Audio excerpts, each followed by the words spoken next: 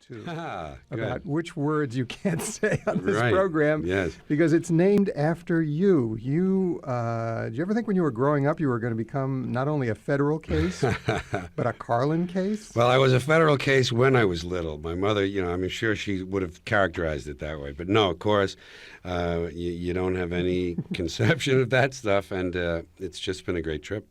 Well, you've done many things, and I'll do the classic radio talk show host research. I'll read the flap copy of your book Okay. here. That's usually as deep as they get into That's these right. things. That's right.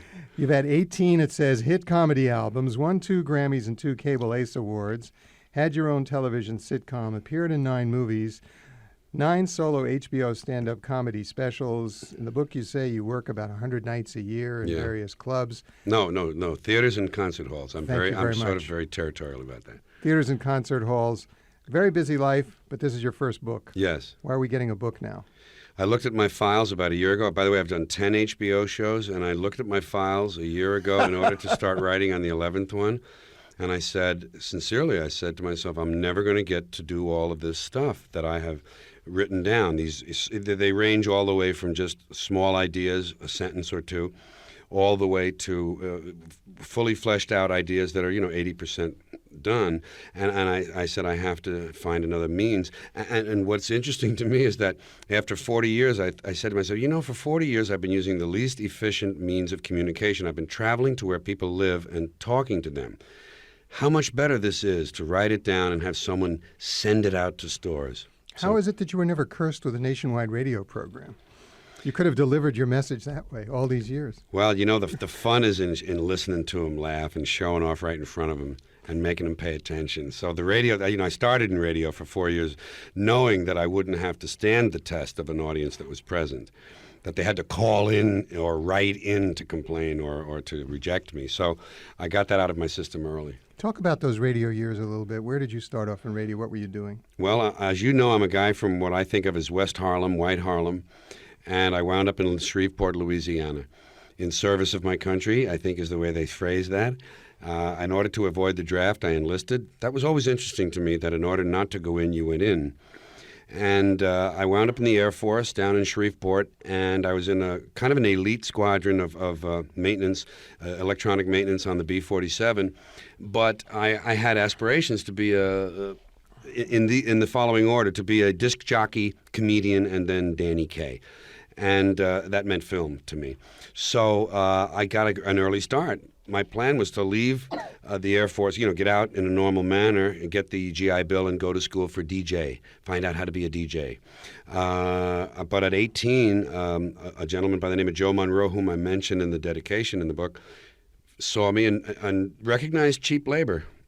When he saw it, 60 cents an hour, he gave me my own radio show. Eventually, I started out just doing announcements. 60 cents an hour? Yes. Even Pacifica pays more than that. Well, now. This was 1956. Top 40 was just beginning. Elvis Presley was new. And it was ground floor stuff, and it was just terrific. Now, there's much we could talk about in your book, page after page of various wisdoms. And if I write about this book, which I may well do, because I really was quite entertained, amused, and enthralled by reading Brain Droppings by George Carlin, several themes came through to me very clearly. One is your love of language and the contradictions inherent in human utterance. Yes. And I know you're a high school dropout. You don't have a PhD in linguistics or anything like that. To what do you attribute your fascination with the intellectual constructs of language and the ironies and contradictions in how we communicate through language? Well, thank you for the wonderful description of that. I mean, I'm sort of complimented, and at the same time, I'm gathering information on how to describe myself. I think more things are genetic than we have reason to suspect, even at this time. And my grandfather, who was a policeman in New York City at the turn of the century, the family legend has it that he, during his adult years, wrote out in longhand the works of Shakespeare because of the joy it gave him. And he too was more or less self-educated, as they say. My mother was careful to lead me to the dictionary whenever possible, would point out interesting figures of speech when she, even in a newspaper, when she came across an interesting thing in a column or some turn of phrase that she thought was stunning or marvelous, she would show me and talk about it. My father, whom I didn't know, was a public speaker and an advertising salesman, the national ad manager of the New York Sun, and a raconteur, a great storyteller, and won the Dale Carnegie National Public Speaking Contest in 1935 against 800 other people with the subject, The Power of Mental Demand. So you don't lick it off the rocks, as they say in Ireland. And the apple doesn't fall far from the tree. That's right, as the twig is bent, or something in the middle of all that. So a lot of it is genetic, and then I have an analytical and critical side to my nature, I think, that lends itself to wanting to point out other people's errors or their weaknesses in language. But do you remember as a child being the type of kid that everybody would stop and listen to, where you were always able to make your family and your friends laugh? Two things. Yes, the answer is yes.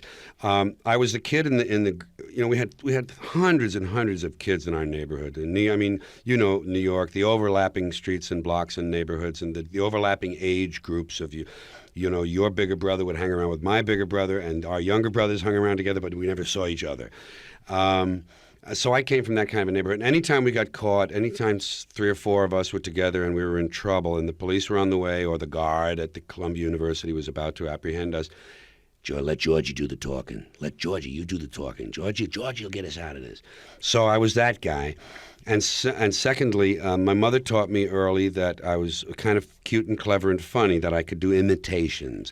She taught me to imitate Mae West, whom I'd never seen. Oh, let's hear that now. Come on. Come up and it's absurd. It was much cuter at 4, believe me. But it was the standard line, why don't you come up and see me sometime? But the hand on the hip was part of the deal. But I'd never heard her, and here's a guy doing impressions of a person he hadn't ever seen or heard. So when I got the laughs, I realized I think there's an attraction. When you're a kid, and especially slightly lonely. Getting the attention and approval of adults is very important, and for it to come so naturally, to just flow out of who I was attractive, and I think those kind of things just lead you in that direction because it's rewarding. It's like Pavlov. But you come from the last generation, as you say in the book now, I'm not revealing any secrets here, you're 60 years old. Mm-hmm. You come from the last generation whose imaginations and whose impressions of the world were not formed from a little black and white or color screen in your home. You had to go to read real people. You didn't have TV when you grew up. No, radio. I got in on the ground floor of TV, but I was already in my teens and I was out on the streets a lot. So I got a taste of it, but I was mostly a child of radio and the golden age of radio, as they call it. And I was alone at home a lot because my mother worked. My father had been asked to leave much earlier. He couldn't metabolize ethanol successfully. Yeah, I think I know what you're talking about. So he was gone. But that's too bad because he was a bright guy, but he was a bit of a bully. So my mother raised us on a good advertising woman's salary for the 1940s, which was impressive then and still is. And so I was alone a lot, and the radio filled those gaps. The radio provided the theater of the mind, as it's called sometimes. What on the radio do you remember especially being enthralled by? Well, I can say this honestly, almost anything. It was really... You would even listen to a Pacifica station if one had existed at that time? If there had been one, I think I would have been there. Although I probably would have missed the commercials. But I can remember when I knew how to play my earaches for getting out of school. I knew how to tell my mother on a given morning that, oh, my ear, because I had real earaches a lot of the time, so I could fake it easily. And I can remember staying home and listening to things like My True Story, which was a morning radio soap opera, Queen for a Day, The Breakfast Club, just anything. It seems like it was an extension, it was a way to have a family without having all the commitments and problems of families. Here I was alone in the house with all these voices, all these people talking to me, and relationships, because you hear them rather every day, and they become familiar. Don McNeil, Aunt Franny, Sam, the funny man, and all this. It was just... There were also radio comedians of that era. Yes. Jack Benny, I'm leaving all that out. George Burns. Well, we're going to get to that now. I'm not going to let you leave anything out, George Carlin. Jack Benny, George Burns, Fred Allen, the whole Fibber McGee galaxy of radio comedians who were big-time network comedians in those years. traditionally, people I've known in your field who make other people laugh don't laugh at other people trying to make them laugh. Are you one of those people, when you listen to those comedians, did they strike you as funny, or did you just say, huh, that's kind of funny? Well, it wasn't quite as bad as, huh, that's kind of funny, but it was. I'm not a person who laughs physically a lot. I really enjoy things, and I'm sort of like savoring them and weighing them up. And I'll smile. The face changes, but there's not a lot of sound with my laughter. But I recognized that you could manipulate reality to a kind of wonderful end. And that being, of course, pleasure, the feeling of, oh, isn't that cool what he did? Oh, that's so nice the way they took that and twisted it around. Just reality is enough to deal with, but knowing that you can bend it to your own end is really, really terrific. How about the audience, the interaction with the audience? When did you realize in your life that standing up in front of, or even sitting down in front of a group of people and talking to them, you could create that fantastic interaction which comes when they start laughing at something you've said? Well, as I described it, the beginning was with my mother's friends and the people at work, at her job, whom she would say, go ahead, George, do Mae West, do Johnny the Philip Morris Midget. And I would do Ford, and I'd throw in a couple of irreverent ones she didn't know about. But that was the beginning, and then, of course, with my friends, in school and after school. And especially as I got into my 8th grade, first-year high school years, my mother was smart enough that in 8th grade, which is the only graduation I ever experienced, that's why I mention it quite often, she bought me a tape recorder. And in 1950, they were very rare. 51, yes, very yes. rare, and they were the size of a small Buick. Right. And you didn't even see them in stores. You had to go up to a showroom on the 3rd floor near 6th Avenue. It's Harvey's Electronics. And I got this web core, and reel-to-reel, of course. And I began doing skits and plays and playlets and things, and I'd use sound effects as best I could create them. I'd use records and music in background, and I just do these parodies and these things, takeoffs on the people in the neighborhood, and it became a kind of a neighborhood phenomenon. Georgie has a tape recorder. You ought to hear this, man. It's really cool, and you ought to hear it's weird, And I would use my skills, and sharpen them on that. She was smart enough at that period, even though she would have preferred me to go to college and be an advertising executive. She knew I needed this, and it was a point of development for me. At that age, did you talk with that New York accent? People often ask me, I was born in Brooklyn, and you and I are about the same age, why I don't talk like I come from New York City. Yeah. How come? Because everybody, when I was there, they all talk like that. And, of course. Go back hey, what's wrong with that? But how come I don't talk like that? How come you don't either? Yeah. Well, you know what it is you want to belong. The answer to the question is, I can remember some recordings I had from my childhood, which I no longer have, but I heard them as recently as 15 or 20 years ago, where the accent is very thick. And it's like that. It's like New York, Hey, Georgie, what are you doing? Come on, man. Get a haircut, will you? Hey. So, yes, and I think I lost it intentionally. As a young boy there in those early teens, I knew I wanted to be a broadcaster as a way of getting to be Danny Kaye. So it was incumbent upon me to become non-regional. I didn't know all those words, but I did it. And when I got to Louisiana and Joe Monroe hired me, it wasn't like a guy from New York selling things to people in Louisiana. About one of the themes that comes throughout your work and your new book, George Carlin, Brain Droppings. Another theme that comes in addition to the fascination with the ironies and contradictions of language is the obsession, I would call it, with one's own mortality. Mm-hmm. And the fact that we are all somewhat accidentally here and accidentally could be gone at any moment. Mm-hmm. That, too, I think perhaps now that you've talked a little bit here about what I take to be Irish antecedents, I can now see more into where that may have come from, yes. and Irish Catholic antecedents. But did you think early on that life was fundamentally kind of accidental and absurd, or is that something that developed in later years? Well, I would say the way I would put it is I never really took it very seriously. So that's sort of the same thing from a different angle. I didn't really care at all for their plan, for what they had laid out. Who's them? The older folks, the people in authority, the ones who seemed to run things. It just never seemed to fit. Everything that had order and regulations attached to it, I either quit or was kicked out of. I managed it somehow. Choir, altar boy, Boy Scouts, summer camp, Air Force, 3 different schools, gone. And your mouth got you in trouble. Most of the time, yeah. And it always will be that way. But it also was your salvation once you got into trouble.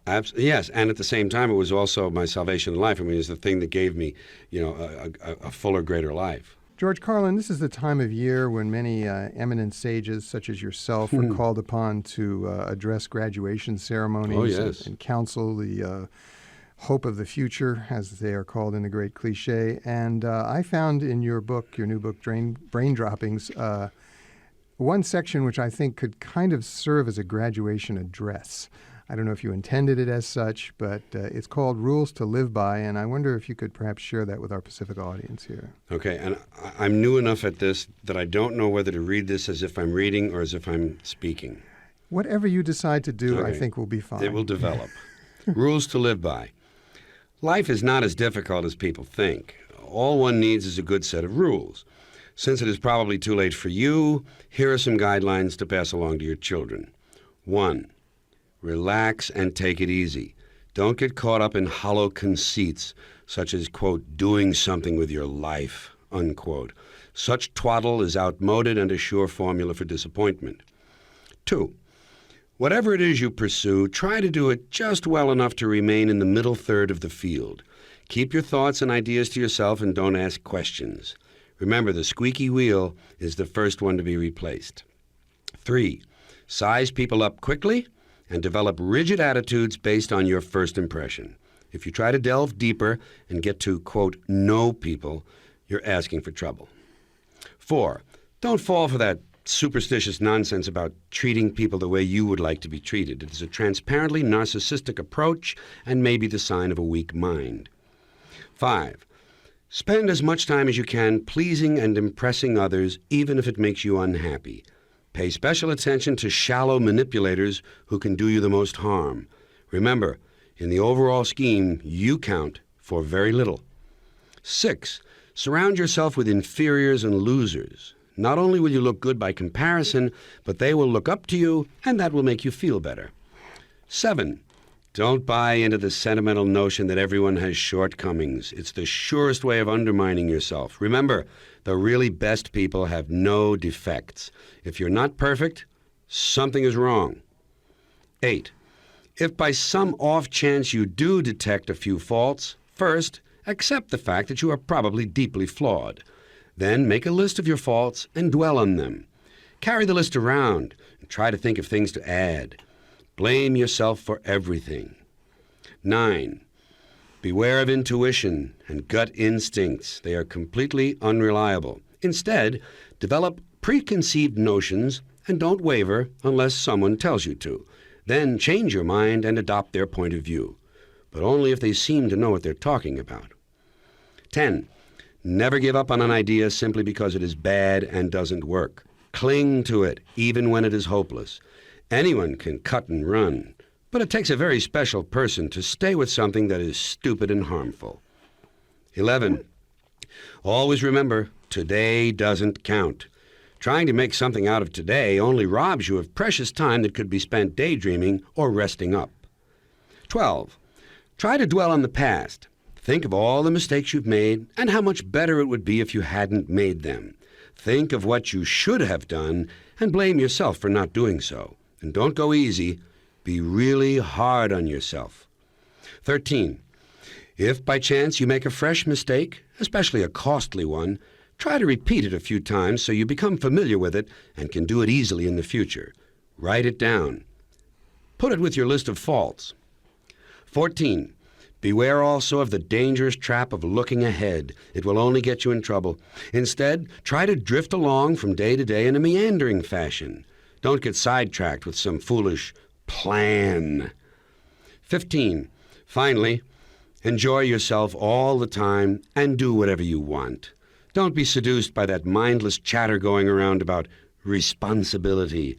That's exactly the sort of thing that can ruin your life.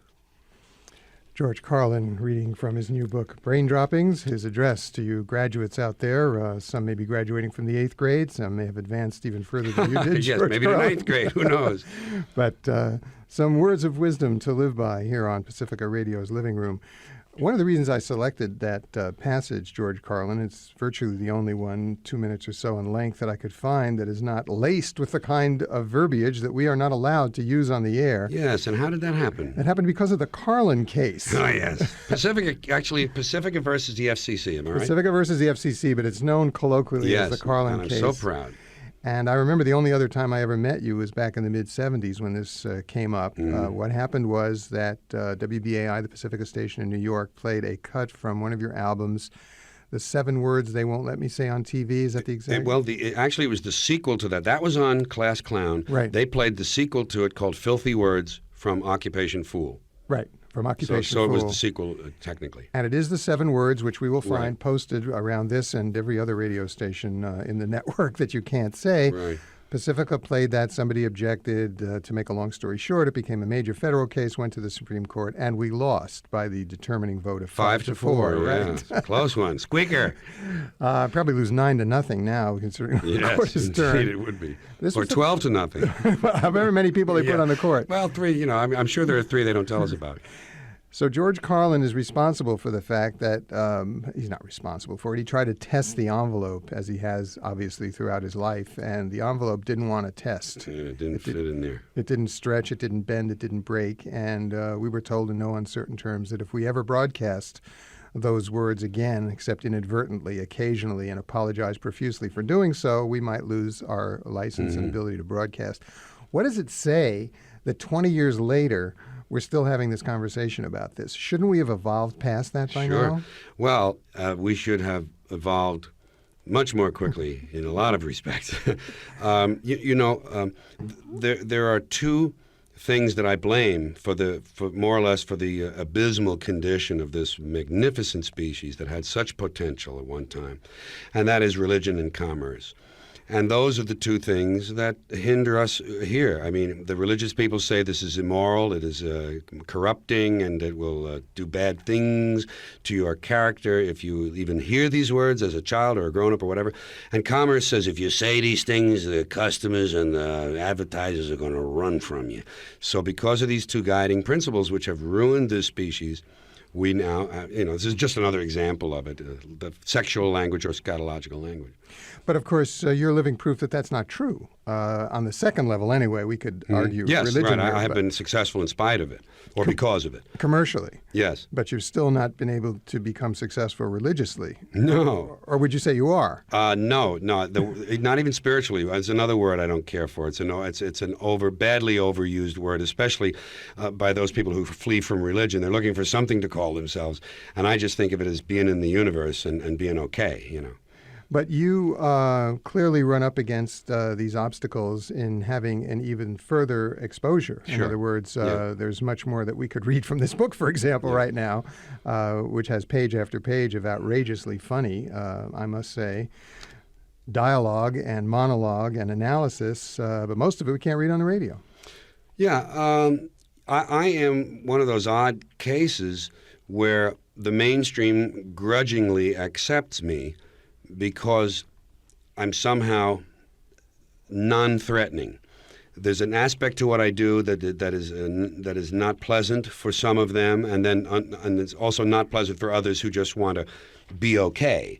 They'll say, "Boy, I love that personally, but I can't play it. I can't talk like that." You know what I mean? So there are those people, but because I have more than one aspect to what I do, because I'm also like a friendly cousin, like a goofy uncle, because I say a lot of things about how your dogs and cats act, how you drive, what's in your refrigerator, how you scratch yourself, because I have some other channels into their psyches, I'm okay. And they take this extra baggage, this so-called immoral or unpleasant or indecent baggage that I carry. They accept me because I don't really threaten them. The way, for instance, Lenny Bruce was a real stone threat to them, and the times were somewhat different, of course, as well.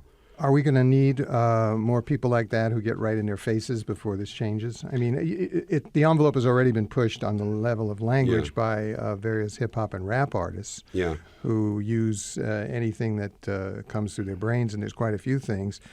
Some of it gets played on college radio stations. They don't seem to get into trouble. They don't have as much at stake maybe as Pacifica Radio They don't would. speak as clearly as I do.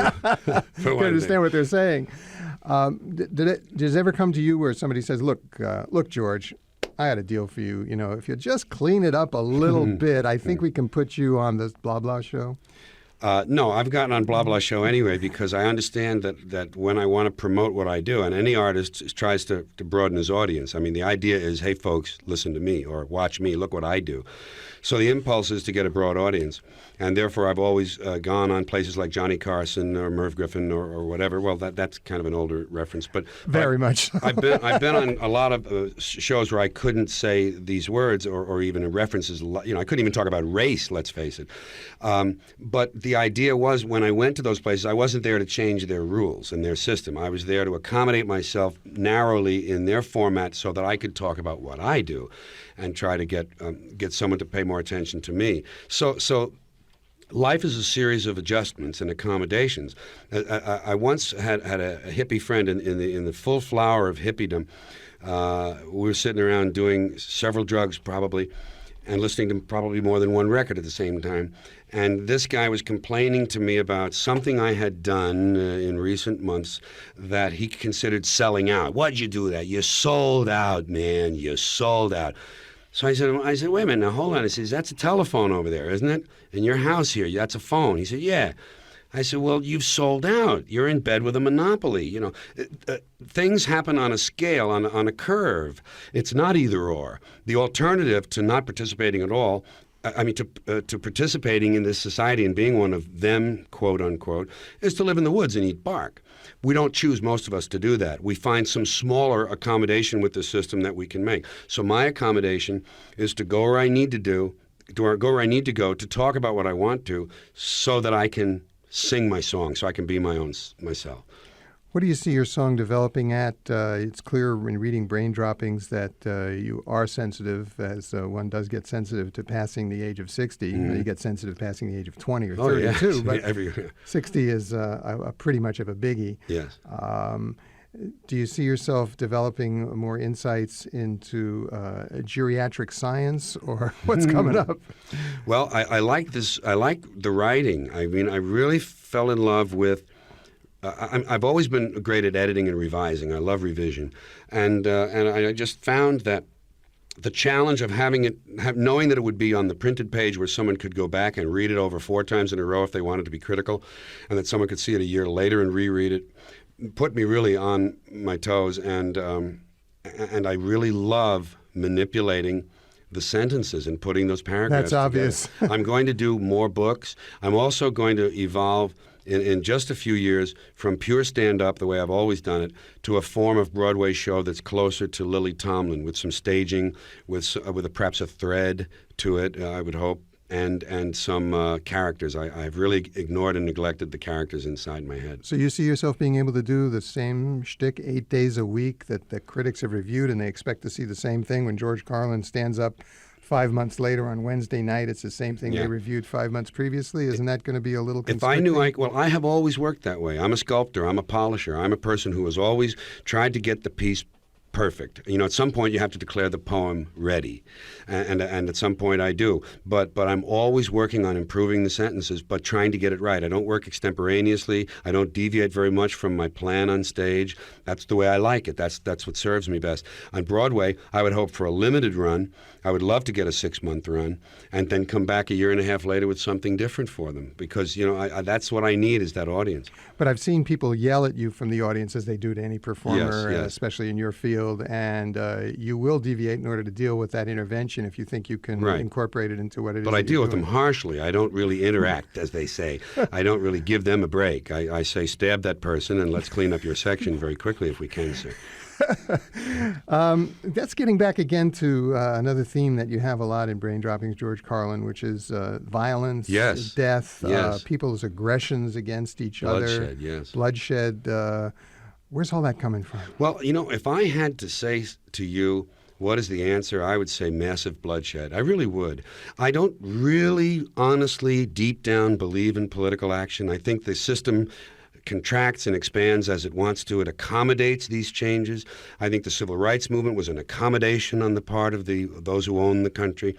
I think they see where their self-interest lies. They see a certain amount of freedom seems good, an illusion of liberty. Give these people a voting day every year so that they'll have the illusion of meaningless choice that we go like slaves and say, "Oh, I voted." The limits of debate in this country are established before the debate even begins, and everyone else is marginalized. They're made to seem either to be communists or some sort of disloyal person, a kook, there's a word, and now it's conspiracy. Say they've made that something that should not be even entertained for a minute, that powerful people might get together and have a plan. Doesn't happen. You're a kook. You're a conspiracy buff. So the only way you cure that, death, bloodshed. I don't advocate it, but I see that it's really the only answer. And of course, in your book, you have a Swiftian proposal somewhere for everyone being allowed to have a license. What is it, to murder somebody else once a day? Once a month. Legal murder once a month. Once a month. Yes, and special and how days. exactly would that work? Well, I wish I still had it memorized as well as I did when I was doing it out on stage for a short period of time. The idea is that once a month we would have a day when it was perfectly legal to kill someone else without punishment. But it's not random, and you can't save up your days. You can't, go into McDonald's after a year and say, well, I got 12 coming, I'll just take out some people. You have to use it or lose it, as is said. And you might have special days. There might be a day for spouses, a day for ex-spouses, certainly a day for relatives. Both, I think, one day for blood relatives, another day for legal relatives, and Parents' Day. Why should the Menendez brothers have all the fun? Get in there into the living room with the shotgun. Send your parents to the maker. That's where they really say they want to be. Could you do what they're suggesting that you do with pollution rights? Could you trade your killing rights to somebody else? So, for example, if you'd saved up 2 for 60 days, you'd say, "Here, I'll give you 1, and you give me something in return." No, I don't like that because it's messy. I like the clean, simple. I get 1 a month, and if it's a special day, if it's delivery men or cable guys or something, we do him. Otherwise, there should be a wild card day, so you get to do anybody you want. A neighbor day, kill a neighbor day, and just to make it easier on everyone, a neighbor will be considered anyone who lives in your zip code.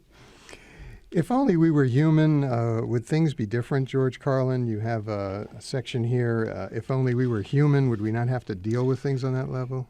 I'm reading, folks. Here it comes from the book. This species is a dear, hateful, sweet, barbaric, tender, vile, intelligent, confused, virtuous, evil, thoughtful, perverted, generous, greedy species. In short, great entertainment. As I said before, humans are the only species that systematically torture and murder. I forgot my plurals here.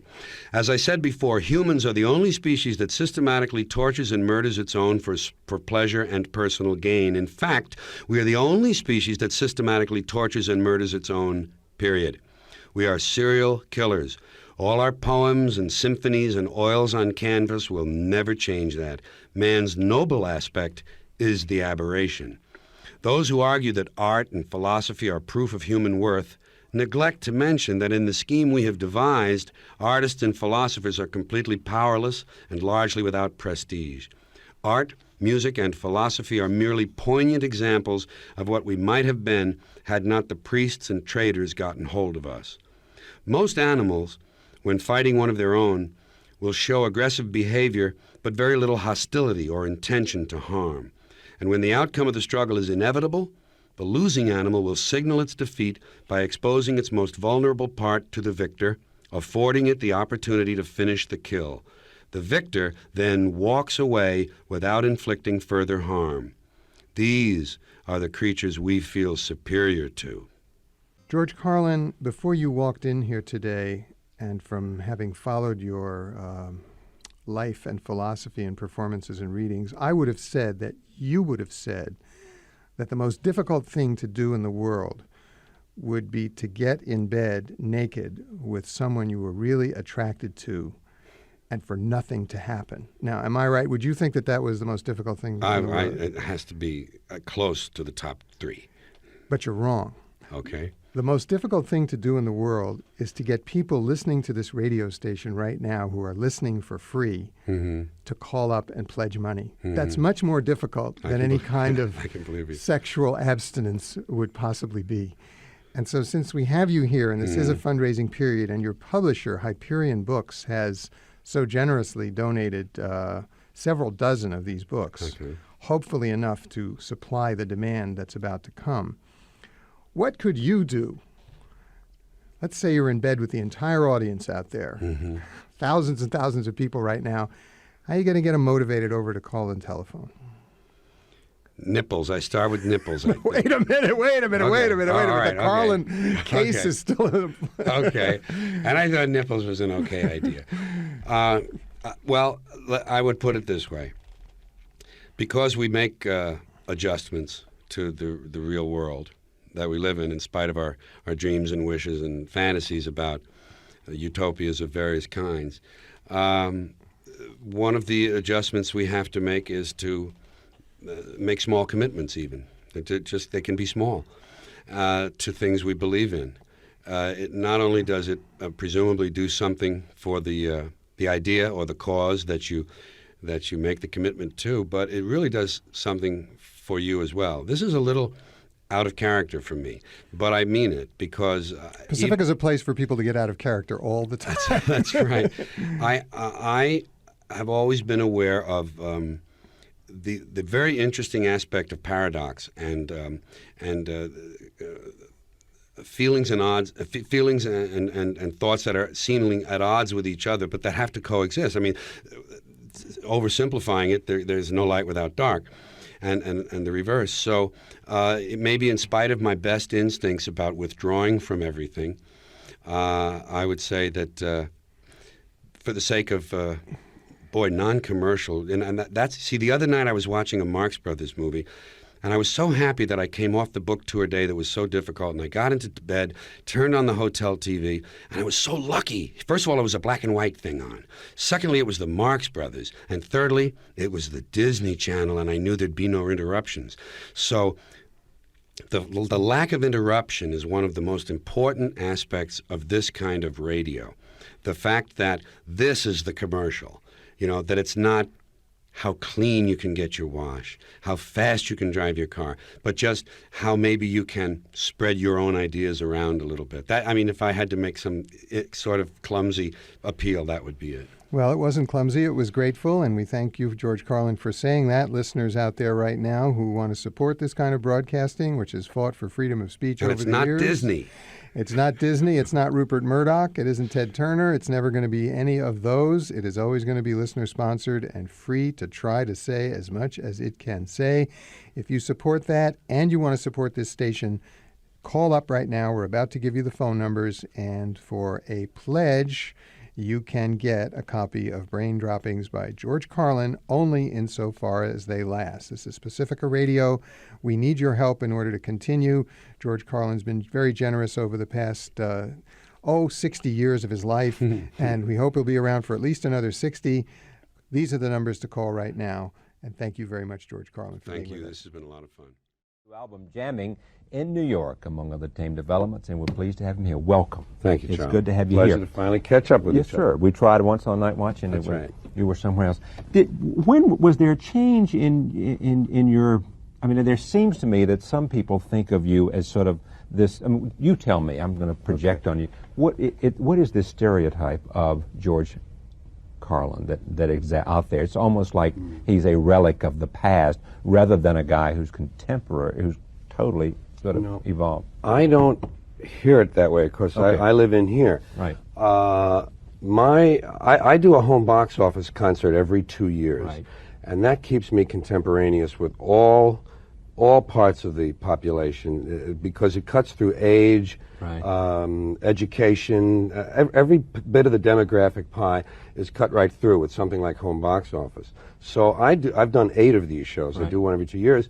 So I see at my concerts, I do about 120 concerts a year. I see people from the age of 14 through 55.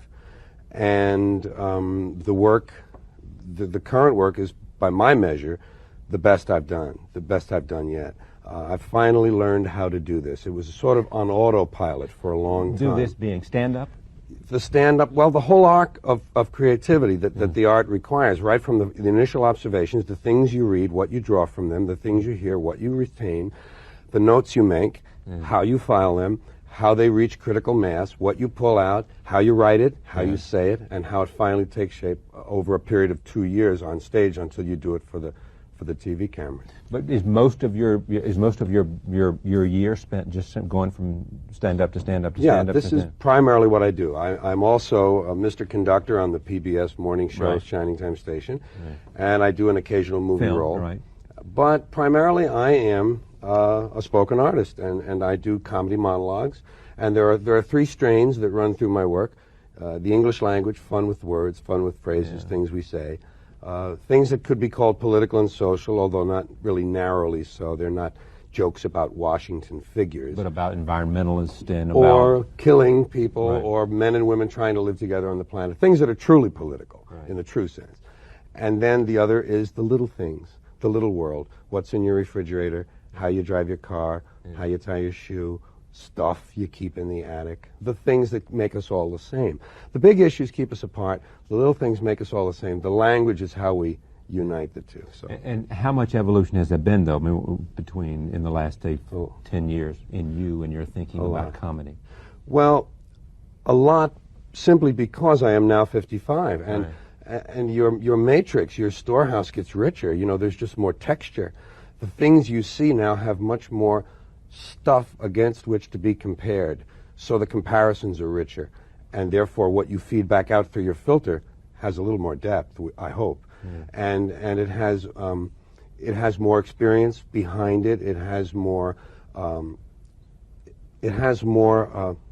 a pattern to it. That's the best way to put it. There was a time, in fact, there was a time, maybe several years ago, maybe 4 or 5 years ago, and maybe you had Roseanne, and you had came to television, and Richard Lewis had a television show, and a lot of the people from Saturday Night Live were going on to make films, and Steve Martin became a film actor, and a lot of people were saying the best breeding ground for whatever you want to do in the entertainment world was stand-up comedians. Those were the people who were going on to have the widest arc. Is that still true, you think?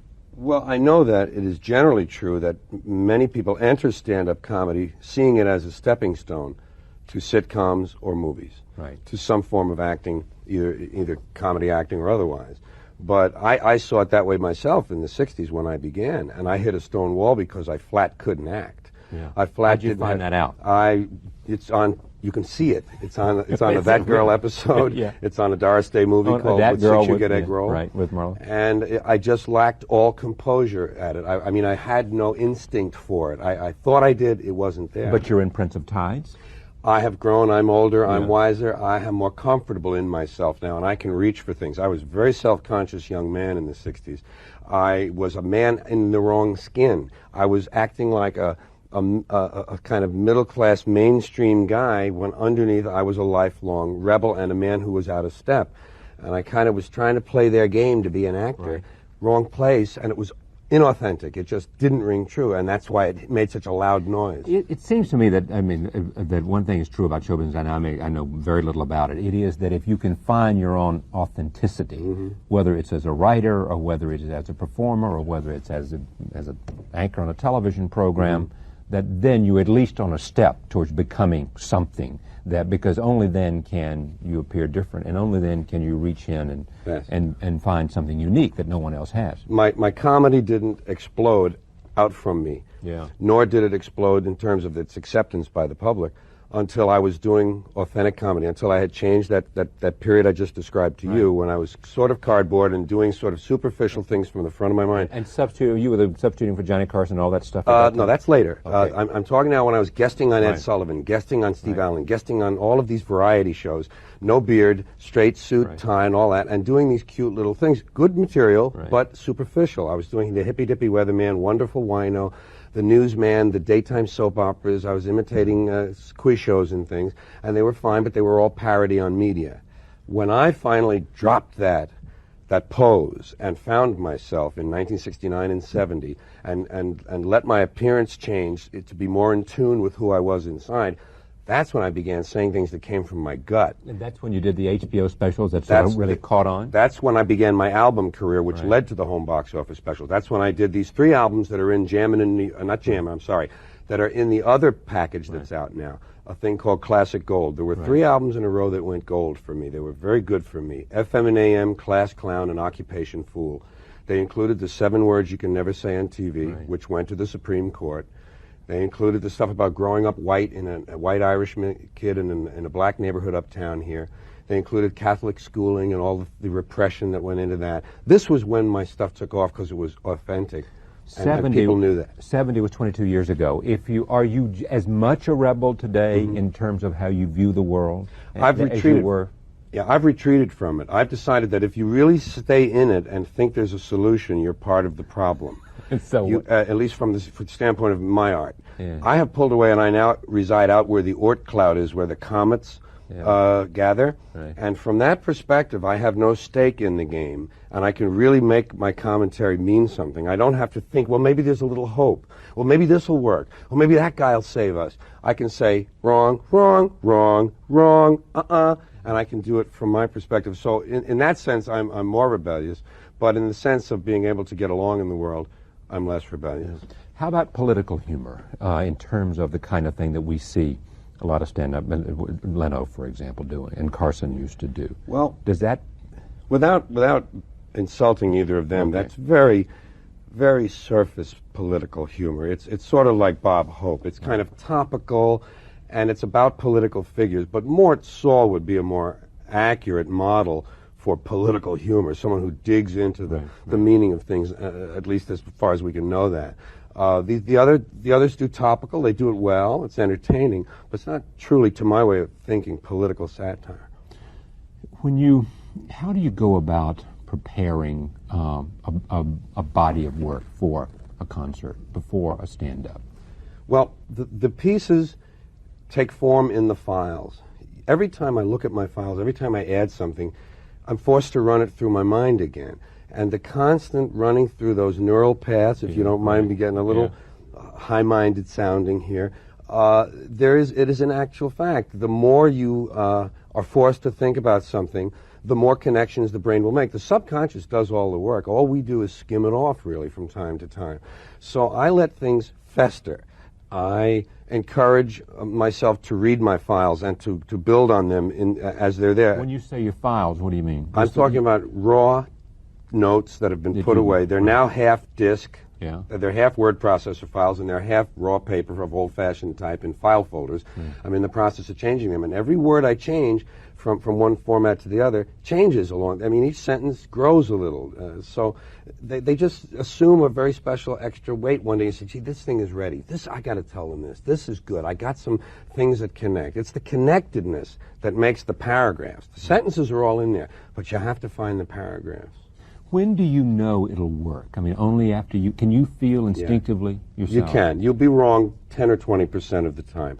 But the 10 or 20% of the time that you're wrong, it's because you're saying the idea wrong. You're couching it's the delivery rather than the idea. Right. You haven't gotten the paragraph the way it should. The idea is pretty good, or you wouldn't have written it down and saved it all that time. But you haven't quite got it straight. And then you'll try. And one night by accident, it will happen the correct way, and then you save it. But if it happens the correct way by accident? I tape every show. Oh, so that's how you know. Yeah. And when I know a good show, after a good show, I stop and take a few notes and say, listen to X, listen to Y, listen to Z. And do you tell by the audience, or just what you feel, or that's some the moment. It's the audience plus me. But from the audience is the proof that it works. But you know in your heart, that's the way it ought to sound. Who do you see that reminds you? I mean, you see a line from you, Mort Saul, to you, although you were, in a He was sense, good to me. He helped me get on the Tonight Show once before I was ready. Who else is before you're ready? Well, in a way, I went on and nothing else happened to me for 3 years. Who's in your family, within the family of Carlin and Saul now? I don't know, but because of this, here's the reason I don't know. Because to me, it seems as though every comedian who breaks through at a certain level, after a breakthrough level, really are unique. They're just not like each other. I mean, Seinfeld and Gary Shandling are not like each other. Each is really unique, and they bring you one experience and they bring you a different one. And we all have something different to offer. I can't make comparisons. And can you find, if you looked at all of them, Steinfeld and Sandling, and Sandling's doing, well, he's doing a cable he's show. Doing Larry Sanders show.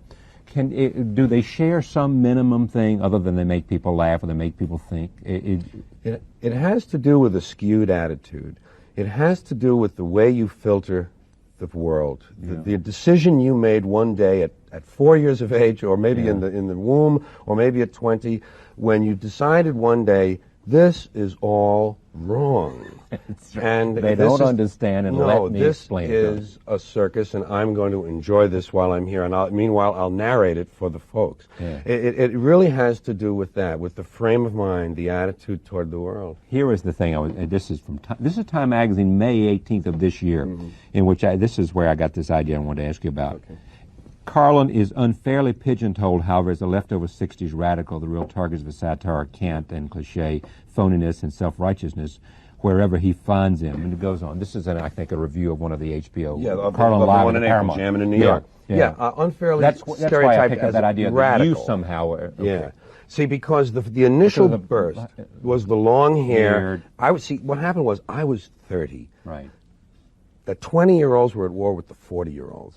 I was 30, and I didn't belong to either of them. But my heart and my philosophy and my values were with the youth culture. I believed what they believed. And I was making believe I was in the 40s set by entertaining them. I was entertaining their enemies. But what was the affinity with the youth culture? Just my values, just what I believed. I believed in freedom of expression. Yeah. I thought it was a repressive society. Yeah. I felt most of the things that were articulated by the counterculture in the late 60s and early 70s were things I believed in, and I was in the wrong camp, so to speak. Do you have any sympathy? I mean, are you on Howard Stern's side because of this battle he's having with the FCC and this huge fine that he's gotten? Yes, of course. Because you've been there. Well, my case, it wasn't my case, it was Pacifica Radio versus FCC, but it was my your record. 8 words. It was my record, yeah. Of course. There are 2 dials on the radio, and one of them turns it off, and one of them changes the station, and what a marvelous technology that a person can walk over and say, I don't like Howard Stern, I think I'll listen to Joe Blow. The answer is never in closing down the message. The answer is, finding your counter-argument or rejecting the message out of hand if you don't even want to listen to it. How you think? How do you think we're doing today? I mean, when you look at this election, you had some interesting things said about the Persian Gulf and about environmentalism and a lot of other things.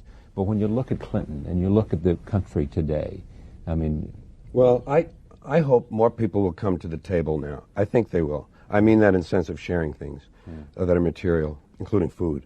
My brother had a terrific description of it. I don't vote, and I really don't. You don't vote? No, I don't vote. Voting implies the consent to be governed, and between you and me, I do not consent to be governed. I prefer to be a true anarchy position. Yes, I prefer to be outside of it. It gives me my freedom. But my brother made a good point, because we were pulling for Clinton, being somewhat left of center in general, not and narrowly in this Clinton country. Bush, and you said Clinton. He said, he says, I think if there were just one cherry pie, and Clinton had it, I think I'd get a piece. Yeah. And I think if Bush had it, he'd keep the whole pie. And I believe that. And therefore I'm rooting for him. What if Perot had it? He'd buy 100 more pies and I still wouldn't have a piece. That was my addendum to what my brother said. But I pull for Clinton because people are going to invest hope in him, and I think being on this planet, one of the first things people would say, if we were all dumped down here, let us say there were only 10 of us, and we were dropped into this planet already formed. One of the first things we would say, after a moment or two, would be, is everybody okay? Let's get something to eat. And that should be the first thing any society says. Is everybody okay? Let's get something to eat. And we don't, because we have this private property thing. Property rights over people's rights. And I just think that competition got the upper hand over cooperation. This species was successful. Because, as part of the American experience? No, as part of the human species. The human species. The verge of failure that we're on is because 2 wonderful qualities that made us a successful species, cooperation and competition, are way out of balance now. Competition is everything. Cooperation happens after a flood. Happens for a few days. Everybody goes back to where they were before. Did happen after That's hurricane. Right. And we need to get that balance back. If we can get that balance back, there's hope. Some sense of community values. Communitarian idea is a that's good right. one. It's an excellent idea. What was your take on the Persian Gulf War? Well, my particular take was not so much, I was using the Persian Gulf War as a metaphor, or as a vehicle, let me put it that way, as a vehicle for a larger complaint that men who feel sexual prowess is everything have to demonstrate this metaphorically through their weapons, and that rockets and bullets and bombs are all shaped like penises, not by some accident. And then I used more of the language than strictly clinical, yes, to make these points that largely it's an exercise in standing astride someone and being able to look down and say, America never stood tall. Ronald Reagan says America must stand tall. It's easy to stand tall when you have your foot on someone's neck. So it was just a complaint about militarism and about the confusion of psychosexual. That it's an expression of some sexual inadequacy, some perceived need to demonstrate sexual prowess and superiority. That's what I believe that. I'm not alone. I didn't get the. It's not my idea. I know. Is the record business good to comedians these days? Is that a place where you can? I don't know. I think because cable. They sent me these cassettes of yours. The idea for me, I came from disc jockey land. Right, I was a DJ for 4 years. And the career path was as you said earlier, we can go from disc jockey, stand-up comedian, to comic actor. To be an actor like Danny Kaye. That was my model, like Danny Kaye. But it worked out well the other way. I'm glad I fell short at that time because I enjoyed my But have you in comedy. your mind actually fell short? I mean, have you said, even though you do Prince of Tides, which I thought I was happy with that. I'm happy. I can act now. I know that. Yeah. I just hope some other people will get a chance to find out. The answer on records is no, they only mean something to me because they're finite, they're tangible, they can be put on the shelf and I can point to them and say, there's my record. A book. That's right. That's me. There's what I did. That's what I did. So that's why but with Prince of Tides, yes. Does that give you some inspiration that whatever you might have stopped, wherever you came to some plateau and said, I'm happy doing this and I'll take this, you might now feel a little bit more momentum building up to... I feel I can open myself up now. I couldn't do that those days I talked about. When I ran into the brick wall and couldn't act, it was because I didn't know who was inside, and I was the last person who was going to open up and let him out, whoever he might have been. And when you found yourself, you then had more chance of finding yourself as an actor. I have more confidence in what's in there, and I can show a lot of things that aren't expected of a comedian. Emotions that we all have that I think were shown a little bit in that Prince of Tides. Streisand help you? She was very good. She let me do the work. She trusted me and let me do the work, and to that extent, she helped. Yeah. Pleasure to have you. Charlie, Thank thanks you very a lot. much. I appreciate it. Me My too. pleasure. George Carlin. The album is called Jamming. Jamming in New York's the new one. The old one's called Classic Gold. And HBO every couple of years. That's right. Leroy Neiman is here, and he'll be out with some new paintings. Back in a moment. Stay with us. Media. George Carlin started his professional career in radio in 1956 at the age of 19. In the 60s, he spent most of his time honing his style at small clubs with characters like the Hippy Dippy Weatherman. With appearances on television shows like Johnny Carson's Tonight Show and Ed Sullivan, Carlin became a household name. In the 70s, he assumed the irreverent and satirical persona for which he is best known and which has garnered him 2 Grammys for Best Spoken Word Comedy Album. He returns to his native New York for an HBO comedy special, and we are pleased to have him here. Welcome back. And I'm pleased to be here. Thank you. Number 9 on HBO. My 9th stand-up show for HBO, yes. And this one is live. Huh? Well, I've done 2 previous ones live. No. The one in '92 of Madison Square Garden was a live show, and one of the earlier ones was live. You said to me as we sat down that sort of you just learned how to put this whole thing together. How to do this. Yeah. Yeah, 6 or 7 years ago, 8 or 7 years. It happened. I only noticed it in retrospect, so I can't really date it. Yeah. But in the last 7 to 8 years, I began to develop a different comic voice and a different perspective. Comedy, stand-up comedy is a low art. It's a vulgar art. It's an art of the people. It's not. But it's an art. But it is an art. It has to do with interpreting the world as you see it, and then writing something, and then delivering it verbally. And I found a very liberating position for myself as an artist. And that was, I sort of gave up on the human race and gave up on the American dream and culture and nation, and decided that I didn't care about the outcome. And that gave me a lot of freedom from a kind of distant platform to be sort of amused, a kind of, to watch the whole thing with a combination of wonder and pity, and try to put that into words. Not caring about the outcome. What do you mean by that? Not having an emotional stake in whether this experiment with human beings works. I really don't care. I love people as I meet them one by one. People are just wonderful as individuals. You see the whole universe in their eyes if you look carefully. But as soon as they begin to group, as soon as they begin to clot, when there are 5 of them or 10, or even groups as small as 2, they begin to change. They sacrifice the beauty of the individual for the sake of the group. I decided it was all under the control of groups now, whether it's business, religion, political people, or what, and I would distance myself from wishing for a good outcome. Let it do what it's going to do, and I'll enjoy it as an entertainment. And I'll reflect on what it is on its own. And I'll enjoy it for the entertainment. There's a little bit of a sick part in this, too. I root for the big comet. I root for the big asteroid to come and make things right. That's the way I put it. Stir things up. Yes, to get us back where we were before the first one came and knocked out these dinosaurs and let the ferrets We're grow up. talking about comets on this show tonight. I know it. And I'm rooting for that big one to come right through that hole in the ozone layer because I want to see it on CNN. See, I'm here for the entertainment, Charlie. I am. Philosophers say, why are we here? I know I am here. For the entertainment. The show. Bring it on. I want to see the circus. But how does this affect your performance and what you bring to stand-up? Well, I've seen a lot of comedians, we've all seen a lot of comedians who seem to have a political bent in their work. And always implicit in the work is some positive outcome, that this is all going to work. If only we do this, if only we pass that bill, if only we elect him, if only we do that. It's not true. It's circling the drain time for humans. I believe this. I honestly believe this. Not just as a comedian, he thinks that. He likes to say that. Yeah. I believe it. And when you say to yourself, I don't care what happens, it just gives you a broader perspective for the art, for the words to emerge, to not care. That's what happened in that 92 show. That's why I could say the planet is fine, the people are... Because the planet will outlast us. It will be here and it will be fine. Has the subject matter changed? Well, you're still stuck with what's going on, but I don't like topical.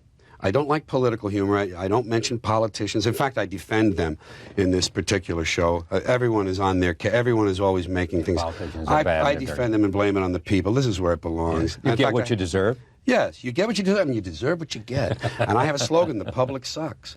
And it works nicely, and people accept it. Not very enthusiastically, but they understand that it says we the people in that preamble. It doesn't say them the thises and those the that's. It says, hey. We got on this boat. And people who hate government are involved in a form of suicide because government is self-government. And if you hate the government, you hate yourself. Yeah. And it's the same with the war against nature that mankind goes through. So I just said to myself, it's not going to get better, not in my lifetime. Let me enjoy this and get a little perverse about my commentary on it. I open what does perverse mean, though? Well, to look for where the people think the line is. The people have values, that these things, these amorphous things they call values that they bring to the seat in the theater when they sit down.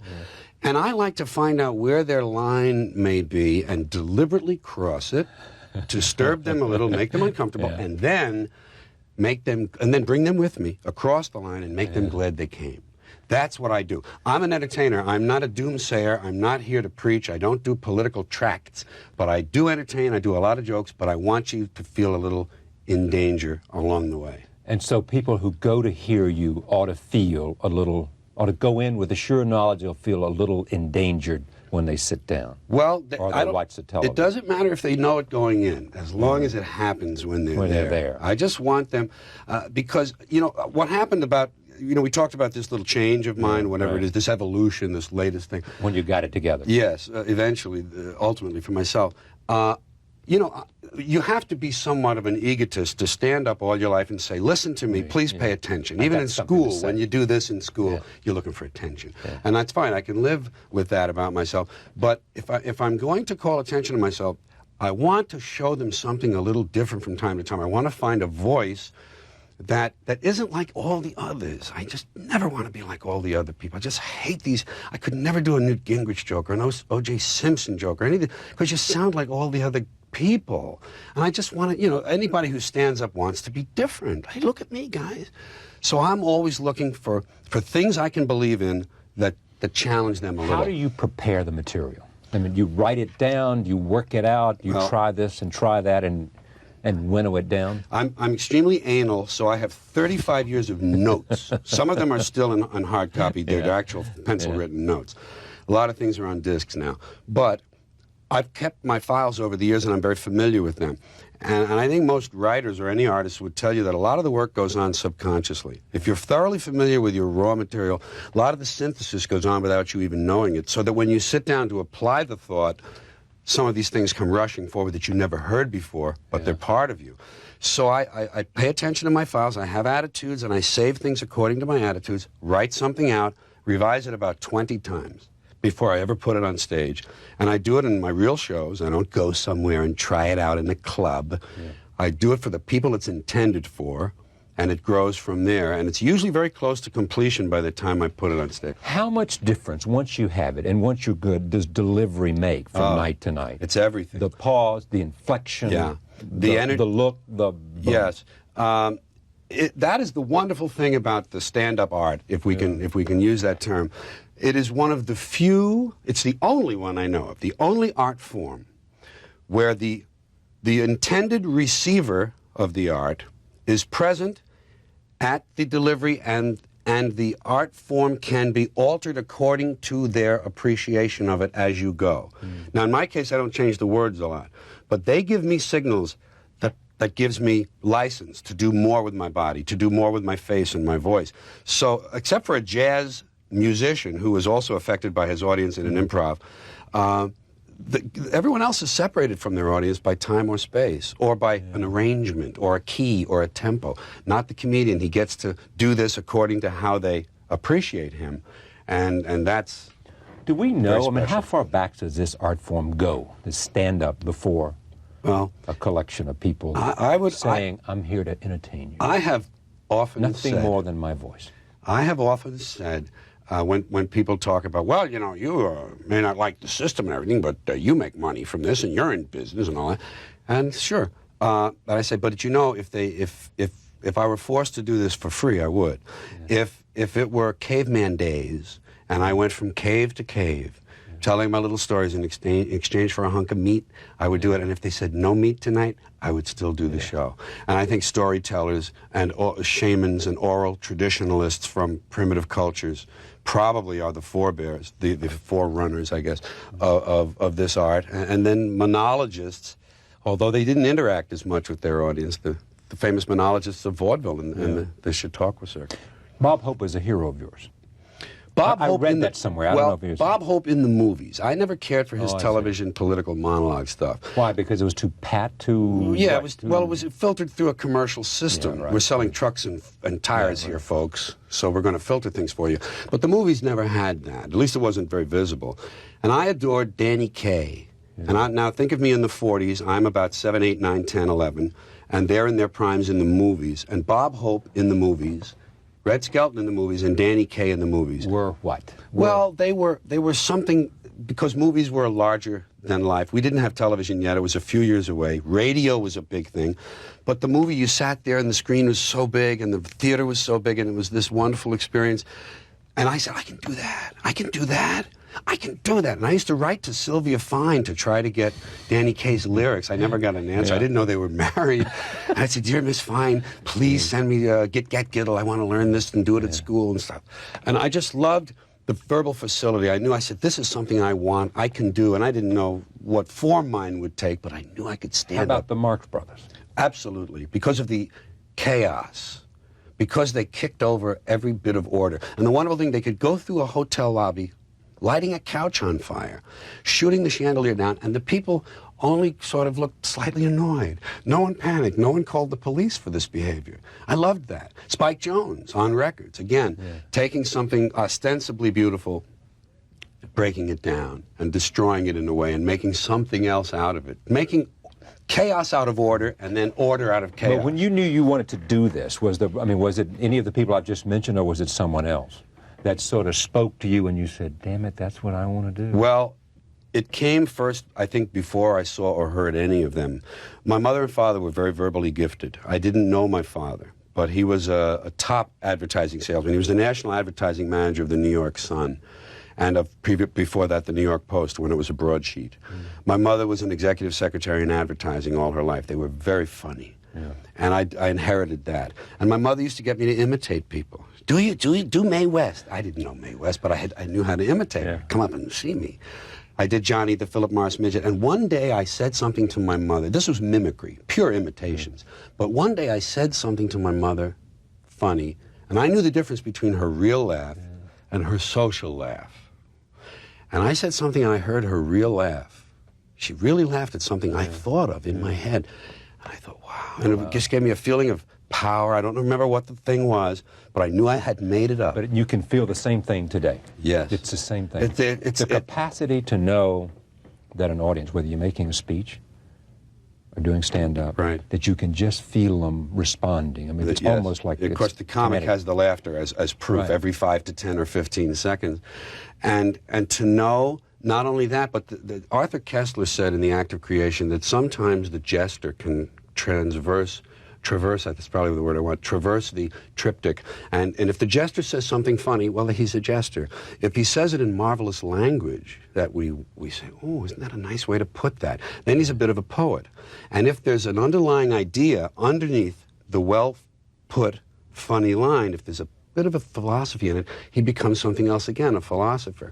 Now, one doesn't sit down and attempt to do that with everything he writes, but to know that that's part of the package, to know that you can do these 3 things in varying degrees. At this stage in your life, I mean, where are you in terms of what you want to do? You've learned this craft. Yes. You've got the perspective that you're doing it the way you want to do it. Is there some mountain that's still left to climb, or is it just simply sort of... No, I have some... There are 2 things. I'd love to continue exactly what I'm doing and broaden the vision, broaden the horizon, and just see more and say more. And that'll happen. Be smarter, more insightful. Just find better synthesis, to find that this idea goes with that one and I never suspected it, and then to make something out of it that's bigger than the 2 of them. But... the other mountain. The next HBO show, this is 1996. For 1999... I expect will be a Broadway show. I don't know how long it will run. We'll attempt to do it for a month or so, and see what happens. You can't get too far ahead of yourself. But I want to include a little production. I want to include some movement. I don't want to forget who I am. I'm not going to do that. I'm not going to run from my strength. But a little movement on stage, some characters, a hat for this character, a scarf for another, my mother. I want to do my mother on stage. It'll be semi-pseudo-autobiographical with a little bit of this in it, too, because I think I have things that I want people to hear. I don't know if they ought to, but I think I'd like to hear myself say them. And I think that is what I would like to do with this verbal thing next. Carlin live on Broadway for HBO in '99. Very possibly. I hope so. This is the 9th HBO special. HBO has given you, it's meant everything to been my who lifeline. You are. Your lifeline. Michael Fuchs in particular. Yeah. Michael, by opening HBO up to comedy and giving you this opportunity, in a sense, has kept an audience out there in touch with where you were and what you were doing. I had 4 gold albums in the early 70s, so that was over $1 million in sales, each one of them, and they were wonderful. And then I had 2 or 3 after that weren't quite. You're never the hot guy in town forever. You have to understand when you're not the new hot guy anymore. And that period came, and that's when HBO came along. And it was my way to have a mass audience. I could have traveled for years doing these theaters, doing whatever they were, but I would only reach people 1,000 at a time. HBO, every 2 years on the average for me, gave me a mass audience, and their subscriptions grew over the years so that the audience was bigger and bigger. And it gave me a presence in the national mind, if you will. I don't mean to be too grand about this, but in the minds of people who appreciate comedy or entertainment in general, it gave me a presence. And the wonderful thing is that they don't interrupt you. You have a full hour to just go, and there's no censorship. George Carlin, live from the Beacon Theater, March 30th. Thank you for joining us this evening. We'll see you tomorrow night. Chris Darden will be here. We'll talk about the Simpson trial, about his own tribulations. See you then. The common thread, as I see it, is this intense eye for the language, this acute feel for the language, the ability to mimic and exaggerate speech patterns, inanities. You always had a bullseye sort of focus on that. You know, to be, I don't want to take myself too seriously, because I really don't, down deep. But I like being serious about things that I talk about.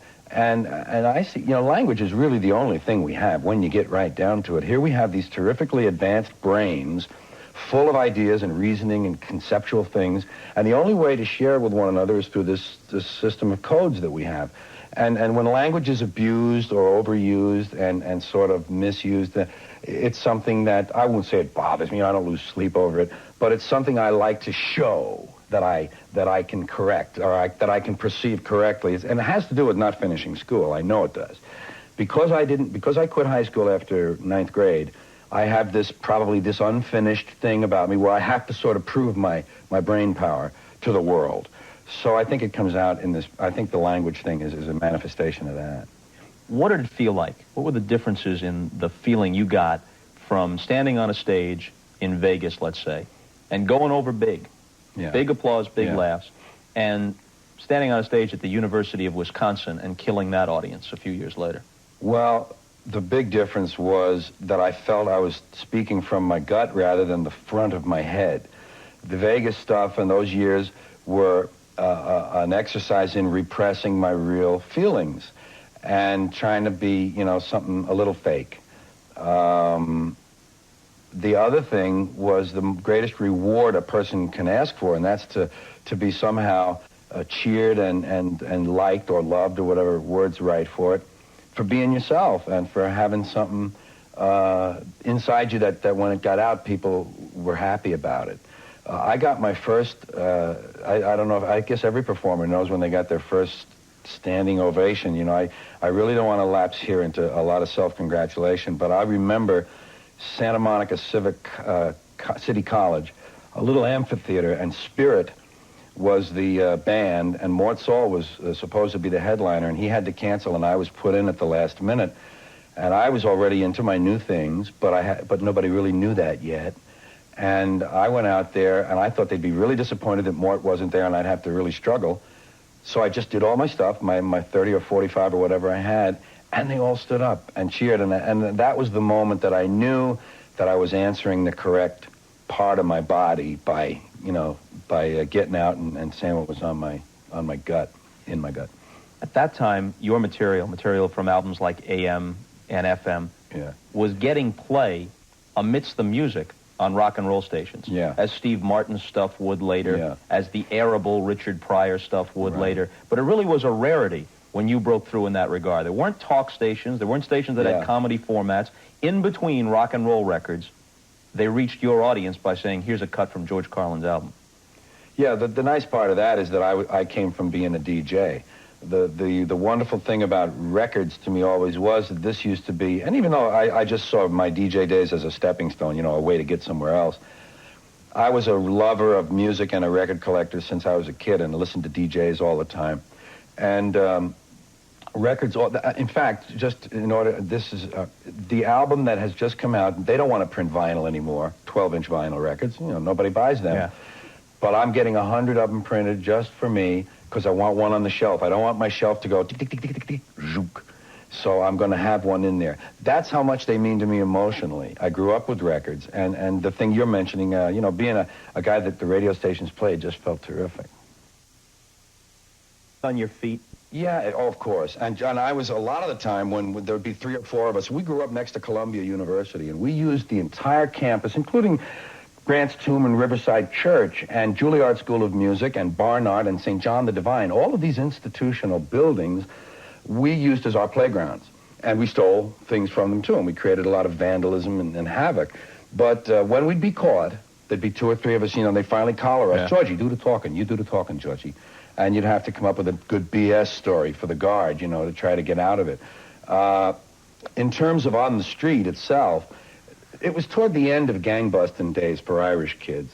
There wasn't, the guys a little older than us, my brother's gang, and they got into a little more of gang-fighting stuff than we did. We were somehow not part of that. I could tell you why in another context, but for now, all you have to know is that.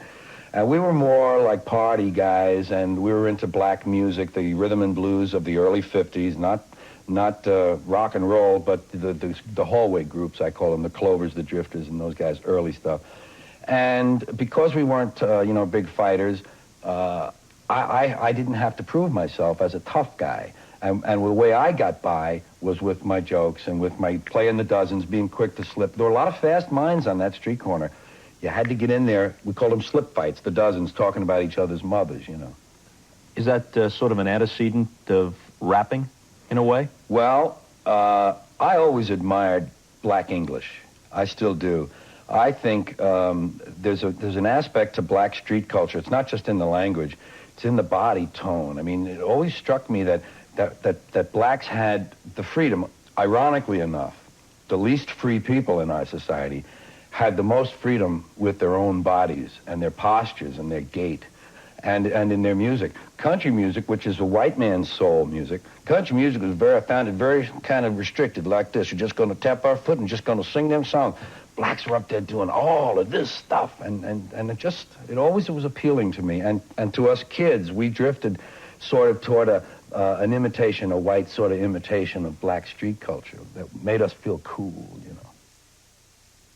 Words you can't say on television, because I don't think you can say any of them even to this day, can you? Some of them creep through even on commercial broadcast media, yeah. Tune in tomorrow night and see how many make it. Until then, see you later.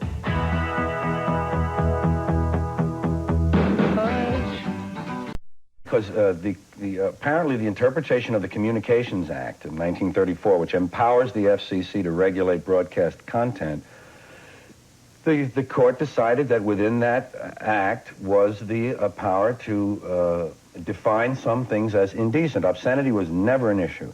Indecent is the word they used, and it was further restricted to hours of the day when children might reasonably be expected to be in the audience. They didn't define those hours, and they didn't define what a child is. That was later refined. I think there are definite guidelines now about the hours of the day. They're trying to make it 24 hours a day now. You wanted to be sure you had the whole list, which in any context weren't allowed. Just give me the rules so I can play by them, was your comedy premise. Right, that was the comedy, as you say, tongue-in-cheek, but with, I think, a strong piece of logic supporting it, as you're implying, I think. You see, the thing is, it seems to me that if you can say on a television show intercourse, and you can talk about that act between a man and a woman or between whoever happens to be around, but if you can mention that act, then the act is allowable. You can talk about the act. If you can talk about the act and call it one thing, then it's not the act.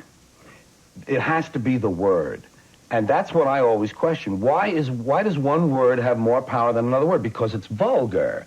That's all. Because, well, nice people don't say that in nice mixed company.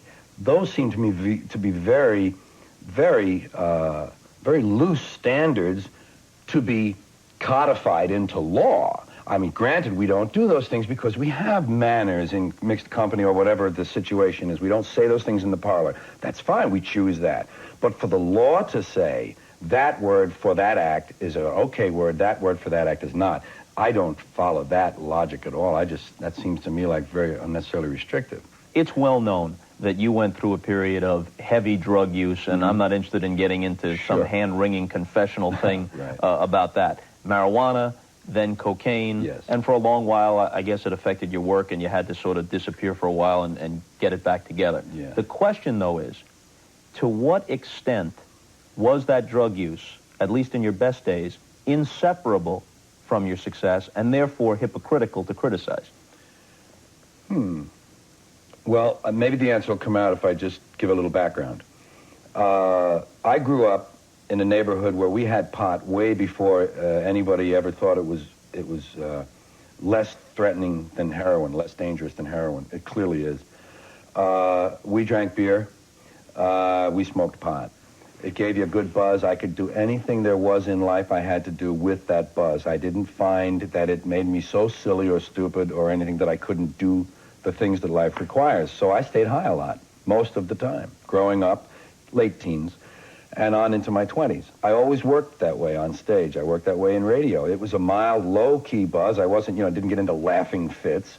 I didn't look, like the pot wasn't that strong in those days anyway. And so I had that basic buzz. The cocaine, that's a different fella. Cocaine doesn't allow a basic buzz. Cocaine wants to drive the bus. And somebody once said, the only purpose of cocaine is to run out of it. Well, when I got into that stuff, you know, the feeling of control it gives you, which is elusive, just tempts you in. I mean, that's one of the reasons I'm told that they call it lady, you know, because it's a seductress. It just gets you right in where it wants you.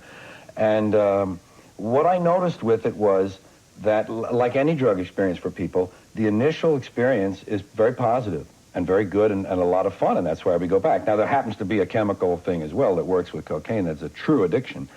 But, I mean, the pleasure centers just can't exist without it. But there comes a point when diminishing returns set in, and I ran into that. But there was a long honeymoon, I must say. I don't think it ever helped my work, except that some drugs give you windows. In the honeymoon period at the beginning, they give you windows of insight and connections between things that seemed unconnected that are very vivid and very real and interesting and useful to an artist, a writer. Unfortunately, it happens to be true. That doesn't last forever, and I don't know how long. But after a while, that door closes. But there is a period that you just really think you're so brilliant because of this, and it's not true at all. Did it ever get to the point where, in addition to compromising your personal life, yes, it made you unfunny? Well, I think if I hadn't had people in the audience who were, you know, very, what would you call them, very faithful followers at the time, you know, if they hadn't been so tied into my experience at the time, that I would have sent a lot of them walking home out of the theaters. Yeah, there were times when I have a lot of tapes of old shows, when I was so breathless from the cocaine, heart beating so fast and so breathless. And you get to where, you know, you can't even really talk the way you want to talk and everything, you know, and it's a horrible thing to experience, but I have the tapes and I hear them every now and then. It's very hard to listen to, but I do on purpose. Yeah, I wasn't very good at all a lot of nights. Prior to the cocaine, back in the marijuana days, in addition to the quality of the material, I always thought that part of what was happening between you and the audience was the fact that they were hooking right into that shared experience, even if it wasn't directly referred to. Sure. Sometimes it was an unspoken shared experience, but a lot of people were there laughing at stuff that was legitimately funny in any context, but it was aided by the understanding that this guy's one of us. Oh, no question about that. Part of the family, and we share these sort of illicit things. You know, we break the same law together. Marijuana, which unfortunately a lot of people aren't aware of, there's a terrible sentence, but marijuana is in the family of hallucinogens, or hallucinogens, whichever is correct. And it has, such as LSD and sacred mushrooms and peyote and different plants that primitive people have used for millennia, for insight to spiritual things, to visions. It's in that phase, you know, we break the same law together. Marijuana, which unfortunately a lot of people aren't aware of, there's a terrible sentence, but marijuana is in the family of hallucinogens, or hallucinogens, whichever is correct. And it has, such as LSD and sacred mushrooms and peyote and different plants that primitive people have used for millennia, for insight to spiritual things, to visions. It's in that family, and there is something in marijuana useful and good, I believe. I also believe that as a young man, it changed my fix on society. It made me, I don't want to call myself cynical because I'm not. I believe the people who run these things on us are the cynics. But it made me skeptical. It made me question what was being handed to me. And I think it was a defining factor in my young life. I had these impulses to be rebellious, but there was never any logic or pattern of rationality to it. It was always just, you know, I hate them. But this gave me the ability, the pot gave me the ability. I don't smoke it anymore. It's useless to me now. I found myself saying, what am I doing this for? But I must say that, and I don't want it to sound like an endorsement, because it's not, but I'm not going to lie, I think it changes your value system in a positive way. Used properly, because it is a self-limiting drug. It is a drug that should tell you when it's over. Do you think you're as funny now as you were in the 70s and 60s? I'm doing my best work. I'm the only one that can ever really be the judge, because I do it for myself. You know, the fact that the audience is there is wonderful, and nothing would be complete. Couldn't do it without them.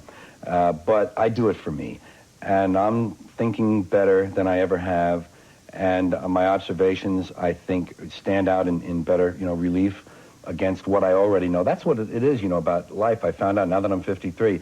You collect this sort of matrix of information, and it gets more textured and full as you get older, and therefore the things you see today are compared more accurately with the background stuff. And I think I'm having more fun with it than I ever have. I know that. When you critique yourself, do you ever say, well, here are several instances where, yeah, I used words that some people think are dirty, but the way I constructed it, I was making a point, and I think it was also funny, but I got to admit, here's a time when I was just scatological. Yeah, now I want to clear up what you might mean by scatological. To me, scatological refers purely to bodily elimination.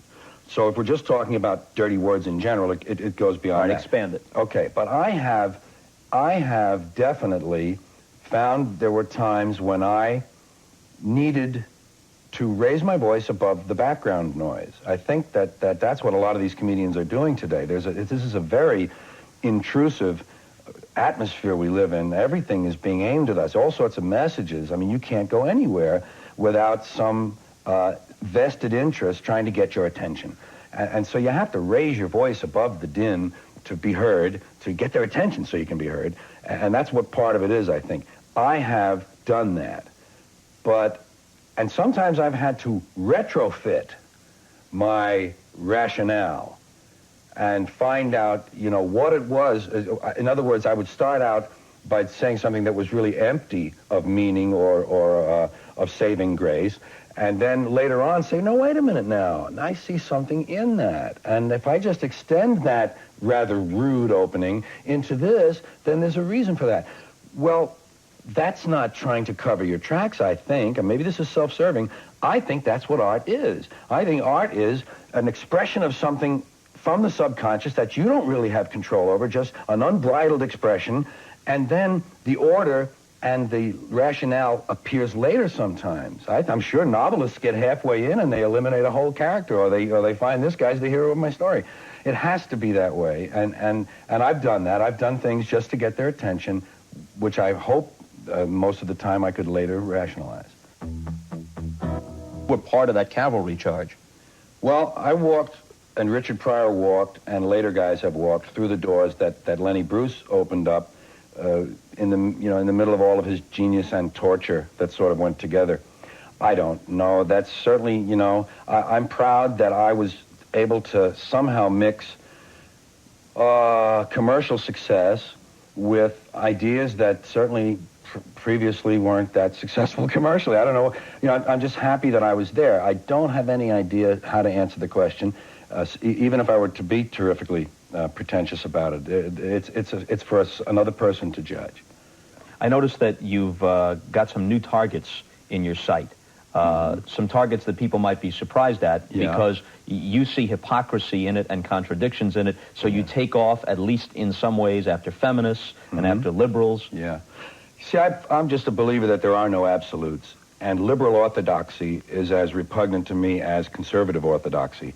I think there is great value in the feminine mystique and the feminine perspective on this planet. I think when male domination took over and the feminine perspective was put into eclipse brutally, that we lost something great about ourselves, we humans. And I'm a fan of and a supporter of women.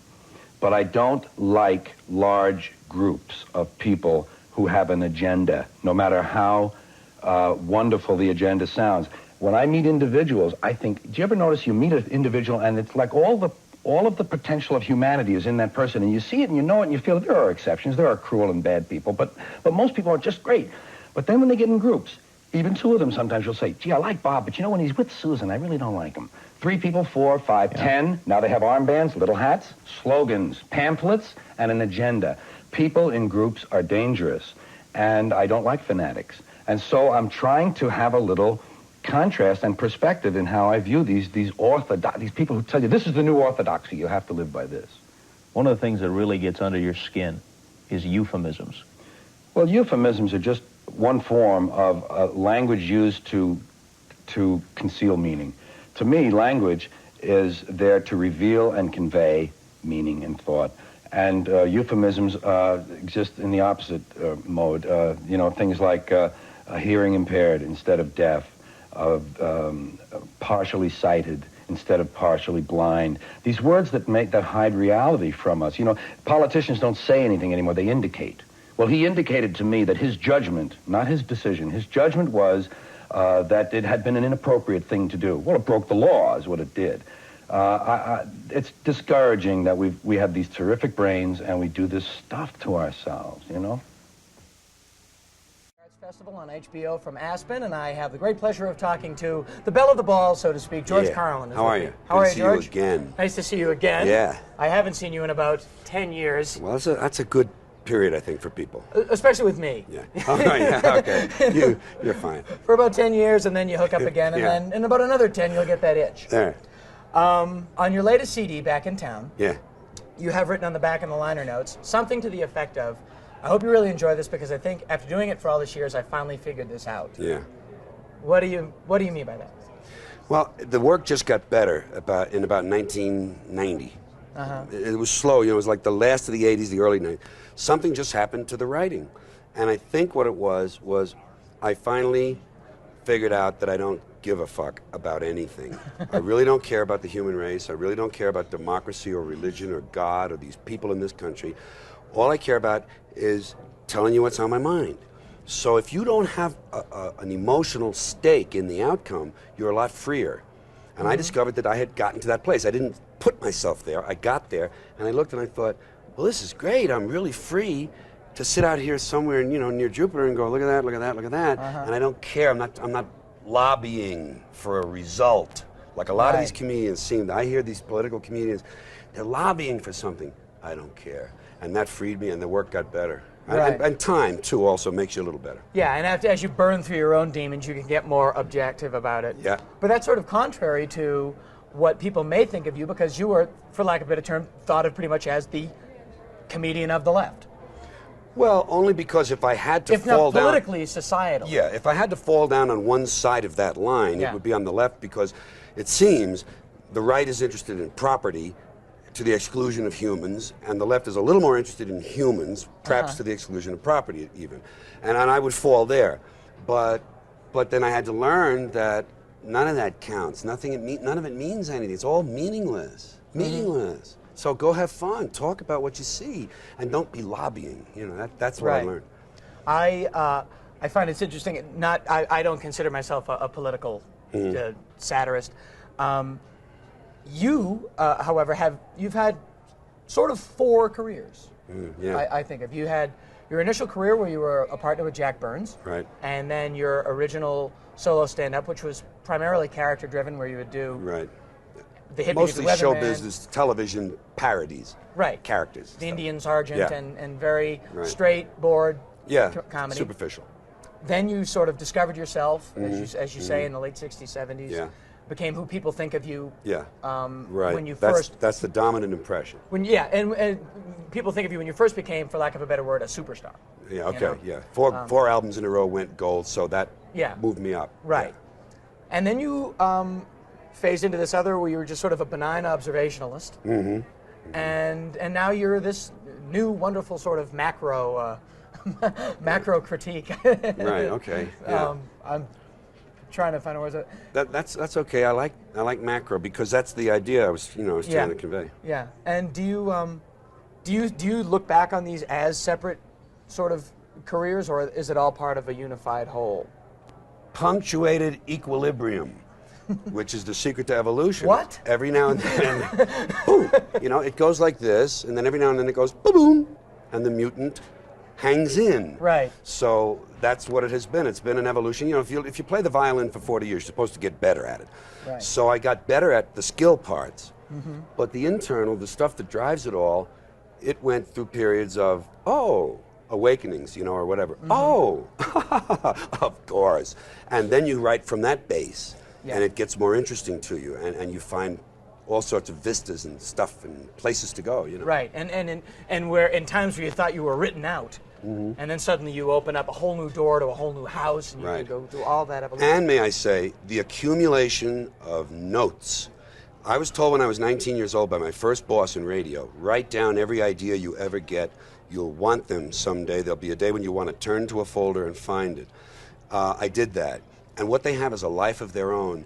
And the notes find each other. If you're a pattern seeker, you see this goes with that. You suddenly see this is a family of ideas as opposed to, and those things merge and synthesize, and that's what's wonderful. And that's probably what all writers do. Yeah. But to discover that there's a writer underneath the comedian, a real writer, was the most wonderful thing. Yeah, it's interesting sometimes I've experienced when you have a bit and you realize that a joke that you wrote 8 years ago that you couldn't stand doing suddenly fits perfectly into that one thing. Absolutely. And somehow they all find their way in. I look at things now and I say, when are you going to show up? You know, I'll see something, an old note, and I know it's all, but I say, I'm not throwing that away. It's valid someday, you know. Right. One thing I wanted to talk, well, let's follow this train of thought. Okay. As you're in this new place that is sort of delineated for people who want to bone up, go rent, my opinion, that I tell everyone, is go rent Jammin' in New York and see Back in Town. Yeah, thank you. And the one just before Jammin' in New York. Doing it again. 1990. When I've given people like CDs of Jammin' in New York, and I've said, like, just listen to this. It's great. People have said, wow, he's really pissed again. It's great. Yeah. And do you find that some audiences, though, are not ready for that? Well, it obviously varies a little bit by region. Yeah. Naturally, at my level of recognition by the public, I'm getting my own people in the joint, so it's my audience. What happens is good, though. Just enough of them, and they've come to expect two or three things. A little bit of the English language stuff that kind of is fun for them, wordplay and phrases and stuff. A little bit of what's between your toes and what's in the car and your sister-in-law's hat, the small world. And then a lot of the stuff, look how we're killing each other. Isn't it fun? Let's do this faster if we can. And abortion. The entropy sprint. Yes, and they like the blend, I think. So they tolerate, and I'm not saying they all do this every moment of every show. Right. Some of them love that strange shit. Yeah. But the ones who are a little skittish about it tolerate it because there's a payoff over here and something else, and then they like it a little too because it's a little daring and dangerous. Yeah. Which genuine danger is a rare commodity nowadays in anything. But this sort of, to me, ties into it in that one of my favorite things, and one thing that we both have in common, is we both really hate golf. Yes. You put it in a much better word. Well, as a metaphor, especially for the downfall of the well-off. Yeah, those that have too and much. You can hear in Jammin' in New York, some people aren't ready to accept that idea in the audience. Yeah. But it's so great that you plow forward because it ties back to when you first discovered yourself, as you say, in '69. Yeah, right. I don't think people understand what you lost monetarily and personally when you made that change. Well, my wife and I had a house, the first one we would ever have owned had we gone through with it, in escrow, in Calabasas, in California, which is kind of prototypically suburban and middle class, and that's important to a woman, more so than a man perhaps because of the nesting instinct and all these biological things, but especially at that time. And she, when I told her, when I got fired from Las Vegas and I was making about $12,500 a week at that time, which was unheard of for me. I didn't make it anywhere else, but I made it there. Good. Yes, and it was good, and it went away. And I told her, I said, I've got to go to the colleges. That was my shorthand. And she said that you decided to talk about what was really on your mind. Yeah, I had to do more personal comedy, whether it had a social ring to it or it was just autobiographical about being a Catholic kid. Right. It was realer than doing a hippy dippy weatherman and doing Wonderful and you Wino. got fired. I got fired for saying shit in a town where they play craps. Okay, but I got fired and I said to her, I got to go to the colleges, which was shorthand for I got to be myself, and that's where the audiences are, coffee houses and colleges. Right. And you know what she said to me? She said, I'll make up the press kit, which is just what you need, man. That's great. So that's when that took place. It was a wonderful pivot. That's a great story. Yeah. I think that people don't really understand that it came at a personal loss when you did that. Yeah, there was a little risk involved. And for someone who is so blunt with the truth, you cite as one of your biggest comedic influences Danny Kaye. Yeah. Who doesn't strike me as... No. But I was a mimic as a kid. And I loved dialects and voices and clowning and faces. And I was attracted, among others, among a great deal of other comedians, Spike Jones and all the radio comedians, Red Skelton in the movies, Bob Hope in the movies. But Danny Kaye did this wondrous stuff, this tour de force type of, and this vocal facility was just so impressive. That drew me. And I always saw him as sort of the central idol, you know, the figure above whom all the others kind of paled. You know? I'm like that with Sid Caesar, but because I'm a big fan of prescription drugs. And I loved Sid, of course, because that was a slightly little late, but 5 years later for my life. I want to wrap this up with a question. As you rediscover the writer in yourself and move into this new area, do you ever move into other genres? Would you ever consider writing a book or a screenplay? I would love to see. When I saw Jammin' in New York, I thought, boy, what a great movie! I want to see this guy through a fluke as the president. There's a book in May. Oh, there's a book about It's not an autobiography. It's not a memoir. That's later. Because I have a book coming out about Roseanne Barr's bad childhood. All right. Well, and who would know it better? Yeah, I got a book, and it's full of new stuff. The only two things in it people will know are baseball and football, and a place for my stuff. Everything else, it's called Brain Droppings, and that's exactly what it is. It's little, what I call mental brain thoughts squeezed from the brain very generously. You know. That's in May, and I found the greatest sustained creative joy I ever had was the 8 weeks I spent on that book. I have never had a sustained feeling of that kind of wonder and joy, and I know I'm going to go back to that a lot. Well, that's great. I'm happy to hear it because it just means more stuff that I can watch and read. Yeah, good. Thanks very much. It was so great to see you again. This could not have been. They couldn't have picked a better person to do this with me. Thank you for thanks. doing this. Oh, I really that's appreciate nice it. to hear. And I mean that, and I don't bullshit people. All right. I know. Well, I do. You know but I in this do. case, I'm serious. Okay. Why do I know that name? Speech therapist. Oh yes. Same guy. I didn't know he told me this. Yeah, well, he got me to do this. I left his office and promptly forgot everything. Yeah. I had 2 nodule surgeries. Yeah. From screaming at audiences. All right. they said, leave it alone. It was a callus. I think I'm surprised to say he had a callus on his vocal cords. That's just a wonderful thing to know about yourself. Good thing the balls thing cleared up. Right. No, as I was saying, I mean, I didn't know what I was going to do and how, in terms of... Yes.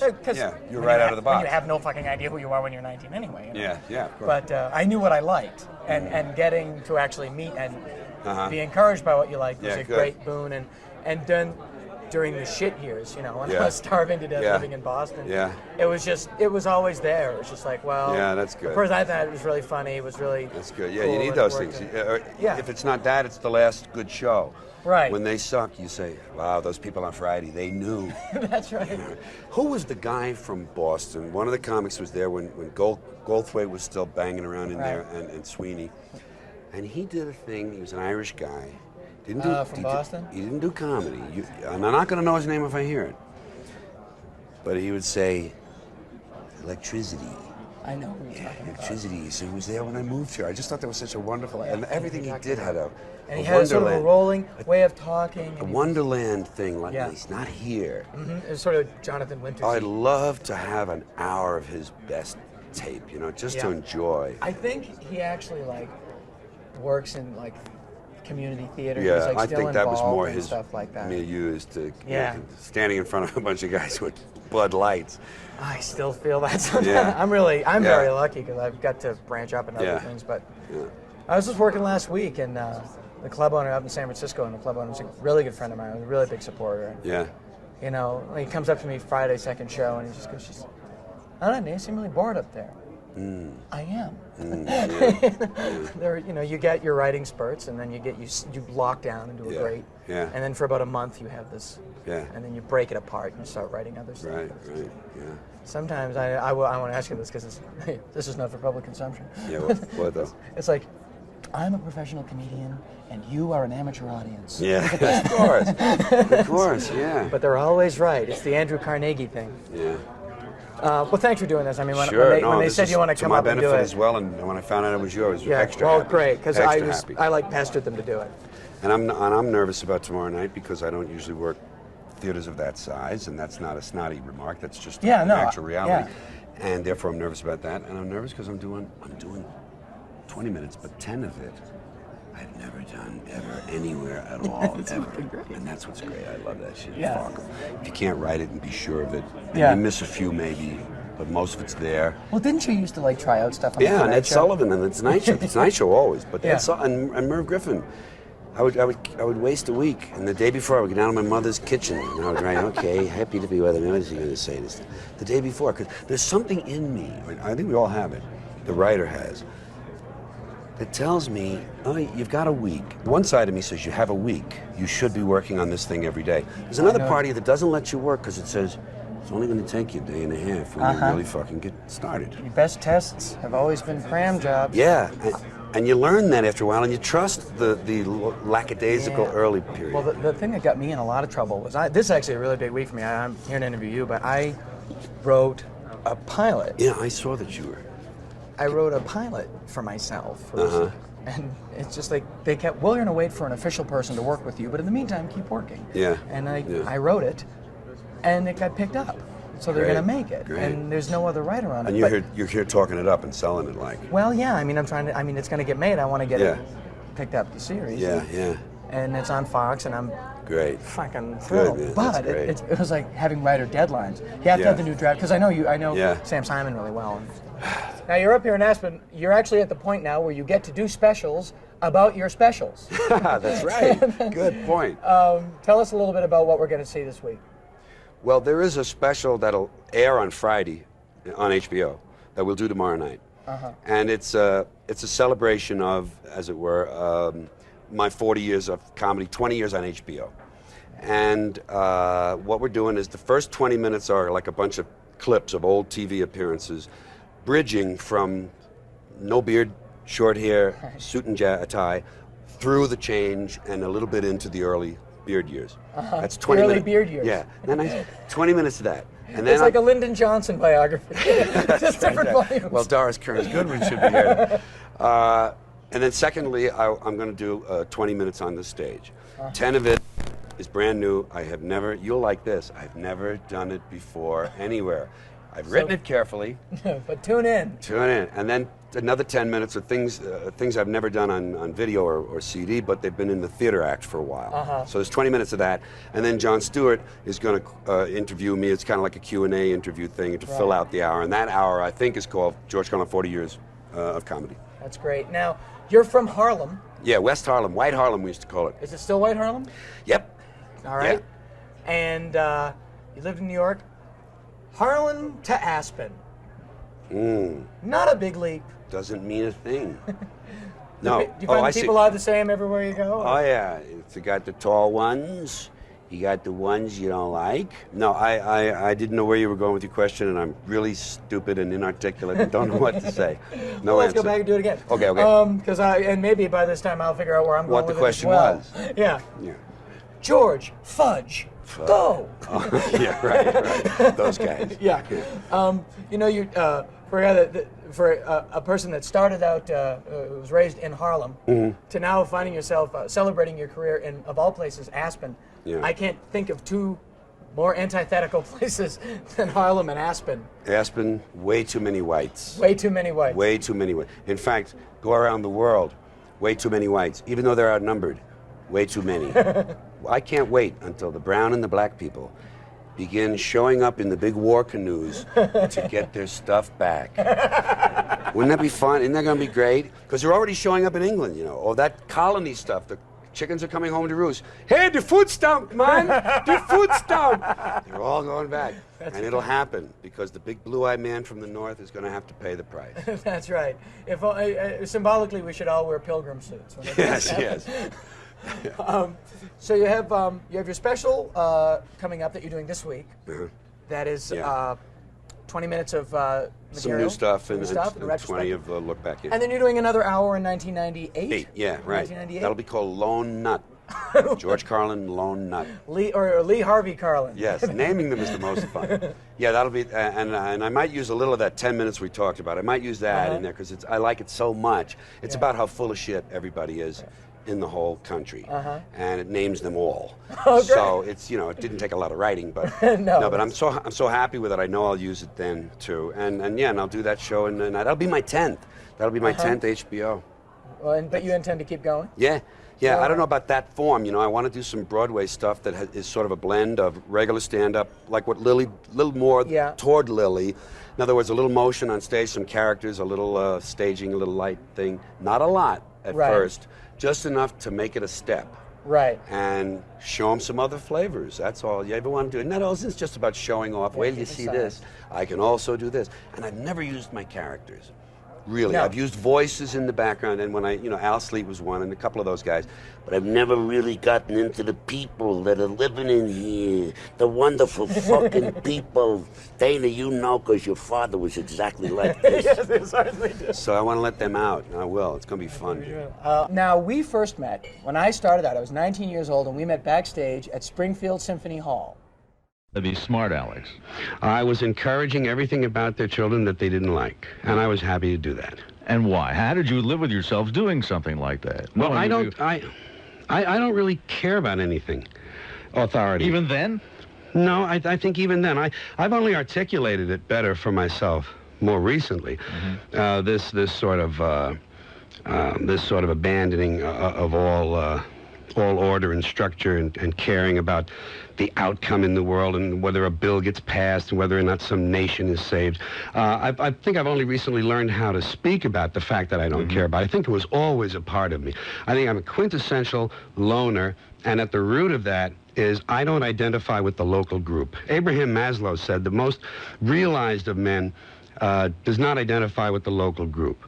That is the human race, for an example, and certainly any other kind of group, local or otherwise.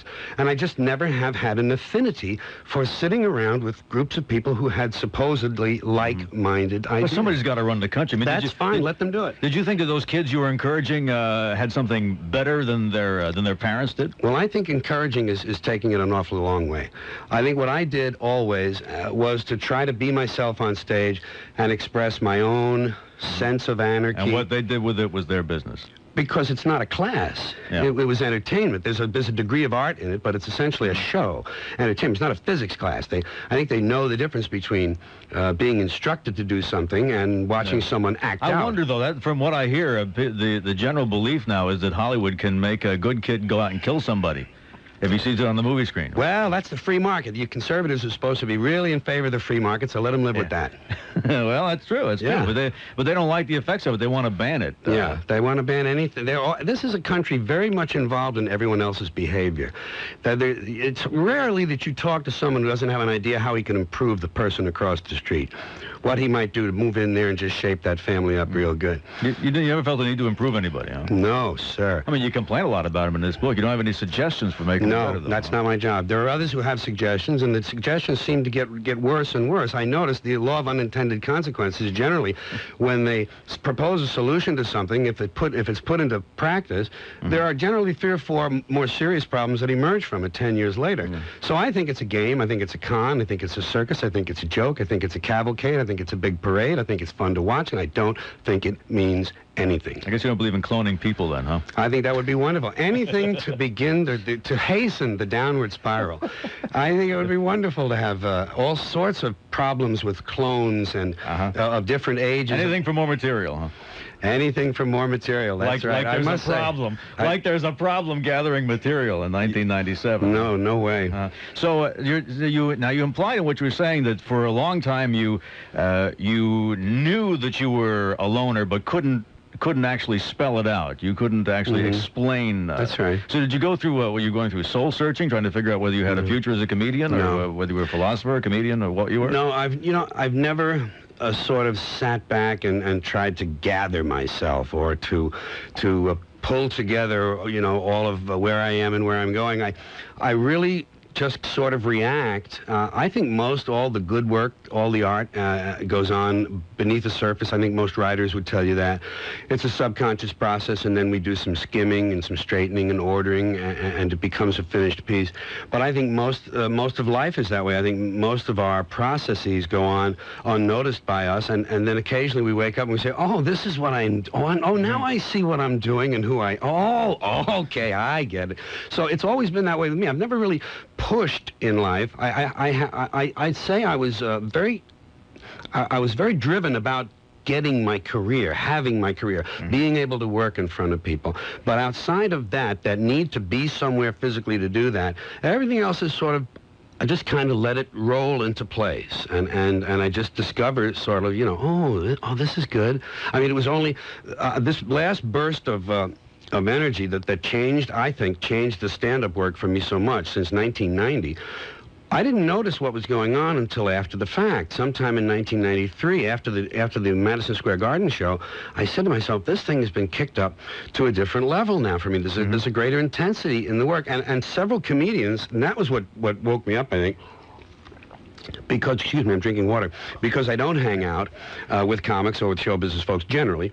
Jerry Seinfeld, Gary Shandling, Eddie Murphy, Bobcat Goldthwait, and several others, on different occasions, separate occasions after that show in '92, said something to me to the effect of, you really did something different this last time, Carlin. You have changed the deal a little bit. You have kicked it up to another level, either for yourself or for us too. And when I heard that, because comedians are notoriously stingy with praise amongst themselves, with each other, that is. Sure. And so that really grabbed me, and I looked at it a little more carefully, and I saw that at least I think what I saw was that I had really abandoned all hope. I had given up that liberal political comic, social commentary comedian undertone of, gee, folks, if only we'd act better, everything would be all right. Well, I don't believe that, and I never was very comfortable. If I did say anything that seemed like that, I don't think I ever really believed So for a long time, you were a hypocrite yourself. I probably was, but I think you can, I don't know if it's a hypocrite if you don't see it yourself. I think a hypocrite is someone who really knows he's two-faced and he has two messages. I really was caught up in finding out who I was, and that's who I was at that time. But I never really proselytized. I never really believed sitting around holding hands was going to move the Pentagon or even going to change City Hall's decision on something. I never cared about that communal stuff. Well, Kumbaya, that might have done it. That was the big thing. That one more time. So, so Jerry Seinfeld likes you. Is he worth $1 million an episode, do you think? I watched that show, and I'm pretty critical of these sitcoms. I think Third Rock from the Sun and Jerry's Show are wonderful shows. That's my personal, that goes through my screen that way. I love that writing, and I love the way he handles that character, that sort of aloof, but, sort of involved, but you can tell this, he's ignoring everything, really. I don't know. These things are very subjective, but I think in the marketplace today, he can get his $1 million. Stand by. I'll be back with George Carlin. We'll take your calls, too, at 421-KIRO, 800-KIRO-710. Or if you are moving and you think you can also coordinate the cell phone, pound 800-710-KIRO. This is the Dave Ross Show, and we'll be right back. 1026 on the Dave Ross Show from Cairo News Radio 710. George Carlin is here, the author of Brain Droppings, his latest book / manifesto. Entertainment, yeah, everything. Nothing is censored in this. When I saw that you acknowledged the help of your editor, the first thing I said to myself was, who's going to edit him? I mean, what's an editor going to do? Well, what Laurie did, Laurie Apkemeyer, was I sent in this stack of disparate items, everything from one line to 4- and 5-page screeds, everything from whimsy and innocence to anger and stridency and analysis of language, all the things I usually like to draw from. And it was all quite undifferentiated. She just had a pile of stuff there, and so she found a rough order. I mean, it's not apparent if you're just reading the jokes and reading the words, but if you step back from the book a little and look at what she did, there's a sense of organization to it. So she did that, and she guided me, and she let me know I was kind of free and able to do. When you've included the transcripts of a couple of complete routines here. Yeah, When you do a routine like that, do you write out every word and memorize it and make sure you deliver it word for word each time? Is it that carefully prepared? Or? I do. The beginning stages, everything's obviously a little looser. Right. But my goal, because I'm a polisher, that's the way I like to work, my goal is to write something, revise it, endlessly revise. Do it in front of my audiences. I don't go somewhere to try it out on people. I do it for my audiences because that's where I expect it to work ultimately. and it just grows and takes shape in front of them, and it gets more and more solidly locked into place until it is literally a verbatim performance, and that's when I hope to have the HBO show ready. About every 2 years, I try to have an hour that meets the description of what I just said to you. Let's go to Craig calling us from his car. Craig, good morning. You're on Cairo. Morning, Dave. Morning, George. Hi, how are you? Very good. Just wanted to say, back in '72 on your FM&M album, you did a bit about Ed Sullivan. Yes, sir. And you said, hey, thanks, Ed. I just wanted to say thank you for all your efforts in the last 40 years, because I think you really have made a difference. Well, I thank you for that, and Ed helped open the door for me. Thanks, Craig. Let's go to Artie in Fremont. Artie, good morning. You're on Cairo. Hi, George. Yes, how are you? I have leukemia, I see. and I've been doing chemo and radiation therapy. Yes. And I would like to, I've been listening to some of your routines on your tapes that you've been distributing, Yes. and just like to thank you for helping me through the treatments, because your routines give me the strength to, go through all this stuff, and I'd like to thank you for doing such a good job.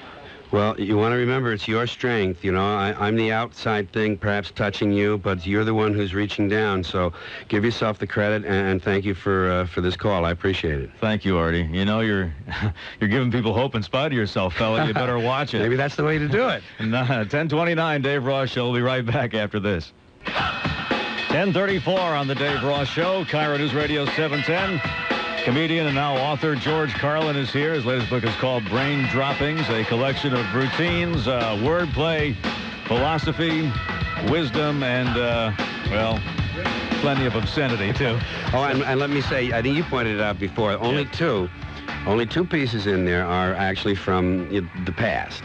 That would be the baseball and football comparisons, and the piece called A Place for My Stuff, all about your stuff. Everything else is brand new to the eye or ear, if you followed me, and if you haven't followed me, the whole thing's new. Let's go to Helen, calling from the U District. Helen, good morning. You're on Cairo. Good morning to both of you. Hi. George Carlin, Hi, Helen. cultural observer. I don't know. I'm telling you, your mind has fascinated me ever since you first came on the scene. And I really have loved the fact that you are a true wordsmith. And one of the things that I wanted to ask you about is everything that you have done original to you. I mean, well, everybody draws from something else, but the baseball, football thing, I think, is so wonderful. I think it's a piece of Americana that is almost Shakespearean in the fact that it will last. I mean this. Thick in here. You sure you didn't plagiarize any of that stuff, George? From no, the answer to that part of the question, Helen, is I've always written my own things. Naturally, we draw on all the things we see and hear. I have no idea what things I may have inadvertently plagiarized, but I don't know of any. And that piece just occurred to me because I enjoy patterns. I enjoy noticing patterns. I think that's part of the way I do my work. And it just, I started collecting. I've saved every little notion or idea that I've ever had that I thought was promising over the years. And after a while, they begin to, you notice patterns. You say, wait a minute, this one is like something. Let me go find that other thing. Oh, yeah, here it is. Oh, these two, yeah. Oh, and that third thing. And suddenly you have a small pile of ideas that have something in common, and that's how the thing begins. And then the mind takes over and starts to do its own work. Well, it's just truly wonderful. And but I have a question, and the question is, I don't have access. I don't have cable, so of course I've missed all your HBO specials. But so I don't know. Maybe you're doing this more, but I've seen you whenever you're on a talk show. Sure. And what I've noticed is, unlike most other comedians, you don't delve heavily into the man-woman question. That's right. Why? Because I'm waiting to do that. There are some things that are so important. I mean, and I don't mean this facetiously. These are after-the-fact observations of mine. I didn't plan to think this way. But there are some things that are so big that I think they deserve a long inspection and determination. In other words, I've never dealt with men and women on the cheap, easy level. Dating, my wife shopping, and all of these superficial things. What I really would like to talk about is the two sexes. And I have a piece that I have written. It's been written for about 4 years. I'm just not ready to do it yet. It's going to take a horrendous amount of memorization, because part of it is a tour de force. Part of it is just a long list of all the garments that women have to wear. And what this is, and this is a very close inspection at what it is women have to put up with in the world versus what it is men have to put up with in the world. And then let you draw the conclusions yourself, although I heavily give you my opinion all along the way. That piece, I'd like to have that ready for next year's HBO. I try to do an HBO every 2 years, and I'm due for one in '98, and I'd like to have that piece ready, but I'm going to have to spend a month memorizing not just the garments, but everything that goes into the hair, all the hair things, all of the perfumes and the pins and the bobbins and pieces, the pooms. So 4 years in research, then a month in memorization. You go through more preparation for a routine than the Pentagon does for a new weapons system. Huh? I think I do sometimes. But that is in the offing. That is down there. We'll take a break at 10:38 on the Dave Ross Show. Be right back. Stand by. That's what Dad wants to do on Father's Day. Run for 10 miles and work up a sweat with the kids. Yeah. 10:42, Dave Ross Show from Carlin Radio 710. George Carlin is here. And you mentioned in your book that you live in OJ's neighborhood, huh? Yes, sir. That's got to be pretty exciting. Well, I said to you off microphone the day the Bronco turned around. That'd make a title for a book, wouldn't it? The day the Bronco turned around. When he was down on I-5 and they decided to go back to Brentwood. We were watching on TV as everyone was. And I said to Brenda, because he lives only 2 blocks away, I said, Brenda, they're turning around. They must be coming back to Brentwood. Let's go out and watch these choppers come. Because you could tell from the number of screens there were, the number of channels that were on, there were a lot of choppers. So they came like Apocalypse Now over the treetops. It was wonderful. There were actually 13 altogether, 13 helicopters and 2 fixed-wing aircraft circling the house for several hours, probably 12 hours. And it was just exciting. I love events. I love excitement, breaking news. So when they throw that thing up on CNN, breaking news, I stop I just want to know who's dead, what happened, how many did they kill. So you went out and looked for yourself. I went out to see those. Well, I guess you weren't the guy holding the John 3:16 sign. No, not I. But I did have to give up the end of the Knicks game to go out and do it. Let's go to Kathy in Mount Vernon. Kathy, good morning. You're on Cairo. Hi, good morning, Dave. Hi. Hi, George Carlin. Hi, Kathy. How are you? I'm fine. Good. I hope you don't mind if I gush a bit here. Okay. Everybody else, you might as well. Yeah. I love the way you skate on the edge of serious thought and hilarity, and you point out how human we are, like a comedian anthropologist. Wow, thank you. I just really appreciated your intelligence and the fact that you cracked everybody up. I just want to know, do you have any kids? I have a grown daughter, Kelly. Kelly's in her early 30s, works in documentary films, and actually is going to be coming to work with us at our on our production company, trying to do a few projects, develop some things that I'm not in, things that I don't have my face on. So I'm quite proud of Kelly. She's a well-rounded, and she's just a prize. Wow, wonderful. Thank you. Thanks. And you've been married for 37 years? I was. Unfortunately, last month, you might know my wife died. Oh, I didn't realize that. Yeah, she died on Mother's Day. Yeah. 37 years, though, in this business is rare. Absolutely, and maybe even in general. Although a lot of 37-year marriages are people who are just hanging in there, gritting their teeth. You see them at dinner tables in restaurants, not talking. But we had a good, sweet romance. We had a wonderful American romance. I met Brenda in Dayton, Ohio, and we fell in love, and we were married within a year in her mother's home, her father and mother's home in Dayton. And we jumped in the Dodge Dart and just started driving around and trying to build a career and have a little home and put off having a family. But then Kelly came along, so we took her on the road in the Dodge Dart for a while. And that's so middle class. I know, but it's I don't know. I don't think the middle class. I think the middle class, you better get a job and get down to the mill, Harry. Getting in the Dodge Dart and leaving town doesn't sound that way to me. Let's go to Jim in Bellevue. Jim, good morning. You're on Cairo. Good morning. Yeah, I was wondering, so that us in the choir could keep up with your day-to-day commentary on current events. Uh-huh. Do you have a current radio show that we can maybe pick up somewhere, or are you thinking about doing one? I don't deal much in topical humor. I do talk about things that occur, that appear in the news as longer-term issues, larger, longer-term things like war and death and killing and sex and all that. But I don't generally jump on the Newt Gingrich story or the Al Gore story because, first of all, I don't like to sound like all the others. I think it's easy to sound like everyone else. And secondly, I hate to throw away something some good piece of material that suddenly is dated 5 days later. And in fact, the tendency is to hold on to it too long, and then you really look stupid. Not only do you look like everyone else, but you're dated. Well, the other thing is you're going to take 4 years to write one routine. You're going to have trouble doing a daily radio show. That's right. I'll tell you that You right. betcha. Let me one further thing on answering that question. I do get on Imus now and then, and I'm able to do a few things that are more current, and I intend to do a little more of that in the future. Jim, thanks for the call. I appreciate it. Here's Ron in Tacoma. Ron, good morning. You're on Cairo. Good morning, Dave, and thanks a lot for having George on. And George... Hi there. Well, we caught you on Politically Incorrect the other night. Ah, yes. And you were overtalked when you made the comment about the comet coming. You recall that? Yes. Well, my wife looked at me and said, "My God, he's your clone." Really? Yeah, it's unfortunate. You root for the big asteroid, too? I've even got a balding top of my head and a scruffy gray beard. But it's going to be so nice when it comes and sets things right. and then I hope what happens is the dinosaurs reemerge, and then another one comes and wipes their ass out again a second time, just for fun. Hey, I just want to ask, because I'm so cynical, it's hard to get through the day without blowing my brains out. How in the world do you cope? Well, you see, I really think that word cynical is a word I've wrestled with. I understand that there is a definition of it that you're using and that can be applied to me.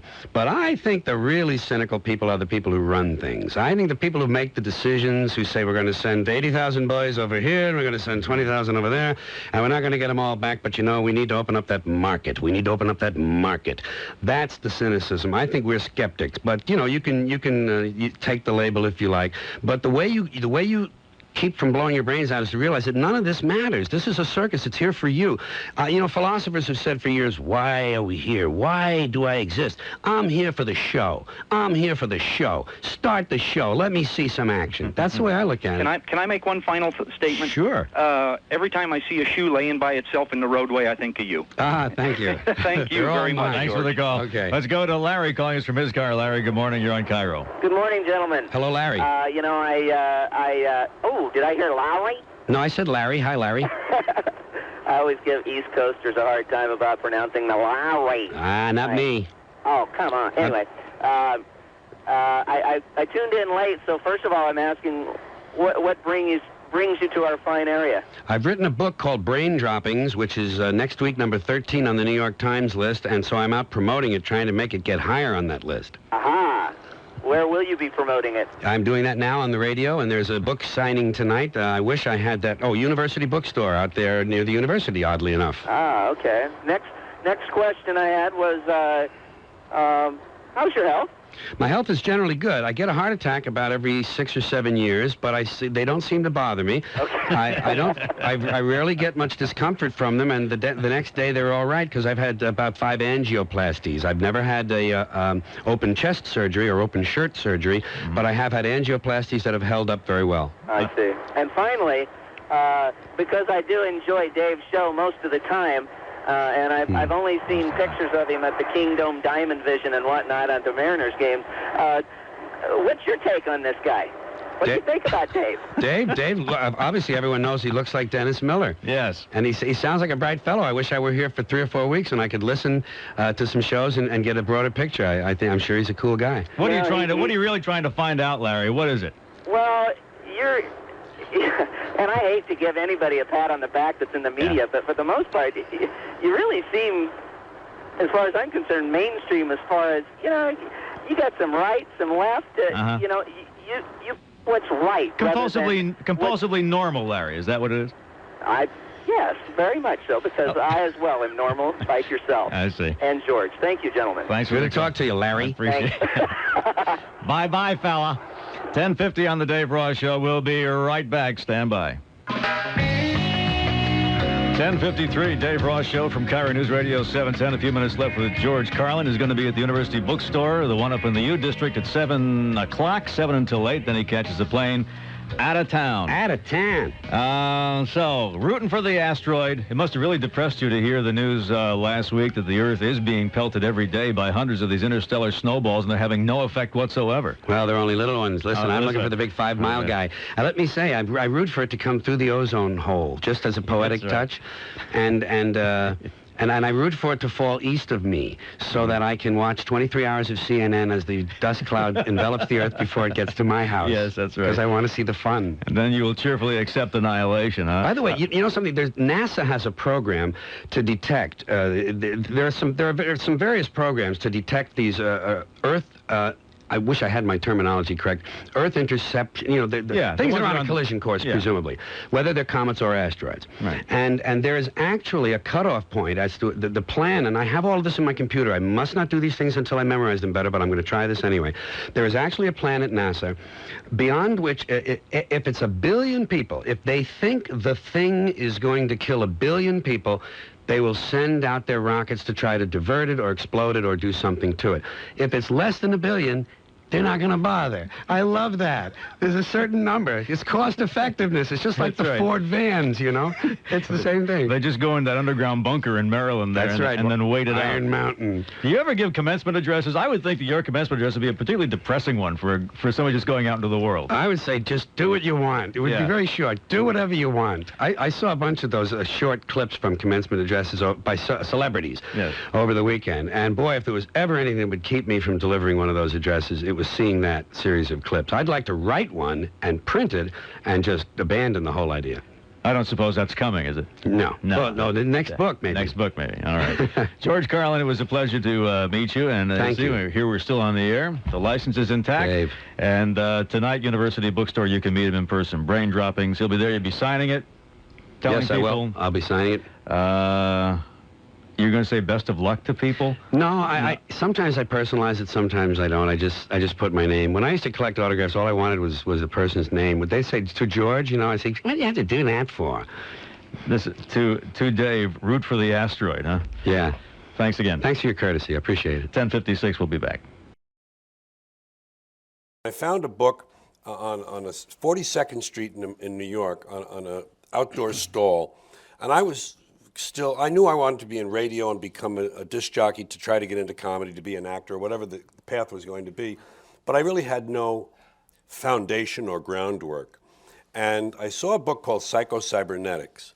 And I bought it and read the first, I don't know how many chapters or pages of it. And essentially what it says is the brain is a goal-seeking mechanism that if you put the inputs in, if you put into it what you would like to get out of it, you can let it work. And you don't have to coax it or prod it. And that's what happens with all the information you have, and you see your files over and over. First of all, you see something, say, oh, that's interesting, I got to write that down. That's I can use that. You write that down. When you think of it first, when you write it down, it's the second impression. When you see it later to sort it, that's the third impression. So you sort it. And when you then enter it into the computer, that's the fourth impression. By this time, the brain already has used it to network other parts of your brain that have similar thoughts, similar storage. And those things then kind of go to another level. You find things that don't seem congruous on the surface that have some relationship to each other that you can kind of build a bridge by writing.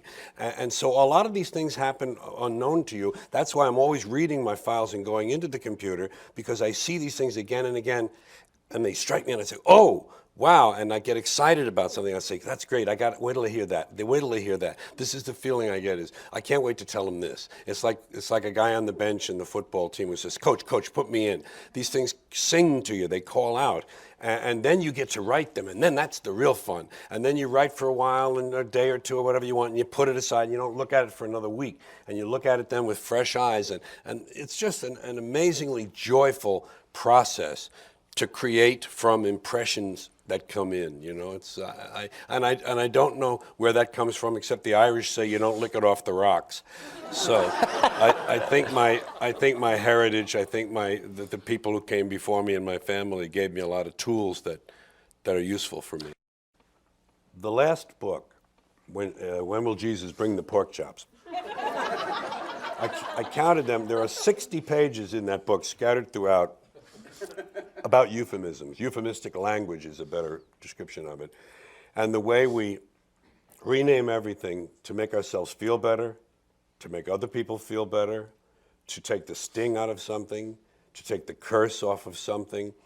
All these, starting with senior citizen and all the words about death, and it's so extensive. I can't even call up examples to make my case because my mind is so not filled with them, but they're not accessible. I don't have memory access key that I can get right to the ones. But the distancing of ourselves from truth and reality through language is a very telling thing, I think. It says a lot about how we try to insulate ourselves from things that are ugly, things that are unpleasant, unattractive, need fixing. It's just, I don't have, I'm not a social scientist. I don't have a master theory to cover this. I just know it's there and that it feels terribly fake and artificial, what we've done. And this stuff, even senior citizen has, the golden years. He's in his golden years. Some folks who are in their golden years don't look so great, I laugh at other comics, but I also marvel at what they're doing. Lewis Black, I love him. I find him fascinating to watch, and I just love the excess. See, I love excess. I think I'm a sledgehammer guy, not a rapier man. I'd rather hit you with the sledgehammer. I might use the rapier to soften you up a little, but then boom, I want to come in with the sledgehammer. As comedians, seeing other comedians, I noticed early on that when there was a new hot comic they would talk about, and I hadn't seen him yet, or her in some cases, they'd say, oh, you got to see, Sam Kinison is a good example. But first I'll describe the general idea. They say, you got to see this guy, you got to see this guy, this guy's great, this boy, you got to see, okay. So you get a little nervous about that. If you're hot and you're doing well and everything, you say, okay, yeah, he's good, huh? Okay, well, it's good. How is he go? Oh, he's going to be on, okay, I'll watch that. So you watch, and you have one of two reactions when you watch him. Either no threat there, or I gotta get back to work. Sam Kinison was an I gotta get back to work guy. And Sam Kinison, because he raised his voice, literally, to such an extent, it taught me something at that time, and it helped fuel a slight change or a significant change in what I was doing. I said, oh, you have to raise your voice. And I meant it figuratively. He did it literally. But figuratively, the culture was getting noisy. There was a din. There was a lot of competition for people's attention. And somehow that translated to me as I have to raise the stakes a little bit. I have to raise my voice.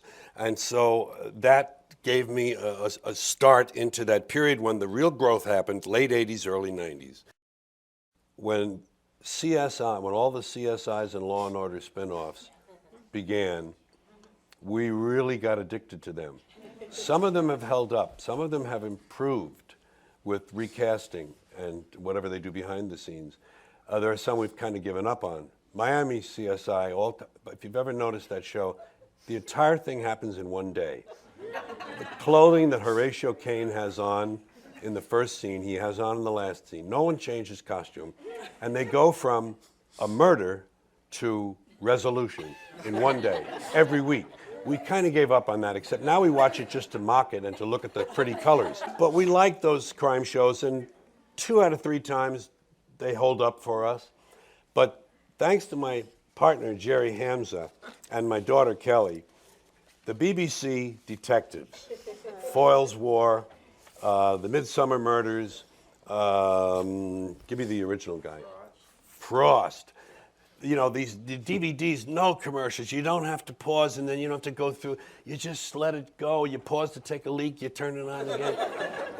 Those things, those are nice escapist fare, and they're just done well. BBC does that stuff very well, and so that's about it. Not much news anymore. I got really mad, even though I sort of have an opinion or two about the Clinton structure, the Bill and Hillary structure, that aren't positive.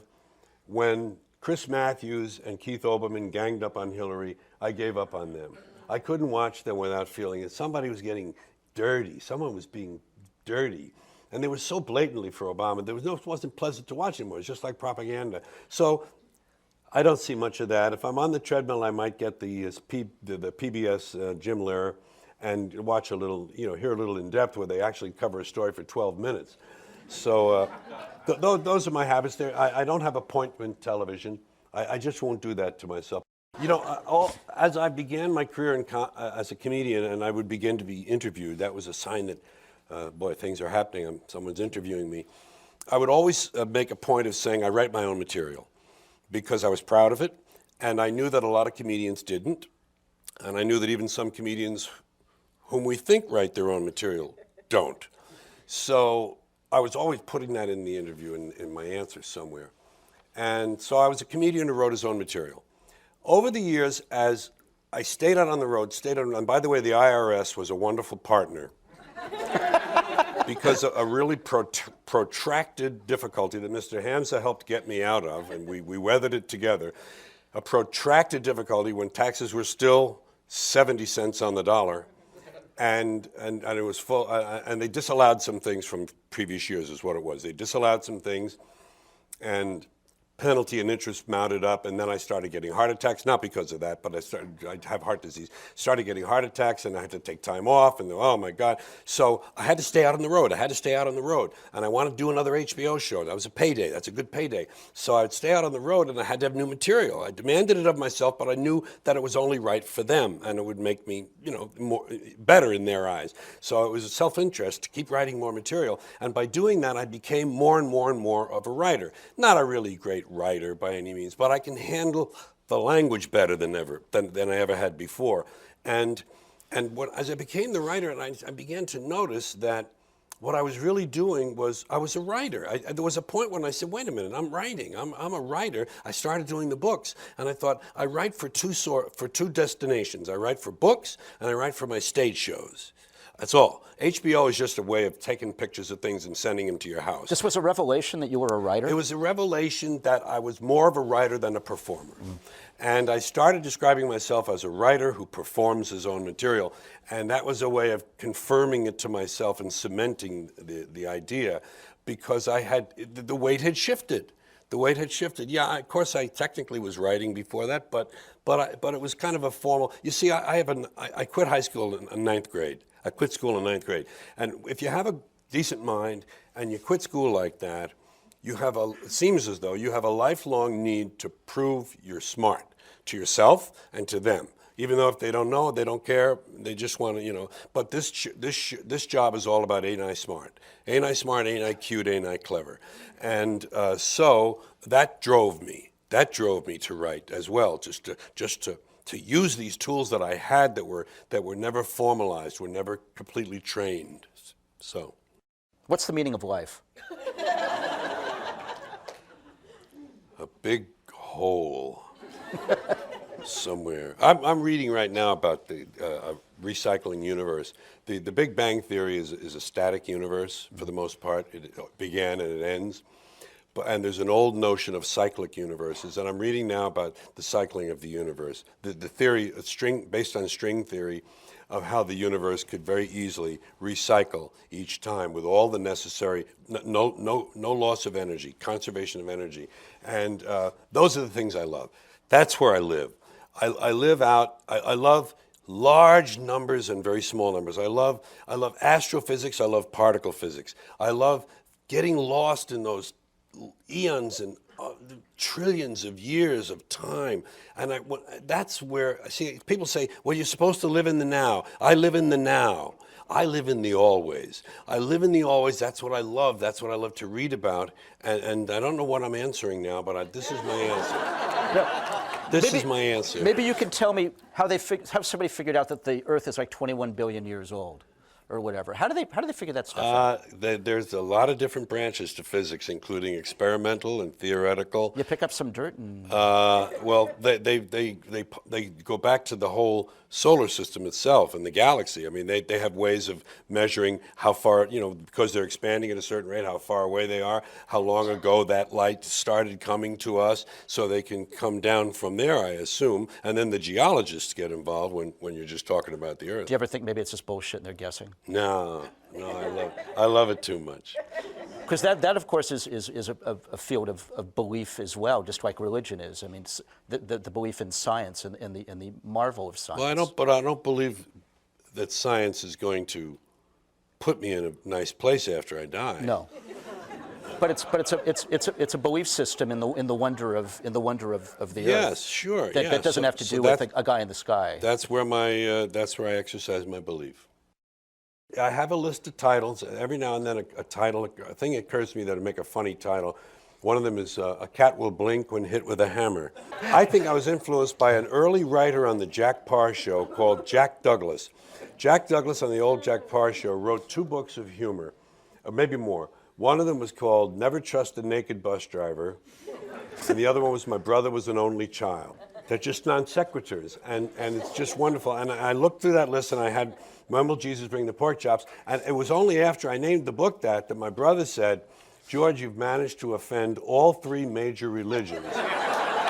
Christianity, Muslims, and Jews, and I said, and the vegetarians too. Have you ever had religious zealots stalk you or send you nasty mail? It's interesting that people who obviously disagree violently with my notions and thoughts and beliefs and whatever they are, they don't make themselves known. Occasionally you get a letter where every square inch of the page is covered with the writing, and sometimes it's neatly typed or something, but I generally don't read them because I don't need to. I've read them before. I used to read them, and I used to even answer a couple, but it's just not part of what I do. There are those people, but they never make themselves known verbally. They never say anything on a plane.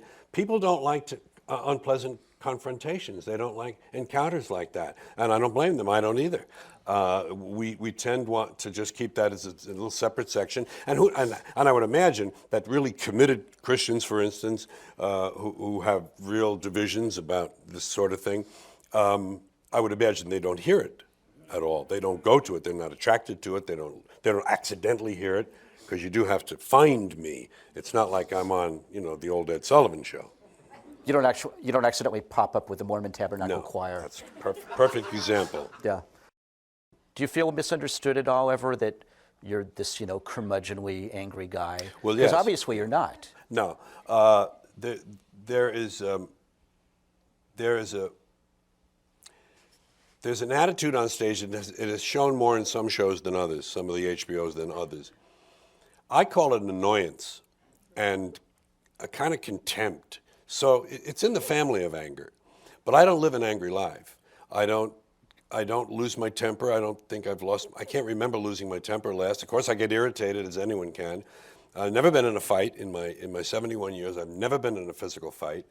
I don't have grudges. I don't have resentments. I don't carry grudges. I don't try to get even. I just keep moving. And there's no anger. Anyone who's been around me for a while knows they probably have never seen me angry. So it's a theatricalized, heightened emotion on stage to project it more. And when you say you're angry at people named Todd, if anyone who says, well, he's awfully angry, he's angry at people named Todd? What kind of anger is that, So I'll take that kind, but it's usually that's what makes that funny. When you heighten the anger about something absurd, then it plays for the humor it is. So I guess that's what they see. So you're not packing heat right now or anything? No. Well, because as a child, I called it, when I saw Danny Kaye, I was a funny kid. I was a mimic and I was a funny kid. And I knew I could be like a comedian kid. But I saw Danny Kaye do these things, and he was basically a comedian. But he was an actor. He was in the category, in my mind, of actor. So I thought, well, that's what I want to be. I'm going to be an actor. Here's how I'll do it. I'll be in radio first, because there's no audience present. They're away from you. They're apart from you, so you don't have to get embarrassed. You don't have to get nervous. And then if I'm good enough in radio, I'll become a comedian in nightclubs. And if I'm good enough at that, they'll have to let me in the movies and be an actor. Well, that was my childhood plan and my dream. And so when I found out I really wasn't much of an actor, my first experiences with it were horrible. I really didn't have a right to be on there acting. I thought it was my birthright. I thought I'd just step right into that. That'll be easy, you know. But they said, you know, don't stand in her light. They're telling me things like, don't stand in Marlo Thomas's light. And then they're saying, don't forget what's going on in your mind, and the phone is ringing, and your lover's in the other room, and all this shit and everything. I can barely remember the lines. So I said, I don't do this. This is not for me. Later on, I did acting parts, and some of them were more well-suited to me, some weren't. It was fun, but you know what? Big waste of time. It's a collaborative art. I found out I'm a soloist.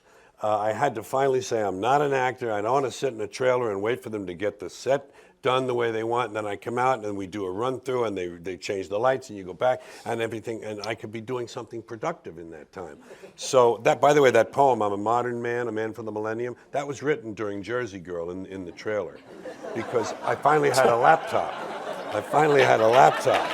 But acting is fine. If I had been a teenage child if I hadn't been rejected at the New York School of Performing Arts, which I applied to, and they said, well, you'll have to start high school over. I quit school, I went down there, I'm funny, I'm an actor. And they said, well, have you had fencing? Have you had speech? Have you had movement? I'm thinking, and they said, no. I said, well, you'll have to start high school over, but you'll have to pass an audition. And I said, okay, cool. I quit school altogether, then went in the Air Force. But if I had been accepted and I'd learned to act at a young age, and I could have made a real technical career out of it and done all the repertoire, all the classics, and learned and had great teachers and great experiences, I could have been something of an actor, but I never had that. I had no technique to fall back on. I had no training of any kind. So it wasn't for me, and I found I was better at this other thing.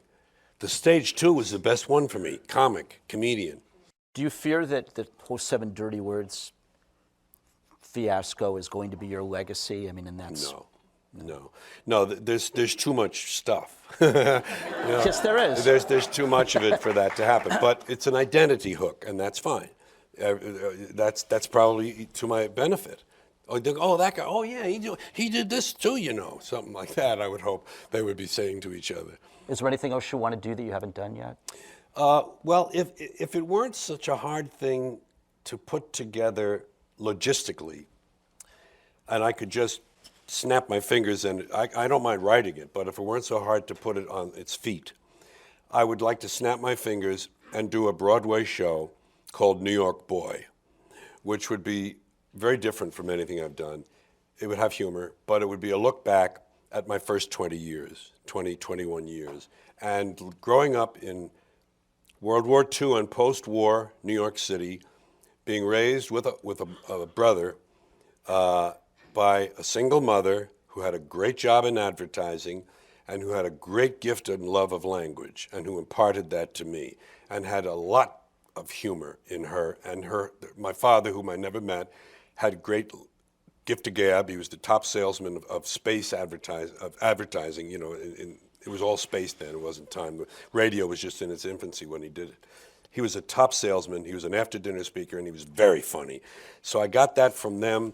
And I grew up with her, and it was post-war New York, you know, and I had the run of the island because my mother didn't get home till 7 o'clock at night. I got out of school at 3 o'clock. I'd sneak onto the subway. I'd go down to 42nd Street. I'd get autographs. I'd steal records. I'd walk all around. I got to know Manhattan Island practically backwards on my own. And I had this great independent, autonomous life as a child, and yet a loving mother who provided well. And I would love to talk about that. I would love to have the luxury of doing that show and giving my mother an honored place in all of that. We were at odds during my adolescence. That's only natural to be expected. But she provided all of this for me.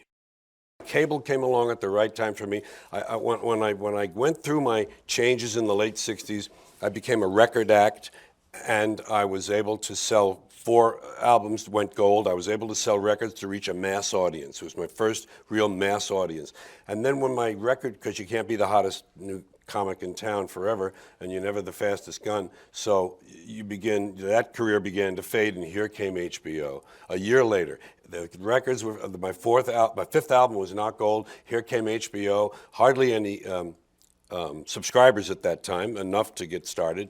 And Michael Fuchs took me under his wing, and I was hot enough that I did 1977, 1978. Then there was a little hiatus when I kind of drifted creatively. I met my manager, Jerry Hamza, and around that time, late 70s, early 80s, and we put together this next steps. He engineered it beautifully, of Carnegie Hall and on. HBO became my way to reach a mass audience without worrying about content, without anyone looking over my shoulder worrying about either content or language.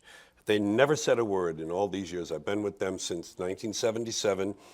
And they've never said a word to me about anything. They never said, well, what do you think? Maybe you ought to do that. Maybe you shouldn't. Never, never, never. So that was my savior, really. And that's what let me grow, because I gave myself the task of coming up with new stuff so I could do another HBO.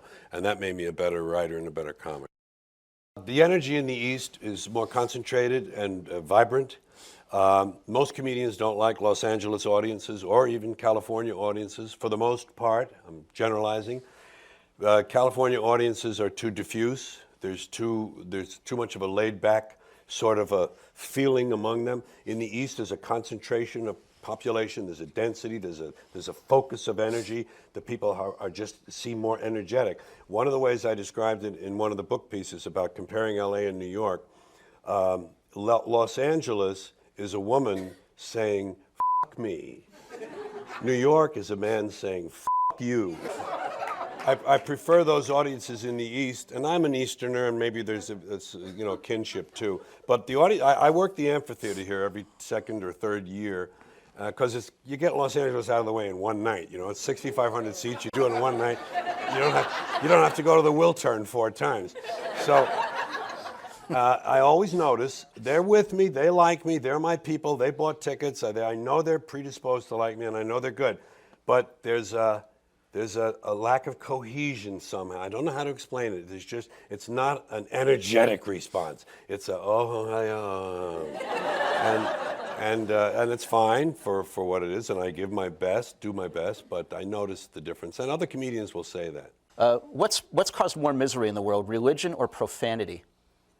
Well, the fear of religion is at the source of a lot of the troubles of the world. It's a source of comfort to many people, and that's a good thing, but it has been manipulated and used in terribly evil ways.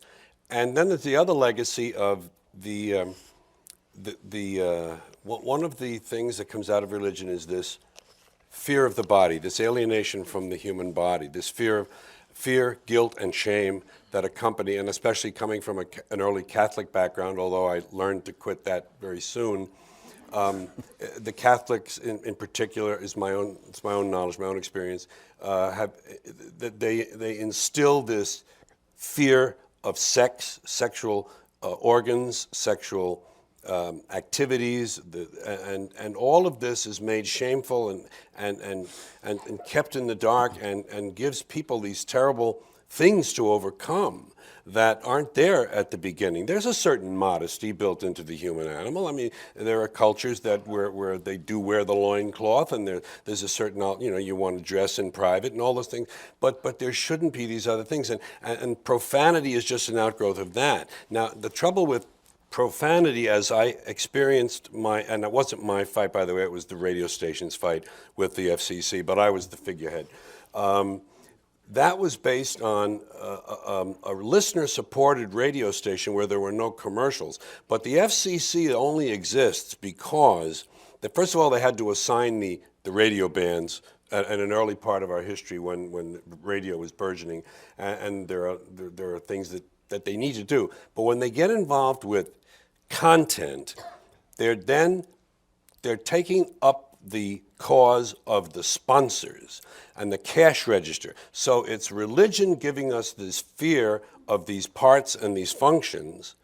We put names on them that are then suppressed, and then those words can't be used, but they can't be used because they're going to scare off customers. Not because the argument's never been made that they're inherently bad. It's because they're going to inhibit sales.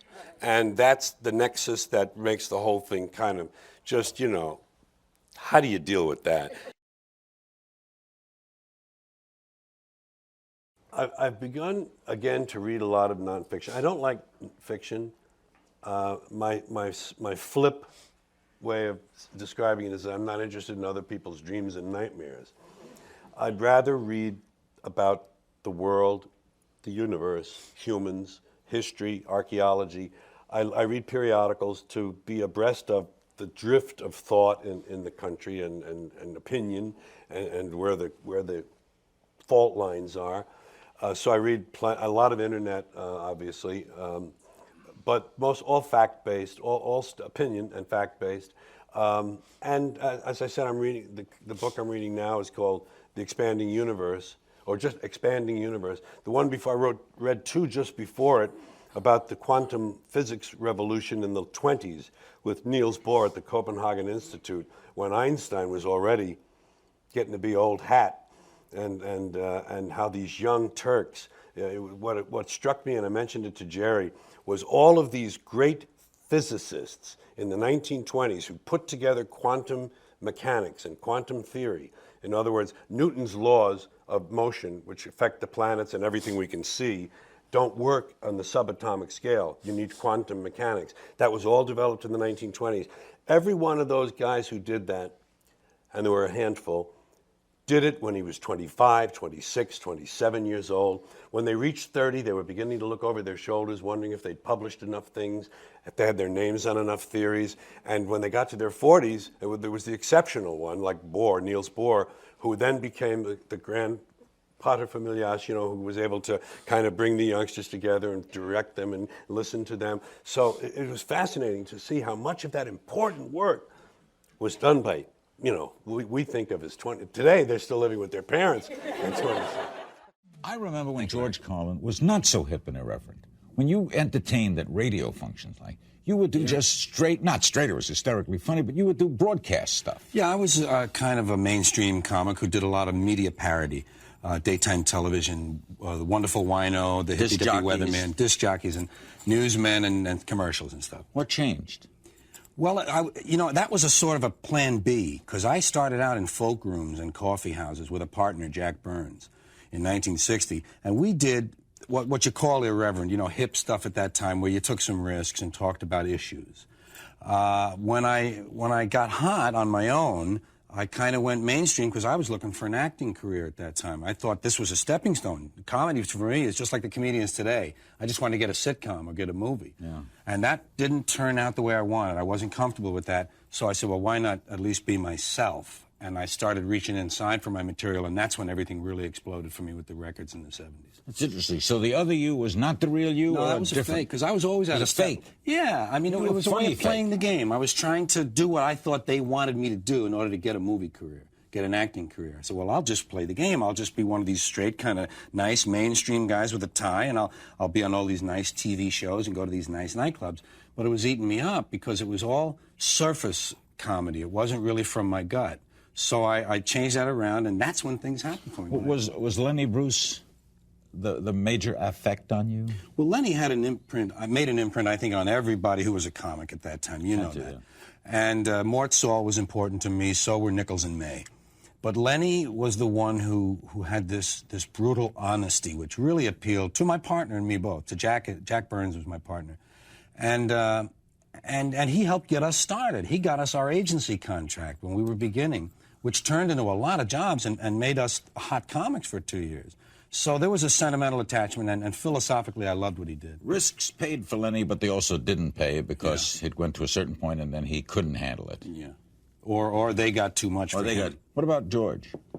Well, I don't know how you mean the question. Maybe it didn't happen for you that way, right? You no, Lenny opened the doors for the comics today that are enjoying. He was a paver. That's right. He was the vanguard. He made it possible to think that someone could even be funny that way. Now, none of the guys who've come along since him can touch him in any way, myself included. But what he did change was the fact that certain subjects and certain language could be used, and you could be commercially successful in spite of it. That's what happened to me. We could only fathom what Lenny would have thought, say, of an Eddie Murphy album, right? Yeah. It would be great just for him to hear his reflections on everything. Yeah, what would he be witnessed thinking? Yeah. in the last 20 years? Yeah. George Carlin is responsible for lots of things. Among them, the 7 words you can't say in broadcasting. I'm a footnote to legal history That's in this right. country. You're in the Supreme Court. Yes, and I understand in a lot of communications classes and legal classes that case is taught, which is funny because I was a sideline to it. You know, it was a radio station who played my album. And that was one of the cuts, right? Yes, it was. The album was Occupation Fool. The cut was called Filthy Words, and one of the 7 words you can't say on television. Which now you'd have to qualify to say on commercial broadcast television. Because you can say them all on cable. Right. But anyway, that case went to the Supreme Court because the FCC tried to sanction that station. The station fought it. Station won in district court. And when they went to the Supreme Court, they were overturned. Now, what is it now? You can say them if they're in context with the sentence? No. You can't at all? What's happened, Larry, is the worst thing that can happen with free speech, and that is the chilling effect is in progress in the broadcast industry. People are afraid to try certain things. WBAI, who was the company in question with my case, can't play their Ulysses, their thing on James Joyce's birthday every year now, to read Ulysses on the air. They're afraid to try that there'll be... You know, these moral commandos who want us to think their way and want to change what we can hear and see and think in this country are dangerous to ideas. How do you explain to yourself the censor, the person that wants to tell you what you can hear or see? I can't. I'm an outsider to that kind of thinking. I just look at it, and you know, the church has been... Churches of all kinds, I'll say, but I'm a Catholic kid, and I have to speak for my own church largely. The church has been... involved in politics far more than is healthy for the church or for the body politic. They should be separate. And the church, of course, this goes back to the Holy Roman Empire. That's where they got their power. But you know, I have a lot of doubt about organized religion to start with. But the fact that they want to tell people how to act, and then they don't want to pay taxes. See, if they want to get into politics, let them pay taxes. Yeah, they don't want to do that. No. Oh, no. Is material... tougher as we get older, tougher to come by? I've gone through some personal, I don't know what you call it. I'm 53, I'm maturing, seasoning, growing, whatever's happening to me. I cleared a lot of hurdles in the 80s that you referred to. And I'm working better than ever. I'm thinking more clearly. You're funnier than ever, George. I'm focused, and the ideas come now when I look at things, you know, because my context is better. The older you get, the more perspective there is, and the texture is deeper. And I see things now that have meaning for me that wouldn't have had 10 years ago. Do you, I never knew the difference here, do you say funny things or do you see things funny? There are 2 things I think are true. One, some things in the world don't have to be exaggerated or distorted at all. What you do is just put them in context where they're funny. Right, and you use your language and your ability to deliver. And other things are very close to being funny, and you have to shift a little. So you use all of the elements of comedy, exaggeration, hyperbole, and all of the things that distort the picture. It's just distorting comic potential. And always surprise. Surprise, and sometimes referred to as shock, unfairly, I think. Our guest, George Carlin. Do you like coming to Washington, by the way? Is this fodder? Is this material fodder? You don't have to be here to get the material that Washington offers. You just turn on the tube or something. Actually, I don't work much in the really Washington political vein as much as I think more of the country, you know, in terms of overall things that we do to each other. You don't do quail as much as you do. You'll have an occasional line. You can't avoid some of these personalities. But I don't do, like, partisan politic... No, you do sort of social It's cultural, yeah, and social. I like looking at the whole country, you know. What's a current thing you're looking at, George? Well, I did a thing on Comic Relief called Golf Courses for the Homeless, which is, the idea is, you know, it's a class attack against people, against well-to-do people who are using all this land, 4,800 square miles of golf in this country, and I'm saying you could build 2 Rhode Islands and a Delaware of low-cost housing, because no one else will let you build low-cost housing near their house. People don't want anything near them in this country. NIMBY, not in my backyard, except the military base. That they like because that's a job. Even if it's got a nuclear weapon on it, they don't care. So you would what? Close all the golf courses? I would turn them into homes for the homeless. That's right. Also cemeteries. I think this is an idea whose time has passed. What is it? Medieval religious superstition. Plow these people up. We need this phosphorus for farming, Larry. Build housing on these places. You know? Have you no feeling? No. None. No. No, you can't. Now, You know, I have to someday you might suspend. be plowed up. We That might would have be to do okay. that. I'm going to be dispersed. You know what I want? Instead of being cremated or anything, I want them to just throw me out of a helicopter. But the thing is, wherever I land, they have to leave me alone. If I land on a guy's lawn, they have to leave me there. That's just my idea. I tell you, hyperbole. That's right, all. Are you optimistic, George? Well, you know, That I'm optimistic when I meet individuals. When you talk to one person, people are great one at a time because in them you see all the beauty, all the potential for this species. But as soon as they get in groups, Larry, I get scared. 2 people even, they change. They say, I like Bob, but not when he's with Linda.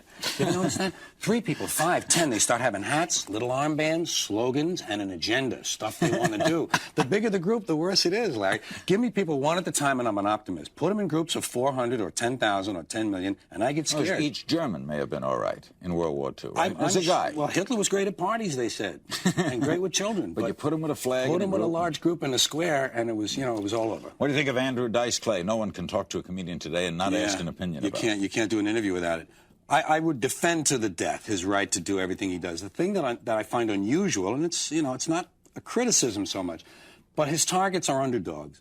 And comedy traditionally has picked on people in power, people who abuse their power. Women and gays and immigrants are kind of, to my way of thinking, underdogs.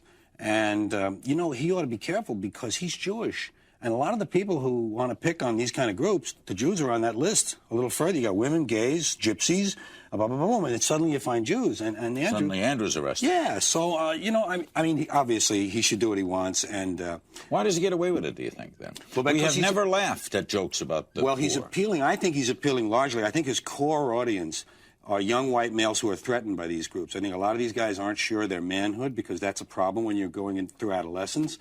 You know, am I really? Could I be? I hope I'm not one of them. And the women who assert themselves and are competent are a threat to these men, and so are immigrants in terms of jobs and the So that's why we as an audience then will laugh. You say we. I don't think you're. No. But I think the you're collective we. I think that's what is at the core of that experience that takes place in these arenas.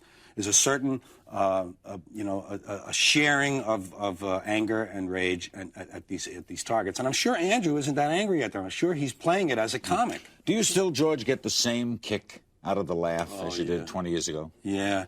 The greatest thing is just being out there because you're all alone. It's so great because it's complete autonomy. You wrote it, you made it up, you made the observation yourself, you deliver it, and they're paying off every 10 seconds. You can't make them laugh.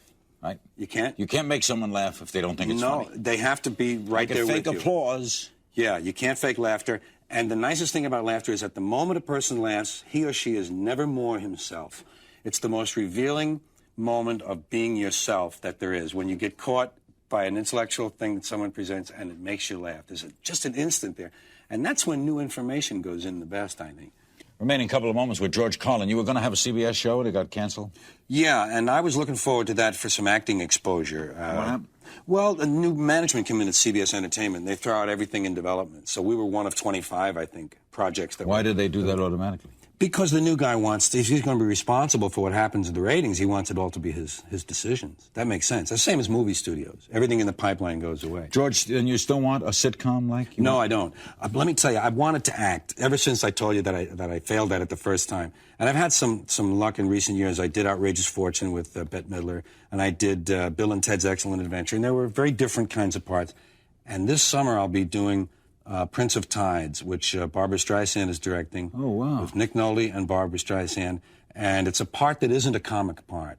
It's a part where I'll get a chance to be seen in a different light. And that's what I've been looking for, a chance to do some real acting, not just this comic is in this movie.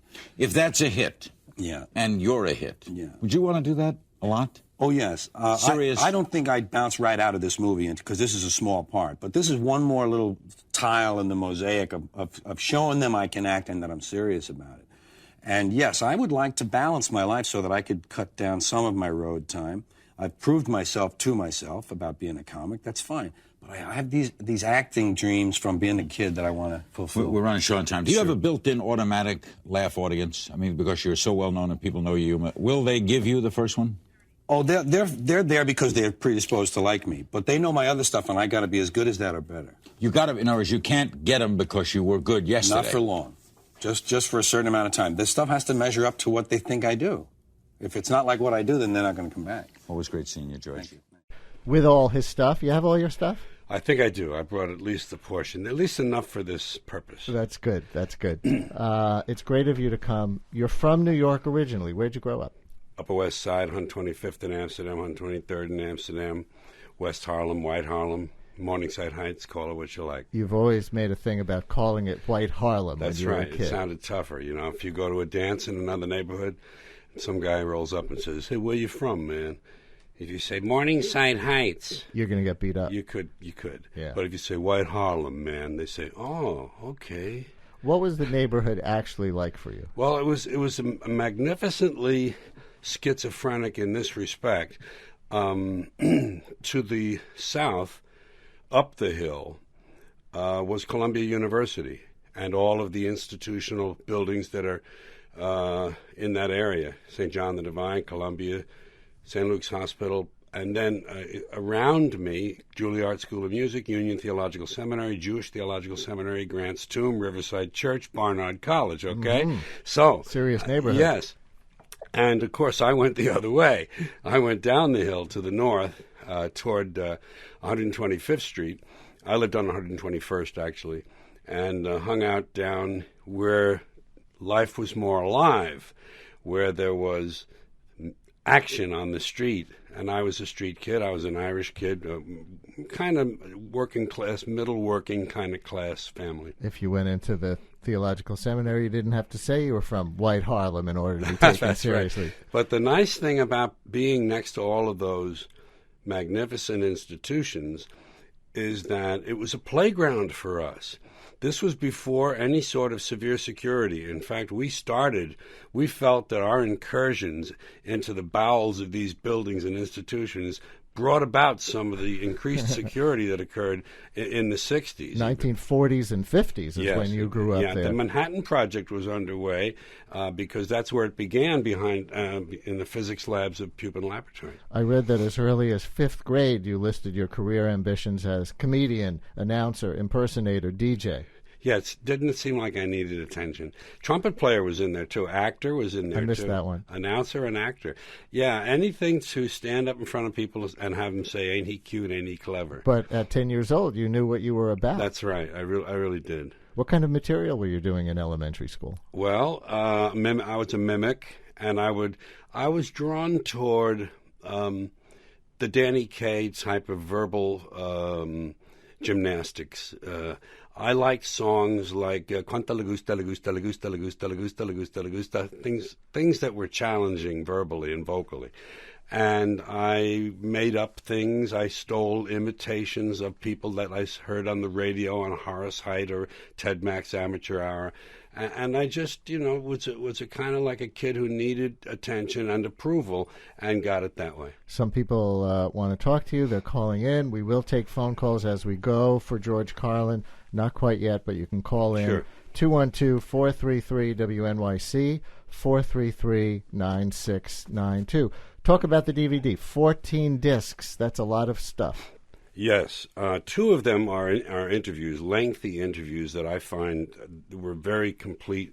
For people who are interested in you, there are some folks who are casual fans, and there are others who are more kind of devoted to you, whoever you are in the arts or entertainment. And those people would enjoy a lot of the background stuff that's in the 2 interviews. They're both each is an hour long. The other 12 discs are the HBO shows. I've done 13 actually up till this point. One of them had a lot of retrospective clips on it from various TV shows, and it was too hard to get all those clearances, so we left that one out. So this is 12/13ths of, and I don't know the decimal equivalent, 12/13ths of my HBO career, which has really been the centerpiece of the later and more robust part of my career. Let's see. 13 goes into 100. Oh, never mind. Yeah. The press release with the DVD collection says you are proudest of the fact that every 2 years you go on tour with new material. Did your publicist get that right? Absolutely. And I provide those things, so there's no one making stuff up. But yeah, of course. What I found is along the way for myself, as I began in the 1960s, 62, especially when I broke up with my partner and became a single, I always described myself in the interviews. You're talking about professionally now. Yes, that's right. After I had established a little bit of momentum, not a great deal, but just enough to be interviewed by people, I would always let them know that I wrote my own material. I was always proud of that. I would say I'm a comedian who writes his own material, which is the way I'd thought of myself. Proud of it because a lot of comedians don't and didn't, still don't. And somewhere along the way, I discovered I'd become a writer who performed his own material, which was a significant thing for me to discover because it moved me out of solely entertainment into artist as well. I mean, because a writer creates out of nothing, out of his observations, out of what he or she sees around him. So, and another way that people describe your genre, maybe you use this term, is observational comedy. Well, yes, what you say is correct, but then I have a slight modification. I think all comedy, all writing, all art is observational. It all stems out of what we see. I think what they mean by observational is, what would be funny if your fingernails grew a little longer and you didn't, that kind of thing, the Seinfeld stuff. And I did a lot of that at one time. And I kind of went through periods of subject matter or direction, and finally have kind of arrived at a place where a lot of it is language oriented or social commentary. I think, not to take myself too seriously, but that's what it amounts to. Let me go back again. And George Carlin is my guest on WNYC. His new 14 DVD set called All My Stuff. I read that you were in the room when Lenny Bruce was arrested for the material in his act way back in the 50s. Is that right? Yeah. Yes. You want details, or please? You just going, okay. Yeah. It was. I don't remember the exact year. It was actually in the 60s because I was already a comedian. I was working at the Playboy Club in Chicago. I had already broken up with my partner. I was a single by then, and Lenny was working in a place called the Gate of Horn, a coffee house with a liquor license, so that it wasn't just a folk hangout and a beatnik hangout. It was definitely the Chicago folky scene. It was the beatnik into the hippie era. The transition was going on, and so that it was that sort of milieu. And Lenny worked there. I had even worked there. But Lenny filled that place. It was a really nice place. They had an old Gate of Horn, and Lenny did a lot of things that the Catholic Church didn't like. Besides, the police in Chicago are an Irish Catholic institution, and even in this city, which was the same thing was true of. He was arrested downtown. The police went after him because the Catholic Church wanted him silenced. He was really a force for exposing hypocrisy and the ugliness behind religion and the noble things that they think of themselves. Were you friends with him? I was an acquaintance. I would say a friend who didn't see him very often. He liked the fact that I was kind of, I had a little bit of a rebel in me, but was that a transformational experience for you that night? No, it was just, it's so mundane. It's so ordinary. Let me tell you. I was sitting in the audience watching the show with a fellow from a musical group called the Tarriers. We were drinking beer. We were up in the balcony area. And at one point, a policeman stood up in the audience. And believe it or not, he actually had either the irony or the good sense to say, all right, the show is over. Because that's a famous street police thing. After a suicide, everyone wants to see the body. Come on, the show's over. There's nothing to see here. That's right. That's perfect. Yes, you said it right. So he said that, and they really wanted to close this club because it brought Lenny Bruce in.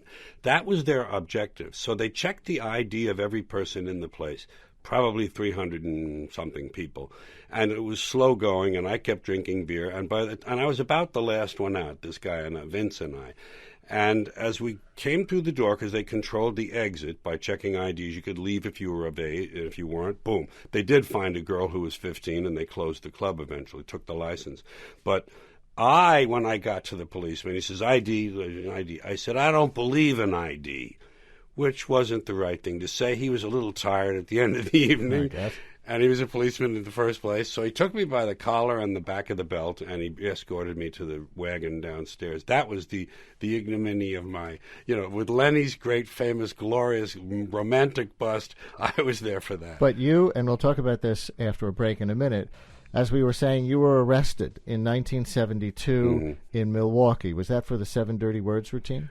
Well, I was doing my act, which had all of those words in it anyway. And the problem there was it was a thing called Summerfest, 1972, and it's done every year at the Lakeside in Milwaukee. It's a big exposition kind of fair, midway thingy. And the stage for the shows is outdoor, and the audience is all outdoor. And so the speakers carry beyond the perimeter of the theater itself. Oh, that was the legal excuse? That was the reason. One of the policemen actually said, "Mommies heard this." And there certainly were no mommies in the audience. There certainly weren't. Well, I'm sure that we had our share of every type of person, but apparently they had. The photo I have is magnificent of them walking me away. There are 6 policemen, and I have on sandals because I was wearing sandals at that time. I had my beard. I looked in this picture remarkably like Jesus, although I had denims on. And these 6 policemen, and I still have this magnificent front page photograph. My thought was, this was a verbal offense. This was called disturbing the peace, and it was not violent. It wasn't physical. 6 policemen devoted to this. If you think the Catholic Church was behind the cops going after Lenny Bruce in Chicago that time, what was the underlying reason that act? Because you were doing the same material all over the country. Yeah, yes. Why there and then? I think. Well, I can't say these things now on the radio, which would illustrate it clearly. But I mean, I was talking to the audience and saying the part of the routine was about substituting the word F with a K on the end, which they do in newspapers, as if you're not supposed to know what came in the middle. With asterisks. Yes. Substituting the word. Substituting that word for the word kill. And I had a routine about that, and some of the formulations of that sounded really, odd to the untrained ear, or the ear that didn't like me. Do you like our quick succession of bleeps there? Yes, that was excellent. Fast, a quick hand. So that sets up this caller, Sophia in Queens. Sophia, you're on WNYC with George Carlin. Hello. Hi. Hi, Sophia. When I was in grammar school, you corrupted me with the 7 words you couldn't be said on television. Excellent. I have to tell you. And you're living a good, clean life these days, I assume? Yeah, except that I sound like a truck driver now. But nothing wrong with truck drivers. Thank you. I want to thank you for it anyway. Thank you for that. Thank you very much. Now, this has remained an enduring interest of yours and of others. An episode of Everybody Hates Chris with Chris Rock revolves around him getting suspended from school for using material from your routine. Really? I did not know that. I've read that. I assume that it's true. Are you a Chris Rock fan? Oh yeah, I like Chris. Yeah, he cares a lot about the art of stand-up, the craft. And just a few years ago, I read that a Republican congressman introduced a bill to make sure those words in the routine, although I gather he left one out, the one that starts with T, nearly ends with T, and has an S at the end, has that one was excluded for some reason. But it was 2003, 2004. Congressmen are still reacting to your 1970 7 Dirty Words routine. It's a sign of how deeply injured humans have been by religious superstition and fear, the guilt and shame and fear that comes from religious superstition about the body, about the sexual parts of the body, about the functioning of the body. They just can't handle it, and they're going to run from it and try to cover it up as long as they can. Do you think the place of banned words in our culture has changed in these 35 years? I don't know how to define or describe the place of bad words in our culture. No, I think there's the culture has been more vulgarized, and by that I mean it's lowered itself to what the people are as opposed to what the thinkers are, and I don't know if that's good or bad. It's unattractive. It's a hard. I can't read. Now, let me. I'll ask you it this way. Now we have earnest African Americans leading movements to ban the N-word in hip hop. We have Isaiah Thomas under attack, Knicks coach, for calling an employee the B word and saying it's not the same as when white people do it. We have Don Imus. What do you think of the whole debate over race and dirty word? Those words, the B word, the H word, the N word. Well, first of all, and sometimes liberals refer when we talk about the people who don't want to be called liberals, they say they don't want to say the L word, and they don't want to say the D word, the deficit word, and they don't want to say the R word. This is a sign of how fearful we are of free expression in this country, is in that we can't even utter some of these words that are all right. We've had to take something, the B word, the F word, we've had to take something that's been reserved for profanity previously and apply it to ordinary words now, which to me is just a sign of how uncomfortable we are with expression and free expression. And race is just.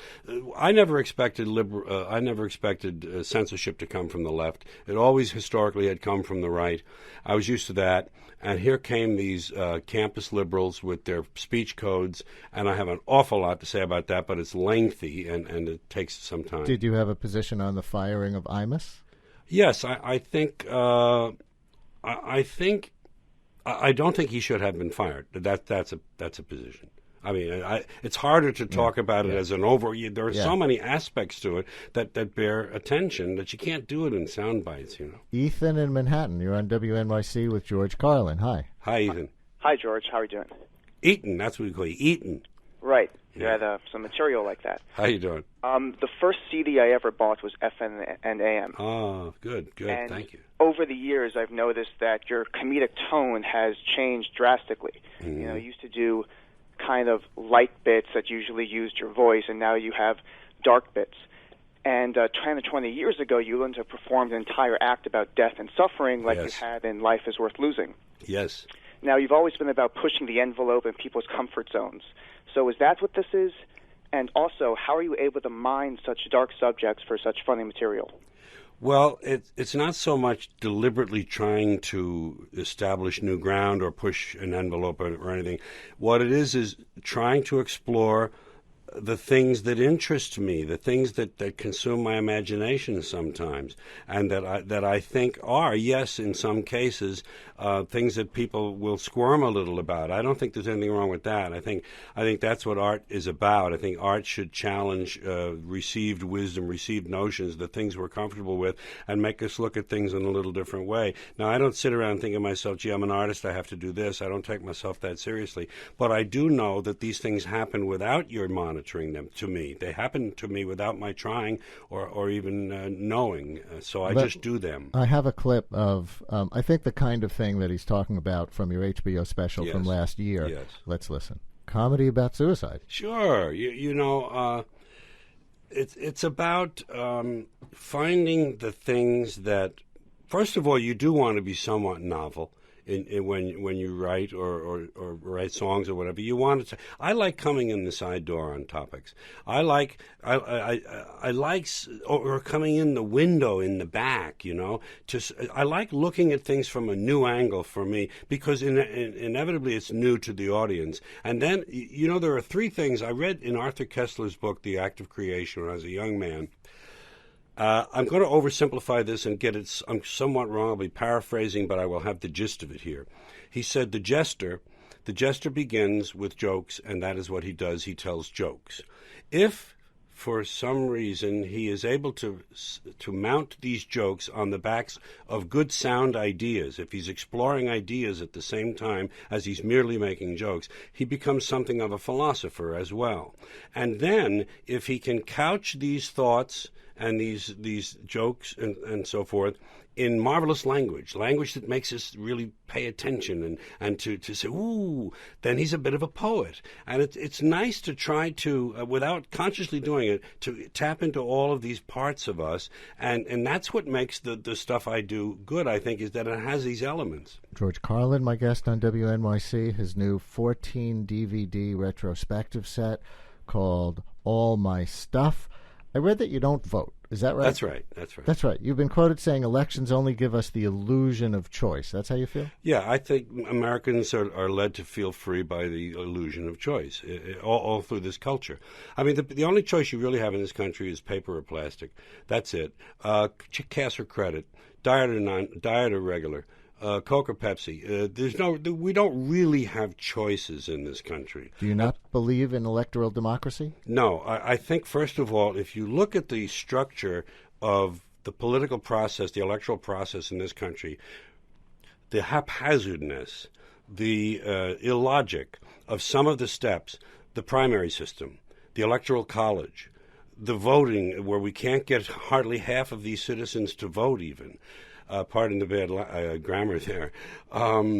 The fact that immediately upon election, re-election begins. The cycle begins over for the person who's been elected. They have to raise money. They have to please people. They have to pay off debts. The lobbyists come to town with all of their money and get what they want, essentially. They pretty much, big pharmaceuticals, big agriculture, big insurance, big real estate, big oil, you know the bigs. So we know all that. Well, all right, that's why I'm saying that's why I don't believe in this process, and I think it needs to be blown up. So is real choice attainable? Has any country ever met those standards? I don't think so. I think, I divorced myself from the human race a long time ago and from this culture, this nation, because I think the human race has chosen to organize itself poorly.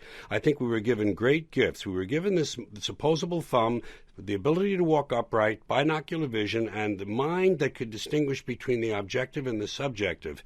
And we have used these gifts to produce tequila lollipops that have a worm in the middle, pancakes that'll make, cell phones that'll make pancakes. You know, it's an absurdity. We have been diverted with toys and gizmos from our lives being stolen from us in this country. But to say you've divorced yourself from the human race, yes. It's such a big statement. It backs up what the previous caller said, which is that you've gotten more cynical over time. Cynical is a word that I apply to people like the Ford Motor Company, who chose to continue to make the Ford Pinto when the gas tanks were exploding because it would have been cheaper to pay off the widows than it would be to retool. That's cynicism. How do you characterize yourself? As a skeptic and a realist. Now, I buy the fact that there is a definition of cynic that fits me, and I'll take that. That's fine. Because about the human race, I want to say, what happened, and that's an overly melodramatic way of putting it. What happened was, at some point I realized I didn't see a good ending to any of this.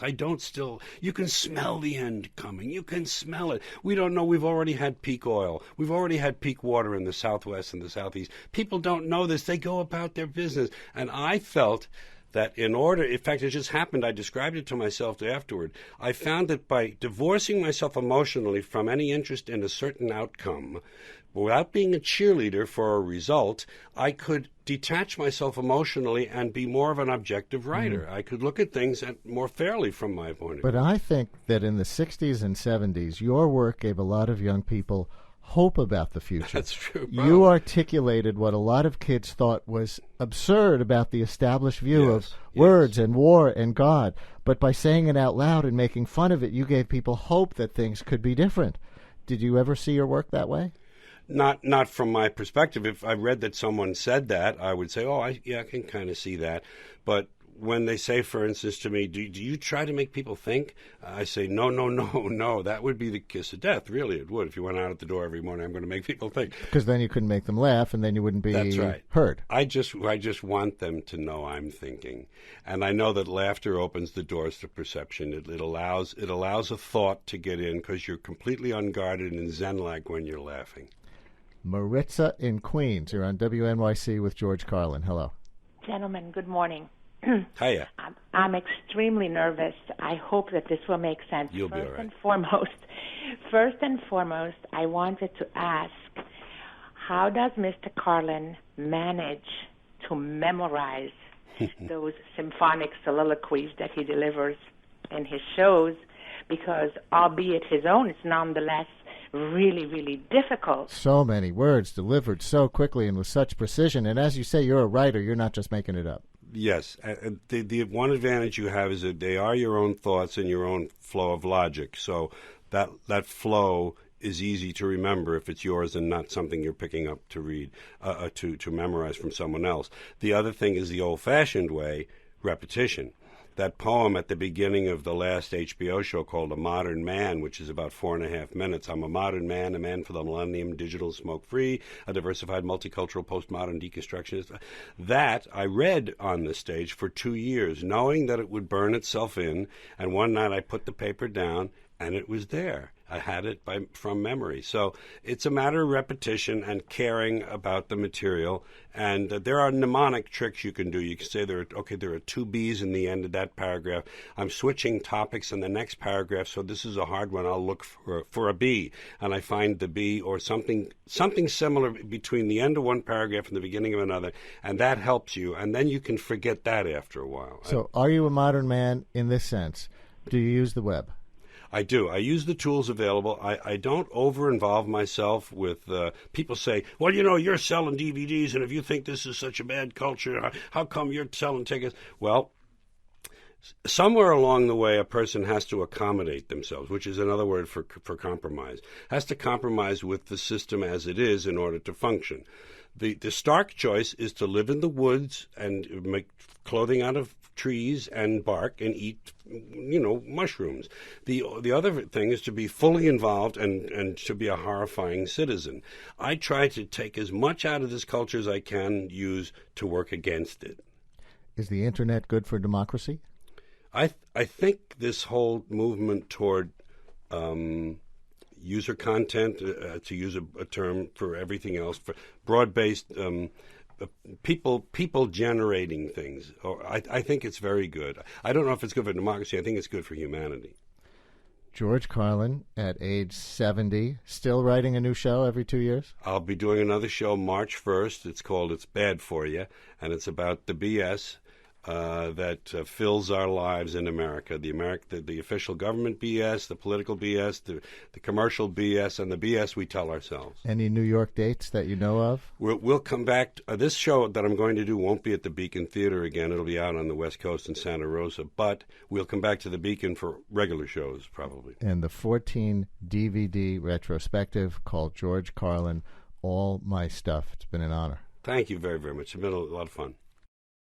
I think of myself as a comedian who wrote his own material, and I found over time that what's really true is that I'm a writer who performs his own material. So that's kind of the way I define what I do. Beyond that, there's entertainer, and there's a little scientist at work too. I'm really lucky with whatever kind of genetic accident happened for me.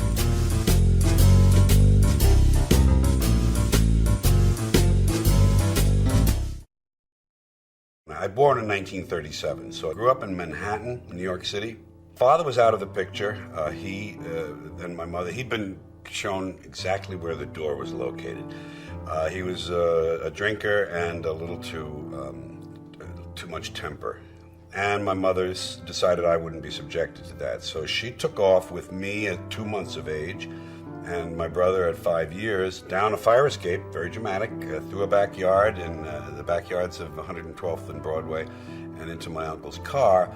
And all of those things, the fact that we were alone and on the run and on the road and improvising, I think had a big impact on me, especially the fact that I got in a large way to invent myself.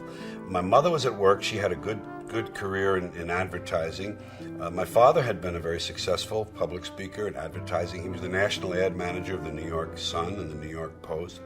So I had my mother at work, no father in the home, and I was able to kind of create my own universe. She told us all the time to always think for yourself and do for yourself and be independent and know how to make a home and know how to find your way. And I had some of that in me, and it just helped me to kind of create my life. I figured out my career when I was still about 11 or 12 years old. It wasn't a perfect blueprint, but I had it pretty much mapped out, and it worked pretty much that way. Because in 5th grade, I wrote my autobiography. I think that's the time to do it, when you're 11. And the last page of it was what I want to be. And mine said, I want to be an actor, comedian, impersonator, announcer, disc jockey, or trumpet player. And clearly the theme there is standing up in front of people and attracting attention to yourself. Hello there. Thank you. I was lucky that I grew up in the golden age of radio and the golden age of television, because the late part of radio was the best and the early part of television was the best, and I had them both. And radio, of course, it's a commonplace to say that it left everything open to the imagination because it was just words and you could form your own pictures. In 1943, I'm 6 years old, and I'm beginning to get up and down Broadway on my own. The theaters along Broadway, the movie theaters then, and a few of them featured older movies that were in re-release. Suddenly there was this spate of Horse Feathers and Duck Soup and all the Marx Brothers movies, and I began to see them. And the anarchy of that, that's the fact that they could go through a hotel lobby, light a couch on fire, take a man's toupee off, and that all people did was go like this, you know. They weren't arrested or grabbed or anything. They would run. They were chased maybe by one guy. So that appealed to me, the just sheer nonsense and the uprooting of norms. It's 1947. I'm about 10. Danny Kaye appealed to me because of the verbal artistry. I was beginning to understand and be attracted to difficult verbal things, interesting lyrics of popular songs. I tried to learn Dry Bones, dem bones, gonna walk around. I tried to learn Bongo, Bongo, Bongo, I don't want to leave the Congo. Anything intricate verbally and difficult started appealing to me for some reason, and I didn't even define it then, it just was going on. We lived on the cusp between the Columbia University neighborhood and what we called White Harlem, West Harlem. Columbia University neighborhood was the entire University of Columbia, which included Teachers College, which was directly across the street from my front door. Barnard College, the women's college, is there. St. John the Divine, the largest cathedral in the world, 112th Street. At the foot of my street, there was this 23-story Gothic cathedral called Riverside Church, with the largest carillon in the world. Attached to it is the Union Theological Seminary, also at the end of my street, largest Protestant theological seminary in the world. Jewish Theological Seminary on the next street, largest in the world. Juilliard School of Music. All of these institutional things of higher learning, higher attainment. And then down here we had the Cubans and the Puerto Ricans and the blacks in the street and the working class Irish and the interesting smells of cooking and the interesting music coming out of the windows and the Irish guys, my guys on the street corner. Lots of us. There were a lot. The Irish had big families, and there were hundreds of us within a 10 by 10 block area. And my mother, of course, wanted us to go up the hill, go up the hill, strive upward, let your reach exceed your grasp. And she would have loved that for us, and those were good aspirations. My brother and I, who was 6 years older, we weren't tight buddies, but we were close. We headed down the hill to the fun and the heat and the adolescent, place where the testosterone could best be exercised. And we kind of rejected all of that. I had a very good experience in first year high school. My grammar school was an idyllic grammar school with wonderful, beautiful nuns. But high school was these brothers and priests with the brutality. And it was different. And I didn't like it. I rejected it. I knew after first year Latin, I hated second year. First year was great. It was all vocabulary. Second year was Punic Wars and translation. I didn't care about that. They bored the hell out of me, and I wanted to get on with my life. I wanted to learn how to be a disc jockey, to be a comedian, to be an actor. So I left, and I went in the Air Force as one of the ways to do that, to get away. And my mother and I were by now at loggerheads. I wanted to get away from that. And I just joined when I was 17. I got her permission to join. I was in the Air Force. I was in Strategic Air Command, which was the real mother of everything, you know. At that time, there were no nuclear submarines. There were no silos with intercontinental missiles. There were only atom bombs and hydrogen bombs, and they were dropped by either B-36s or B-47s. I was in a B-47 squadron. Those were the primary bombers at the time. So we kept the peace for quite a while. As I say, there was no triad of deterrence. We just had these bombers, and that was it. I worked at Barksdale Air Force Base in Louisiana, and we had the H-bombs, and I saw them with blankets over them, but they would load them into these B-47s, and they'd do these mock runs all the time, because that was the principle of SAC. Always have a certain number of planes in the air, another certain number on the ground ready to go. And I was a mechanic on these planes. I jokingly say I helped keep the peace, because you'll notice that while I was in the Air Force, the Russians didn't pull anything. Before that, it was Korea. After that, it was Vietnam. But while I was in, they said, let's leave them alone. There's no question that my kind of makeup doesn't fit regulation and structure and authority. It never did. I rebelled. I happened to wind up with 3 court-martials. One of them was falling asleep on guard duty during a unit-simulated combat mission. I'm proud of that one. Failure to obey a lawful order. Well, what are you going to do? What are you going to do? And thirdly, showing a certain amount of disrespect to a non-commissioned officer. But I was very lucky I didn't serve any time, but these are not good things on the record. So it came time, and this is important to hear this, there was a period when Dwight Eisenhower, who is now president, they decided to cut some defense spending. And they decided to cut some military, certain number, 100,000 or something, or whatever, big number. And the Air Force, they said, cut some people out. And they said, in the particular case of the Air Force, they were looking around for people who had, there were 3 criteria. One was, you've been out of your career field for more than 2 years. Well, I had, because I became a DJ and I didn't work at my job. Secondly, been reduced in rank more than twice. Well, there you are. And thirdly, does not intend to re-enlist. Perfect. So these people were eligible under an article, regulation called 3916, an honorable a general discharge under honorable conditions. And the colonel told me, that shaky, we called him Colonel Matthews, he said, we're gonna let you go. I said, well, it's just as well, but you can keep the uniform.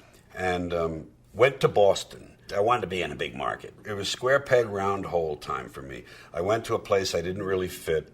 I was a 20-year-old with rock and roll roots, and I went to a station that played quote-unquote good music and had network affiliation, still had soap operas on radio from NBC. So I didn't quite fit there, but Jack was on that station. Jack Burns was a newsman. He and I roomed together with a third guy, and found we had a great comic affinity. And we found we had this ability to improvise. And for the 4 months I was there, because I had to leave there, unfortunately, before I had planned, Jack and I split up and didn't see each other and didn't think of anything of it. I wound up in Fort Worth with a good rock and roll job. Jack showed up there on his way to Hollywood to be a star, and there was a news job just opened up that day. He took it, we developed the act there, and 2 months later we decided to leave radio and drive to Hollywood in my new Dodge Dart Pioneer, 2-door with the tinted windows and the AM/FM. And we drove to Hollywood, and we took that fabled American trip west, and it worked. It worked for both of us. Don't forget what had just come before Burns and Carlin, before 1960, in comedy. The individual comedians who wrote their own material and projected individual personalities had emerged. Mort Saul, Lenny Bruce, Shelley Berman, Nichols and May, Bob Newhart, Dick Gregory, Jonathan Winters. These comedians in the late 50s and early 60s had reshaped comedy, given it a new feeling, a new touch, and this was the beginning of what Tony Hendra calls boomer humor, which was the sicko, irreverent, holding things up to ridicule and attacking them, as opposed to the kids today and crabgrass and my wife shops too much. As opposed to that, nothing sort of comedy. This was comedy about values, the world, and in a lot of cases, self. We did things about the freedom rides, integration. These are now much dated terms, but they were very on the edge then, integration, and the KKK and the John Birch Society. So we tried to express our own sense of irreverence and rebellion. We were very successful. There are a lot of stories in my life that are too perfect in terms of how fast some things happened and how lucky I've been. We, in late 1959, early 1960, we were in this little apartment we rented. We'd watched the Jack Paar Show. And the Jack Paar Show was the place you wanted to go and be seen and heard then. prior to Johnny Carson, it was The Tonight Show. It was after Steve Allen. It's where the new comedians were sometimes introduced, and you'd be watching it, and everybody. And what we would do is improvise interviews on the panel, as if we were, let's say, like Johnny Carson, but Jack Parr. And we would make believe one of us was Parr and the other was one of us. And he would say, well, tell us, Jack, how did you two guys get together? And we would say stuff like, well, I was bawling his wife, and he was humping my mother. And we would just do these outrageous, improvised things about being on Jack Parr. That was February. In October of that year, we were on that show. That's just unheard of. We hadn't formed the act yet. We certainly hadn't left Fort Worth. We were sitting there in our underwears with beer cans, Lone Star beer, making these things up. And in October, which they say October, March, April, May, June, July, August, September, October, 8 months later, we were on that show. So Burns and I did very well. We worked all the best nightclubs. We worked the nightclubs that Variety reviewed. And we only stayed together 2 years. We went straight to the top, and then not truly. We went very close to being on our way to the top, and then decided, this is, we both, screw it. I wanted to be a single. I'd wanted that for a long time. I was now married about a year, and I took over whatever momentum the team still had. I did a couple of sort of meaningless national television appearances, and I was kind of drifting, and I was in this nightclub stage, but it was 1963 now, 1964, and the first hint of change was occurring. The free speech movement at Berkeley. I'd always been a pot smoker, by the way, from the time in my neighborhood. I'd always had pot as part of my life, and I think it's a value-changing drug. I think it's a self-limiting drug, but it's a value-changing drug, and I think you see the world differently, and that was beginning to happen in the world, and I was restless with this straight path, because I had a kind of a two-track existence I figured out later. In order for me to follow this kind of mainstream dream, I had to play their game. I didn't call it that then. I didn't know these things then. This is how it was happening, and I define it in retrospect. But I had to kind of follow their blueprint, which was, where else are you going to go? You're going to go to television. You're going to get on variety shows. I did things like the Perry Como specials. I did the Jimmy Rogers show. Hey, the way I broke through nationally was in 1966, the summer of 66, I was on a show called Kraft Summer Music Hall with John Davidson. We wore white pants all the time. Guys had striped vests and straw hats and things. I had to sing Winchester Cathedral. This was all very vanilla American. I didn't know how uncomfortable that was making me. I just knew how uncomfortable I was. And finally, that all had to change. And what happened was the culture changed around me, began to really be significant. The anti-war movement, the introduction of acid and mescaline and so forth. And I myself did some acid and some mescaline, which I think hastened my change, gave me the ability to feel these things and put them into motion. And that's what happened in the late 60s. I abandoned this other dream of mainstream path to Danny Kaye and thought, I'll be myself. I'll start talking about what's in my heart. So I was working at the Copa, and this stuff is, it's just horrifying. They're just staring at me. So I began to tell them that I didn't belong there. I began to say to them, look at these places, this kind of places. This place went out of style 20 years ago. They just don't know it yet. I said, if Cesar Romero dances past me one more time and I see Dennis Morgan throwing someone out the front door, I'm getting out of here. I said to them, I belong in the colleges. That's where I'm going, and this is where this will be history for me. And I would lie on the floor and underneath the piano, which was on my, nightclub like that, you're on the same level as the audience. It's not a stage. A little dance floor. And I would lie on my back under the piano and read the label under there and describe the underside of the piano. Another time I brought the phone book out and I began to read from the phone book. I wasn't high then. I had already done my psychedelics, months before, but I was really acting out a terrific protest of my own. And I begged them to let me go. I'd say, let me out of the contract. And Jules Podell, this legendary owner, he was over there with his ring. He'd bang on the table when he wasn't pleased with something. And I'd say, bang away, why don't you let me? And they wouldn't let me out of the contract because they knew they'd have to pay me off. So the last night, during the second show, They just slowly faded my lights in the middle of my act and slowly faded my microphone. And I said whatever the white equivalent of free at last is, free at last. And I was okay. That was a big one. I still had other things to do. I had other contracts to fulfill. I had that. I had an incident at the Playboy Club in Wisconsin. And then I had the Frontier Hotel in Las Vegas, which was the final thing. Howard Hughes owned the hotel. Howard Hughes Invitational Golf Tournament. These assholes were there. These drinking golfers. Two very bad categories. And they weren't pleased with me saying the word shit. The way I said it was very clever. I said, I don't say shit, folks. Buddy Hackett says shit down the street. Red Fox says shit. I don't say it. I'll smoke a little of it, but I'm not going to say it. And pretty soon there's this and that. And I told them, I said, you're a bunch of fucking assholes. I said, a bunch of businessman assholes. You don't know shit. Now, whatever I said, something like that. And I left, and that was it. That broke the back of the whole thing. That was the final point when I was able to say, I'm going to the colleges and the coffee houses. And I told my wife, I said, if all I ever do the rest of my life is fill coffee houses every weekend, Thursday, Friday, Saturday, and Sunday, I'll be happy. That's all I want to do. I'll do that. I knew there was a ready-made audience out there and changing culture. I didn't sit around and call it a changing culture, but the sense was in the air of what was happening.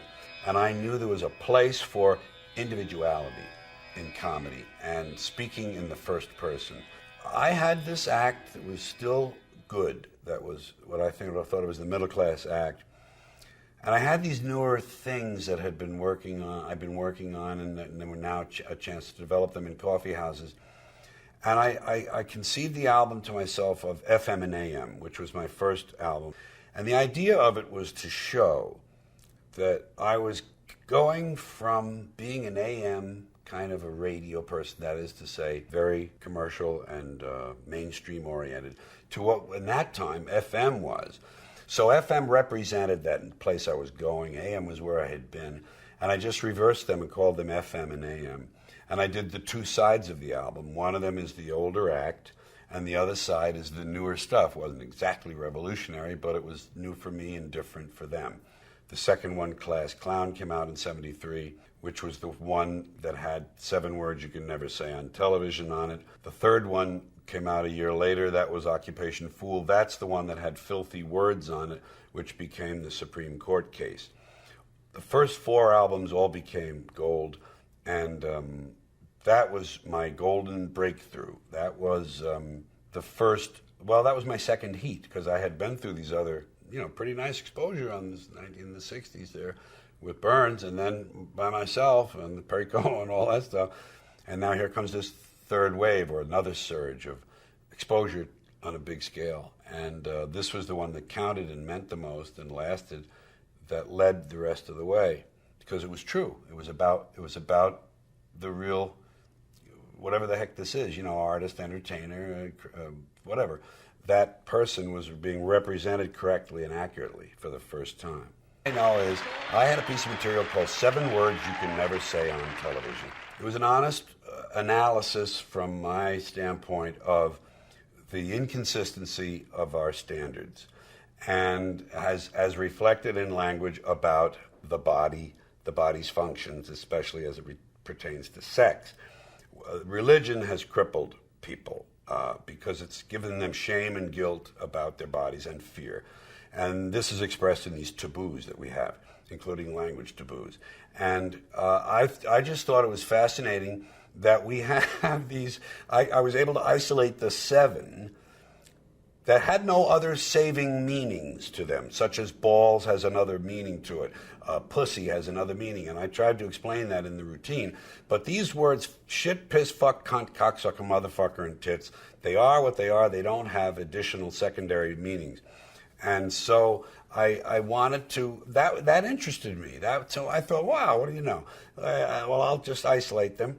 And it happened that I was able to arrange them in an order where they had this wonderful euphonious sort of shit, piss, fuck, cunt, cocksucker, motherfucker, tits to them. And I exploited that. And it was it was a way of, I guess, doing a lot of things. I don't know. I didn't sit down and have conscious motives, except this will be fun to do. This is interesting. I do this well. And this sort of needs to be said, not because society needs it, but because I need to hear someone say this, and I'll be the one, you know. A radio station in New York played it, a listener-supported station, therefore no commercials. WBAI played that entire cut in the afternoon on a show called Lunch Pail, and they warned the audience. They said, this show today is about language taboos and some of the inconsistencies and so forth, and we're going to play something for you. If you're not ready for that sort of thing, don't like that, think you won't like it, please don't listen, turn your radios off now. A professional moralist was driving around with his teenage son in the car, someone from a thing, I think it was called Morals in Media. If not, it was something very much like that. He heard it, listened to the whole thing. Apparently he and the son were not morally affected by it. And in a market in New York with car radios included that probably numbered 25 or 30 million radios, this was the only complaint the FCC received. And for whatever their reasons were, they just sanctioned the station, $100 fine, and a little mark against your record when you come up for renewal. The station refused the sanctioning and decided to fight the FCC. That's really what happened. And they won their case in district court. It went to whatever levels first, and then to district court, which is the Court of Appeals. In D.C., it's a 3-judge court, and they won that case. The radio station won 2-1. So the FCC was overturned. The FCC went to the Supreme Court of the United States in 1973 with this case, and it took 5 years to go through the mill. In 1978, the Supreme Court voted 5-4 that the FCC had the right to regulate what they termed indecent language. It wasn't obscene because it didn't meet those tests, but it was a new category of filth. I was sort of proud they had carved out a new category of filth for me, initially for me, called indecent language. You know, the perverse person in me loves the fact that I'm a part of, I'm a footnote in American legal history, the only case in the Supreme Court ever based on a comedian's routine, and that they had to read these words out loud in court. I'm just proud of that. The media operators, the people with these radio and television stations, need to please their advertisers. They can't scare them away. They don't want to scare away this audience they're supposed to deliver. So they have to regulate themselves. And that, I don't think this thing with my case changed very much about what they would have done for themselves, because their self-interest says, we have to watch it. There are people we can lose out there. The cable was what changed everything for me and other people. But I mean, in terms of that, these premium channels that didn't require commercials therefore had a way to do content that you could see on Broadway, you could read in a novel, but that you couldn't hear in a place that was selling biscuits and tires and beer and insurance, you know. I began with HBO in 1977. I think the service itself started in 76. And once again, this incredible good luck of mine occurred in that you can't be the hot new guy on the block forever. You're never the fastest gun in town for eternity. Someone else shows up or the world changes. And so I had my gold 4 albums, and I had 2 a little bit less than gold, and I wasn't really going anywhere in my thinking. Okay, so where am I going? By this time, disco had shown up, and that's to me a symbol of the fact that the revolutionary thing had worn off. That it was whatever about it was going to stick was in place, and it was going to stick, and now we were off drifting, and that's what I was doing creatively, was drifting. And cable came along and did something practical for me. It replaced the mass medium of albums for me, gave me a way to reach large numbers of people with my act as it existed. Albums essentially just record what you do and send it out. Cable takes a picture of it and sends it out. So I had a way to stay in touch. I kept doing The Tonight Show. I would host it a lot, and I would be a guest and so forth. And I was able to keep touring, and I was able to stay on the road 200, maybe 150 nights a year, and earn money and fill places. And slowly I was just learning how to be a better writer and to produce more material because I had a need. I had to stay out there. And cable gave me a way of keeping interest up on a mass scale and getting my things on the shelf. I like the fact that they're recorded, they're finite, you can look at them, they're on the shelf. There's my first show, 77, there's 78. And at the same time, it helped me to mark time and kind of keep exploring and finding a voice. Two things happened around very close to 1980. I developed a relationship with a new manager who had been a promoter of some of my shows, not all of them, in the second half of the 70s, Jerry Hamza, out of Rochester. I got became disenchanted with my current management. And Jerry, I told him I was going to look around for manager. He lived in Rochester, New York. I'm in Los Angeles. And I didn't think of him for that. And I told him I was going to look for a manager and everything. And he said, well, what about me?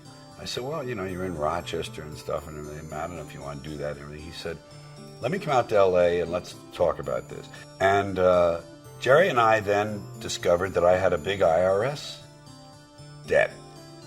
I'd done a lot of cocaine in the 70s and had not done responsible things with my own affairs. No one cheated me, but the managers, the money managers, different group, business managers before Jerry, were rolling over my IRS debt, which term still is unusual to me that you can say, oh, we'll give it to you next year. I don't know what that means, but anyway, I wasn't paying it. It built up a bit, and then there were things they had disallowed. What do you call them? Exemptions, deductions, based on tax shelters, like my daughter's horses and the place we bought to put them and everything, all that stuff. Goofy. And disallowed things, and now there's more money. And penalties and interest that are retroactive to when you made the claim, not to when they decided it was a bad one, when you made it. And on top of that, these were pre-Ronald Reagan, in a way, God bless him, I put that in big quotation marks. These are pre-Reagan tax rates. These are 20-cent dollars, 30-cent dollars. This is a dollar where you earn a dollar, they get 70. So I was just going to never catch up. Penalties and interest, penalties and interest, penalties and interest. We located the IRS people, the dealership, let's call it, that was going to function with me in the Rochester office. Instead of L.A., where they're used to going after celebrities. Rochester folks. Not that Jerry knew them, but a little less awestruck and able to, function more like real business people. We started working on this debt. And he would stave off. He would give to the IRS just enough to keep him from the door. Had a lien on my house for 20 years. They never executed it. Jerry kept them at bay with a certain amount of money to pay my just debts in a proper way, and secondly, to help me function. But over time, I began to get some traction. In '82, Jerry said, we need a product. We need something I can hold up and show a guy. He put me in Carnegie Hall, and we did the third HBO show in 1982. And then he had something to show. My wife, Brenda, she produced those earlier shows. She produced the 82 show, 84 show, Jerry and she, and she was very active. And it began to, the HBO fed the box office fed the HBO numbers. We'd get an advance on the next HBO show. That would finance us for a while. Not that it was the sole thing, but that would help out with what we were doing. And we eventually knocked these taxes lower and lower and lower. I only finished them last year. This is 2003. It was a 22-year, I won't call it a nightmare because I never took it personally. I never said, these taxes, the government, they don't pay your taxes, folks. Don't whine, don't complain. It's still the best place to be, even with all the drawbacks. But there it was. I owed the money. I paid it. I didn't want. I wasn't a scofflaw. They never got my house. They never came for it. They never did anything of that type. The lien came off eventually. But the point of the whole story is that I had this reason to stay out on the road. I couldn't entertain this idea, I'll do a little acting. I'll see if there's any interest over at this studio and that, and I'll write this. Perhaps I'll go down and do a comedy club.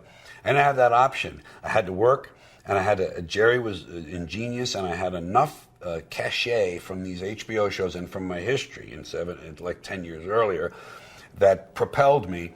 We produced enough money to begin to knock this thing down. And then came 84, the show called Carlin on Campus, 86, 88, and now I'm beginning to find my voice.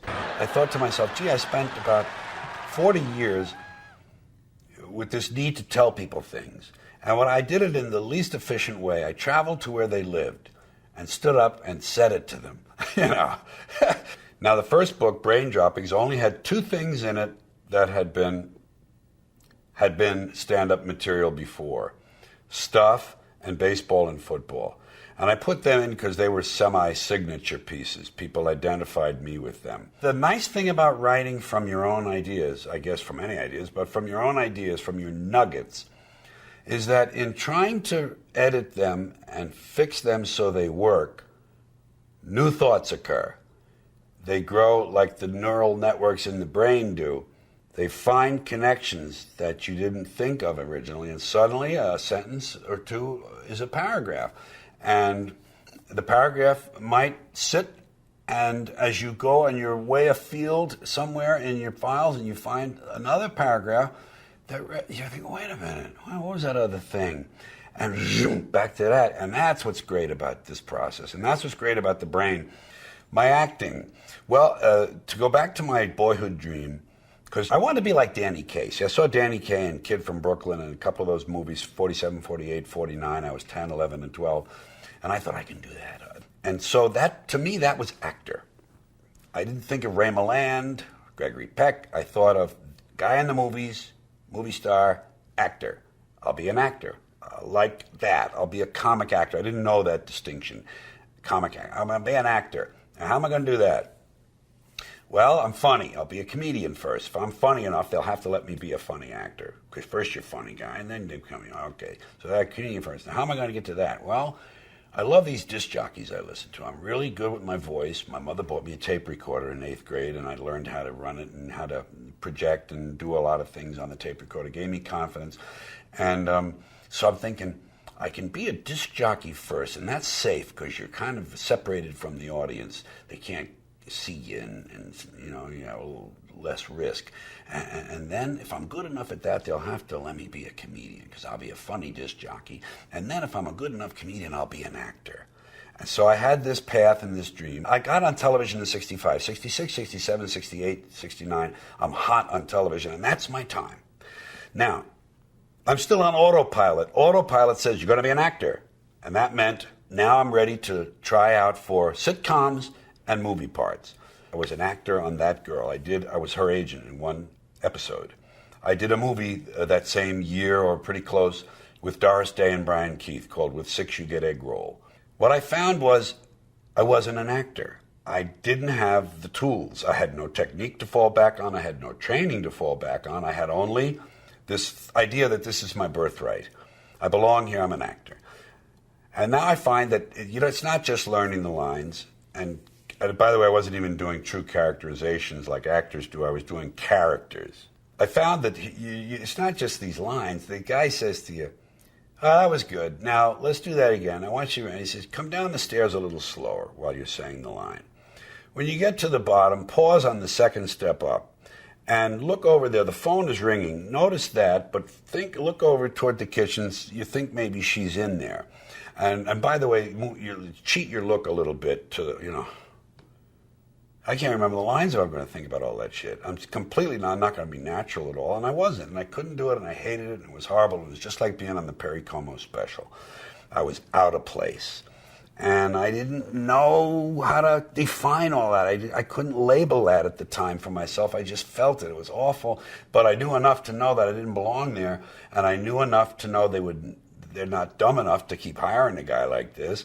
So I slowly just kind of put that to rest. When the 70s happened and the records happened, here's my next burst of heat. Now I can be an actor again if I want. But unfortunately, I have a beard, long hair, and I dress like a hippie, and I am known as a hippie. No one's going to cast me as the library trustee. They're going to cast me as a hippie or an FM DJ or something. So it's all going to be typecasting, and I still couldn't act. So a car wash came along. I did that because they let me write my own dialogue and create my own scene. It was one day I could get in, get out, and they left me alone. And you can have a beard if you're a cab driver. So I did car wash. But essentially, the comedy had taken over, and this other stuff was going on. I still like to think about it. I was good in Prince of Tides later on, because by then I was myself, and I had a little better access to myself, or whatever the heck an actor's supposed to do.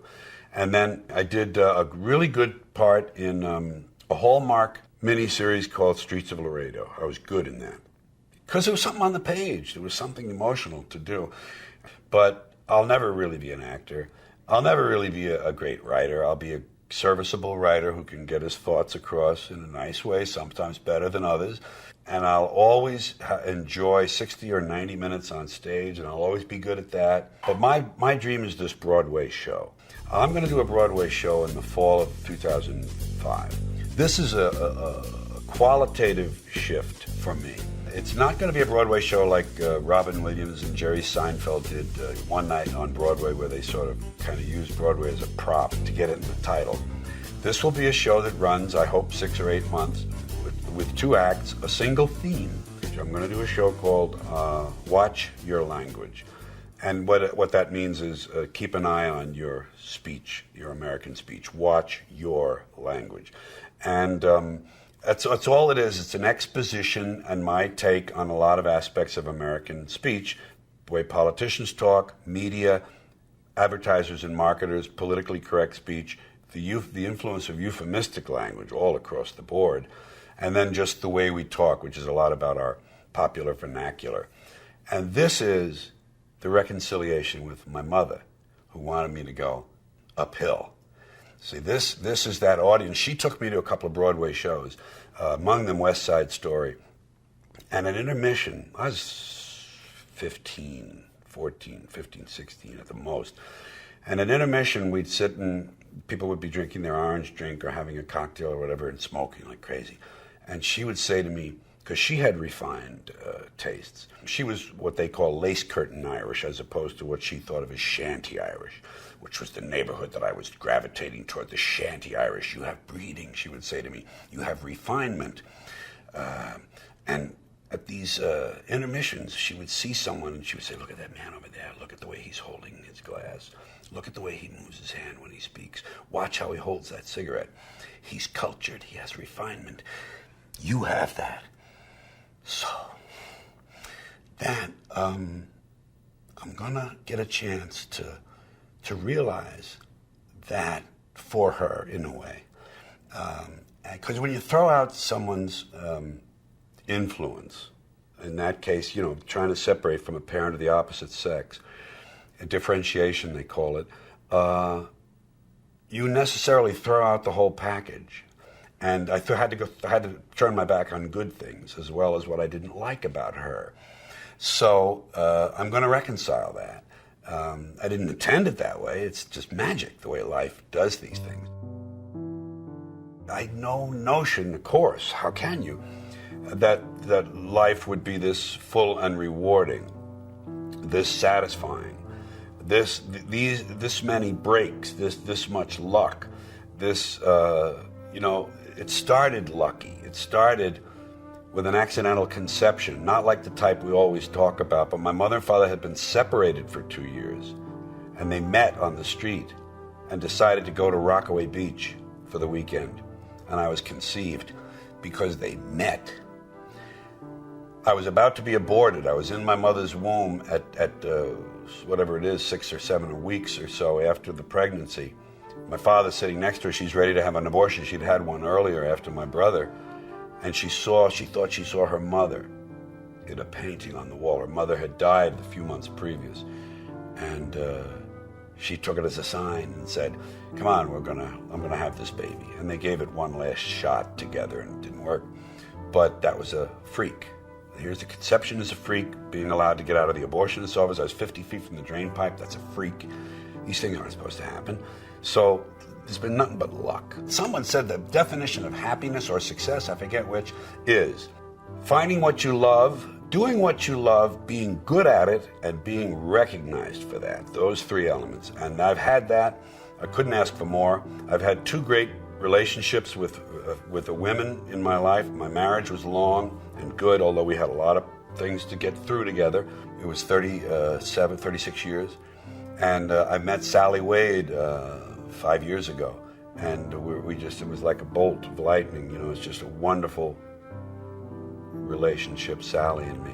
I already know that anyone who talks about or writes about comedy in the last quarter of the 20th century will have to include me, and in a nice and prominent place.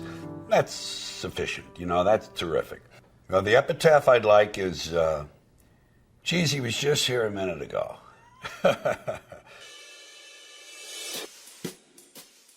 Microphone in front of Carlin like he doesn't know how to work a mic. Oh, fan. Trolling for fish or something. We want to say it to your face. We're fortunate enough to interview a lot of people with this radio show. Sure.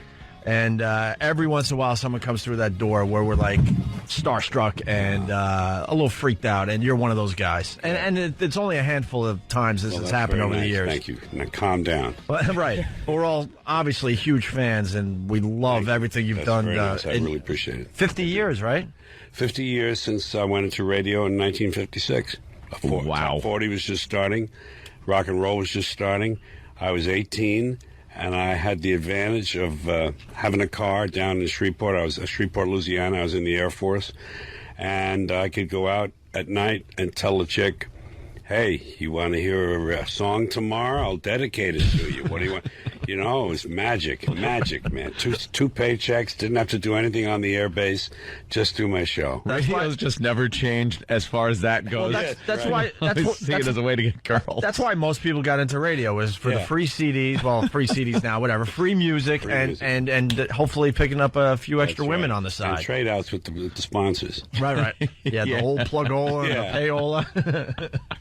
What was radio must have been a hell of a lot different back then than it is now, especially. Did you have freedom to really talk and say what you want? You didn't have a PD up your... It was the first stage of Top 40, so personalities were still in play. Mm-hmm. And you had a kind of a persona on the air, and they set your pictures out, you know, and all that. And I was a young guy, so they wanted, you know, we had a lot of young listeners naturally, and so they wanted to have like a fan club and all that stuff. And the thing about it was our radio station was a daytime. Dig this, it was a daytimer. That is to say, it went on the air in the morning, went off in sundown. Because that was the way you did it, some of them. 1,000 watt. And we had to gain our audience back every morning. And we had a 52 hooper in a 9-station market. A 52% share of the audience in a 9-station, a hot radio market, Shreveport. They had a big CBS station with Louisiana Hayride, had a lot of great radio stations, and we were number one. But we had an owner who hated rock and roll, but he played it. But he also played Ray Anthony and stuff like that. So it's schizophrenic. And you could choose everything you wanted. You know, you had top 30, you had the newcomers, and then you had oldies and dusty discs and all that. But it was up to you. You know, yes, you can make you your would own pick program. it. And then what about like talking between the records to get some of your personality in there? It wasn't just time and temperature and label and artist. Right. It was you talk about whatever you felt like, and you could play around. I used to any live spots. I always had fun with them. I would do them in foreign accents, or I would do them as characters. You know, so it was a lot of freedom. Yeah. Now. Oof. Yeah, it's a business, which I think Ope says it a lot when he got into it. Even it was a bunch of guys just kind of hanging out, especially FM radio. FM radio, they hired you because you smoked pot. No, I'm serious. And the album-oriented rock stations in the 70s especially, they hired you because you were one of the guys and you would smoke pot and play whatever the hell you wanted. And then someone figured out, whoa, we can make money off this. That's right. Which turned out to be a bad thing in the end. They called it underground radio for a while. Sure, it was underground radio. I used to listen to old air checks, and you hear these guys, they're completely stoned, looking out the, I mean, you hear it on the radio, they're like, I'm just watching the snowfall. They were just completely gone. And this was CMF. I got to listen to some old air checks, and then you fast forward a mere 10, 15 years, and there's consultants, and there's PDs running in, and the general managers, and it's a whole different ball game now. They test everything, and they send out hooks. Yeah, they actually have people listen to hooks. To see which hooks they don't bother with the whole record. You like this whole section? Okay, that's a good one. Yeah, if you like 2 seconds of this song, our station's going to play it. How ridiculous is that? I know. And I was one of the guys when I first started in radio. I was the guy that had to play this little hook for people at home while they were trying to eat. You did that. I was an intern, and that was my job. Yeah. And I would just fudge the results because half these people would be cursing me out saying, F you, I'm eating, don't ever call again. I'm like, all right, they like the song. Yes? Right on the air. So, and the consultants would take all this research seriously, but they would give it to interns to do. Of course they're not going to, work that hard at doing that. Well, it's just another sign of the absolute disintegration and decay of this country. It's been in its death throes, since World War II. It's on the way. It's going away, man. People think it's going away. If you can't smell that, if you can't see that, you ain't paying attention, man. You've said a lot of things that have been really controversial with some people, and that's one of them. I happen to agree with you. Yeah. I think we're doomed as a nation. We're going to go down in history as one of those empires that kind of peaked and then kind of went away. Overreached. Yeah. Selfish, arrogant. Mm. And now we have things like tequila lollipops, and I counted. In the car wash about a couple of years ago by now. I counted of all the ways you could change the smell in your car. From things you hang on the window to beads to sprays they had several delivery systems for this stuff. I counted over 200 different things you could do to change the smell in your car, and one of them was called new car smell. And I mean, it's over. Yeah. It's finished. Take a look, One of my favorite things is, as the years have gone on, you're less good at hiding your revulsion for everything, which is what's so good. It's great. Thank you. I love it as it's gone on. It's just gotten just angrier and just less trying to be polite to them and just assaulting the people that are actually sitting in the room. And I want to just, if I may, for a moment, correct the word anger, even though it's an understandable word to use when you describe some of that stuff I do. It's really a disappointment and a disillusionment and a contempt for people, this country, and the human species, either one you want to take, the American nation or the human species. We were given great gifts, this mind, this brain that we have as humans, and the wonderful gifts in this country. And we have squandered them, made all the wrong choices, organized ourselves poorly. We believe there's an invisible man in the sky who's running things, and all we want is the latest gizmo. We want a cell phone that'll make pancakes. If we can get that, we're going to be fine. And it's just absurd. And what it is, it's a frustration. It's not an anger. You intensify it on stage, and it reads as anger. I know that. But I don't live an angry life, and I look at this, and it's an amusement to me. This big world, this big round globe, is theater in the round to me. I'm just here for the show. And you got an outlet. You could go on a stage and kind of spew what you're seeing out there. And we have an outlet. We get to do a radio show, and we point out a lot of stuff that's going on. You have the immediacy going for you. You can get right on it the next day. I think I would go insane if I wasn't able to just go on the radio and talk about all the craziness that's happening around us. Yeah. I really do. We were talking about the news and how it is just deteriorated from, when I was growing up as a kid, you'd see Walter Cronkite on the news. It was a desk, it was a clock, it was Walter. And you pretty much you pretty much believed him. You know what he was saying. Yeah. You felt he wasn't trying to pull something over on you, whether he was getting accurate information or not. He was just reporting the news. Yeah. He never got up and danced. I never saw him get up and dance. He never needed flashy graphics, and he never teased what was coming up next with some kind of deadly disease or there's a toy in your house that could kill your child. We'll tell you about it in 4 hours as your kid plays with toys. It's just this thing, this business to get people to tune in and keep tuning in. Yeah. It's an entertainment show now. I once heard a 7 o'clock news tease that said a prominent senator. No, it was during the entertainment hours. It was during prime time, like 8:30, something like that. They said prominent senator dies. Find out who at 11. You know, I wrote it down. It was so right. Yeah. Hey, we have to play some of these news teases for George. I think he would really appreciate it. Oh, a couple of the Hall of Fame ones that we picked. Yeah, we make fun of the local news and their news teases, right, George? Yes. And you might want to put the headphones on so you can hear this, or put them close to your ear there, whatever you want to do. Okay. I'm not going to tell George Carlin what to do. This is the thing to tell me what to do. Yeah. But what we do is we collect all the news teases that come into our show, and then we make a Hall of Fame. Oh. The best of the best so far. Okay? We've only been doing this about 2 years, and I think we got like 6. We'll play a couple for you, like this one. One city wants to pack all their sex offenders into a 3-block area. Problem is, it could be right next to your house. All the sex offenders, 3-block area, right next door to you. Right next door to you. That's a 3-block area. Small city. Right. That's fantastic. And who's running on that platform? Yes. Like, who wants to do that? Yeah. We will have the sex offenders. Every one of them. One 3-block area. That's great. And then you got this one. How a twist on the predator law could shut down religion. Let's hope so. Yeah. Please. But just one little twist, and that's it for religion. That's it. That's all it's going to take after all these years, right? The complete anarchy. Could frequent hiccups be a sign of cancer? Watch News 8 at 10. That's on the money. It's always that fear of your health. And the music, they got that. That's the Exorcist music. Yeah. Like playing underneath. It sounds exactly like Tubular Bells or something playing under there. We can't get enough of this, George. Here's another one. Are you normal? Thursday at 11 on News 8. You're normal. Don't go by us. What a set on these. Doesn't that sound like something from Kentucky Fried Movie or SNL? But it's really the news. Yeah. We only got a couple more real fast. Could your house be making you fat? Tomorrow, CBS 2 News at 5. We collect these like baseball cards.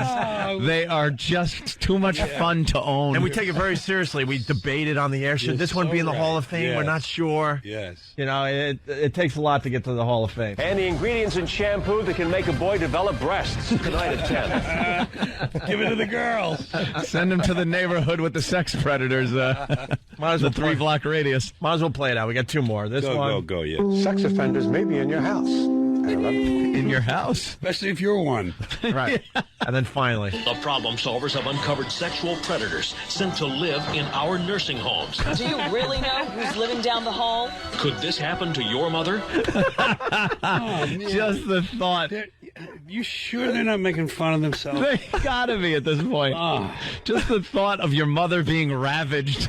That's pretty much what they wanted you to get. Yeah. Your mom's laying in a nursing home, barely breathing, and being ravaged by some predator. By some predator that you didn't know about in that's the hospital. What a great project. When did it happen? It's like, and I talk about the downfall of the society the whole time. I'm constantly saying we're doomed. Yeah. We're doomed. But I don't know what did it.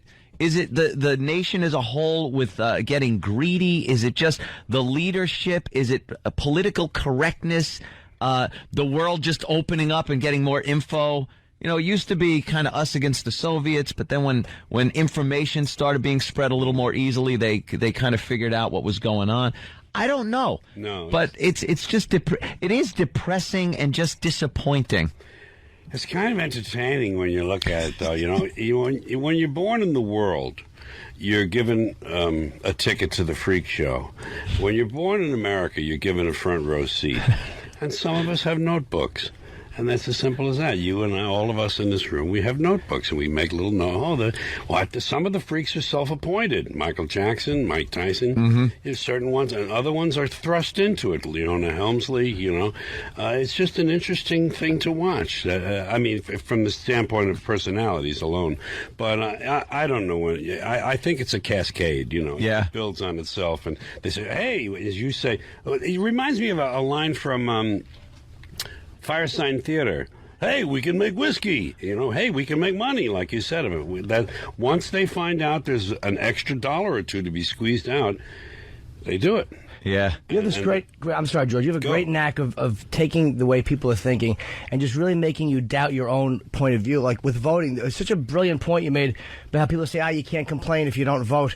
And then you point out how, like, the people that voted are the ones that put these people in office. So you have every right to complain because you're not a part of it. You stayed home that day. Of course I'm complaining. I didn't do this. It wasn't my work. The greatest ability to narrow everything down to one simple, beautiful point, like anorexia. I think it's probably my favorite thing you've ever said is anorexia. Rich C's don't want to eat. F them. Yeah. I mean, what a beautiful, accurate thing. I had a friend in my neighborhood, Jack Heaney. We call him Billy Heaney. He was Bill John. And he had that reductionism. He could do that. And I sort of liked that. And I think I must have picked some of that up from him. He had a way of looking at something and really presenting it to you in bare bones. And, of course, he went into a different field, but I was able to use it in my field, It's just a way of not BSing yourself, looking at the thing and saying, hey, wait a minute, what is this really? Oh, yeah, here's what they're doing, When did stand-up become so likable-oriented, too? It's really, annoying how they're focusing so much on people being likable and people being, a sweet and kind of cuddly for an audience.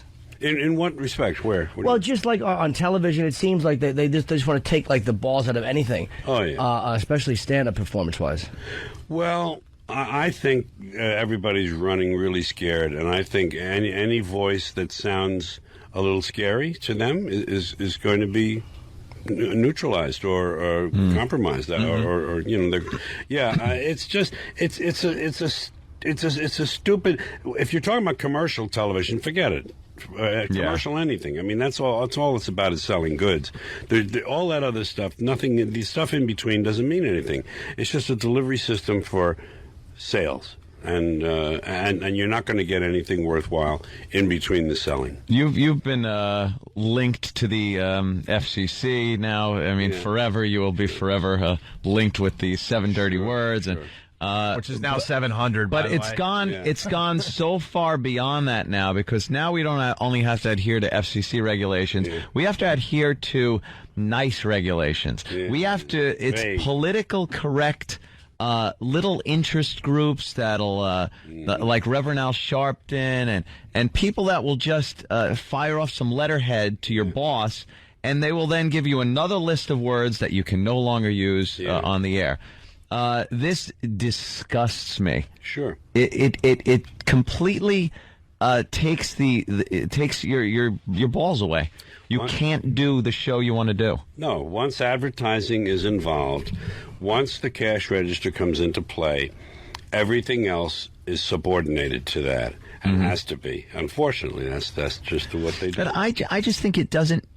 It would never pan out to where the advertiser really would have to worry. Like you say something on the air. A group comes up and says, all right, we're going to boycott. Yeah. I would love for someone to go ahead. Yeah. Let me see if this affects, Coca-Cola's bottom line at the end of the year. Let's see how far see how far this really would go. But they get scared. We're talking about the IMA situation, obviously. Yeah, when you do a radio show, you follow the FCC guidelines. You have to, or you're going to get fired and get the company fined. But now, like Ann said, it's not about that anymore. You have to now be nice on the radio. You can't offend. You can't offend a Rutgers basketball player, women's basketball player. People think they have a right to not have their feelings hurt. I know. They actually think that's a given right that the forefathers wrote in that said your feelings they can't be hurt. Right. And that is you could say whatever you want as far as hurting someone's feelings. They could come back at you and say something else, but that's that left-wing paternalism. Big white. Oh, yeah. Big white daddy knows best. Yep. That came. Everyone. We all got to understand that we could expect censorship from the right wing. Over time, we know that's where it's going to come from. But to expect it from the left wing, from the politically correct people in the campuses, especially the Eastern Ivy League campuses, that caught me by surprise.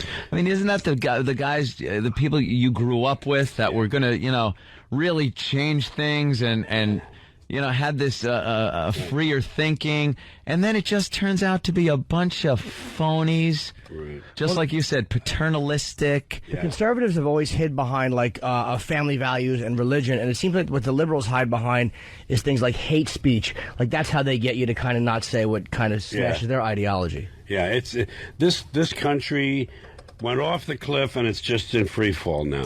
It's just we're waiting for the Big Bang to happen, and it's so wonderful what nature is doing to smack us back.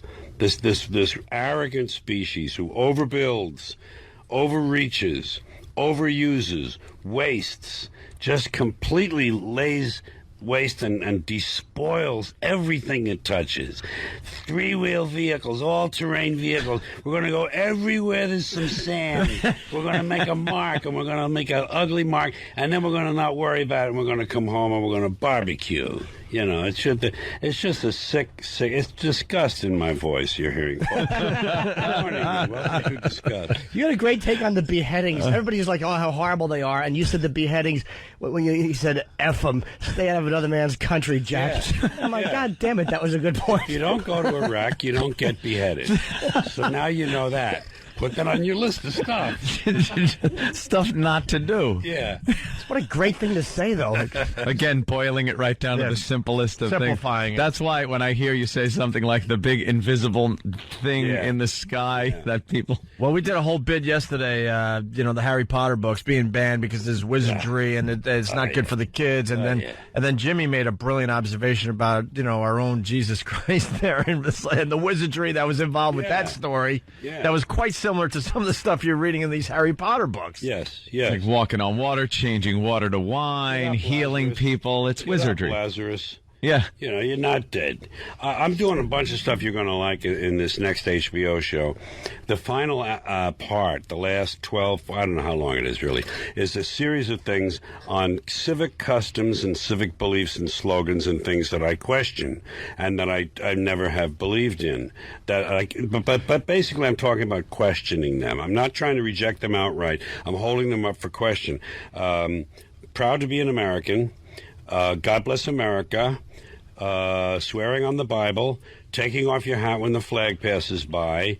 The last one is rights. The fact that you really don't have rights, they're imaginary. Rights are they're like the Three Little Pigs. They're like Pinocchio or the Boogeyman. We made them up. We made that up.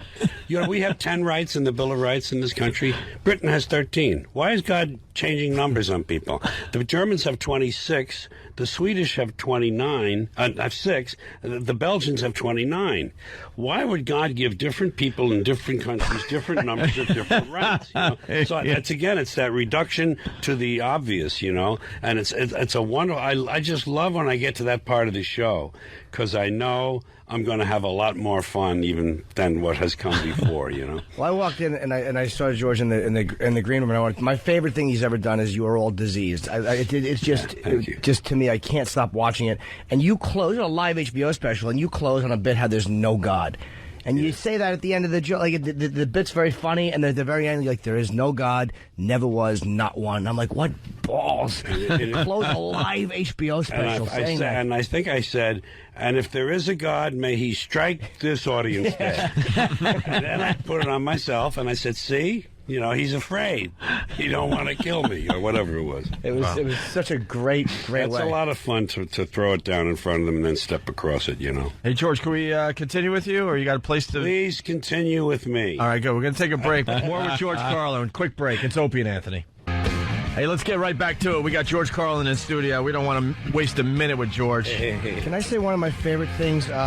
is that I was just thinking in the break, you've never become pompous as a comedian. Like I love so much the fact that your subject matter. I mean, it's by far away the most brilliant social commentary any comic's doing. But then there's also like silly things and fart jokes. It's never become too hip for the room. It's just whatever is funny to you. Yeah, the room was never hip anyway. The room was always lame. I was always hipper than the room, even when I was a kid. Yeah, George could go real deep and real silly. Like your whole thing on moving and stuff, and that whole. I love that. There were 3 areas. Actually, 4 areas now that I kind of draw from. Language itself, just for its own sake, talking about words and phrases and stuff. Words hurt, George. We had to read a pamphlet here to do our radio show. A whole pamphlet. I didn't mean to interrupt you, but you just brought up some that I think you would appreciate. I think you would appreciate this. That's why I jumped in here. Yeah. We with the political correctness and stuff. Yes. They handed out this pamphlet about how words hurt. Called Words Hurt, and we had to read different stereotypes and how they're used, and we shouldn't use them. And we're at a point now on regular radio where I can't go into Chinatown and speak to somebody and then convey the conversation here using the accent of the Asian gentleman, because an Asian group will write in and say I'm doing a stereotypical accent. No, I'm imitating the guy at the store I was at. Yeah. You can't say that. So, I could go to any other store and go, I was talking to a salesman and he said, well, that shirt looks a little big on you. That's right. I could do that, but I can't talk about how the egg foo young isn't done yet. Right. So this Words Hurt, it was the pamphlet. We read every word on the air. Really, yeah. And made a huge joke out of it, and then we get in trouble for making a joke out of it. We're like, you're going to drive us insane. We can't take this stuff seriously in what we're doing on our radio show. Words have become so so empowered. People have become very, very nervous. Where are the 4 places you draw from, though? English language, social commentary, kind of. I think that's the best word for some of that stuff, because it's not political, really. More like social. And silliness, and observations, like about stuff, things that universalities, things we all know, and therefore you have half the job is done with the audience because they already know the premise, and all you have to do is kind of like then take care of business. I think I started throwing stuff away after listening to your stuff bit. Like, we just collect stuff that just means it's nonsense. There's an interesting thing about something that someone gives you. It's very hard. Like a year after your aunt gave you a bad-looking clock or a dumb thing for a lamp, a year later, 2 years later, 10 years later, it's real easy to be in stores and say, get that out. That goes in the big pile over on the left. That's going to Salvation Army or Goodwill or whatever. But you know what's really hard to do? Throw it away the same day she gave it to you. And it's the same clock, and you feel the same way about it, but your conscience won't let you take it and put it in the dumpster when she leaves the house. It's very interesting. Enough time has to pass, and then you feel, okay, I can throw this away now. You're so right. That's really right. Throw it out with the gift wrapping still on it. That's right. Yeah, say, or try, just say, why don't you meet me in the back? Meet me back by the garbage cans when you get to the house, because I wanted to make it easy for both of us. I throw stuff away now, and people get outraged. Like, you just got that for your birthday. I'm like, they will never know that I just threw their stuff out. I'm not going through. Maybe that's where they're getting this stuff. Yeah, going through the dumpsters. What is it about just the passage of time that makes certain things okay when immediately it's just not? I was brought up the Titanic. Being just a horrific thing. A ship sinks, kills thousands. How they sing. And then, you fast forward a few years, relatively speaking, a blink of an eye, and there's an inflatable ride at kids' parties that is shaped like the Titanic sinking into the lawn with a hose, and little kids slide down the deck, and it's like, now it's a ride. And they give you some smokestacks, too, so the kids can bounce off the smokestacks on the way down. And you're like, this was a horrible tragedy where people died in horrifically painful ways, but enough time goes by, and it's a kiddie ride now. And they wonder why it's all ending. Yes. What's wrong with our country? That's why after 9/11, I brought up that same thing. I go, how much time has to pass before they have a ride based on that horrific disaster? Yeah. And then people call up, hey, what do you say? You're sick. It's like, well, the Titanic. Yeah. Come on, you don't think those people had family, friends, loved ones and now it's a kiddie ride? Enough time goes by, people just seem to want to forget it. And it's all different people. Yeah. All different people. And I've also found that it's okay to show dead people if they're far away or if it's old in black and white. Yeah. Like old World War II stuff, it's fine. You could show Japanese people just burnt to a crisp from a flamethrower. Right. And you can show dead people now as long as they're a certain a few miles away. Yeah. You can't show them here. Like they won't show American dead people in a car wreck or shooting. The newscast tells me you may the footage we're going to show may be too graphic for you. Yeah. And I think not for me. Please. What else do you have in there? You must have some more. Show me the raw feed. I start licking my chops. All right. I know you're lying. Where's the raw feed? I don't like that's an edit. And I something else I don't like when these local newscasters say. There's a woman in Los Angeles, and she said after any accident, or most accidents, the ones that follow the description I'm going to say right now, she'll say, well, thank goodness no one was hurt. And I don't agree with that. I don't like that's an editorial remark. Save that for the editorial page. Maybe it's good some people got hurt. Maybe there are people who deserve to be hurt.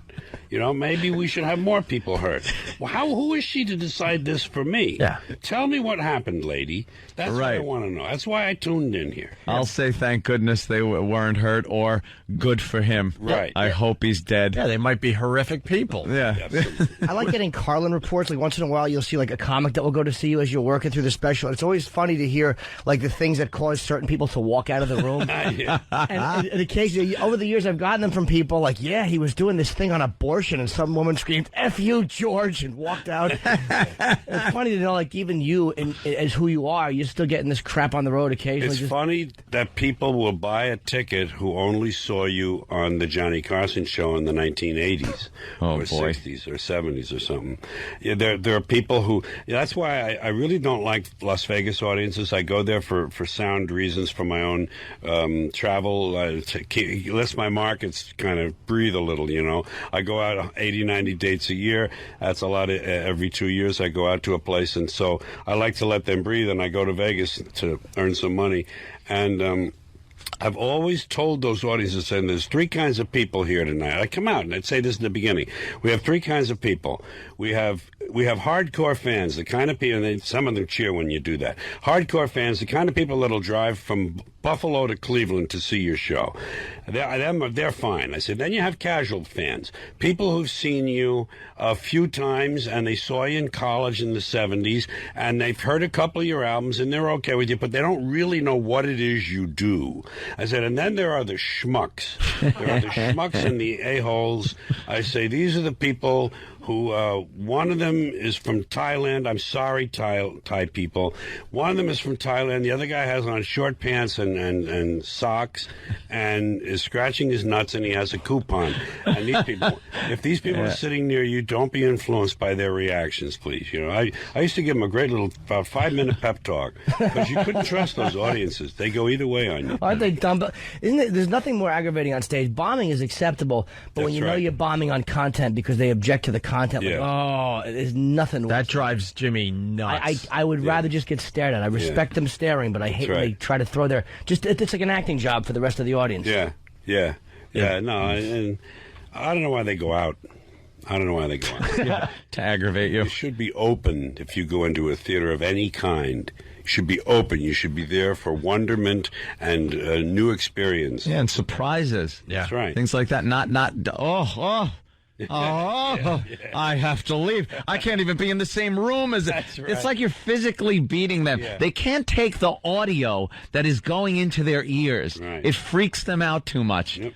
What kind of friggin' closed-minded ass leaves a room because they're hearing something that they don't really like? Let's go to the phones. A lot of people really want to talk to George. Chrissy in Jersey, what's up? We got George Carlin in studio.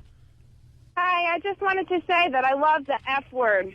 The skit that he does about the F word. Thank you.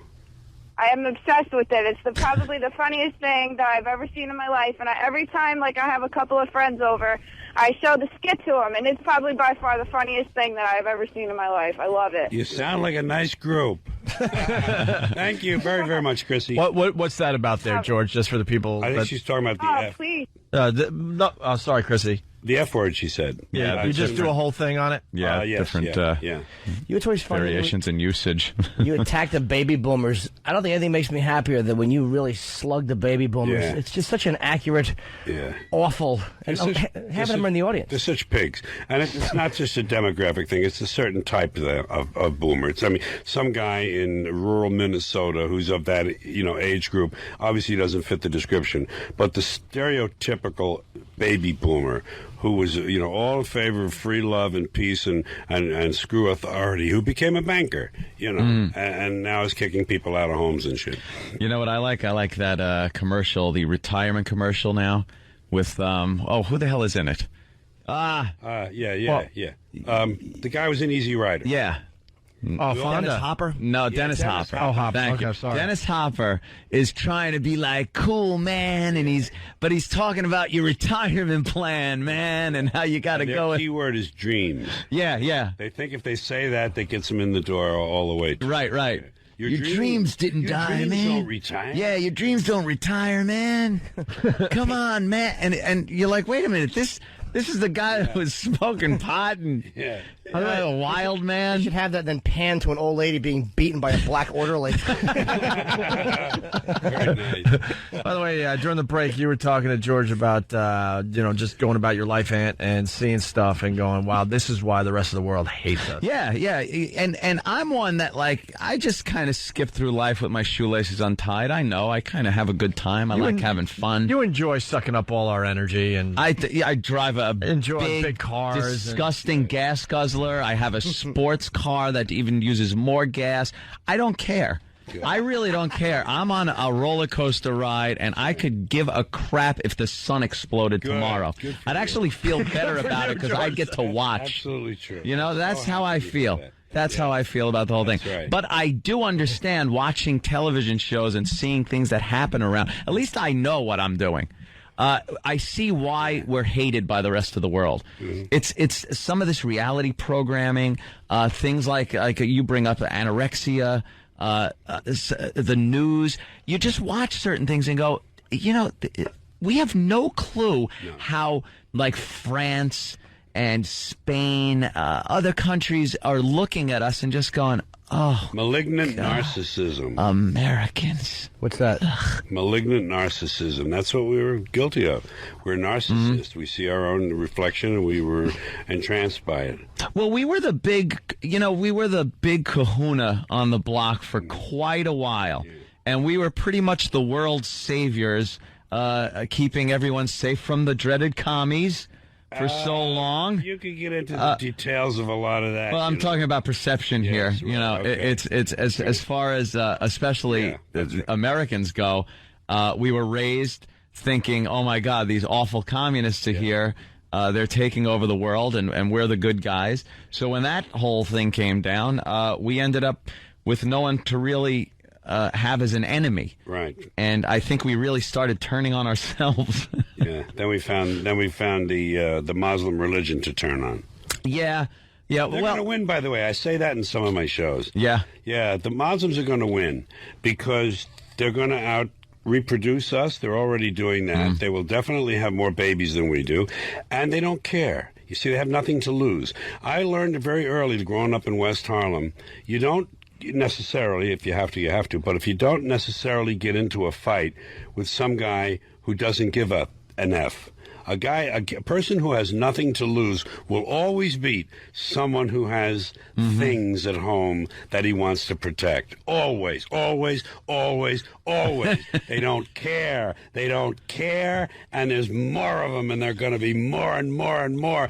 Europe is already becoming Muslimized. That stuff is over. White race is on its way out. We don't even reproduce a replacement rate. No, we kind of barely replace ourselves. Because we actually think about about it sometimes. They go, can I afford this? Is this, well, my career is a little more important than this. How many kids can I afford? College costs are so high. I guess we can do 2. I really wanted 5 or 7. Yeah, I agree with you because it's a long game. We look at it as like this generation. Yeah, right. They're in for the long haul, man. That's right. And they're in for the long haul. Time is on their side, and we're so anxious to look at the next quarterly dividend. The next quarterly dividend. They could wait 1,000 years. It's coming, folks, and some of you are going to be alive to feel the blade. Feel the blade. It's going to be wonderful. They certainly could wait a few hundred years. Yeah. Because especially in America, everything is ADD. Everything is instant gratification. Oh, yeah. They don't think on that level. They're like, we'll take our time here. What do we got? You got some sand? You got a little fire going? Okay, man. We're cool. Good for another 100 years. Yeah. We'll wait this one out as they're concerned about getting their latest phone that cooks pancakes, like you said. That's right. Yeah, and rubs your nuts. Man, I thought the exact same thing. I'm like, these guys are going to win because they're not about this generation and about getting it done right now. Right. This is a long-term thing. Doomed. We're just doomed. Do you ever regret going after anything or no? Like, is there anything you went after that you're like, I shouldn't have? No, I don't remember ever feeling like that. No. Sometimes I wish I had done some things extra. You know, I wish I had thought even harder about something because I hear people like that so much. Why didn't I put more work into that? You know, that kind of feeling. But nothing on the other direction. No. Good. And well, you're acting. Kevin Smith has put you in a few movies. Yeah. Very entertaining. It's fun. Kevin's a good dude, and it's a lot of fun. But it's a waste of time because you sit around all day for someone else to tell you what to do about something another guy wrote. Right. A different guy wrote it. One guy wrote it. One guy directed it. And all you do is you just show up and repeat. And I'd rather be sitting there writing stuff and going out and saying, hey, listen to this, you know. Where do you hear this? Yeah. Look what I did. Yeah, you don't seem like the kind of guy that wants to just sit around in a trailer. At 19 and had real tough, good acting coaches in New York, good teachers, good course, you know, really learned technique and all that, acting would have been a great life. Mm-hmm. But that didn't happen, and you can't just say, oh, I'll do that too. In my case, you can't. Yeah. Some guys do it. Some guys pull it off very well. George Carlin's show lasted, I think, 1 season. Was that? I'm sure it had some. Was the writing difficult because of what they were telling you above? Was it hard to go where you wanted to go? I knew it probably wouldn't have much of a chance, but I think I was 55 then, and I said to myself, you know, I've had a lot of offers from different directions about sitcoms over the years, and maybe I ought to at least give this one shot so I don't say someday, gee, I should have tried that. I mean, I hadn't really turned into as good a writer as that was 15 years ago. And I'm a better. I didn't know I was a good writer then. I mean, I've had 3 books since that thing failed. I'm so glad that show went away. When that guy called me from Fox, I said, "Thank you, thank you so much for doing this," because I was afraid this would drag on for another year and then come to an end. You know, I had a showrunner, creative partner, Sam Simon, who was a brilliant comic talent, but famously disliked by his colleagues in the business, and he admits that. And it was very difficult for me, and I think the cards were stacked against me. I wasn't part of the club. You got to be part of that club. That's a Hollywood club, and you have to work your way into it in certain ways. And coming in from the outside like that, it didn't work. And they didn't back my show. Fox didn't really back it. So that's fine. But I wanted to give it a shot. I didn't want to walk away saying I'd never tried that. Yeah. Well, that music means that we are ending. Now, there's some exciting things going on I have to tell you about. First of all, George Carlin will be at the Paramount, which is the Felt Forum. Yeah, it used to be the Felt Forum. Now, why did they change the name to They that? fixed it up. They fixed it. They gave it a new changed image. his name. It's the same place. It's a good place to see a comedian, though, because it's not too big.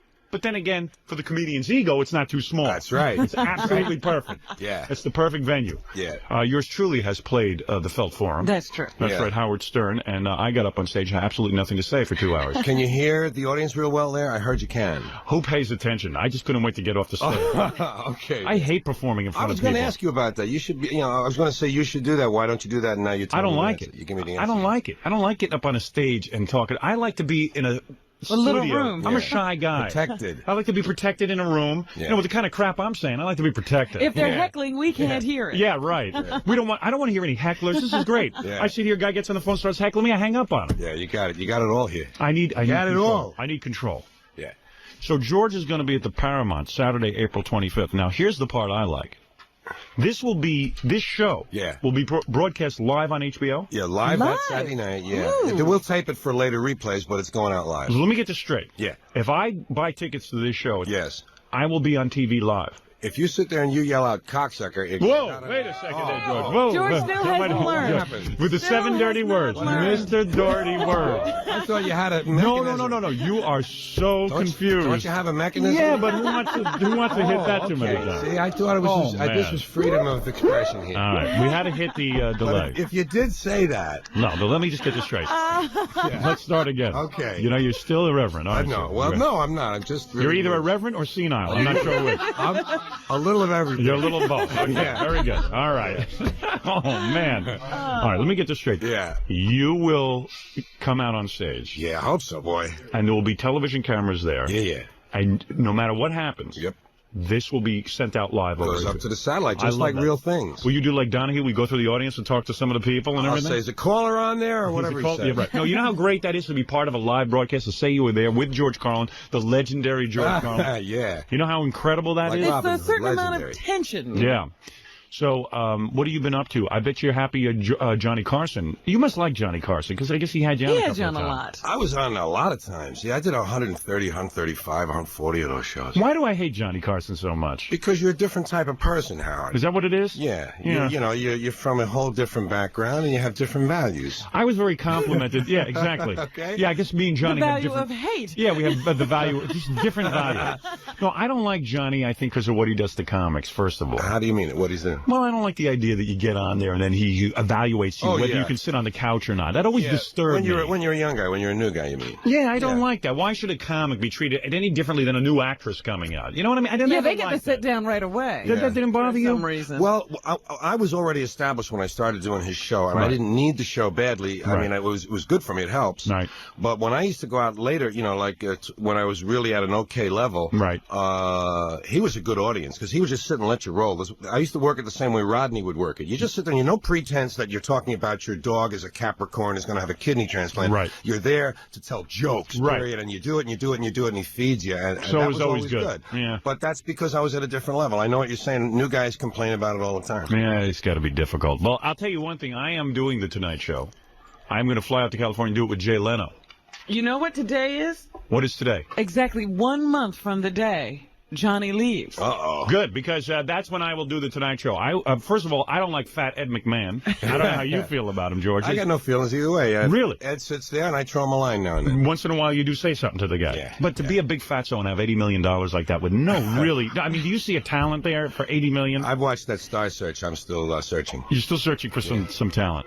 But someone ought to make Ed perform on that stuff. Nice. That's right. There you go. You're making good points this morning. Exactly. I'm just trying to get you into some show business rivalry. Okay, good. Yeah, I got to. You don't hate anybody in show business, do you? I don't know. If I do, it hasn't really come out in the open. There are probably people that you don't like in show business, but you will not admit that because you know what it is? No, let me tell you. I think it's a little bit different. All right. What I don't like is areas. Right. Classes of people, types, institutions, types of things. It doesn't work so much with individuals. It's like, yeah, he's another one of those. Right. This is the way it goes for me. And usually it's got to do with religion or belonging to a corporation or being, some kind of a golf course schmuck. Right. That kind of thing. You know what my favorite story was? When we had George Carlin on in the past. The reason I brought up Johnny Carson was because of this. I was thinking about this last night.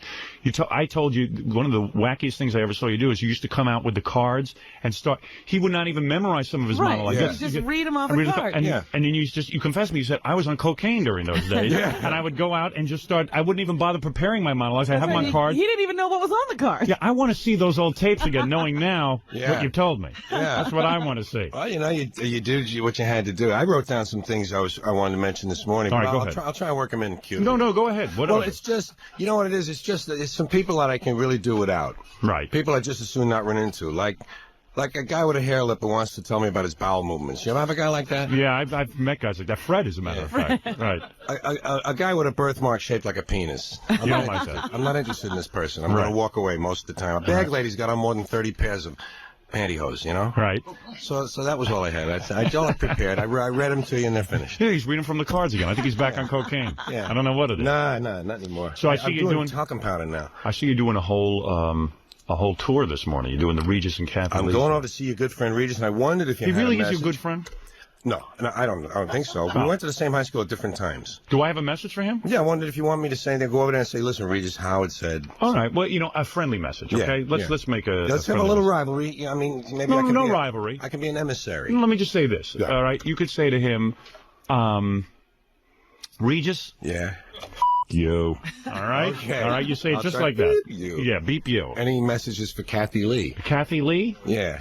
Tell her to stop taking that baby of hers out on TV every 5 seconds. What is that, the cutest baby in the world? I can't live without this baby? What, my kid isn't good enough to be on TV? I have 2 children. I have 2 girls. I got a TV show. I don't drag them out for the whole world to see. Nobody's interested in seeing her little Cody. She's not the only one who ever had a baby. Yeah, no one wants to see her miracle baby every 3 seconds. You know what I mean? I'm listening. This is Frank's second family. Gee, be real proud of that. Second, or is it third? Or is it third? We're not sure what family he's on. I mean, you would have thought that this was the Christ child itself, the way that Kathy Lee is dragging this baby out, George. All right, so Did you know what little Cody said today? Little Cody took a dump on Frank's head. Oh, really? That's cute. I'll tell you that. Also, any guy that gives himself a pina colada enema. So you're not going to give Kathy Lee that message? No. All right, do it. I'm going to tell Regis what you said, though. Are you really? Oh, yeah. Oh, my God. Yeah, I'm going to wait till after the show. I can't believe it. I got to watch that. Ask Kathy Lee if Gift's penis looks like a piece of chewed bubble gum. That's what I want. All right? Come on, do something wild. Okay. Am I right? I'm trying to write these now, so can I read these off to her? You can read that off. I don't care. They don't mind if I'm on cocaine, do they? Excuse me, Kathy Lee, as a famous comedian, I'd just like to ask you, does your husband's penis look like a piece of chewed bubble gum? And then, all of a sudden, see a look on her face. No, but I know you get along with those guys. I get along with everyone. I get in and get out. That's what I like about you. I do what I do for me, Howard. I'm over there. I'm here. I'm talking. You and I get along well. I like to plug my shows here. You don't mind me coming on. So I love you. So you it know works, I'm a big fan. So it's the same thing with Regis. Let me tell you something about George Carlin. Whoever it is. I'm a big fan of George Carlin. Anybody who grew up listening to George Carlin like I did, you realize it is an honor for me to have you on the show. You know that. Well, that's nice. I appreciate you saying that. Plus, the 7 dirty words thing. We're sort of connected in that. Sure. I sort of that First Amendment connection. Yeah, that whole First Amendment connection. Supreme Court. Yeah, we have a lot of connections here. Ask Kathy Lee. All right. Yeah. As long as you ask me. Yeah. All right. Ask Kathy. Say, does your son Cody call his daddy Grandpa or Daddy? Oh, how's that? Nice. What do you think of that, Robin? What do you think of that? That's a good question. Maybe we could get Frank on the line, and I could ask. All right. She doesn't like me, Kathy Lee, because I once said. Forget it. I won't even bring it up. Okay. I don't think they like it. Man of discretion. Yeah, I won't even bring it up. That's nice. Now, where's that jerk off from HBO? Where did he go? He's Kevin's okay. Is he out there with Dice? I hope he's okay. Out there. They're squaring off. This is an exciting event. I've never seen HBO actually do a live. I did one 2 shows ago.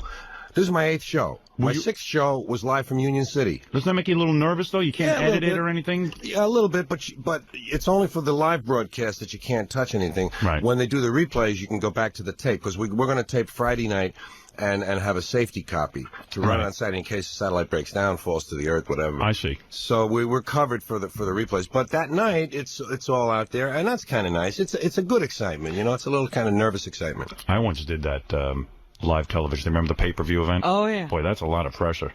That was worse than the live show. Something you had to remember, something you were memorizing? Hey, wait a second.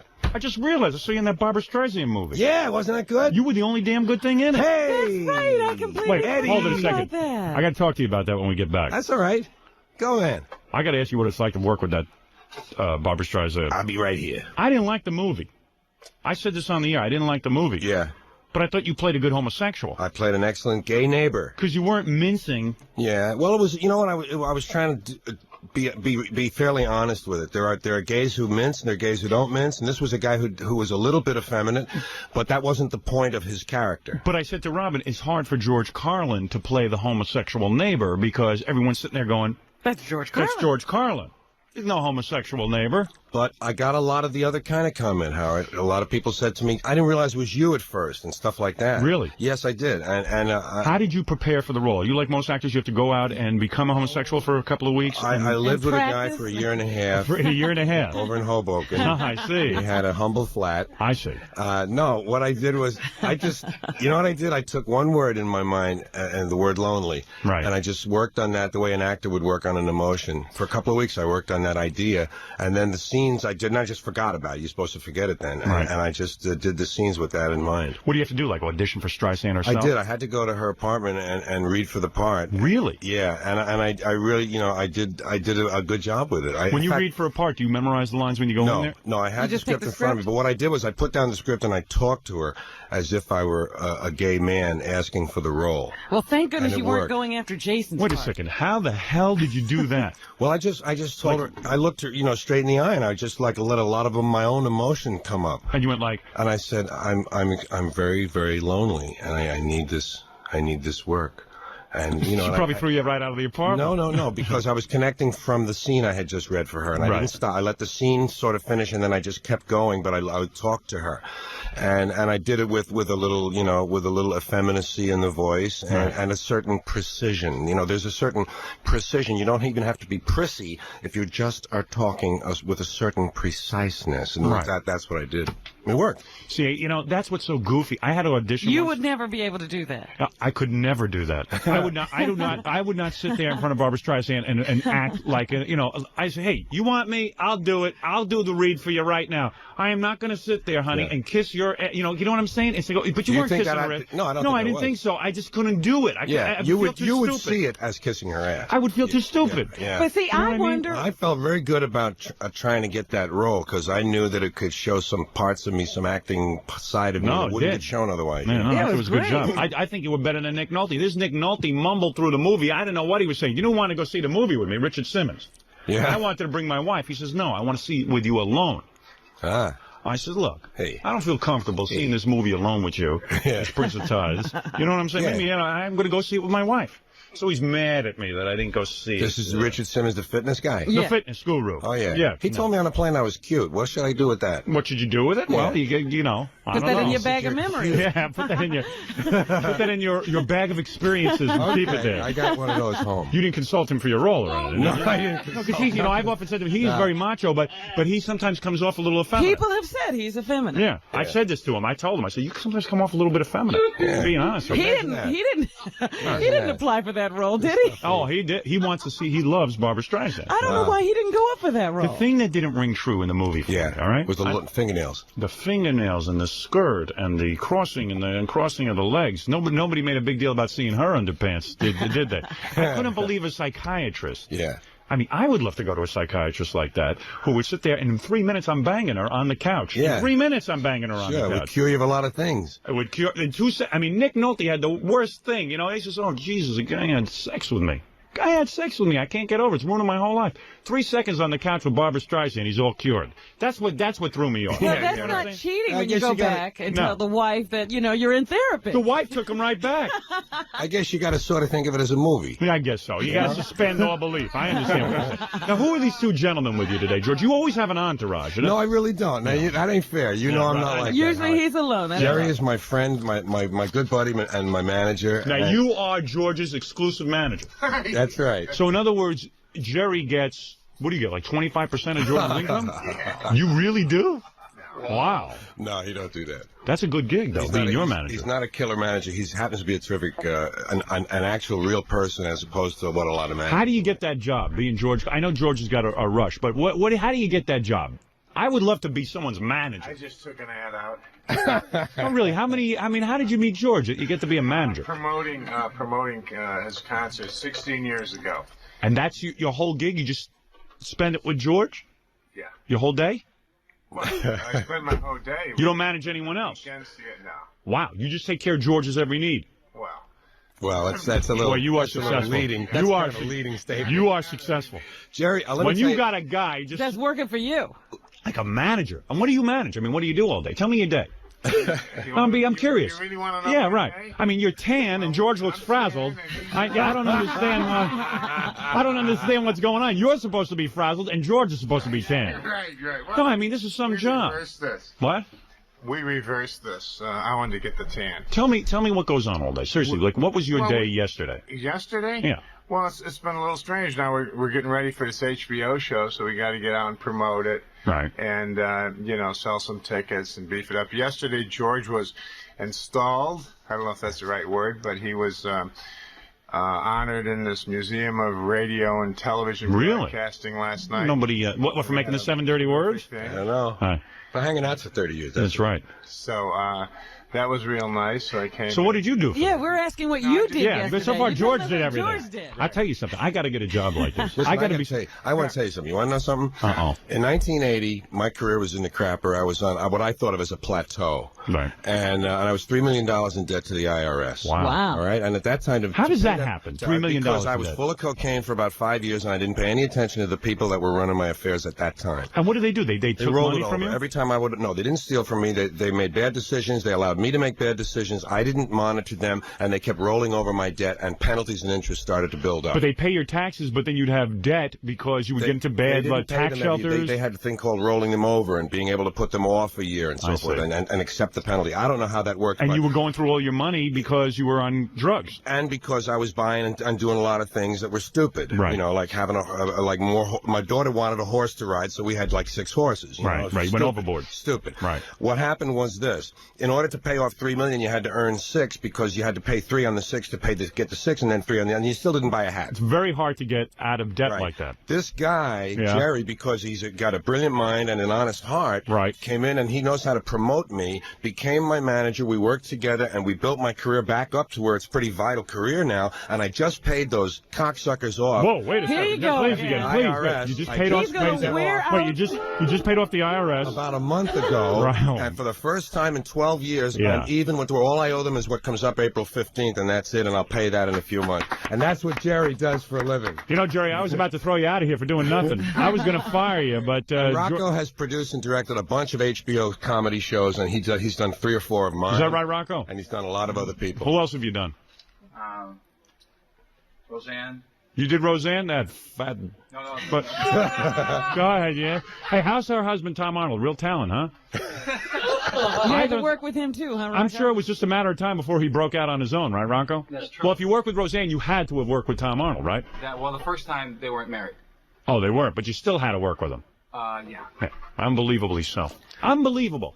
I never saw a couple like this, except for John and Yoko. Honest to God. Yeah. I never seen anyone where the woman goes, wherever she's interviewed, they got to bring out Tom Arnold. Yeah. They got to bring him out. He's got to be at her side. You know, Letterman wanted to have her on.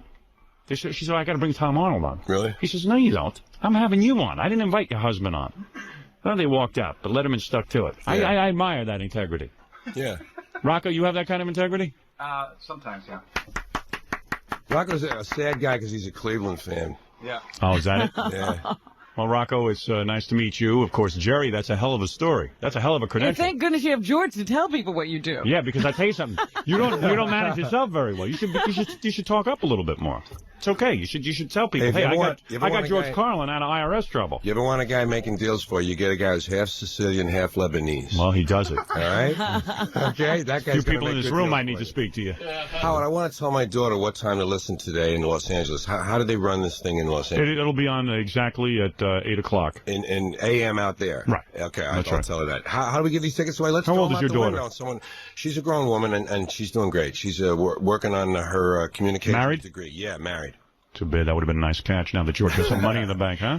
Because when George goes, he's going to leave it to his daughter. That's right. You can see he's a loving father. Got his 6 horses. Yeah. You know what I'm saying? Yeah. All right, here we go. 6 horses. My father That's never. going a little overboard. You're not kidding. One time, I'd like to have a story where my father went overboard for me. 24 hoops. Where are those friggin' horses? Sold them? You know that Elmer's glue. That had to be heartbreaking too. Probably when you lost all your money, you had to give up the horses, and she was heartbroken. No, we kept one horse until she didn't care about riding anymore. I got you. Yeah. Then you made glue out of it. No, he's around. I got you. Well, George, it's always exciting when you stop by and honor me with your appearance. Listen, I'm happy you let me plug my stuff here, and I'm glad you're getting in more cities. Thanks. Because the country's going downhill, and we might as well have you there. And I'm contributing to it. I figure I'm the main cause. I don't know about that. I think the government figures it that way. Certainly consistent with the country. And I'm glad you're out of financial trouble. I'm glad Jerry saved you in the whole thing. That's really man, good. am I glad. And I'm glad you're so successful too. George Carlin. And in complaints and grievances, you got all of your September 11th material out of the way early on. That was just something that I could not avoid. And I was in New York, after all, 2 months after the event, with a live audience on live television. Mm-hmm. So I knew that, as I said there, it would be like the elephant in the living room. Why completely avoid it? And what I liked about what I did was I didn't wave the flag. I never mentioned this country. I talked about New York City. I put on the New York City T-shirt. I switched the game on them, on these flag wavers and these shield sniffers. I switched the game on them, and I still managed to, in a sense, acknowledge the event and make very little of it, because it's so easy to just fall in line on these things. It's just a real boring thing to me now. I call it 7-Eleven. When I worked on that night here, I worked on this past week, the 9/11. I said to the audience, I said, I hope you didn't come here to hear any of that 7-Eleven shit, because I didn't do it. And I just left it at 7-Eleven. They understood. And they laughed at that, and then I just went ahead. So have you not written any more material on the? No. Well, I have a file on it because I keep thinking of things about terrorism or suicide bombers or Saddam Hussein and of course Bush and Cheney. I have a file on that because when I go on IMUS, I do like to say a little something. If I have a really what I think of as a clever line or a good observation, so I have files on those things because they're rather short, but because I can't stop my brain, and my brain thinks of something, but I haven't tried to make a routine out of it. And the other thing about it is that, too, is a very fluid situation. And I could wind up 8 months from now saying, Jesus, I can't even use this 10 minutes. Carlin changed and adapted his comedy through the years, the most noticeable transition being his evolution from a suit-and-tie guy to the hippy-dippy weatherman, and then as the long-haired hero of the counterculture. As we got into his more rebellious side, Carlin gave a succinct comedy history lesson. And do you think that, to a certain extent, that sort of being an outlaw or going against the grain is important or necessary to comedy? Well, it's certainly, I think it's necessary for the most interesting comedy, because that's a personal taste. I can also laugh. W.C. Fields and Groucho the Marx Brothers, in particular, Groucho and the Marx Brothers, in the 1930s, they changed something. In the 1920s, the comedians of the silent movies were mostly people who were victims of the system. Harold Lloyd, Buster Keaton. These were always guys that looked like the world was about to spoil their fun. And in the 30s, W.C. Fields and the Marx Brothers came along, and they were anarchic, and they took over, and they told the setting what was going to be happening. They became the aggressor against the system, and that is essentially what appeals to me in comedy. When comedy takes a stand, so to speak, and picks at the scab and looks under the rock, I think that's what happened in the 1950s when comedy changed, because all through the 40s, the famous stand-up comedians, they were nightclub comedians. A lot of them were Borscht Belt comedians, but it was all safe stuff.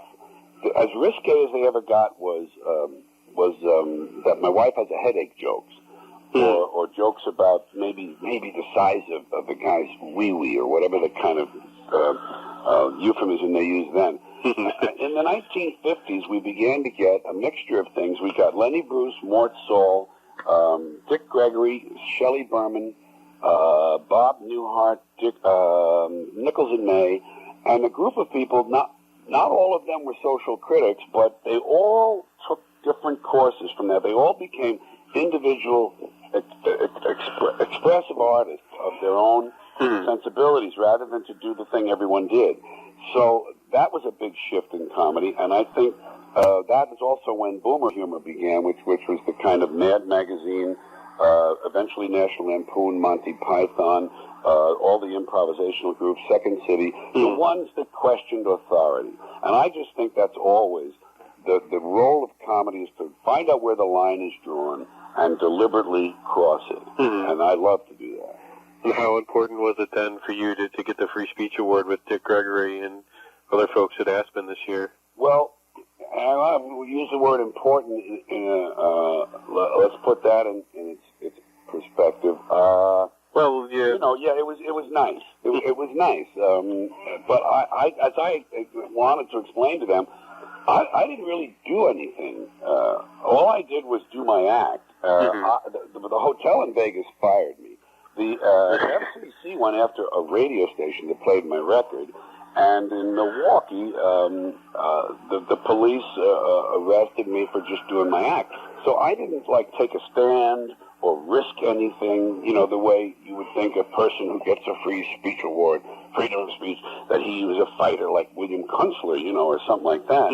So it just felt nice. It was an honorary thing, and I just don't think I was much of a pioneer. I just was in the right place with the right material at the wrong time, or the wrong material at the right time, or something. Well, you've also said you don't consider yourself a political comic. Yeah, it's not politics in the sense of the two-party system, but political certainly in that, you know, it's political in the broad sense of it, meaning that every act can be interpreted politically. You know, running a stop sign can be a political act. So, yeah, I mean, I don't do, for the most part, there have been exceptional lines or a small routine or something, but for the most part, I don't do topical humor about political personalities. I never did Hillary jokes. I never did Clinton jokes. I don't do Bush jokes. Those targets are too easy. That's simple. And you sound like everybody else if you do. You sound like you're just another Jay Leno or whoever's out there talking about these things. If I'm going to talk about something that's sort of in the news, it's usually something that's in the news as an ongoing, overarching thing, like abortion, like people squealing, you know, of the spy, the Patriot Act, and spying on your neighbor and all that. It won't be about that news story. It'll be about that part of the zeitgeist. So that's why I say I'm not really political. But it is, of course, very political. There was one project Carlin mentioned that would have shown people a completely different side of the man, a project that I had looked forward to ever since he mentioned it in this interview, and that's what he refers to here as Watch Your Language. It's also been referred to as Carlin Comes Clean, and I'm told by Carlin's camp that there's enough tape out there that they are planning to release something for it. It would have been about Carlin's love of language and would have contained no profanity. When I asked later on in this interview if he thought the audience would miss that from him, he reminded me that he'd done 137 Tonight shows and maybe 100 other television shows with no profanity, and that wasn't why people liked him. I'm still looking forward to this, in whatever form he'd gotten it into before he died. Here he is describing how the project came about and what it meant to him. Yeah, I saw a note on your website that said your life and career are changing. How so? Well, traditionally what I've done 12 HBO specials. Been in partnership with them for 25 years. They're changing their focus a little bit. The kind of shows I do for them are always shows with a variety of topics in them. They're always 1-hour shows. You're taping, aren't you? Yeah. Good. Variety of topics. Everything, you know, from one end of the spectrum to the other. Some of them about language. Some of them about what you might think of as large issues, and some of them as little things about everyday life. So. This has been my course, and their focus is changing a little because of all the series they're doing now. They're not. I was the last stand-up comic they were doing with any regularity. They did occasional people in the last few years, but I was the only one they were doing on a regular basis. Now they don't want to do regular venues anymore, such as the Beacon Theater in New York, which is where I've been doing my last 3 or 4 shows.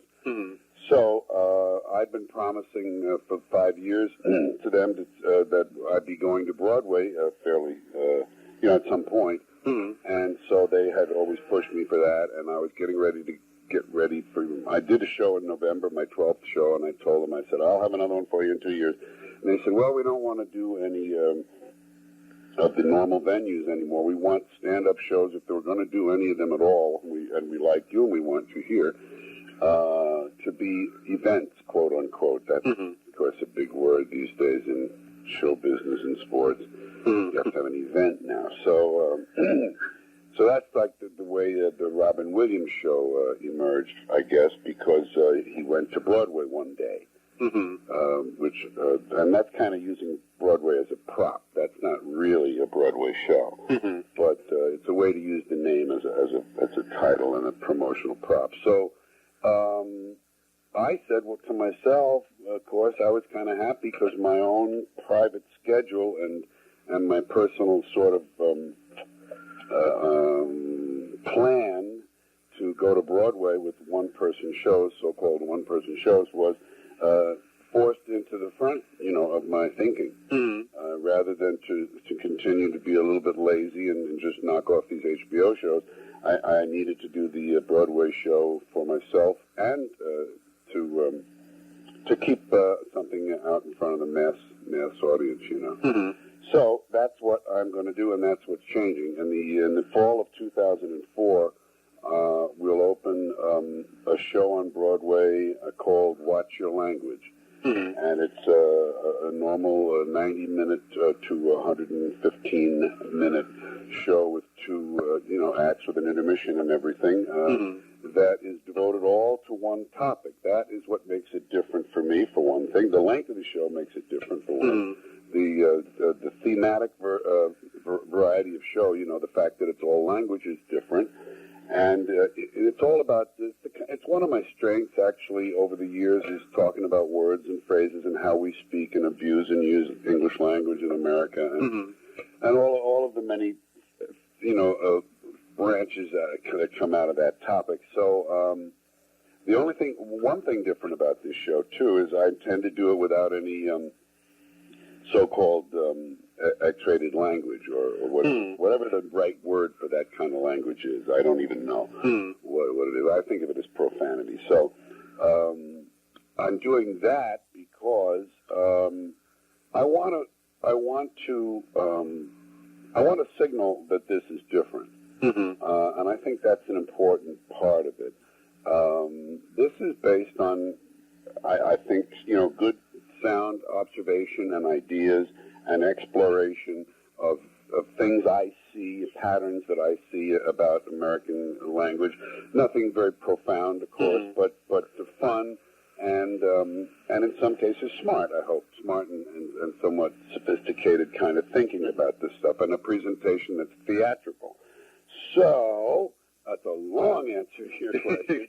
But it's a big change for me, and it has implications for the rest of my life because I have a couple of other good ideas with a lot of material and files already on them for subsequent Broadway shows. But I would try to get a Broadway run out of this. I would hope that I have enough accumulated interest and following among the public to run this for 6 months or maybe 8 months. And then take it out on the road. And, of course, that's a little different when you tour a Broadway show because you can stay in the city for a week or 2 weeks at a time. And, like, for instance, Boston is certainly, I could probably for 2 weeks. Toronto, Chicago, Los Angeles, all over. So somewhere in the midst of that, between Broadway and touring it, I would... And we'd just have to figure out, how to balance the fact that it would probably stimulate some interest in the show on the road, and it might even hurt a little box office. You always have to, balance that out. But I think the interest it stimulates overrides the fact that someone's seen it and says, "Well, I've already seen that." So is this, would you say, sort of a new direction? Yeah, it's unquestionably. What it is, it's a new use of the thing I've always done, and especially one aspect of the thing I've always done, which is the language stuff. There's been plenty of that in my shows along the way, and I do think of it as a strength, and it's a thing that a lot of people comment on. So I think I'm building on something that makes a lot of sense for me. So it's a new direction. It's a twist in a familiar road. Terry, can you talk about what led to this routine, like what you were thinking about, how you wrote it?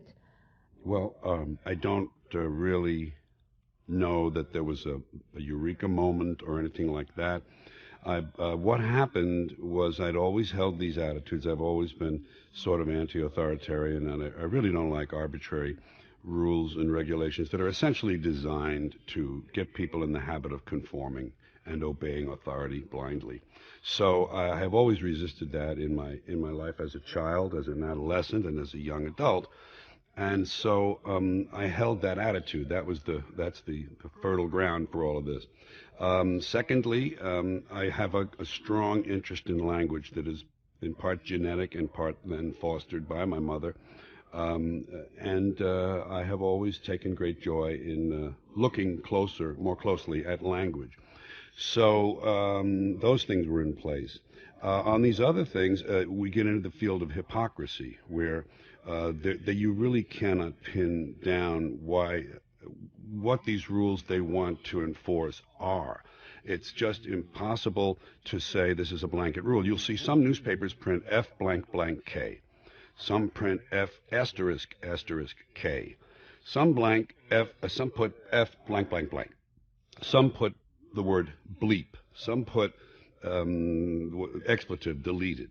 So there's no real consistent standard. It's not a science. It's a notion that they have, and it's superstitious. These words have no power. We give them this power by refusing to be free and easy with them. We give them great power over us. They really in themselves have no power. It's the rest of the sentence that makes them either good or bad. In your 1972 recording, you talk about how it's perfectly okay to say, "Don't prick your finger," but you can't say, "Don't finger your blank." Yeah, you can't reverse the two You can't words. reverse the two words. So comics work with the power of words. And in a way, the fact that certain words are supposed to be taboo, as you point out, that gives them power. That's right. And that makes those words more powerful for you when you want to use them. So do you feel like you've been able to work with the taboo nature of certain words and, make that work in your favor?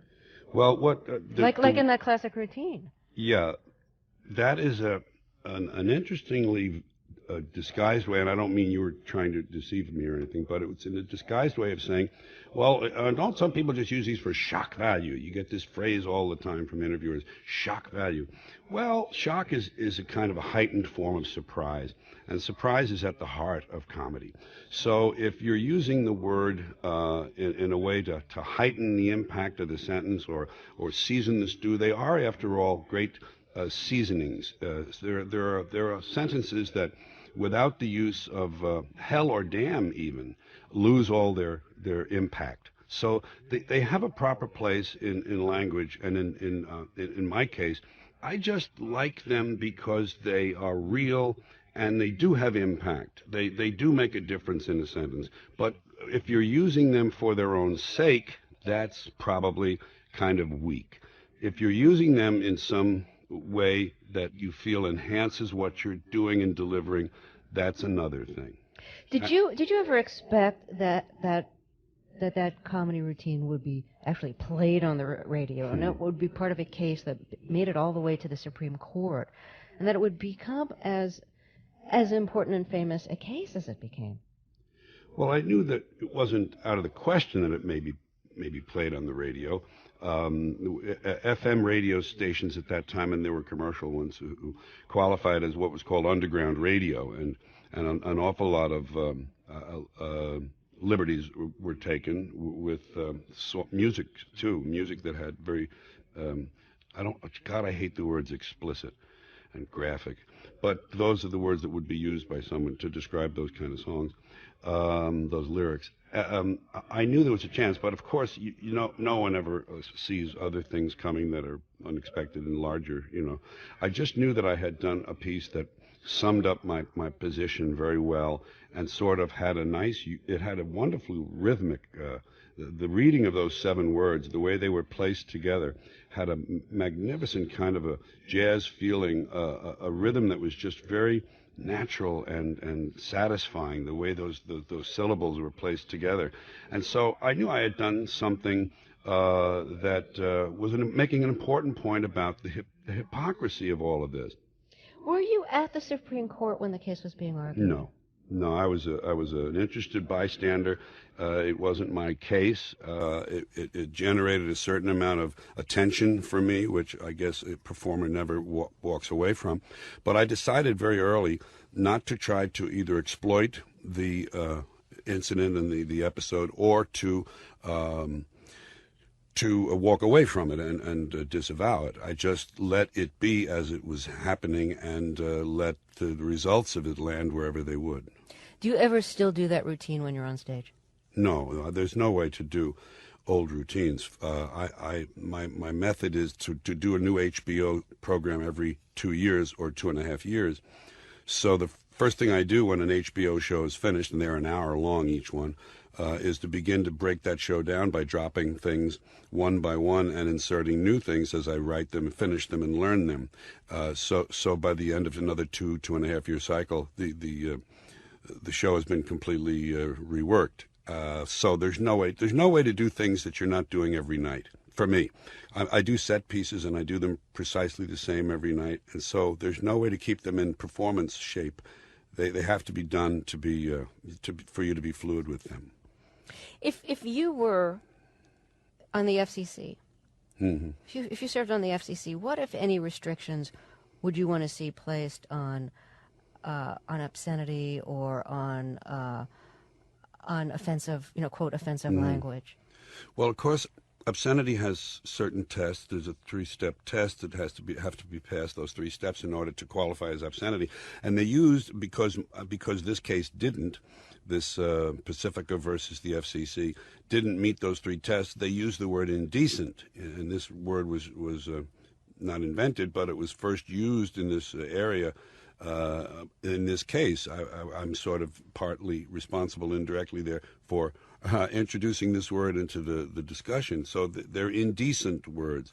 And then they said that a certain period of time they were all right after 11 o'clock at night, I think, and until 6 in the morning, when children might not be listening. Well, they never defined what a child is. No one can really do that. There are very precocious and intelligent, discriminating children who are 12, and there are some people who are 18 and 19 that are not too smart, let us say. And then these hours of the night, it's no guarantee. So this is all very arbitrary. It's all very arbitrary, and it's done in the interest of pleasing the merchants, basically, the merchants and the high priests, So I don't take it very seriously. I wouldn't restrict anything. I would leave it up to the people. These conservatives are so interested in the marketplace. Let the market decide. And yet they're so eager to have government in on moral issues. They think of them as moral issues, whether it's abortion or stem cell research or these language issues. They're so interested. They want the government off our backs, unless it's perhaps the uterus that's involved, or the libido. Now, you have always talked about language in your comedy, and one of the things you talk about in your new book is, well, you describe political correctness as America's newest form of intolerance. Yeah. How do you see political correctness as actually a form of intolerance? Well, because it dictates ways of speaking and therefore thinking that a person may not be comfortable with or agree 100% with. It's sort of a diktat. And it is intolerant of other. I'm not saying it shouldn't be intolerant of blatant racism or something like that, but there are gradations in these so-called offenses, and they don't all qualify for the same, I think, kind of. The problem with it is that it's censorship from the left, which I for one wasn't expecting. We sort of get used to the fact that more conservative regimes in their various places around the world try to do a lot to control the way we think and speak, but we don't expect it from our liberal democracies so much. Does this surprise you still when you hear, say, the language that's used on The Sopranos, or other HBO shows, that it, because the language that you could never say on broadcasting and that you Yes. still can't say on broadcasting, you can say on cable, and now you can say it on satellite radio, which is where Yes. Howard Stern is moving, where Opie and Anthony have already Mhm. moved. So, I mean, there are two different sets of standards, but does it surprise you to hear language coming from your television like that? At first, it did when it was in dramas, but I mean, it quickly, that moment was over very, very quickly. The interesting thing about it for me is this is how people talk. Not everyone, of course, but a significant number of people use these words all the time. And when I was a little boy, I was told to look up to, because it was just, there was the Second World War. I was born in 1937. I was taught to look up to soldiers and sailors. That's the only words you really used for the armed forces. Soldiers and sailors, policemen, of course, and athletes. That was to develop a little more later. But these are the people you should model yourself after. These are the paragons of American value and virtue. Well, we all know how they talk. We all know how those three groups talk: the military, the athletes, and the police.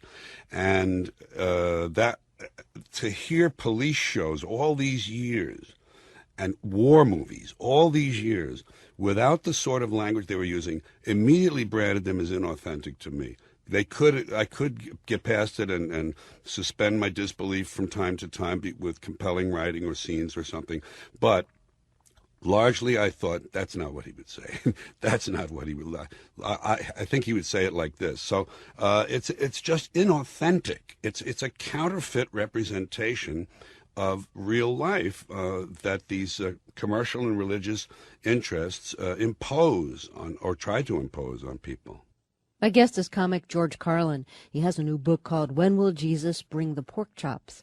We'll talk more after a break. This is Fresh Air. My guest is George Carlin, and he has a new book called When Will Jesus Bring the Pork Chops? Do you remember how you were first exposed to four-letter words and what your reaction was when you first were? Well, I grew up in part of New York City that's a very interesting neighborhood. I lived literally, my front door was across the street, and I mean literally in its real sense here, literally across the street from Teachers College of Columbia University. And all around me to the south, I had Columbia University, Teachers College, Barnard College, Juilliard School of Music was around the corner, the original location. Riverside Church, the 23-story interdenominational cathedral, the Gothic cathedral, was at the end of my street. Union Theological Seminary, the largest seminary in the world of again, interdenominational clergy. And around the corner, the Jewish Theological Seminary, the largest Jewish seminary in the world. St. John the Divine was nearby, and Grant's Tomb. So it was a highly institutional neighborhood full of learning and serious people. Immediately to the north, down the hill, we had the beginnings of Harlem. We called our section White Harlem because we thought it sounded tough. But there were cross-pollination between these two groups. I lived very close by Cubans, Puerto Ricans, and Dominicans on the one hand, and blacks on the other. And when you're in those neighborhoods at the border, ours was a little Irish enclave, just a little wedge-shaped Irish enclave in the middle of all that. Highly populated because we were quite fertile folks. A lot of kids on the street. And when you live near the border between all black and all white, you don't have the attitudes that the people who are insulated and isolated in the center of those areas have. Those are people who are not in contact day to day with the opposite. But we did have contact all the time, and when you're on the border between two cultures, you sort of learn to live together. You have a common code of the streets in this case. And so I heard my language from the realistic people in the neighborhood, my big brother for one, but his friends, and then all of the tiers and strata of the brothers and sisters under him. Everybody you knew had 3 or 4 brothers and sisters, and each of them were the same age as your brothers and sisters. So it was kind of interesting, but that's where I got a realistic feel and look at the world. Did language get you into trouble as a kid? Well, I because I liked language, as I was saying, my grandfather wrote out all of the works of Shakespeare in his adult life, longhand, because of the joy it gave him. Those were his words. I do it for the joy it gives me. So that gene was active in our family. So I had that, as I described earlier. But I then started collecting exotic combinations of curses that I heard in my neighborhood. I was probably 13 or 14 at the time. And there were guys who would put together a sentence in the heat of anger or in some ornate descriptive passage in something they were describing, and they would have an adjective or two, self-hyphenated. They would have made up a form and tacked it on to some noun that it didn't really go with, and the rest of the sentence might have been some colorful verb that was, again, very inventive street language. And some of them were very colorful and exotic and different. They weren't just flat-out curses. So I heard these, and I started writing them down. In another situation where I could tell you what they were, you'd understand a little better even what I mean. But I wrote them down, and I had a little list of them. I had about 10 or 12 of them. There are a few I can still remember. But I've had that in my wallet. And my mother was a snoop and discovered things I had stolen that way and confronted me with them. But in this case, looking in my wallet, she found this list. And I heard her. I came in one night, and I opened the door very slightly in the apartment on the second floor, and I heard her talking to my Uncle John, and she was worried about me anyway, because I was kind of I was getting like a loose cannon kind of a adolescent, defying as you will and must then. And I heard her saying, "I think he may need a psychiatrist, John. I think we may have to get a child psychologist for him," because she was telling him these words and showing him this list. So yeah, they got me in trouble that way, but at least it was a creative effort.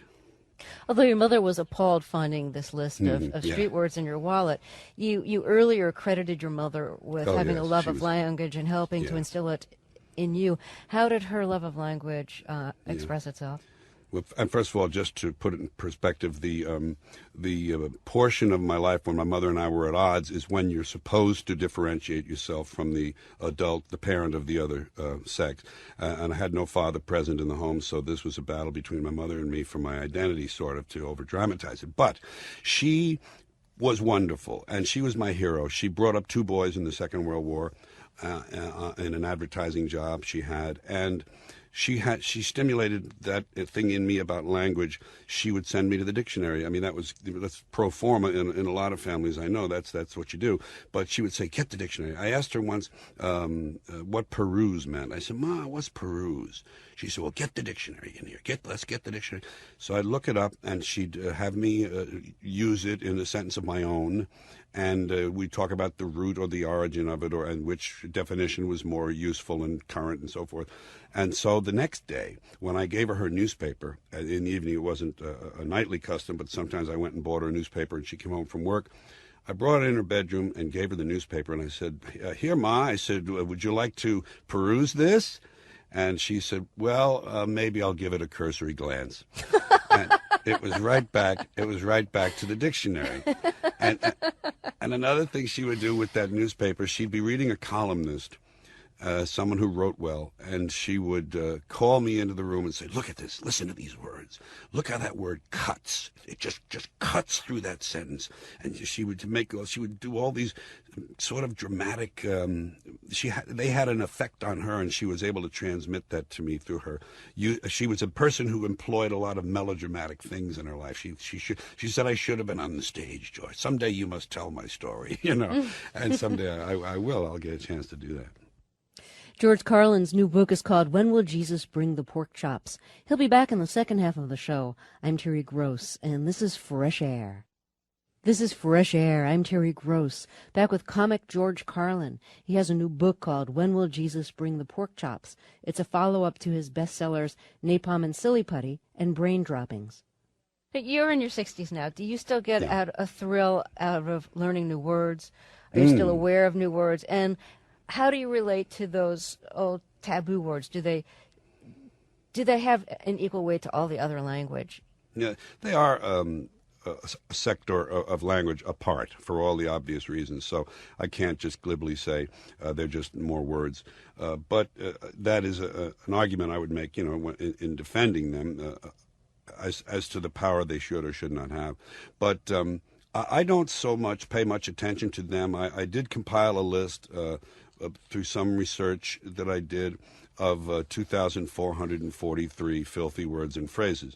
And since I didn't invent any of them, I called it Compiled and Edited by George Carlin, and made a booklet out of it. We made a T-shirt out of it.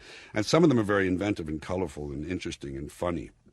To think that people sit around, and the story has always been that a lot of these jokes come from prisons. A lot of this kind of language comes from guys who have time on their hands.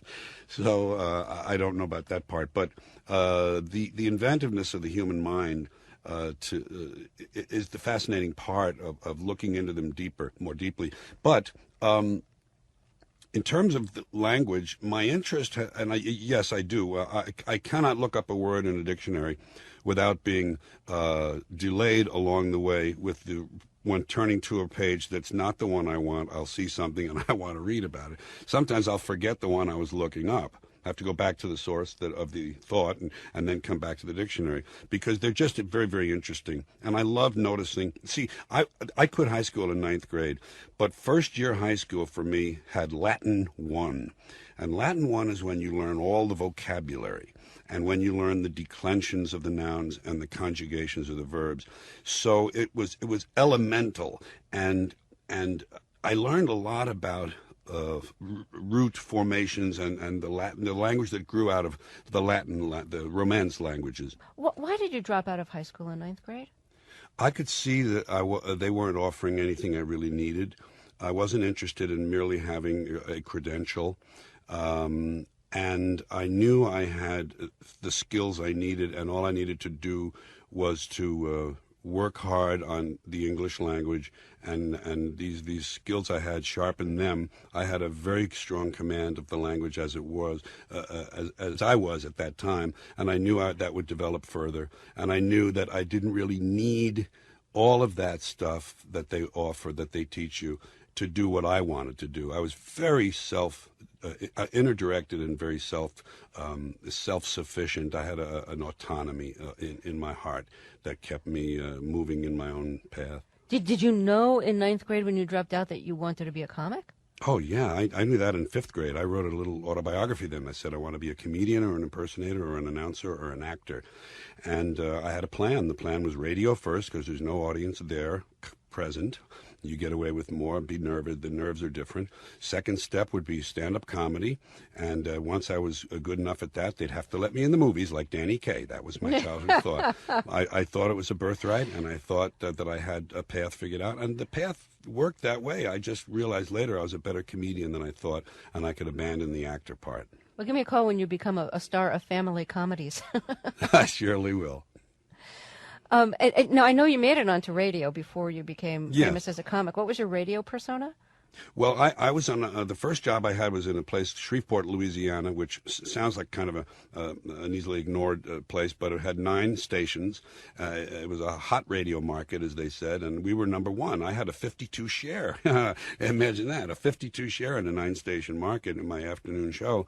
So it was top 40, but it wasn't as rigid as top 40 became. It wasn't it didn't sound like a robot, time, temperature, and the label and the name of the artist. You could be a little bit of a personality too. So we played top 40, and I was I was only 18. It was great to be playing the very music that I was dancing to at night.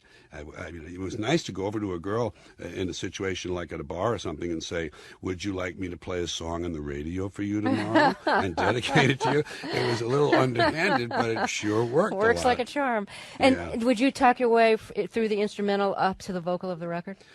Some of the time, sure. Yeah, use the first 8 bars or 16 bars or whatever the instrumental intro was. You bring it up first for about 3 or 4 seconds, then you bring it down and say, "Okay, the new Connie Francis just came in," and I'm exaggerating my disc jockey voice.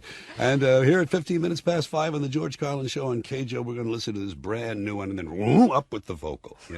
I loved running a tight board. We ran our own boards, and I was so proud of tight cues and segues that were tight. It was just a point of pride. Now, you've always opposed authority. I mean, you dropped out of school in 9th grade. Yeah. You joined the military. You were court-martialed twice in the military. Yeah, 3 times. 3 times, okay. Yes. Why would somebody who opposes authority so much volunteer to go into the military, which has such a hierarchical structure?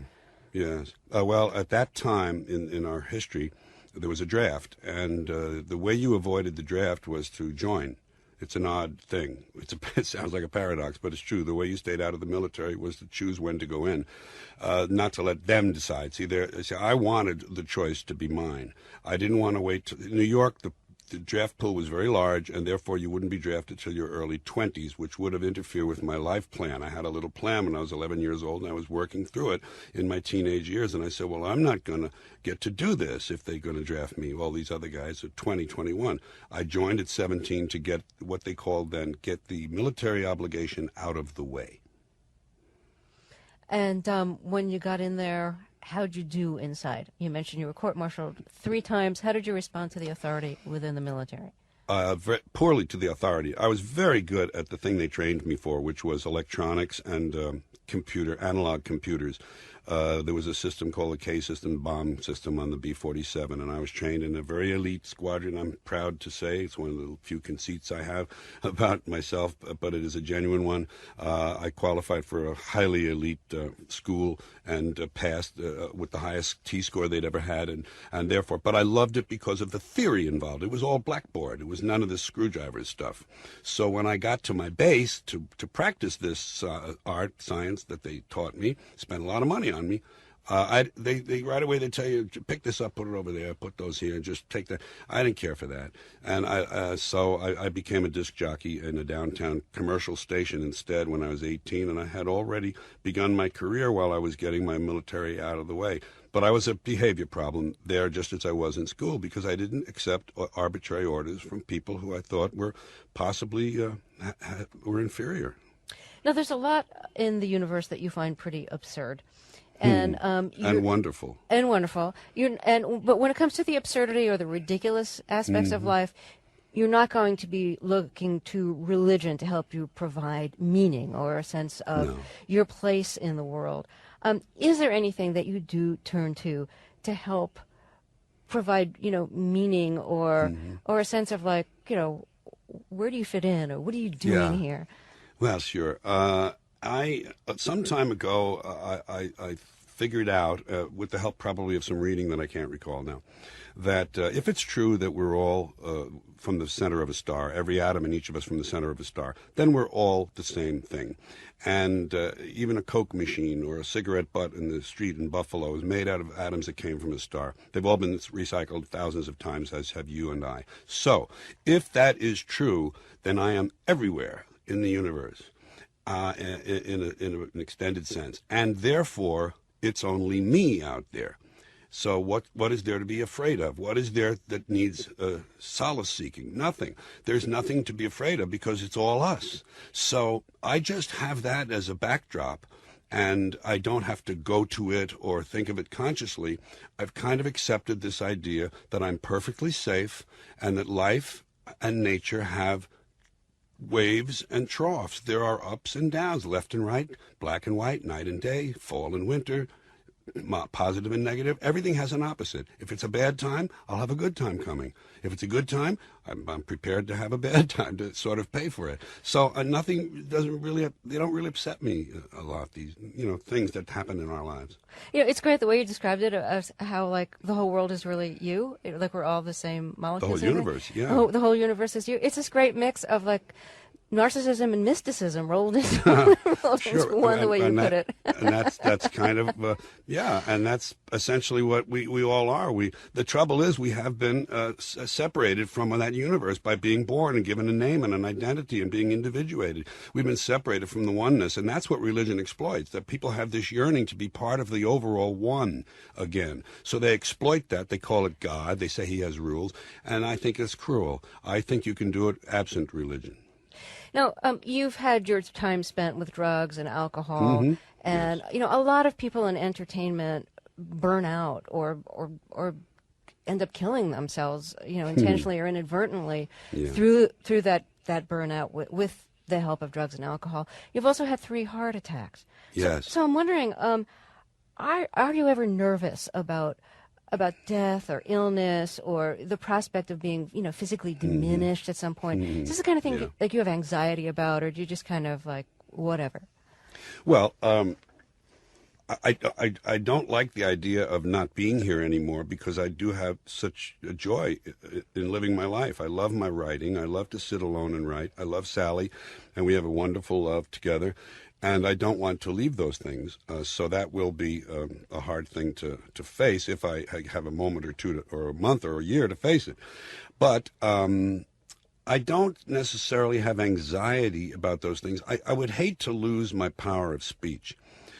Because it is sort of my identity for me. Forgetting the world for the moment, I feel whole when I'm able to speak my thoughts. That would bother me. But if I were still able to somehow type, I could find some joy and some okay, would be okay. If I couldn't, then there's these people who are completely paralyzed, but they can operate a keyboard by moving their eyes. I don't know if you've ever seen that. They're probably not very common machines, but you can do that. So I thought, well, even if I'm paralyzed, I can sort of like write a few paragraphs each day, So these are all odd, extreme thoughts, but those are the thoughts I think of when I contemplate these fates. My guest is comic George Carlin. He has a new book called When Will Jesus Bring the Pork Chops? We'll talk more after a break. This is Fresh Air. My guest is comic George Carlin. His new book is called When Will Jesus Bring the Pork Chops? Who were the first comics that you heard where you thought they nailed it? This is what life is about. Like they just described life. Well, I don't know. I know that the gist of your question I can answer. Of course, comedy changed in the 1950s when the individuals emerged, and nobody was all the same anymore. It used to be very sane, very safe, and very same. And then Lenny Bruce, Mort Saul, Nichols and May, and a lot of other people in the improv groups and some underground press and so forth took hold of comedy and changed it. And so it was that crop. And in the 50s, I was then approaching my 20th birthday. And Lenny Bruce was, of course, the one who inspired me the most, because I saw for the very first time utter and complete honesty on a stage. And it was a brilliant form of it. It wasn't just honesty. It was great satire. Even in his days of his parodies were great. But then he started talking about religion and things, and I thought, boy, that's wonderful to know that you can do that it can be done. I didn't say, well, I'm going to do that too, but I sort of said, okay, now I know that, and it really did help me later to decide to be myself. How much do you think your comedy has changed from when you first started doing stand-up? Well, of course, the Times helped. The change is illustrated by the Times. I began in 1960. I went through about 8 or 9 years of what essentially were the extended 1950s, sort of a button-down period. But that was when the country was changing. I was 30 in 1957. The people I was entertaining were in their 40s, and they were the parents of the people who were 20, 18. In college, beginning to change the nature of our society to a great extent. So I sided more with them because I was anti-authority, and I just let myself revert to my deferred adolescence and be one of them in terms of my work, rather than these people I really disliked who I was entertaining, these 40-year-old plus people. So that's how my comedy has changed. The times were safer, and I was a safer mainstream comic in the 60s, and then I became this other person who was a little more honest and open with language and his thoughts, Were you performing to older audiences because those were the people who could buy the tickets in the places that you were performing? No, not strictly speaking. What happened was this, and I can do this briefly for you. I had always been this lawbreaker, outlaw type kid and adolescent and Air Force guy, as you pointed out. Never stuck by the rules, always swimming against the tide.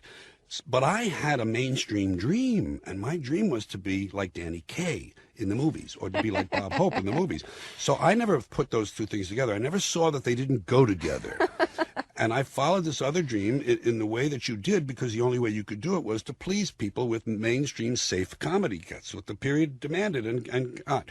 So I did that until the two became an untenable situation. I could no longer be myself inside and serve these other things. And when I saw the mix, when I saw the mistake, I went about correcting it in a slow and orderly manner. It took about 2 or 3 years for my change, as it were, to take place. And I understand you're not going to vote in the election? I don't vote, no. You don't vote? How come you don't vote? Well, I mean, you my have pretty comic- strong opinions about Yes. American culture. But I see there's an ownership class in this country, and there is no real choice. The Republicans and Democrats offer it's a changing in the lawn furniture. You move the chairs and tables around a little bit so it looks and feels different. The people who own the country don't really want a lot of change. They allow certain things. They bend a little. Kerry. The only thing I like about the left versus the right is that the left seems to care more about people, and the right seems to care more about property, as a generalization. But essentially, they cannot do what they want because everything is owned by the ownership class. They do what they want. They get what they want. And Americans deserve what they get because they're not really engaged intellectually at all. They're easily manipulated and swayed. Well, George Carlin, I'd like to ask you to end our interview by reading the final piece in your new book. And the book is called When Will Jesus Bring the Pork Chops? And this piece is called The Secret News. And you're welcome to say anything about writing it before you read it, or to just read it, whatever you prefer. I have a big file called News, and it has a lot of odd news formats, and one of them was this one called The Secret News. And this was actually written and designed to be on an album, maybe a studio-type album where you could use sound effects and you were simulating actual broadcasting. But it works this way, too, with the sound effects indicated verbally. I'll do that for you. It's called The Secret News, and we hear a news ticker sound effect, ding, ding, ding, ding, ding, ding, ding, ding, ding, ding, and the announcer whispering, saying, "Good evening, ladies and gentlemen, it's time for The Secret News." And the news ticker gets louder, and he goes, "Shh," and the ticker lowers. "Here is the secret news. All people are afraid. No one knows what they're doing. Everything is getting worse. Some people deserve to die. Your money is worthless. No one is properly dressed. At least one of your children will disappoint you. The system is rigged. Your house will never be completely clean. All teachers are incompetent. There are people who really dislike you. Nothing is as good as it seems. Things don't last. No one is paying attention. The country is dying. God doesn't care. Shh." George Carlin, thank you so much for talking with us. Sure, thank you. I always appreciate, and I'm not flattering here, an intelligent interview, and thank you for that. Thank you. Thanks very much. Thanks for coming. Sure. It's your first visit to XM, right? Yes, it is. Is this okay, distance and everything? Sure. Good. You look pretty good for an old fart. Well, first time I've done makeup for radio. Old fart is... oh, I forgot. You're not an old fart. You're... an old fuck. Yeah, right. I was sorry. I'm an old fuck. It's kind of like a fat fuck, tall fuck, the skinny fuck, short fuck, you know. It's not old man. Old man is kind of like not an age or a period of your life. Old man is a point of view, you know. It's a way of looking at the world. There are some guys who are old men in their 20s and 30s. You've seen them. You know, they just got old mannish ways. Sometimes you see a little kid with, glasses and a double-breasted suit, and he's like a little old man. You know? So it's not old man. It's not old fart, which is kind of like... It's old fuck, you know. In this respect, fuck is a synonym for the word fellow.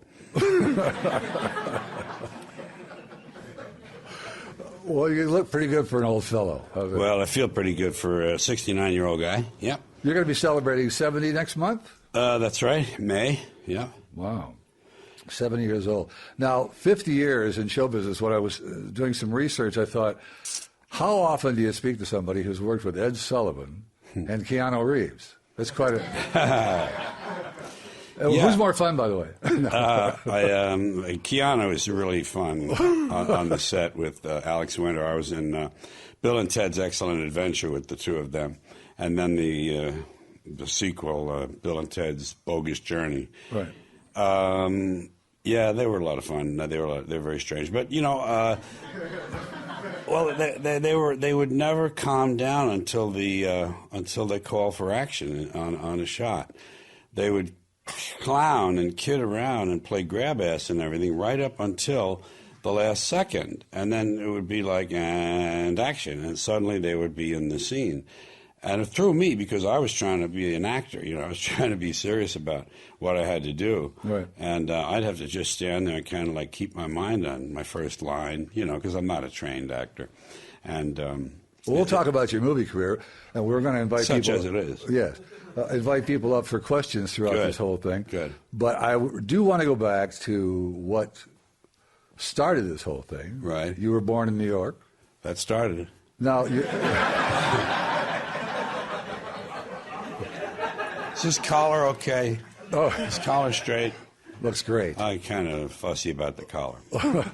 Your mother made a rather important decision when you were just a baby to Leave raise my dad? Yeah. He was a drinker, and he was a very successful advertising salesman in newspapers, selling space. And he was an accomplished public speaker, after dinner speaker, they called him.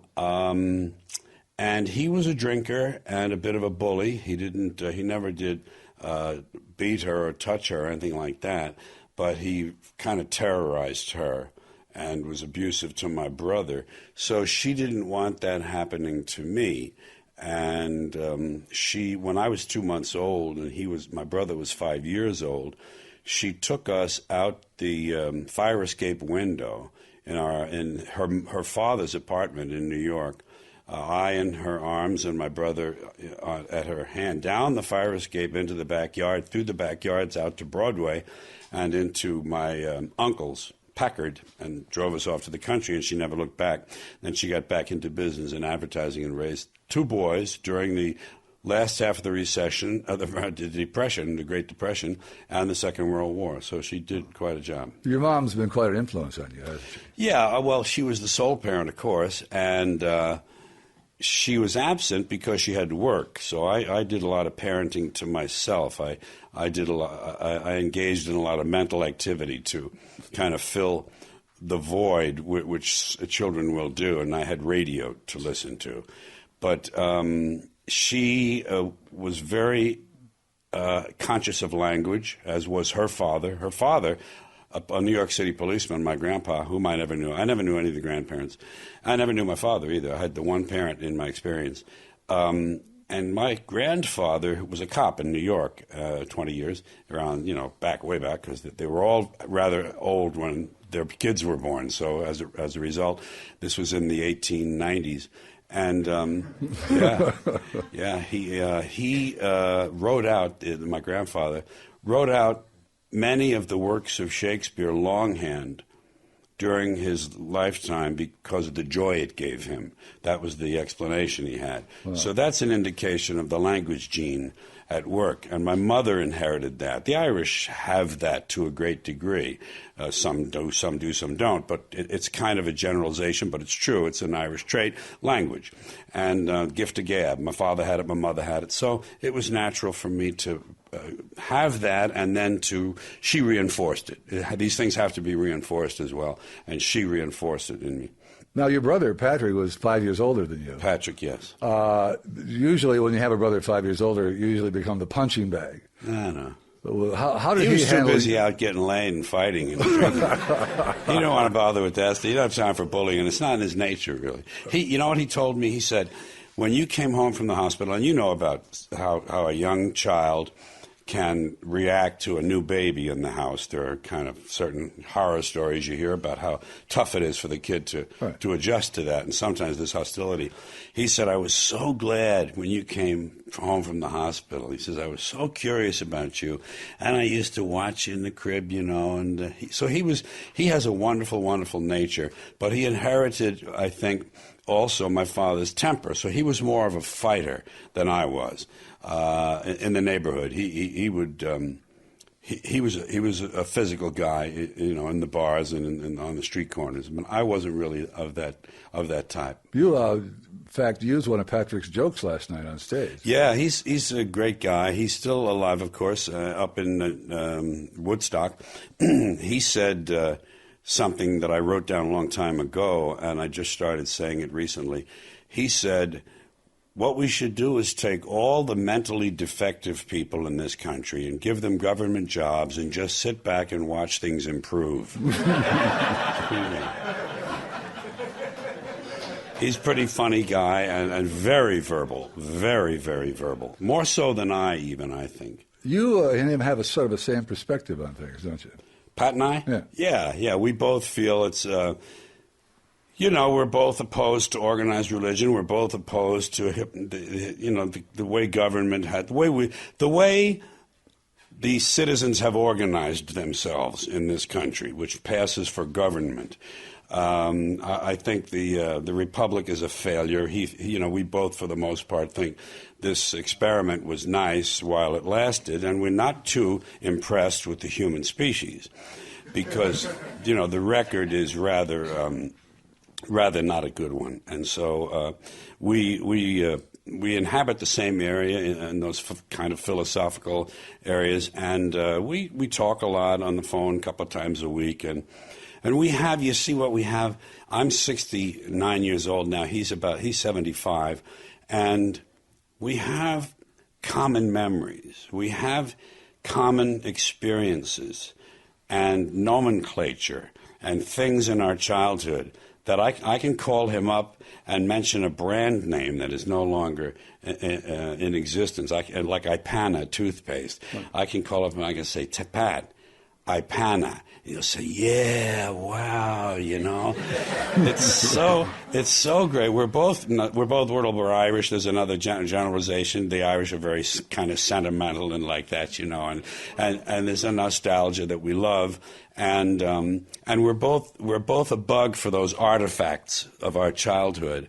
And it's just nice to have that. So common vocabulary, common background, common memories, Do you remember, by the way, the spokesperson for Ipana on television? I can be reminded. No, Bucky Beaver. I didn't know that. I did not know that. Really? Well, television? No. Right. We're radio kids. Right. I mean, we experienced television when we came home from the street corner, but we didn't hang on the television set after school the way the next generation did. We were radio kids, and then as fast as we could get out of the house, we were street corner guys. Speaking of street corner, you hung around Morningside Heights. Morningside Heights. But you had a different name for it. Well, they called it Morningside Heights Columbia University because of political reasons of their own. We lived in what we called White Harlem. It was the west side of Harlem. It was technically, in a manner of speaking, the white area of West Harlem. We had Cuban, Puerto Rican, a lot of Dominican, great number of Dominicans in Manhattan now, and black Harlem, of course. So we lived in a kind of a mixed area, especially as you got out from the Irish enclave. We lived in a little, I would call it an Irish enclave, and as you went out from actually on LaSalle Street, at one time at LaSalle Street, one half of that street was white, and the other half of it was black. And there wasn't a lot of hostility. I mean, there were occasional things, and there were attitudes probably that people held privately. I don't know. I never had that in my household. I never had those words and those attitudes expressed. So I didn't have them. But I know I heard the kids around me. But there was never any open hostility, because when you live in the area between two very different areas, you have to learn to get along. It's a luxury to live in the middle of one of those areas and have all these attitudes and have a chip on your shoulder. But when you live right where the two of them join, you're forced to sort of live in a third area, which is the mixture. And it's very nice. It's very it's a good way to start your life. Well, the people in that area, your childhood certainly impressed you. You shared them with all of us. Father Rivera. Was he really that lenient? You could actually see the line move at confession? Yeah. Father, we had about 6 priests in the parish. Father Kelly, Father Ford was the pastor, Father Russell, Father Smith, and some of them came and went, and I don't remember the names, Father Daly and Father Halpern and Father Rivera, who was there primarily because there was starting to be more of a Spanish representation. I don't use words like Latino and Hispanic. I say what we grew up with. They're Spanish people, Spanish heritage. Somewhere in their mixed blood, there's Spain. So I call them Spanish people.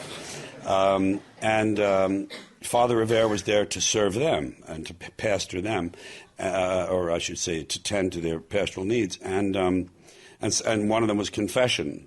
And Father Rivera didn't understand. I mean, he understood English, but he didn't he didn't sound like he understood English. and we would go to Father Rivera because he was notoriously, or that's probably not the right word, he was famously more lenient.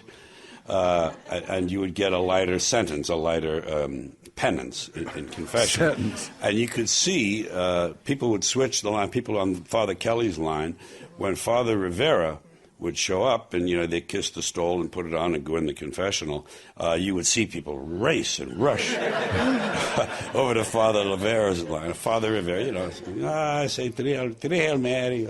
He didn't question you. Some of the priests, they would question, so how did you touch yourself? How did you touch yourself, son? He didn't go into any of that, how I touched myself. No, you just started. He didn't want that. You just started doing a voice. You used to sit around with a tape recorder and record these voices, didn't you? Well, this was a turning point in my life, and it's one that people should know about. When I was a young boy, I was a mimic, and I could imitate people in the neighborhood, authority figures, teachers, shop owners, other parents, cops on the beat, and people on television. Yeah, I could do little imitations. They were largely imitations of other people doing imitations. That's how you learn to do Jimmy Cagney. You see another guy do it on stage, and you say, oh, okay, and you copy him. It's easier because they point out the highlights of speech. But neighborhood stuff. I was kind of the class clown in school, and then after school I was kind of like the neighborhood wise guy, one of the neighborhood wise guys on the street corner, and I would gather a little audience because I would put together little routines. I had little parodies that I did. I lifted things everyone steals from comedians when they're starting. So I would steal imitations in Humphrey Bogart and Jimmy Cagney and Peter Lorre, and I would do fake commercials that I had heard or read in Mad. Well, Mad Comics came along a little bit later. There was another magazine called 1,000 Jokes.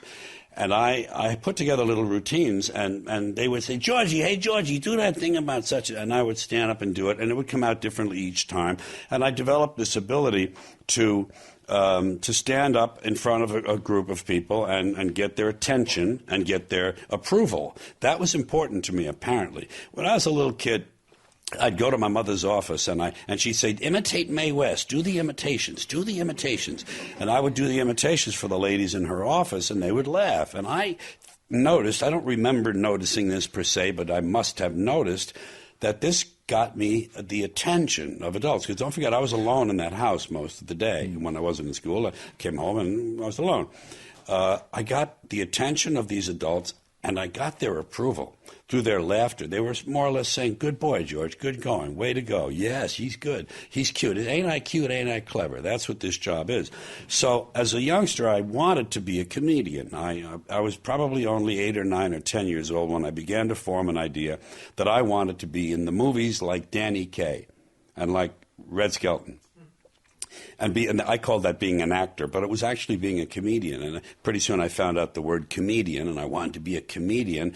And when I graduated from 8th grade, the last thing I graduated from, by the way, my mother asked me what I wanted, and one of the brothers at school, Brother Conrad, had told us that he can get a clergyman's discount on cameras. So I asked him if he could get a clergyman's discount on tape recorders. Now, this was 5 years after the Second World War. Tape recorders had come out as consumer items, but they were as big as a small Buick. They were large. They were like this big, and you had to buy them in a showroom up above the street. They weren't on sale in stores. I bought this big Webcor, long story, and I'm keeping it long, that I used it. I used it to do voices and do little sketches and skits and fake radio shows and fake newscasts and commercials. And I used it to more or less train myself for the thing I wanted to do. My mother was very progressive to have bought me that as a graduation present. I mean, she was a far thinker to see that in me and go ahead and foster that and reward that. Even though she didn't want me to follow it, but she knew it was a healthy thing for me to be doing. You've always been a planner. Yeah, you had this optimistic, Georgie plans, they called it. This optimistic attitude that if you planned it well enough and you meant well, it's going to happen. You believe that? Well, I would only plan things I felt, that obviously, that I wanted and thought I was qualified for. But this is the good example of this career planning. When I was a kid, I said, well, first I'll be See, I wanted to be an actor. I called it actor because I saw them in the movies and I knew they were movie actors. So Danny Kaye and these guys, I thought actor. Okay, so first I'll be a stand-up comedian. And don't forget, when I was a kid, the only place stand-up comedians worked was nightclubs. Right. Those kind of really more or less sophisticated places where you saw in the movies, you know, and people danced and there was a singer and there was a comic and I never got into those places. I was too young, and it wasn't in my world. So I knew about comedians from radio and from television later, but movies when I was a youngster. So I aimed at that, and I thought, well, the way to get there would be to first get into radio. That would be my first move, because then I could practice using my voice and I could learn to speak and do a lot of these things without an audience directly in front of me, which is the usual thing in radio. They're not sitting in the studio.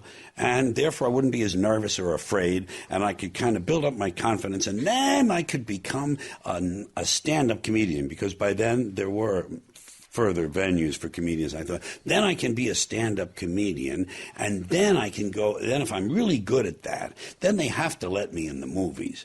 And that was the way I looked at it. They had to let me in the movies. And that was the plan, and it became more sophisticated as I went through 13, 14, 15 years and started to actually think of ways to go about it. Now, you actually revealed your life's plan in, what, were you 11 years old? Yeah, when I was 11, was fifth grade, Sister Nina, and I saw her, by the way, just about 3 or 4 years ago. She came to a show of mine up in Wisconsin. Yeah, she was 81, sharp as can be. Sharp, thin, quick, you know. She said, yeah, you lived on the top of the hill. You know, they remembered me for other reasons, but she actually remembered that I lived right up the block from the school. Fifth grade, Sister Nina, I used to sing at the club meeting. They had once a week, they'd have a club meeting, and there'd be new business and old business and all that kind of stuff. And then there'd be the entertainment. You could do an imitation, you could bring in your banjo, play the piano, sing a song. I would always stand up and sing a song. I sang Mañana in her class. Mañana, mañana, mañana is soon enough for me. And, you know, some of the guys thought it was goofy, and some of them liked it. But Sister Nina's class, we were assigned to write an autobiography. I think fifth grade is about time to look back on your life. So, part of the autobiography was the last page, and that page was what I'm going to be. And I said, I want to be either an actor, announcer, disc jockey, imitator, I guess I called it, or an actor. I must have started with actor. Actor, comedian, imitator, announcer, or something like that. So there it was, you know, right in front of everyone. And there was a nice amalgam. You can tell that the thing I wanted most was attention. That was really what that sentence was all about. You know, ain't I cute, ain't I clever, look at me. Well, you went to the Army, you got that out of the way. Air Force, yeah. Air Force, I'm sorry. And luckily there was a radio station. Yeah. Just off base. Yeah. It was in Shreveport, right? Shreveport, Louisiana, which sounds like a kind of a dopey place for this. Actually, it was a very hot radio market. They had 9 radio stations at that time, and it was very competitive. And top 40 radio was just beginning, and rock and roll was just beginning, because Elvis Presley's first hit came out in 55 or 56. And there I was right on the cusp of all of that. And I wanted to be this announcer, disc jockey guy when I got out of the Air Force. My plan was to go in the Air Force, do 4 years from 17 to 21, get out at the age of 21, and use the GI Bill to go to school to learn to be an announcer and a disc jockey, so that I would be learning when I was 21. Now, I got in there, and when I was 18, I was in an amateur play downtown in Shreveport, in a very good community theater company, by the way, Shreveport Little Theater. And I was doing a play called Golden Boy, and in it was Joe Monroe. And Joe Monroe was famous as a radio personality in Shreveport. I was out on the base. I was in the Air Force out on the base. And in my off time, I would do this play. And Joe was a famous radio personality. He did the morning show. He did the afternoon drive time. And I didn't know he owned the station.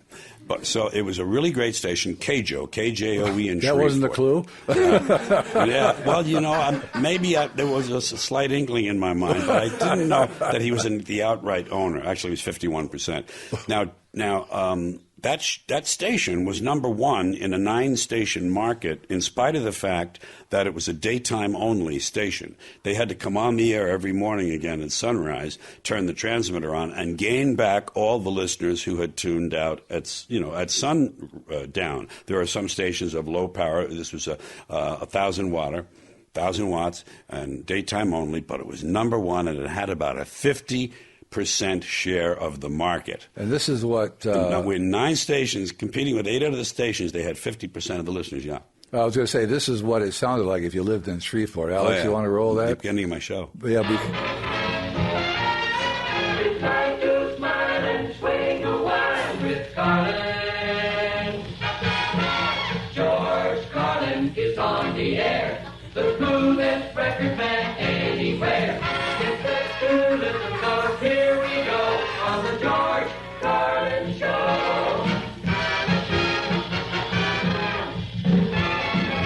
Okay, then, Solid, how you doing? Lots of music coming up for you between now and 5:45. Got the brand new Everly Brothers record, and we'll be playing both sides of it for you. In addition to listening to Elvis's latest, came out this week, and we'll get things started with the new one by Chuck Berry. Stick around, good things happening here on 1480 at Carlin's Corner.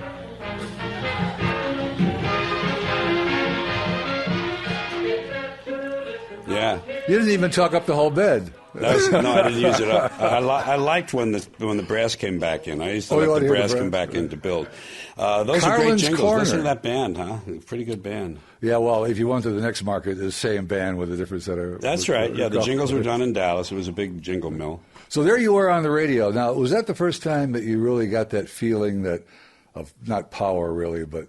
Hey, I'm reaching people that don't know me. I don't know them. Well, surely. Yeah, I mean, just by definition, of course. But the way the mechanics of the thing happened, I was in this play, and Joe Monroe was in it. So I said to Joe, hey, Joe, I wonder if I could come down and watch you do your radio show, because I'm going to be a disc jockey when I get out of the Air Force.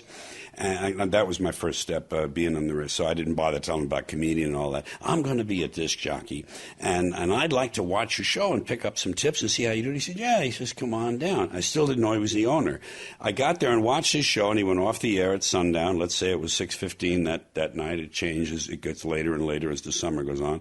And when the show was over and the station was off the air, he said, go on in the control room there. I'll stay here at the board. Go in the control room there and the announcer's booth room and read these. Read some of this news copy and read a couple of these local commercials. So I brought him in there and I read them in my best, assumed announcer voice. I was 18. I still had my New York, I guess. Well, I had a non-regional accent that I had been kind of... cultivating since I had the tape recorder, but it wasn't perfect. I still had some New York vowels that gave me away. But I read for him, and he liked it well enough that he gave me a job on the spot, starting me at, it was 60 cents an hour, which he knew cheap labor when he saw it. 60 cents, but I forgot I was in the Air Force. I was eating free and sleeping free and getting a little money too. So it was fine with me. I would have worked free, obviously. The job was weekends only, Saturday and Sunday, and 5-minute newscast. We had 5 minutes of news every hour, 55 music, 5 minutes of news. Reading the newscast, the ones that were not sponsored. The sustaining newscast. They were was either for the U.S. bonds or join the Navy or some kind of, drive carefully, those kind of things. So I learned the weekends reading those newscasts, how to read on the air and everything. And pretty soon I got a noontime spot where they played nicer music. It wasn't top 40. They played kind of like nice music. Joe was a musician, actually. So that's how it all began for me. And I saved all that time. When I got out of the Air Force, and I got kicked out a year early. I was going to say, you keep saying when I got out of the Air Force, but the fact is, you were kicked out of 3 high schools. That's right. Kicked out of choir, kicked out of summer camp. Altar Boys, summer camp, Altar Boys, and Boy Scouts. And that's called... Yeah, and the Air Force. That's called the hat trick. Now, what was the terminology the Air Force used? The Air Force discharge? That was, it was a general discharge under honorable conditions. It wasn't a BCD, a bad conduct, and it wasn't a dishonorable. So I got all my pay and allowances. But they let me out early because they were looking to cut manpower, and they looked in the areas of people who were being less productive than others. And I had stopped. I was in a very elite maintenance squadron. We had to have the highest IQs going into the Air Force of anyone to get into K systems. We ran and maintained the bomb navigation system. They were analog computers and radar systems and optics. We repaired them, and that was a very advanced system made by a lot of different. It was in the Boeing 747, which was the medium bomber. And I got out of the maintenance area. Once I got the job in the Air Force, they thought, well, that's pretty good. We got a guy. They were doing kind of public relations for the base. You know, this is good for the Air Force base to have a guy who's being productive and not just knocking up local girls, you know. So I got out of my career field, as they call it, and because I was not productive in their minds, and so I could get out 11 months early. And I got out at 20, and at 20 I had my GI Bill of Rights, and I had 3 years experience in the field I wanted, and I had beat the game. Very good. Yes. It was a good start. It was a great start. It let me know that, man, you can make some breaks for yourself. And the next stop was KXOL, and you met in Fort Worth. I met Jack Burns in Boston on radio up there, but I wasn't suited for that station. It was a network station with soap operas and stuff, and I went up there because you always want to get to a bigger market. When you're in radio, the first thing you do is you start recording your voice. You start taping to make your tape. You start making your audition tape so you can get to a bigger market. There's more money, more exposures, you can move on. It's a farm system, you know. So I wanted to get to Boston. I thought, well, I'll go to that station. I had a friend who got me in there. The guy was in the sales department. And I figured, well, I can make a base there and I can look around Boston for a top 40 station to go to. But it never worked out. But I met Jack Burns there. We roomed together with a third guy, Ron, and hit it off very well comedically, and I lost that job. I got kicked out of there for taking the news unit, the mobile news unit, from Boston to New York on the weekend just to buy some grass. Right. That was what I did. So, you know, once the twig is bent, you know, so grows the tree. And there I was. Well, wait a minute. You didn't go there because the pot was so good in New York. You didn't know anybody in Boston, right? I didn't know anybody in Boston, and I wanted to be with my buddies down in New York. Right. So we were 5 of us driving all through Harlem looking for grass because we knew where to go. 135th Street was the stop. We had certain stops we could make to buy grass, and we're driving around in this thing with, it says on the outside, it says WEZE, NBC News, you know, and we're looking for grass, and we're all like guys, you know, in our early 20s. So it was a lot of fun, but. Got fired from there, was out of a job for a while, and then I got called down to Fort Worth, where another guy from radio in Shreveport had moved on, a sales director, and he wanted me for their station in Fort Worth, so he brought me down there. So #1 station, I got the homework shift, 7 to midnight, answered my own phones, took all my own requests and dedications, and suddenly one day Jack Burns showed up from Boston. He says, I'm going out to give Hollywood one last chance at me. That was his attitude, which is the way to look at things. And his tires were bald, so luckily a news job had opened that day, and he got that job, and he was my nighttime newsman. And you know the rest. We went down to an after-hours comedy joint, which was really a coffee house called The Cellar in Fort Worth. And we did impromptu sketches every night, impromptu skits and two-man stuff. And it was so successful, we left radio. We said, screw this. You know, we had great jobs. We were making like $300, $400 a week. It's 1960, and we're in Fort Worth, a good market. And we could have gone on from there, but we decided to quit radio because we'll go to Hollywood and become stars. Because we have this filthy act that we did. Filthy. It was just, and in those days, filthy comedy didn't have a market for it at all. And there we were, how naive, but how wonderful when you're in that age period, to just get in my newly bought Dodge Dart Pioneer with the tinted windows and the AM/FM radio, and drive to Los Angeles on spec. You know, on speculation, we had about $300, and we got lucky out there. We got lucky. I got lucky every time I turned around. Well, when you went out there, you got a job at a club. Yeah, no, what happened was this. First, we went out there and we were looking to see how we could get into show business. We knew we had this act we had written, and in the daytime we'd write stuff and learn it.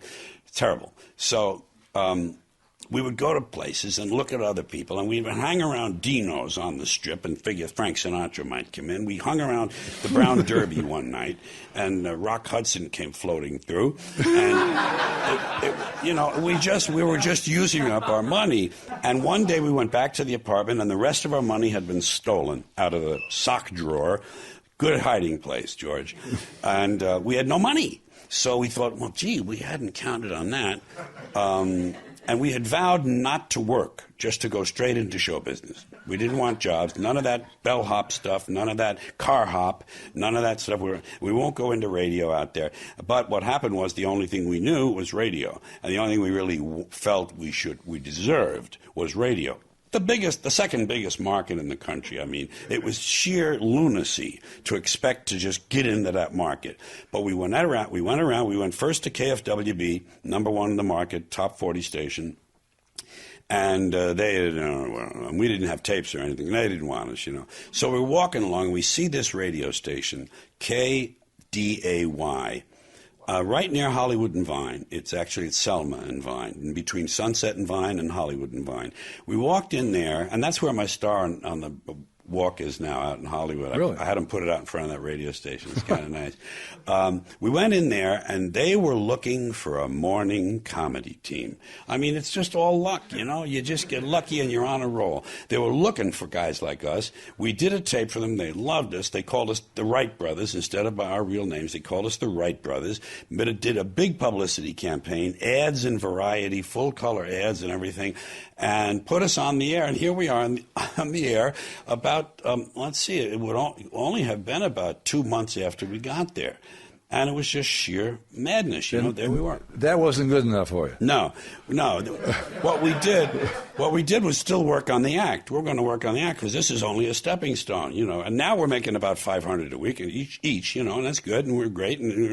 But we're practicing this act after hours. This was also a daytime station, by the way. Even though it was a 50,000 watt and it had a big signal out on the West Coast, it was a daytimer. And we went off the air at sundown, and in the studio, we would work on these routines. We were getting serious now. And nearby, about 2 blocks away, was a coffee house. That was the way for us to get in. They were now coffee houses. It was the era of the beatniks. And coffee houses liked offbeat entertainment. And we knew we could get in there and do our stuff for the owner maybe and get a shot. Just get a hootenanny shot. Get a single shot, And we went over there, and he liked us, and he hired us for 2 weeks. And we're still rehearsing our act, and a guy came walking through the studio because it was an office building, and you could see the studios on your left, and there were little offices here. He was a song plugger. He was a guy who used to do PR for songwriters and stuff and record labels. And he saw us, and he used to be the road manager for Rowan and Martin. And he says, I think you guys could make it, So we gave him he became our manager. We went in this little coffee house. They held us over for 6 weeks. Lenny Bruce came in and saw us. Mort Saul came in and saw us. And based on that, Lenny Bruce, we got a contract with GAC, one of the biggest agencies in the country. They had New York offices, Chicago, and Beverly Hills offices. And we got into nightclubs where we quit radio again. We quit. We said, no, sorry about that. We got something to do. And we went on and began a career that worked out very well. 2 years together. We were on The Tonight Show with Jack Parr that October. We drove out of Shreveport in March. And that October, we were on NBC television at night on the biggest show for a comedian. It's just stupid, But, man, it can happen. It can happen, Yeah, thank you. I've heard the term luck of the Irish. Maybe it started with you. I know it. But it's just, I think the luck comes from heredity. That's the first draw you get of luck, good luck or bad luck. Jack Burns, by the way, if you're not old enough to remember, went on to do Burns and Shriver, who you may have seen on Ed Sullivan's show, doing their taxi cab routine. Jack was the bigot in the back, and Avery was the cab. Yeah, well, you know, these commies out there, the commies, you know. He did that character very beautifully, and he had a good career. And he played Warren when Don Knotts retired from Mayberry RFD. He played Warren. He was the new deputy, and he's had a good career writing and producing things. Now, you went on to become a solo act. Yeah. Each of us wanted to eventually become soloists. Ed Sullivan. Yeah. How in the world did that happen? Well, that's a part of the process as you become known. This was the era of variety television. And there were two important syndicated TV shows at that time. Merv Griffin and had a show, it was a 90-minute nighttime show, and it was syndicated as opposed to being on the network. And so was Mike Douglas. Mike Douglas had a daytime show that was syndicated, both out of Westinghouse Westinghouse Television. And I did about 15 Merv Griffins, and I did about 15 Mike Douglases. By the time the networks noticed me, the producers for the network, the guy who produced the Jimmy Dean show, they got me on there, and I did a monologue on there, and then they kept me over, and I did another monologue the next week, and there I was on ABC television. And from there, those same producers did a summertime show the next year. It took Andy Williams' place on the Kraft Summer Music Hall. It was Andy was on year round, not year round, but everything except the summer, the TV season. Right. And we took his place during the summer, calling it the Summer Music Hall with John Davidson. And I was the house comedian and the writer. And from there, that's when Ed Sullivan notices you, or the Carson people notice you, or Hollywood Palace, or whatever other variety show you were going to get on. There were a lot of variety shows then. Carol Burnett, you know, Jimmy Rogers, a lot of them. Do you remember meeting Ed Sullivan the first time? Oh yeah, sure. Tell us it about wasn't. He was just what he looked like. He was, you know. But he took I held out. They wanted me on that show. Here I am, you know, still now in my early developmental stage, although I was on national television a lot. And they wanted me on the Ed Sullivan Show, and I resisted because I had heard that they were very brutal with comedians about cutting their time at the last minute. You have 6 minutes, they come and tell you to cut a minute because the monkeys went long, you know. Sorry, but the baboon went long, you're going to have to cut. So I didn't want that because I did set pieces. I didn't do a series of jokes that I could cut 5 of them out to take out a minute. I did a piece that I had memorized that was 6 minutes long, and that was it. And you couldn't take out anything. So I didn't want them going around doing that to me. That would usually happen, you know, you have dress rehearsal in the afternoon, and then you would have the broadcast at night, live, 8 o'clock. And it would happen between dress and air, they would tell you to maybe cut a minute. And then between air, when they started at 8, and the time you went on, 8:40 or something maybe, they would come and tell you to take out 30 seconds more or something. So I didn't want that. I was fearful enough doing live television. So I finally gave in, and I wound up doing 11 Ed Sullivan shows. And I wound up really writing some very poor material. I mean, my standard really fell off because there you are, you're offered 2 more Sullivan shots, and the money is great, and you know the exposure is important, and you want to, you know, do that. So, you know, you go ahead and you write a piece, and it's not quite what it ought to be. Well, yeah, but I was surprised going back listening. You did the hair poem, the one that Sullivan shot. Toward the end of the show. Yeah, the hair poem and the thing about the ecology. Beautiful. Yeah. I was surprised. Did they give you any flack about that? I mean, did you have to review that? No, it was by then. By then, I had my beard and I had begun to grow my hair, and I had stopped wearing a jacket. It was more of a vest look. You know, it wasn't kind of like street clothes. They were a little nicer, but they were nonetheless a shirt and a vest. You know, and at that point, they had. You know, he always accommodated. They always accommodated the change. Elvis Presley was on there, and the Beatles, and the Stones, and they always, you know, they still did an opera singer. They still did people juggling plates. Topo Gigio. But what I did was, you know, they told me I had a choice between 2 jokes. At dress rehearsal, I did, among other jokes, I did 2 jokes that were topical, and one of them was about Governor George Wallace of Alabama, who was running for president, and was a racist and a segregationist, and he had a favorite saying. He would always talk about the liberals by referring to the pointy-headed intellectuals. He called them pointy-headed intellectuals up there in Washington. You know, he was a populist. He appealed to a populist kind of a racist thing. He called them, and I said in this routine, I said, talking about George Wallace, I said, you talk about pointy heads. Have you ever seen the sheets those people put over their head? So that was one joke. That was one joke in the monologue. Another joke in the monologue was about Muhammad Ali. Muhammad Ali was the champ at that time. His name was still Cassius Clay. And he was the champion of the world. And they took away his championship because he wouldn't go to Vietnam. He refused to go. And he was, of course, right to do that, I think. Now, what I said about it was this: they told him, you know, no more. Sorry, you can't. No more boxing. You know, because you won't go and do your thing in Vietnam. So I said it this way: I said Muhammad Ali, his job was beating people up. That was his job, beating people up. They wanted him to go overseas and kill people, and he said, no, I don't want to kill people. I'd rather just beat them up. And they said, all right, well, if you won't go and kill people, we're not going to let you beat them up. And they told me between dress and air, they told me, they said, you can have this is the oddest censorship I ever experienced. They said, you can have one of those jokes or the other, but not both. It was volume rather than, it was the strangest thing. So obviously I chose the Muhammad Ali joke, which is a far smarter joke, you know, than the pointy head. And so that was my memory of the last show I did. He went off the air. Actually, I did the second to last Ed Sullivan broadcast, although we didn't know it at the time. We found out later that, you know, when he was canceled. Now, here we're into the 60s. I'm taking longer than I had planned because That's okay. There's so many things. You're into the 60s. Mm-hmm. You've been getting high since you were, 14?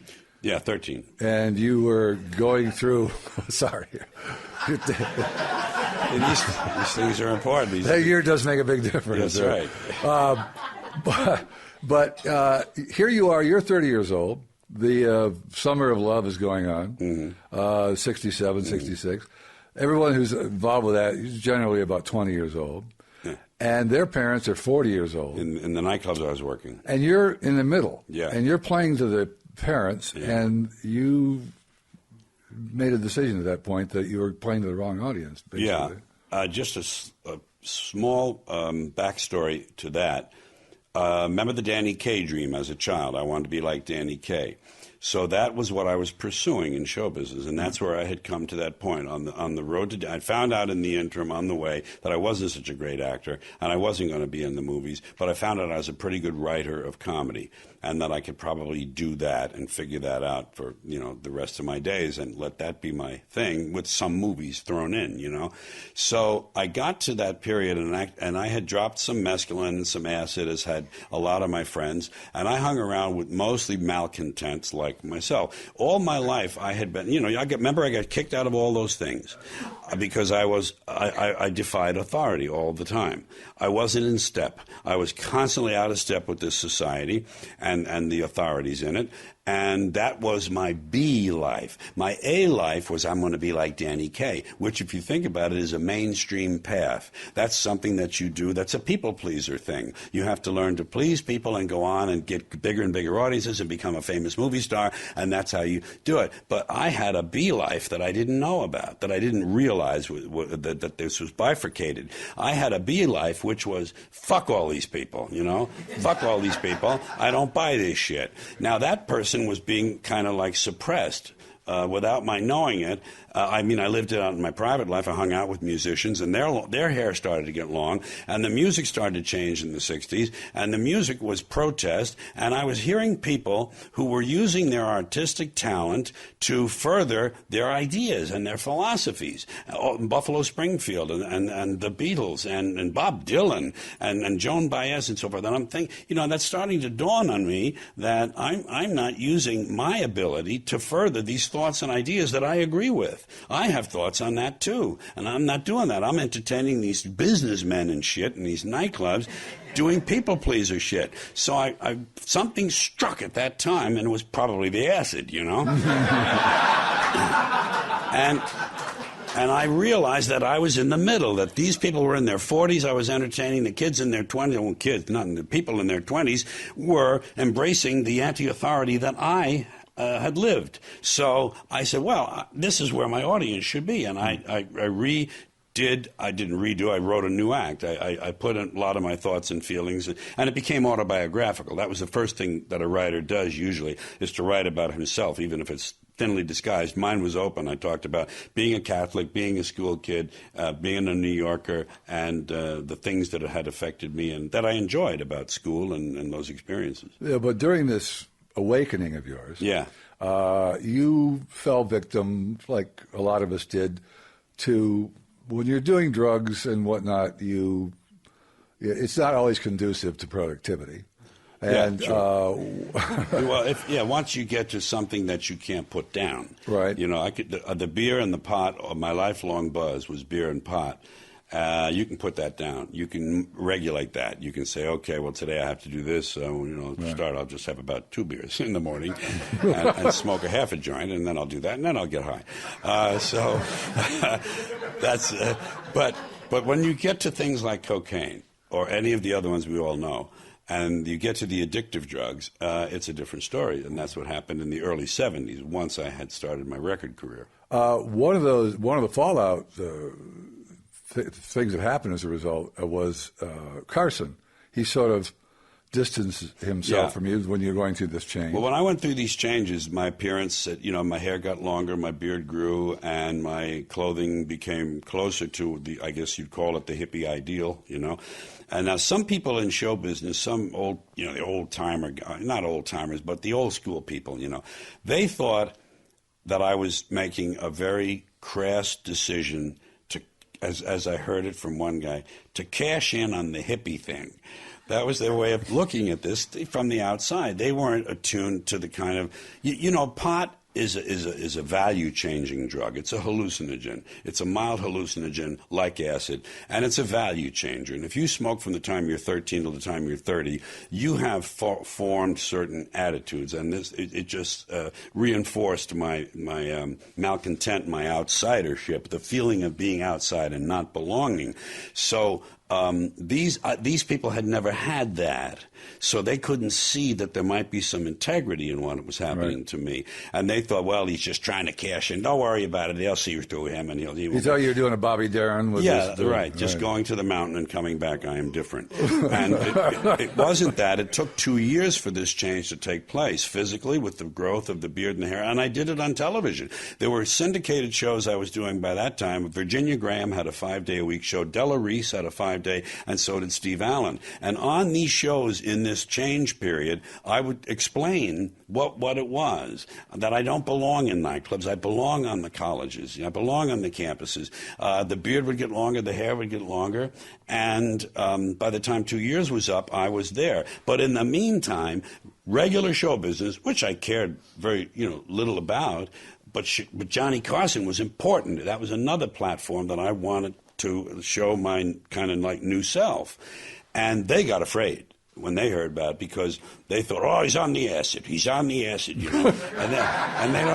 they don't know what you're going to do. And I came in to see Johnny one time, and what happened was my wife had she had written a press kit that was very kind of telling about my new change, my new direction, what I wanted to do. And I was going to handle myself and just kind of be my own manager. And the press kit, I wrote a very funny thing about why I wanted to go to the colleges. I want to go to the colleges because you can steal lab equipment and stuff. And it was just a very bizarre letter. And I signed it with my left hand like a 2-year-old, And so they saw this at Carson, and they thought, this guy's fucking nuts, And they dropped me. I had already done probably 10 or 15 Johnny Carsons, maybe more than that. And they dropped me. And I was a year before they could see this other new self take hold, get some credibility by virtue of the fact that I was working in coffee houses and filling them. And then I did concerts and I filled them. And then they said, oh, okay. And they let me back on. Yeah, but you made the mistake. Well, I shouldn't say it was a mistake. That's for you to decide. but you got all coked up and ran into Johnny's dressing room. I asked to see Johnny in his office. Oh. I asked to come over because I wanted to present my case. But I was full of coke and I was real speedy, I was grabbing my seat and probably my legs were going like this, and everything. I don't know. And I had a tie-dye shirt that was really garish and bizarre looking, And that just confirmed what they thought. They thought, oh, fucking Christ, look at this, So I had to fight my way out of that by being accepted in the place I said I would be, which was, younger, I'll call it a more youth-oriented culture, Well, Johnny obviously knows talent because you ended up coming back and hosting. You filled in as guest host how many times? I don't know. It must have been 20 times I guest host. I've done 140 of those shows, counting Jay Leno, starting with Jack Parr. Did you enjoy co-hosting, or was that too straight for you? No, it was. I enjoyed the status that it gave me. And the exposure to talk about whatever other things I wanted to talk about. But it wasn't coming. And I was loaded on coke on a lot of those shows that I co-host. I did one show when I was loaded, and David Carradine was one of the guests. All right? And I believe he was on acid that night. I only just say I believe that. I've never asked him.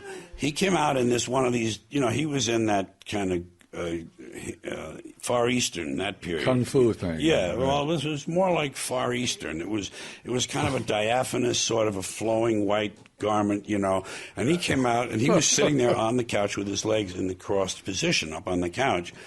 And I could swear to this day that each time I asked him a question, that he was answering the next one. Yeah. That's how fucked up I was. And you do have a list of the questions, so you kind of know what's next, because you do rehearse what you're going to ask. But I don't know how that would be possible, but it seemed like he was doing that. I must try. I wonder if there's anyone out in eBay land who has an old copy of that for some odd reason. I have a lot of old stuff. Can you imagine Mr. and Mrs. America laying in bed watching? Yeah. And you guys are on. Quite a different. By the way, speaking of being coked up, the very first Saturday Night Live, you were the host. Coked all week. And did they have to bang on your door and get you to come to rehearsal? They say they did. It's been said to me. I believe it, because you do get, you do lock all the good bolts and things and shit when you're getting real paranoid, I did. I had great coke too, and I did it all week. And I didn't like what I did on the show, and I was afraid to do sketches. I didn't want to. I told Lauren the first day, I said, "Don't put me in sketches. I'm not good at that." I really didn't feel very confident about acting ability, and I didn't know sketch acting is different from acting. So I didn't make that accommodation in my mind, so I just said, leave me out of everything, just let me do little spots. Let me do little monologues, 30 seconds, a minute and a half, 2 minutes here, and all through the show. And that's what they did for me. They left me out of the sketches, but I can see myself grinding my teeth on that first broadcast. If you ever see the DVD, watch for the guy grinding his teeth and catching his breath, kind of like, I believe you told me you had a collection of a videotape collection of you over the years, showing your hair, different lengths and whatnot. I did. I must have lied. I think what I might have been referring to the fact that you can do that if a person wanted to, they could do that. The Great Recession. Well, during this time in the 70s, when all this, you were finding yourself and going through these changes, you did a couple of movies. You did Car Wash with Richard Pryor. Yeah. And you and Richard had worked together, though, before. Well, the way Jack Burns and I broke up 2 years after we formed the act, because he wanted to go to Second City, and I wanted to be a single. I had gotten married in the meantime, and I wanted to be a single and for Brendan and I to have a baby. And I had to get out on my own. And we were in Chicago at the time, and that was the birthplace of Second City. And he was very qualified for improvisational theater, very much more qualified for that. So we split up. We worked that night. We worked 2 weeks at the Living Room with Vic Damone. We made $750 for the team a week, and that was a really good level for us. Great to be working with an act like Vic Damone. He was, if some of you may know or not know, a great singer who Frank Sinatra said had the finest pipes of any male singer. And he had a string of hit records and a lot of things that were really fine work. And Vic, Jack and I broke up the night we closed at the living room. We broke up peacefully. And the next night I opened down the street from the Living Room in the nightclub district at a coffee house called the Gate of Horn. I opened up with Miriam Makeba and Peter, Paul, and Mary, and I was the third act. I was the opening act. And from there, I went on. Jack went on Second City, met Avery there, and that became a story. And what was Richard Pryor. Oh, Richard Pryor. Well, that was a period that began then of 2 years of drift. I did not have a partner. I worked out some of the contracts that Burns and I still had pending, places like the Playboy clubs. I worked them alone, but then I never got renewed, and I didn't have much work. And so I decided in New York after I was married. My wife is from Dayton. We would stay in Dayton when there was no work in the Midwest, and we'd stay in New York at my mother's house when there was no work in the East. And I decided that the only way to do this right was to take a stand. And now, don't forget, I'm still in my clean suit and tie, short hair period. And I decided if I could get a little place in New York, in the Greenwich Village, where I could work out all the time like a coffee house, and I could develop myself there and get people to come in, get Merv Griffin to come in and see me, get Carson Show to come in and see me. That's what I need. So I did that. I took a stand. I found a place called the Cafe Au Go-Go. I spent 2 years there on and off. I could work and go away from there for 2 months. I could come back for a week. I could go away for 2 weeks, come back for 3 days. I could work anything I wanted. They were sometimes $5 a night, sometimes just a hamburger, sometimes on a weekend $65 if you were working with Bill Evans or someone like that. So I did that for 2 years, and I got Merv Griffin in, and that's what gave me my start.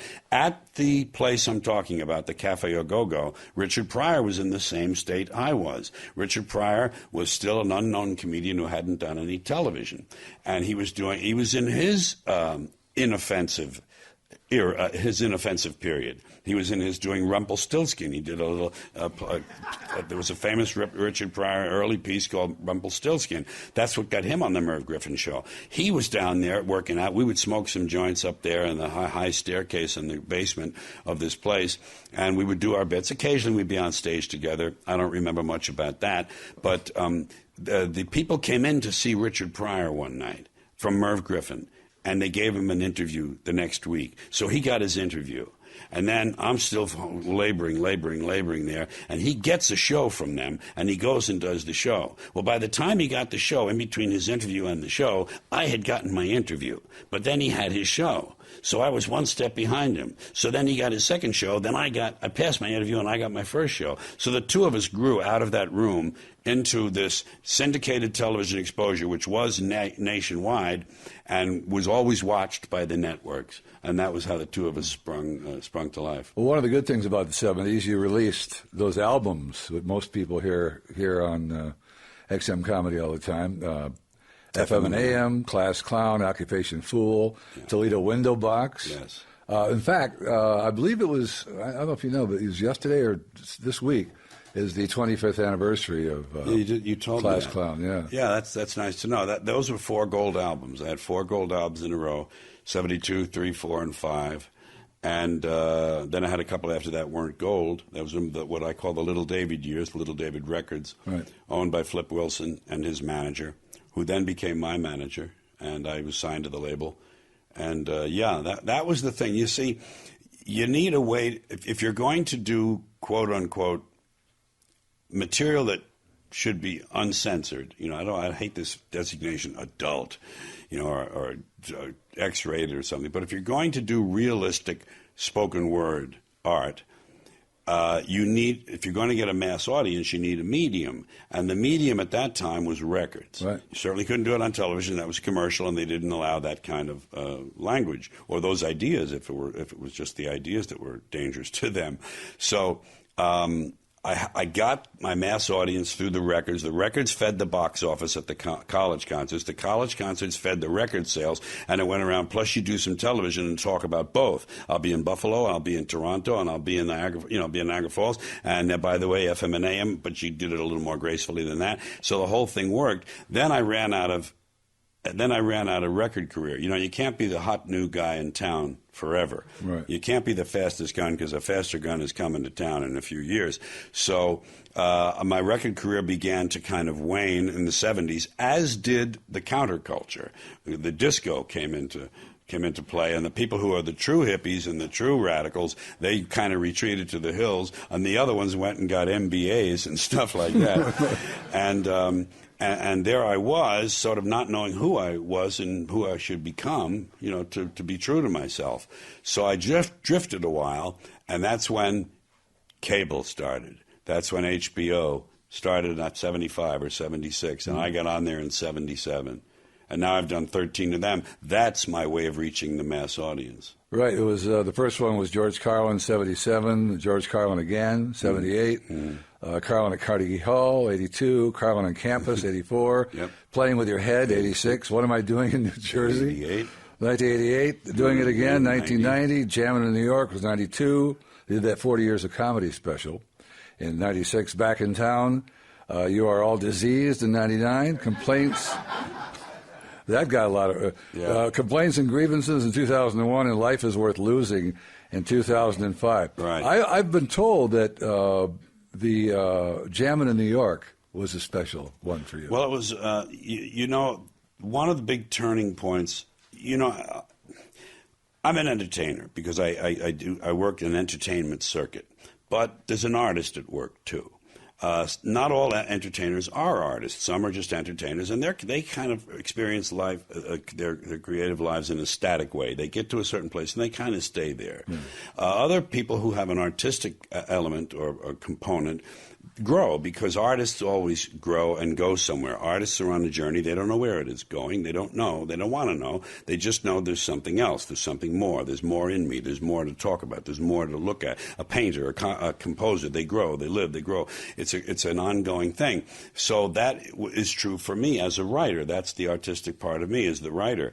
Well, what am I answering again? I'll get to it. Just help me out. You were talking about the HBO special. Yeah, and the changes, right. So the artist goes through phases and changes, and I found my comic voice as a younger person in the coffee houses. I found my comic voice, and then that comic voice lasted until the late 60s, early 70s, when I made that change to the countercultural type material. That was a shift. That was a paradigm shift, and that was a change in voice, the comic voice and the writer voice. And then and then through the 70s, I developed that, and then I kind of lost track of what would be next, and I didn't know. I kind of drifted, and I was grasping. Then in 92, even though I did these HBO shows, and they were plenty good, I like them. I still would stand behind every word of them. But there wasn't a new voice yet. There was just like an improved voice that was ongoing. In 1992, I discovered silence on the stage. I discovered that you could have long periods of silence. The show I did, Jammin' in New York, had a long, more or less serious piece called "The Planet is Fine, the People are Fucked." And and it was about the fact that the planet will outlive us. Don't worry about the planet. People who tell you they're worried about the planet are not. They're worried about themselves and their habitat. They want a clean place to live. And that's fine. But don't be talking about how you're going to save the planet. You're not. The planet will outlive you, and it will heal itself. And that piece was very thoughtful and very interesting, and I loved it. But I had to learn that there were times in the show when it was okay not to get laughs. Because one of the jobs I have, besides getting laughs, is to engage the imagination. Just in general, to engage the person's imagination. If I make them laugh along the way, that's part of the deal for me.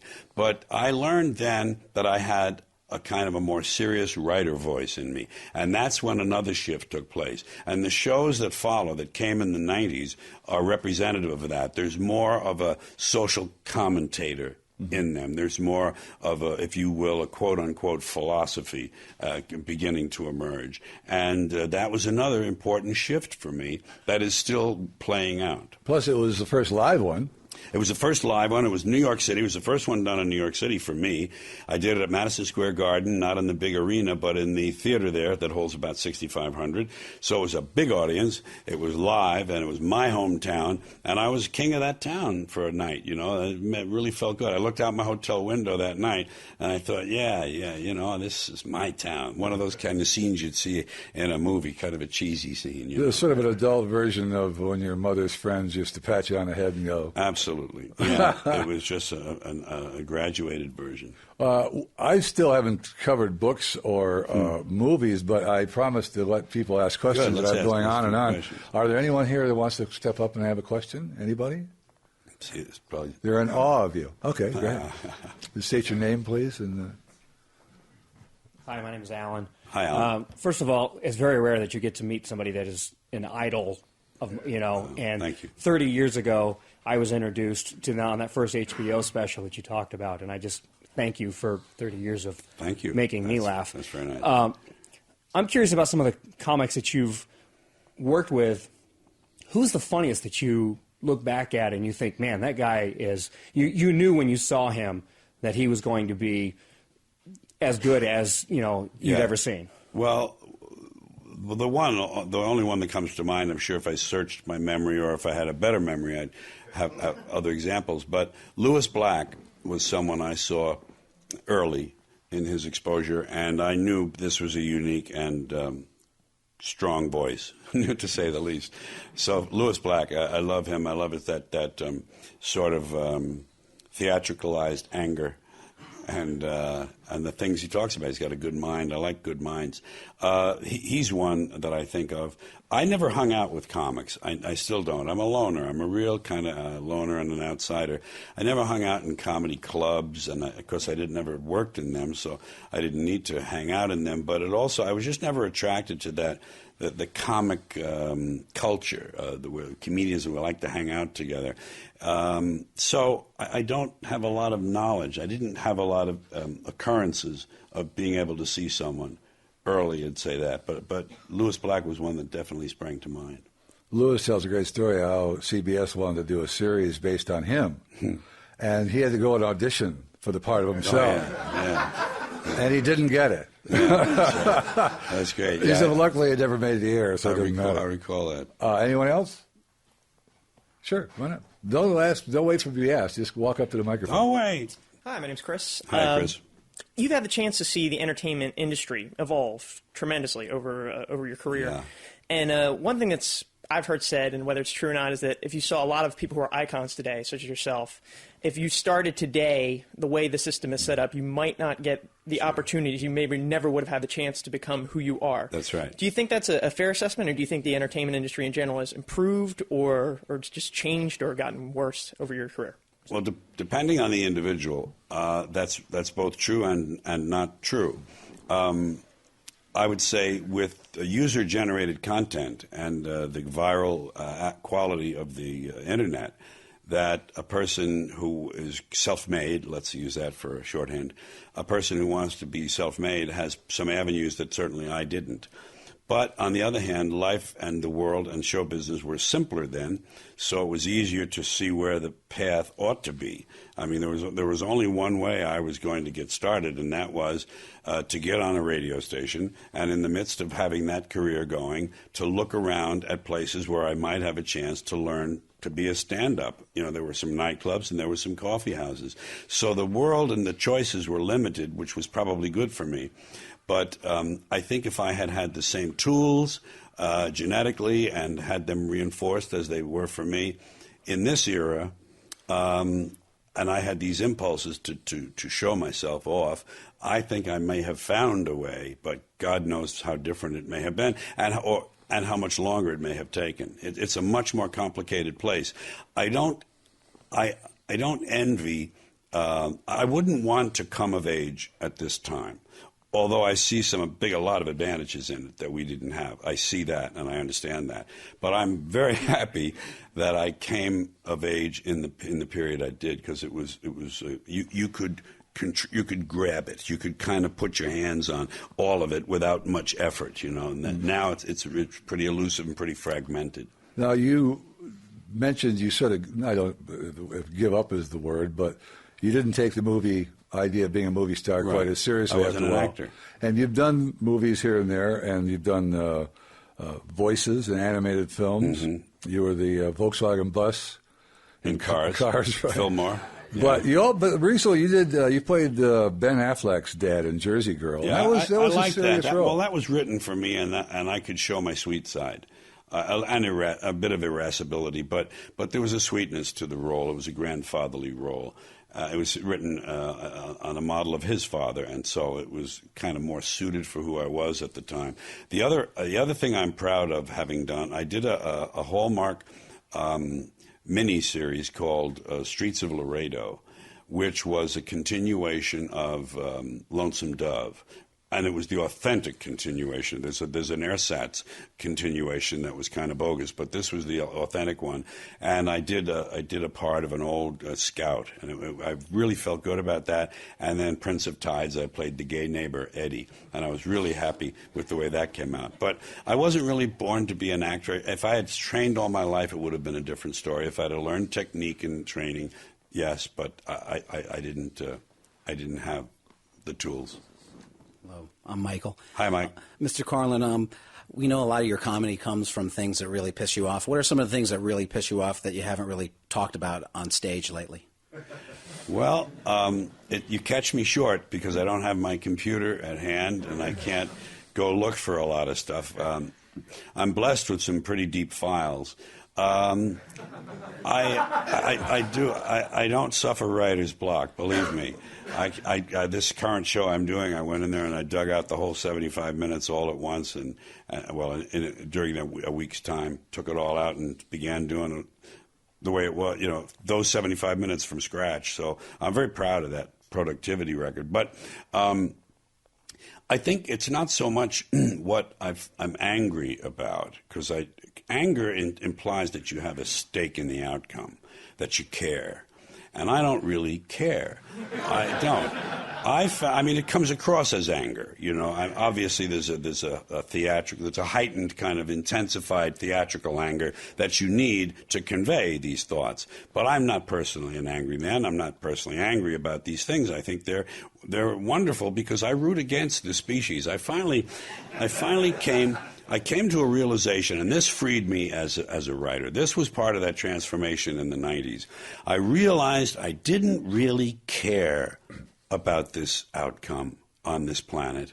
I didn't care what happened to the species. I think this is a species that was given great gifts and had great potential and squandered them. I think this species squandered them. I think it chose poor ways of organizing itself, socially and politically. I think it made a wrong turn when it came to buying the okey-doke that the spiritual leaders gave, the high priests. We turned it over to the high priests and the traders. It's commerce and religion that have ruined and spoiled the potential of this species. And in this country, the same two things are true, but this country is writ large, and this country is the leader in the decay of the soul, if you will, just I use that metaphorically. It's just, and I just don't care what happens to this country. I don't care. I don't give a fuck. So, and you know what, the only anger there is, and I recognize one in my voice there, you know what that is? It's really a reflection of disappointment and disillusionment and being let down by my species. We had such great possibilities, and they're not being realized. They talk about poets and philosophers, and well, aren't there? Yes, there are. How much influence do they have? None. There are more people writing poetry in America than there are reading it. Imagine that. Well, I guess that's true in a lot of fields, but It's just, I think that's the anger. It's a frustration. It's a letdown. You know, it comes from, you know, how could you do it? That's why I usually always use the second person. You know, I talk about the audience and I say, how can you know what you did? You know, I don't say, you know what we did here in this country. I say, you know what you people did? I put it on them. It's not my problem. You know, so anyway, that's just a taste of what eats around the edges for me. And if you don't know, if you want more of George's philosophy, the books, Brain Droppings, Napalm, Silly Putty, When Will Jesus Bring the Pork Chops? Yeah. And sometimes a little brain damage can help was actually originally a promotional item. It was actually a magazine-size item to be sold at concerts, but I didn't. I wanted to put out some material in there. So I threw pictures in too, because you have to have pictures in it. It's kind of a pseudo book, quasi book. So if you want to know more of the philosophy, he was just spewing. Some of it is in there, yeah. Yeah, right. Just read those books, because I always like to end on that note. But there's a couple of other questions. One of them that you don't like to be asked is, have you ever thought about when this is going to end? When you're going to retire? Oh no, I don't mind being asked that. No, it's like I say, the artist is never satisfied. If you're going to be satisfied, you know, something's wrong with you. If you pardon this highfalutin, you know, terminology, I'm talking about the artist part, you know. Pablo Casals, the great cellist, master of the cello of the last century, one of the outstanding musicians of the last century, he was in his 90s, and he was still doing a few recitals. And he would practice 3 hours a day. He practiced his cello 3 hours a day. And someone said to him at some point, they said, Master Casals, you know, you are a past master. You are the maestro. Why, at your age, do you bother practicing 3 hours a day? And he said, well, I'm beginning to notice some improvement. And that's the answer. I mean, why stop? You know, only if nature stops me. If I lose the ability to write or speak, some alteration in plans will be necessary. But I've already imagined, because they do have this for people who are totally paralyzed, that the movement of your eyes, you can look at a keyboard that's projected and you can type by moving your eyes to the letters. And they'll have that perfected by the time I'm paralyzed. I'm assuming that. Well, to quote George Carlin, art doesn't have a finish line. No, right, yeah. It's just a race, but against yourself, with no reward except self, you know, the satisfaction of explaining yourself in some symbolic form or direct form. In my case, painting is more symbolic. Would you leave us with what you would put on your gravestone? What's your epitaph supposed to read? He was here just a minute ago. I figured we'd bring that up in the synagogue. I thought that would be relaxed. He's kind of a neighborhood guy. Yeah, you know? it's hilarious. Thank you. Can we talk about how you started? Oh, anything you want. You want, and as specific as you like to get help. All right. So you started in a duo, Burns and Carlin. Yes. And you started doing characters, which is completely opposite of what you do now. Right. What made the change for you? Well, actually, before I met Jack Burns, I had a childhood plan to be a comedian. I modeled in my mind. I was 10 or 11 years old, and I loved Danny Kaye in the movies. I was kind of influenced by Spike Jones on records and a lot of the radio comedians, and then in the movies, Red Skelton, Bob Hope, Danny Kaye, especially because of the vocal facility and the fast lyrics and the faces and the accent dialects that he did. So I kind of had that dream, and I thought, well, how do you do that?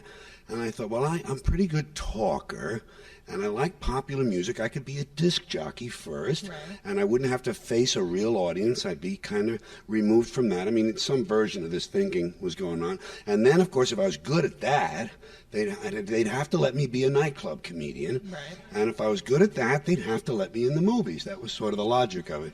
So I had this path planned and thought out, and meeting Jack Burns hastened it a bit. I was in radio when I met Jack, and I was a DJ, and the fact that there were two of us made it easier for us to start. to get before audiences. I Right. think we might have spent a couple more years, either of us alone, dithering around, getting up the courage. But with two people to share the humiliation of failure in public, it was easy. Right. And then you would do the weatherman and all Yeah. these characters. Yeah, go ahead, please. No, but then you just decided I'm not doing characters anymore. Well, okay. I'll give you. I'll just refine that a little bit. What I did at first, you see, I had kind of two levels to me. I was a kid who was out of step with things. I had a lot of time on my own. My father was asked to leave early. He was Patrick, here's your hat. He couldn't metabolize ethanol correctly, so.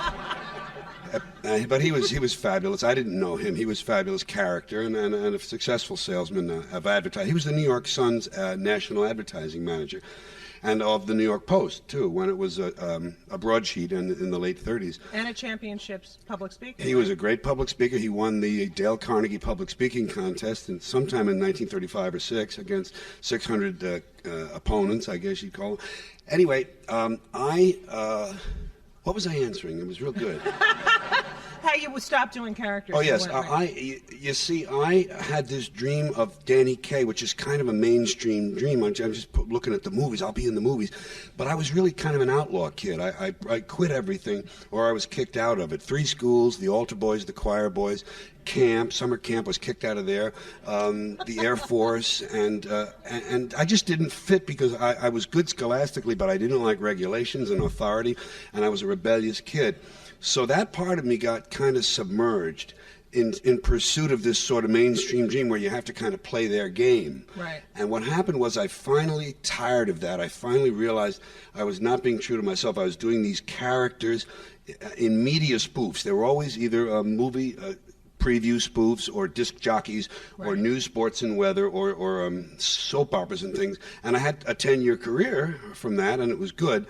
But underneath, this other guy was burning and yearning to get out. And it was safe. The characters were safe. Yes, it was safe, and it was that period. It was post-50s. It was, the early part of the 60s were really an extension of the 50s. So it was in that era, and I fit the times. Now, you didn't know your father. Was your mother funny? My mother was funny. She worked in advertising as an executive secretary. She raised 2 boys through the war, through the Second World War, and was good mother. We had a love-hate relationship, as happens often. But she'd come home on the Broadway bus from downtown, or the subway at first, and she would come home with a story to tell about being on the bus, and she'd have 4 or 5 character voices she could do with them. And she would deliver, she'd finish it with a punchline. She'd have a way out. So she was kind of theatrical. She said, "Someday you must tell my story." So. She smoked?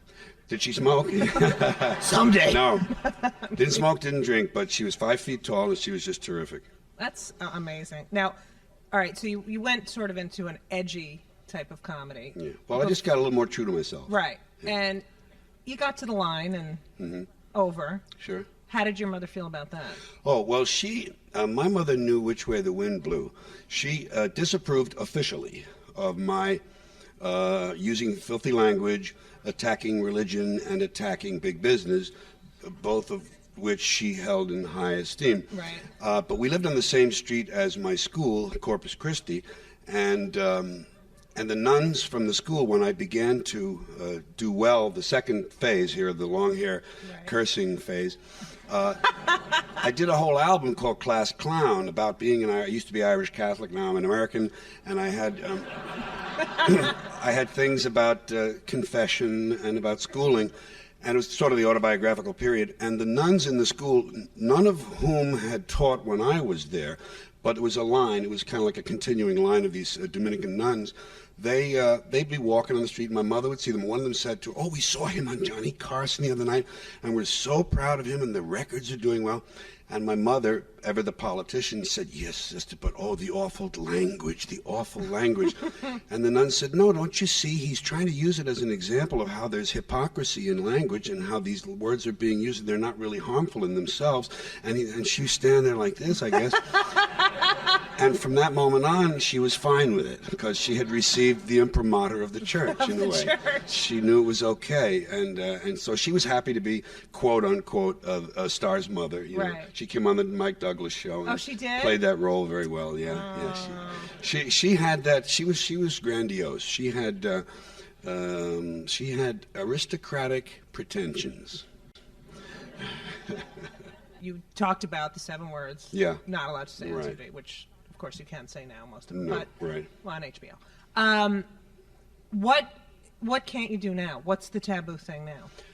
Well, most of those words are still, they were shit, piss, fuck, cunt, cocksucker, motherfucker, and tits. Can we go up to the sanctuary? Yeah, they were.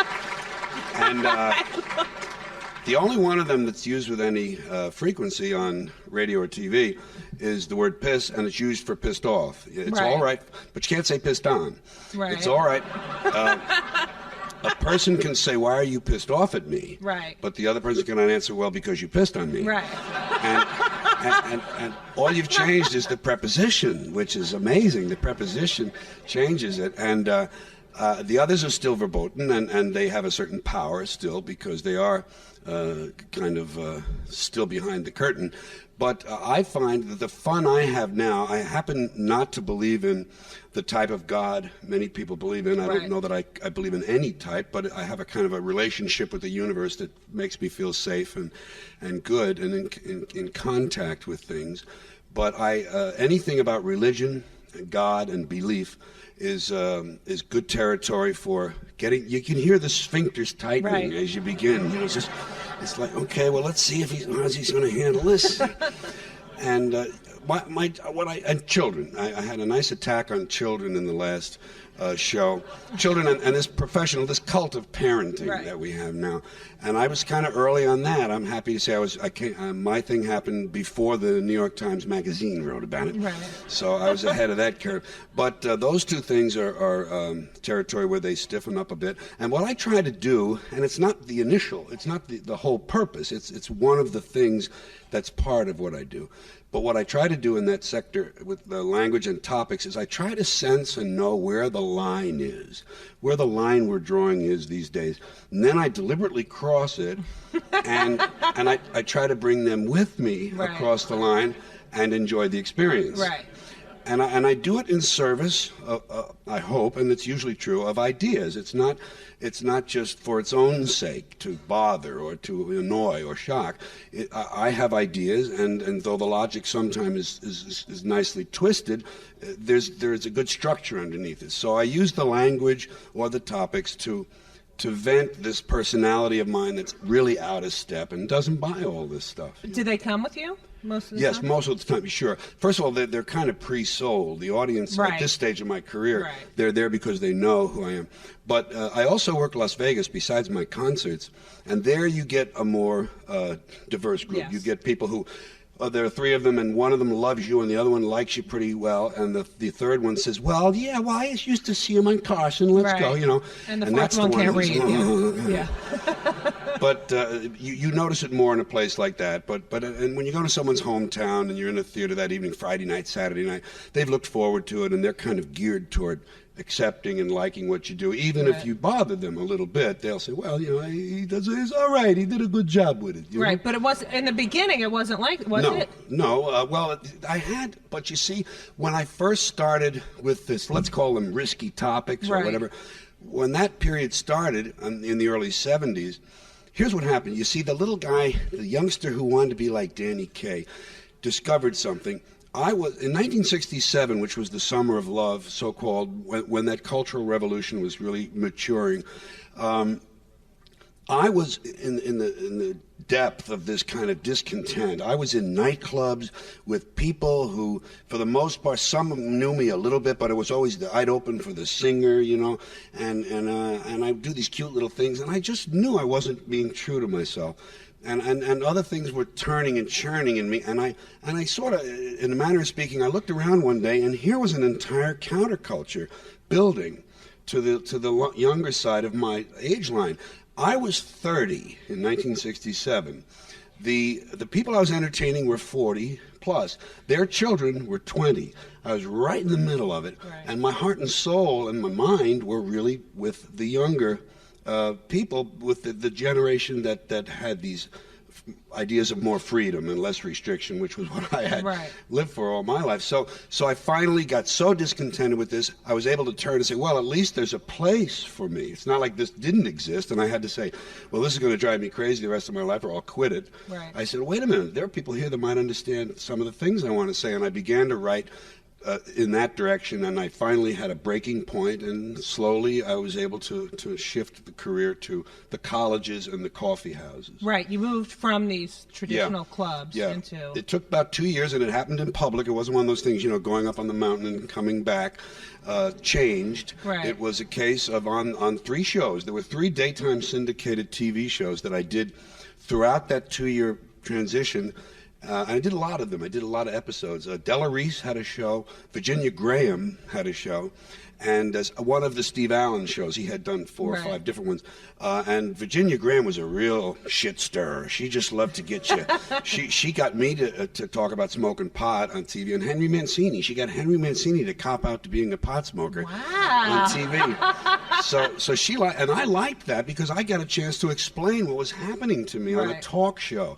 Not not having some writer give his version of it, but to say no, I just wasn't at home and so forth. So it was a nice, gentle and kind of organic transition. But you could have made like a great living doing the other thing too. Well, I was at the time that it broke. At the time that the thing snapped, I got fired in Las Vegas. I had a contract at the Frontier in '68, '9, and '70. Right. And I was making $12,500 a week in 1970 at the time of this break. And if I'd been able to and wanted to, I could have either renewed that contract or gotten a new contract with another hotel. And that was, of course, fabulous money. It still is.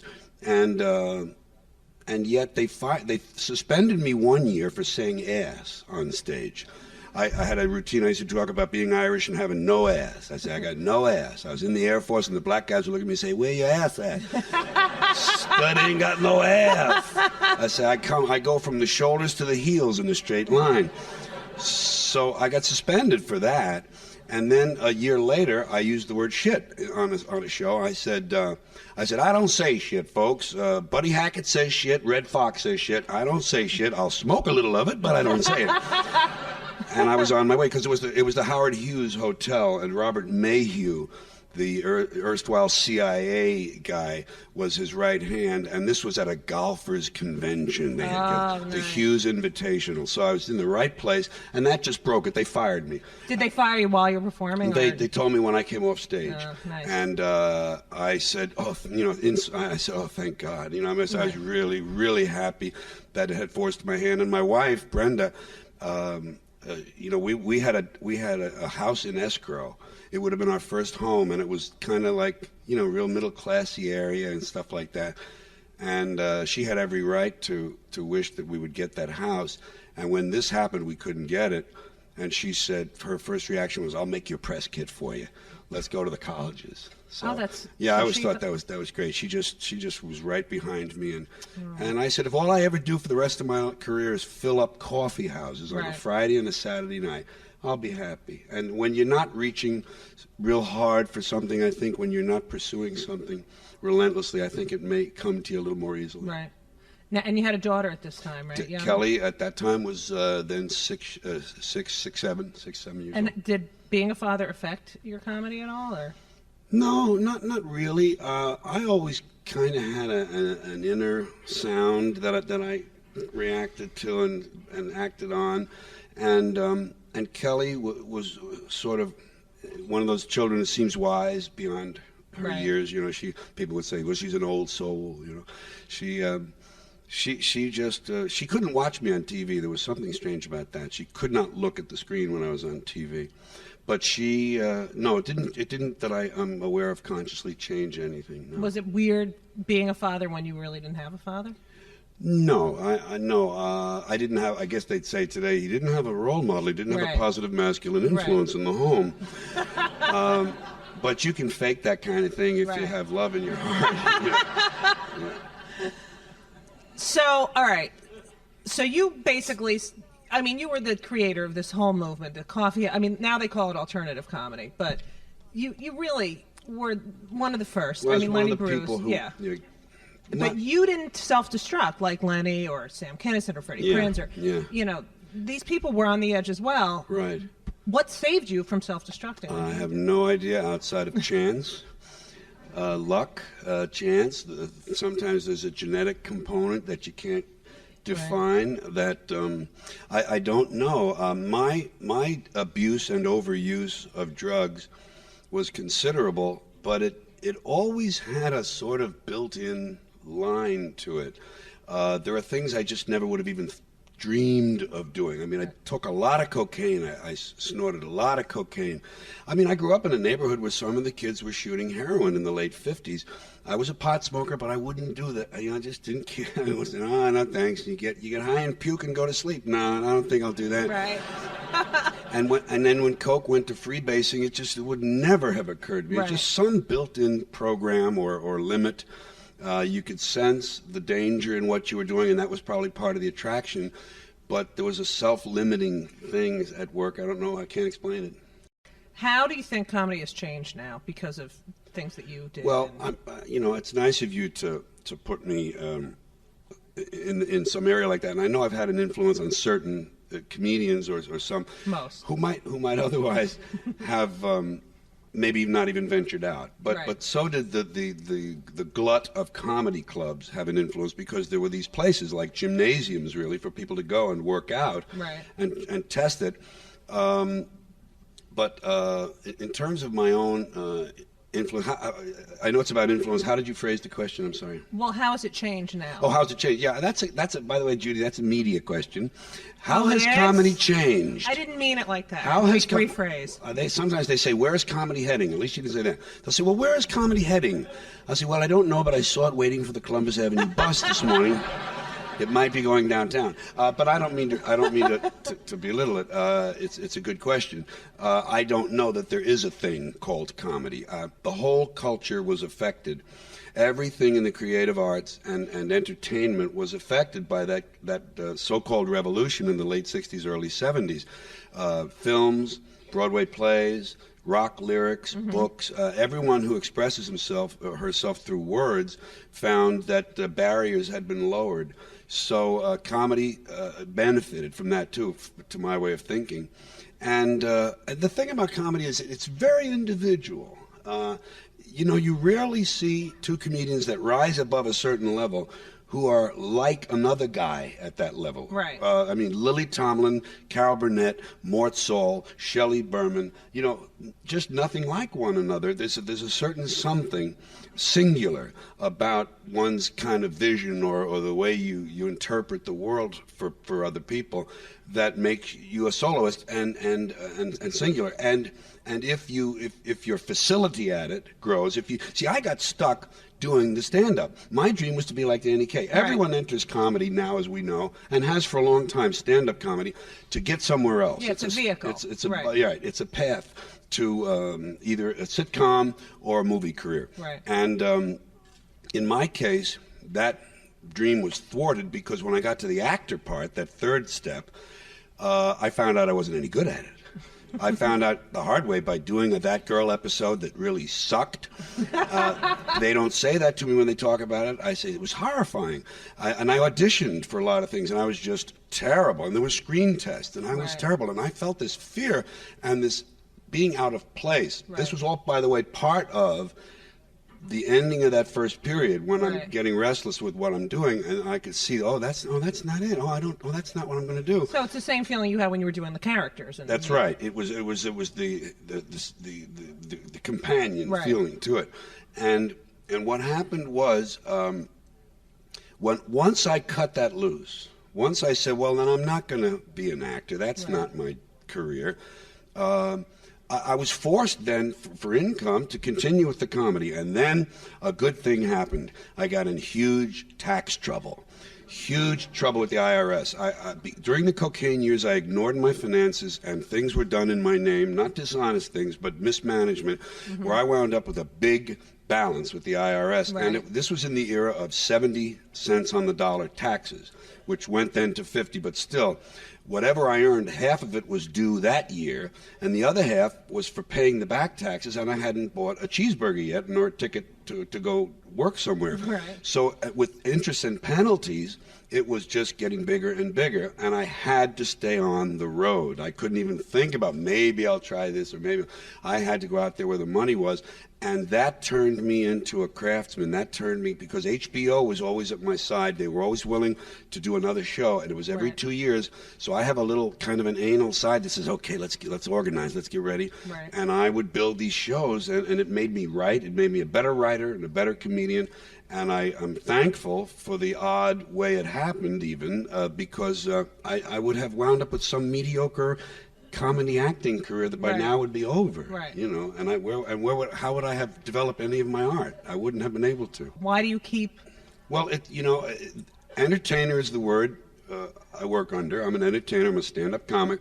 But there's an artist at work in here, and an artist has a kind of song to sing, or something to get off his or her chest. Just something you got to kind of like keep telling the world, and you keep looking deeper in yourself and at yourself vis-a-vis the world as it changes and as you mature and get a richer matrix. The thing is, with age, you have a richer background of information with which to compare new information. So when I see something at 63, it's a much more textured mixture of what my reaction than when I was 23 or 33. So you just become more and more of a craftsman and an artist as well. And that person is always on a journey, I think. I think an artist kind of doesn't know where they're going necessarily, but they know it's kind of like out there and it's down this road, and I'll just keep challenging and looking under a little more. So that's where it comes from. It comes from the need to be this thing I am in the universe. And I do have that organizational side. I'm lucky, besides the kind of creative spirit, and I go to sort of like that oversimplified right brain, left brain thing. Right. Besides that spirit, that's no barriers, there's another one saying, write it down, classify it, index it, where does it belong, put it down there. Oh, look, it fits with that. Oh, these two go together. Wow. Right.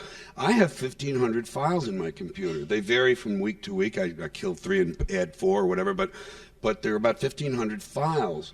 And I will always have something to go to. That second book came because I sat down, looked back in the files at the things I couldn't get to on the first book, things that were getting pregnant, and I started writing them, and now I have an outlet. Now I found I have a book audience, which is not exactly congruent with the concert audience. There's an overlap, but they're different. But the stuff in the book is not necessarily stuff. I mean, it's some of stuff it you could would be do done on stage, and some of it was. Right. But a lot of it would not be able to be out anywhere without the printed page. Right. And that was when I thought, wow, both books that's true of. I thought, oh, I can use that little thought. Here's an idea. Oh, like your short takes are. Yeah.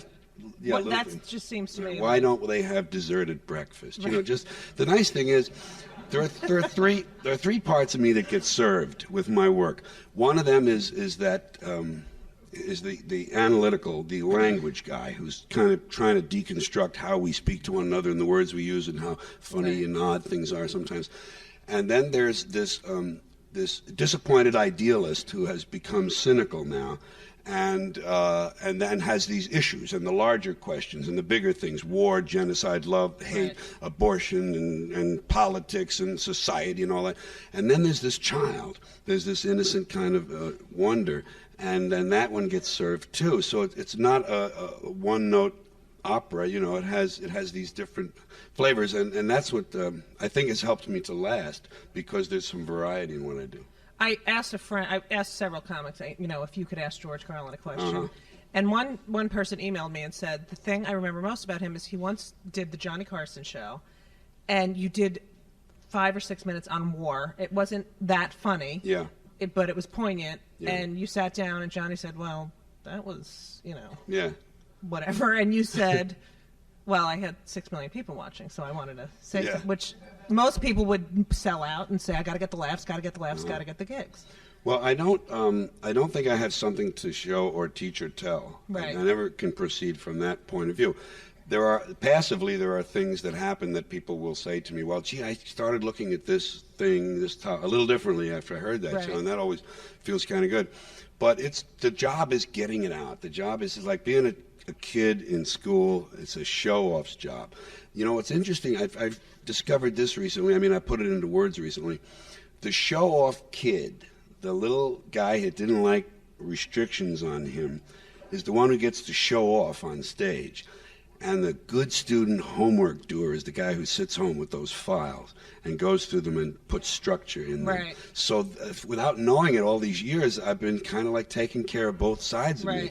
And it's really just a need to go, hey, listen, wait. And sometimes when I'm writing, I'll say, oh, wait till I tell them this. Oh, wait till I say this. I can't wait to say this. You know, it's just it's an excitement. So I'm just a very, very lucky person to have had these things come my way.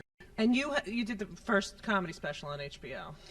Robert Klein did the first one. I did the second, in the same year, 1976. But there was, I think it was 77. But there was you had nothing to compare it to. So what were your expectations? Were you just, I'm going to go out and do stand-up and it's going to translate on... Well, all it is a picture of what you do. You know, it's like taking a picture of a violin player or a baseball player. They do what they do, and the pictures are transmitted to someone's house. The picture doesn't change anything. So commercial television, of course, is a completely different animal, and we can talk about that and its pluses and minuses, mostly minuses. But in HBO, there is no, obviously, there are no commercials, and there's no looking over your shoulder at content. In fact, they encourage it. If you had to come down to it, they'd say, no, do that. But they never did, but I know they would.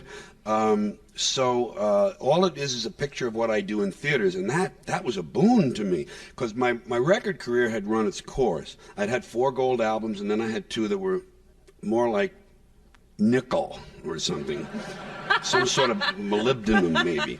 But that had run its course. I wasn't the hot new guy in town anymore. And I was in a kind of a drift. And this tax thing, well, the tax thing came on a couple of years later, but HBO came along. And I realized I had a way to reach a mass audience with nothing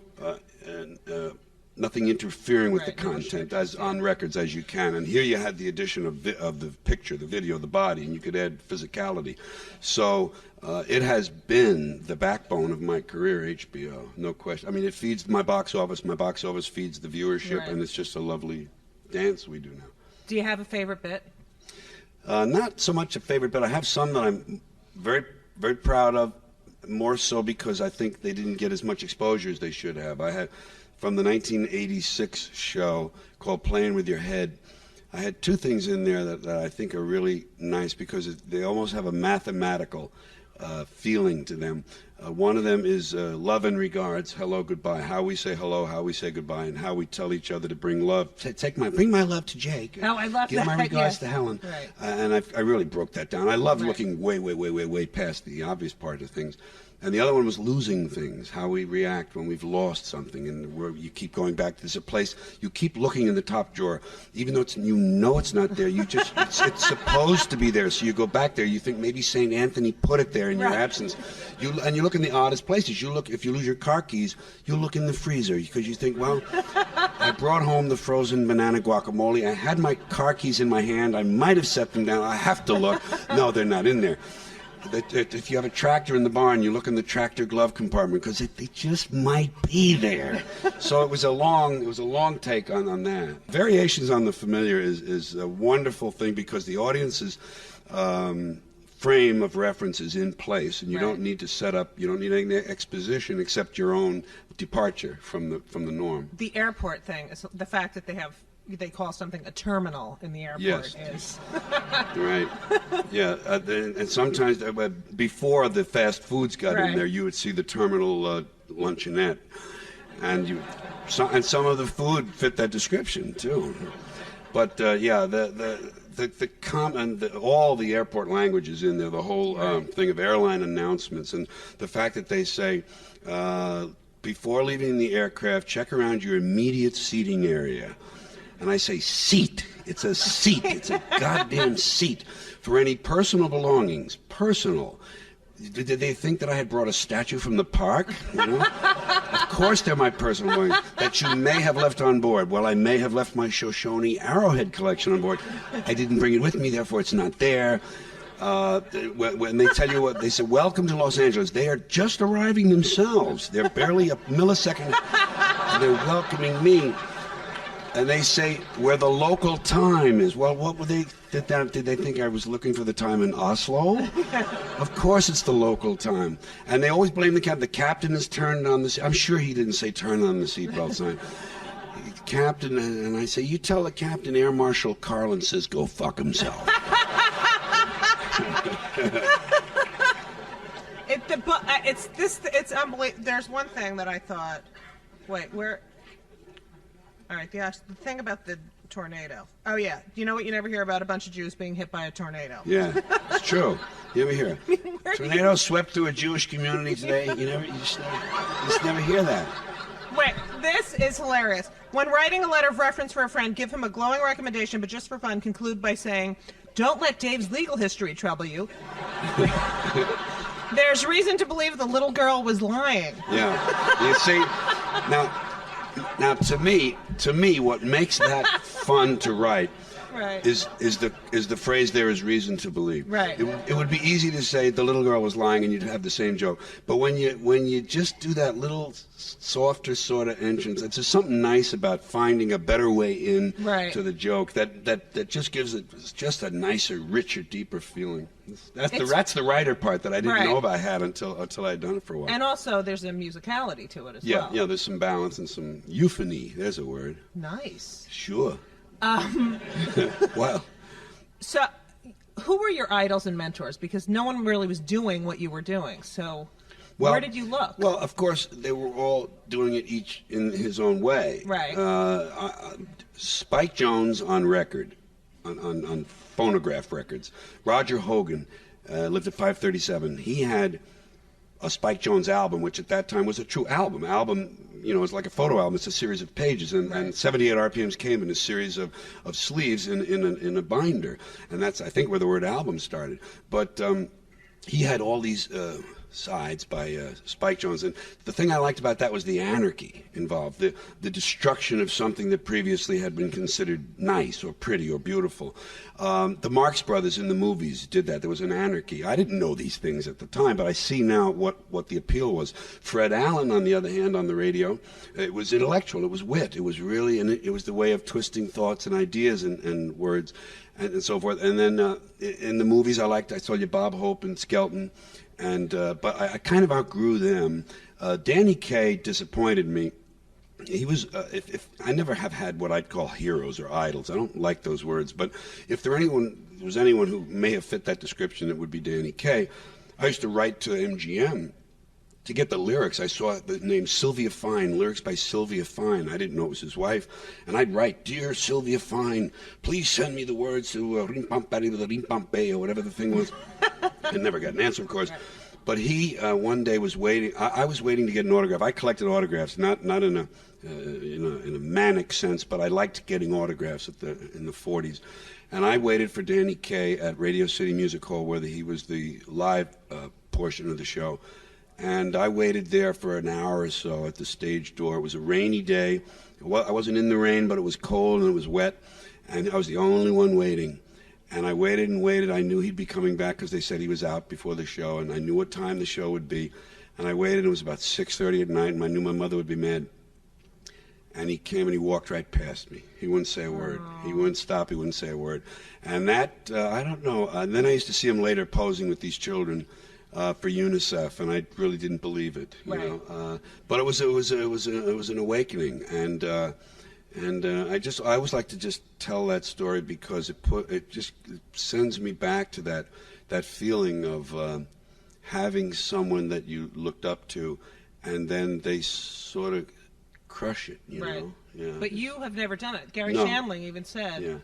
That he came to you and said, "Will you read my stuff?" You were at a club in Tucson, right? Yeah.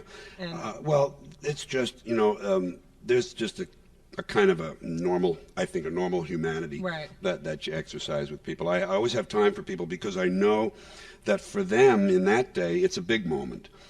I may have 10 times that day when someone makes a little fuss over me, but it's the only time that week or that month or that year maybe that they meet someone that they want to make a fuss over. So it's important to honor that moment and to let it be as alive as it can. Do you have any regrets? No, wasting 9 years in school probably. I quit after 9th grade. No regrets, of course. No, nothing that I would do differently because then the result would have been different. Right. Who makes you laugh? Well, I still love, of course, the people who are timeless and tested. Steve Martin, Lily Tomlin, Woody Allen, Albert Brooks, Mel Brooks when he's just talking. Right. That's better than any movie he had made for my money. And among people who are less known but somewhat known, Mitch Hedberg, I like because of the odd left field nature of his brain. He's kind of like a Stephen Wright with a little something extra going on, and I love Stephen Wright and Lewis Black, who I love Lewis. Just wonderful control of his words, and then.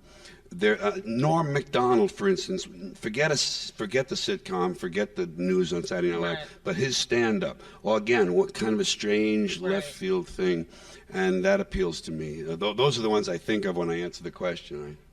I was there when Jerry Lewis in Aspen said that women are not funny and should just make babies. Yeah. And I really like him. Yeah. What makes you laugh? Oh, I don't know. All humor and comedy, I think, or at least a good deal of it, is based in surprise. Right. So I like for the surprise to be a genuine one for me, something I might not, especially if it's something I might not have thought of myself in that setting. There are some things you hear and you like them and you say, yeah, that's the way that ought to be. And there's some things you go, oh, okay, oh, good, wow, that's cool, and play that again. I like energy on stage. I like people who have some energy and that sort of that strange thing. Even Louis Anderson has a kind of a dark approach when he talks about his father. And Kevin Meaney is wonderful. Kevin is a manic Irishman, and he just starts singing uncontrollably. I don't care. My jokes don't go over, but I don't care. And excess is good to me. Excess is good when you pile it on, when you just keep coming back, and you just and you carry it off. Right. That's what I say. Yeah, good. You've done all right. You were on the Ed Sullivan Show, Johnny Carson Show, Steve Martin. Who is your favorite talk show, or what do you think makes a great talk show host? But who was your favorite? Well, I did the Jack Parr show before Carson happened. I didn't do it with Jack Parr there. Burns and I did it with Arlene Francis as the substitute host that night. So I don't know how it was to sit with him. But Johnny Carson, see, the thing about Johnny Carson's show, that was sort of, to me, a public square, a kind of a common, where America met in a familiar place at night, and everybody understood the architecture, literally and figuratively, the architecture of the show. And you were at home, and then they presented tonight's version of that. So, and there was this communal, this old global village idea. There was this feeling of participating. Ed Sullivan was that way because of that 8 o'clock Sunday night. And in the early days of television, there weren't that many of those kind of destinations on the television set. But Carson was a master at letting you go. Rodney did his show that way. I finally learned that was the way to do his show. Not to try to make believe the jokes are part of some accurate narrative you're telling, but to make it, you're there to do some jokes, and he would go, oh, really? Oh, I didn't know that. Oh. And so you just pile it on and pile it on. He made you very comfortable. And then, of course, when it wasn't working, he was able, because he had a dark streak. I always thought he was a person who might snap at any moment. He just seemed to be just restraining everything. By the way, up where I lived on 121st Street between Broadway and Amsterdam. I grew up there. Around the corner from the Jewish Theological Seminary, down the street from the Union Theological Seminary, each of them the largest of its type in the Western world as far as I know, and with the Catholic Church on my street, Riverside Church at the very end of the street, Teachers College, Columbia University, Barnard, Grant's Tomb, St. John the Divine, this institutional neighborhood. And during the Second World War, I was 8 years old when it was over, so this is before I'm 8. all the kids in the neighborhood, a lot of us, we would go up to watch the sailors in Columbia. They had an ROTC program that turned out midshipmen that became ensigns. When they graduated, they went into the Second World War.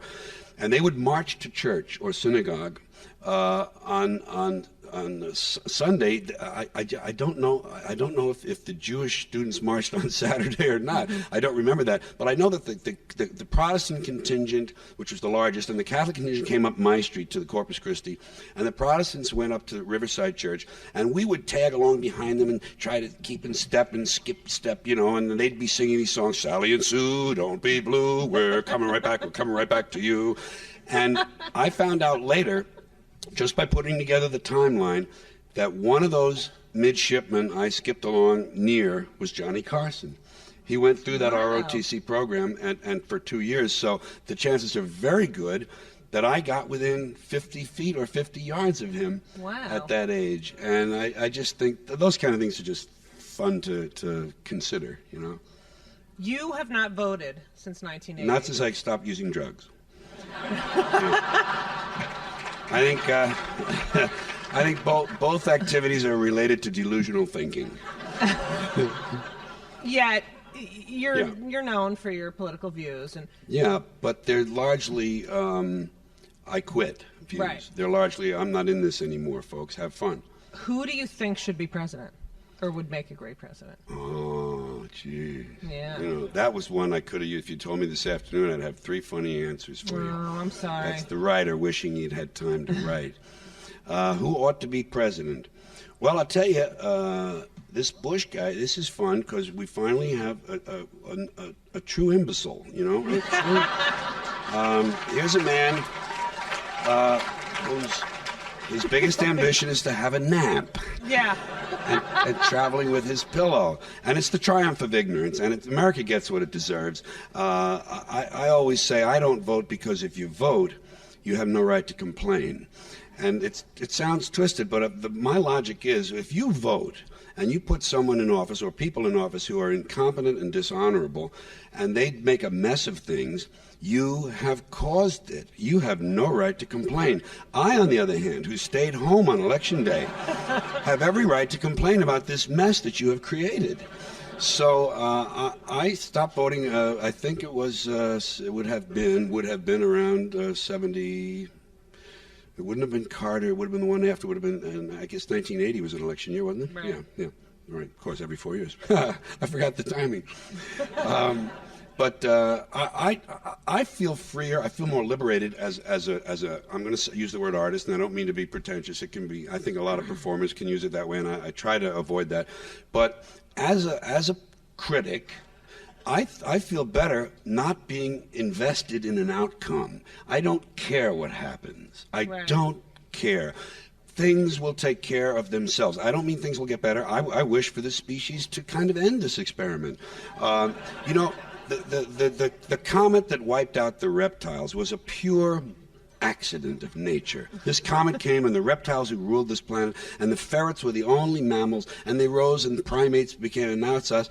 And I say, fine. It's been interesting. Let's let the insects have a shot. I don't think it's preordained. I don't think there's a divine hand or any of that. I think it's an interesting biological closed-end experiment. And so therefore, and I think of the longer picture too. I mean, I really take solace in the fact that this Earth has been here 4.5 billion years, and we have been here maybe 200,000, 100,000, depends on where that change took place. And it's just a whisper in the wind we are. And these temporal things are not of that much importance and interest to me. I'd much rather think of all this as an interesting physical adventure. And I know we have this wonderful brain. See, that's what I regret is that this human species with this great gift from nature, this brain, to be able to objectify and say, I, other, has settled for jet skis and sneakers with lights in them and microwave hot dogs and spray cheese whiz. The water bottle. It's just a terrible thing that we were bought very cheaply. Right. I think by commerce. I don't believe there's an invisible man in the sky, and I think commerce was a wrong turn as well. Turning it over to the traders and the high priests to me was a wrong turn for this species. How did you feel when they gave you this Lifetime Achievement Award? Well, first of all, I always have said at those awards, this was their 15th, and I've spoken at a couple of them. And George Schlatter, the producer of the show, and therefore the awards, likes it when I do this. And the first time I did it was more of a surprise for everyone. I said, everyone knows these awards are essentially meaningless. They're an excuse for a TV show. They are of very little importance, and he liked that, and it would always get a good laugh because it was unexpected. But and I feel it's a fair description of them.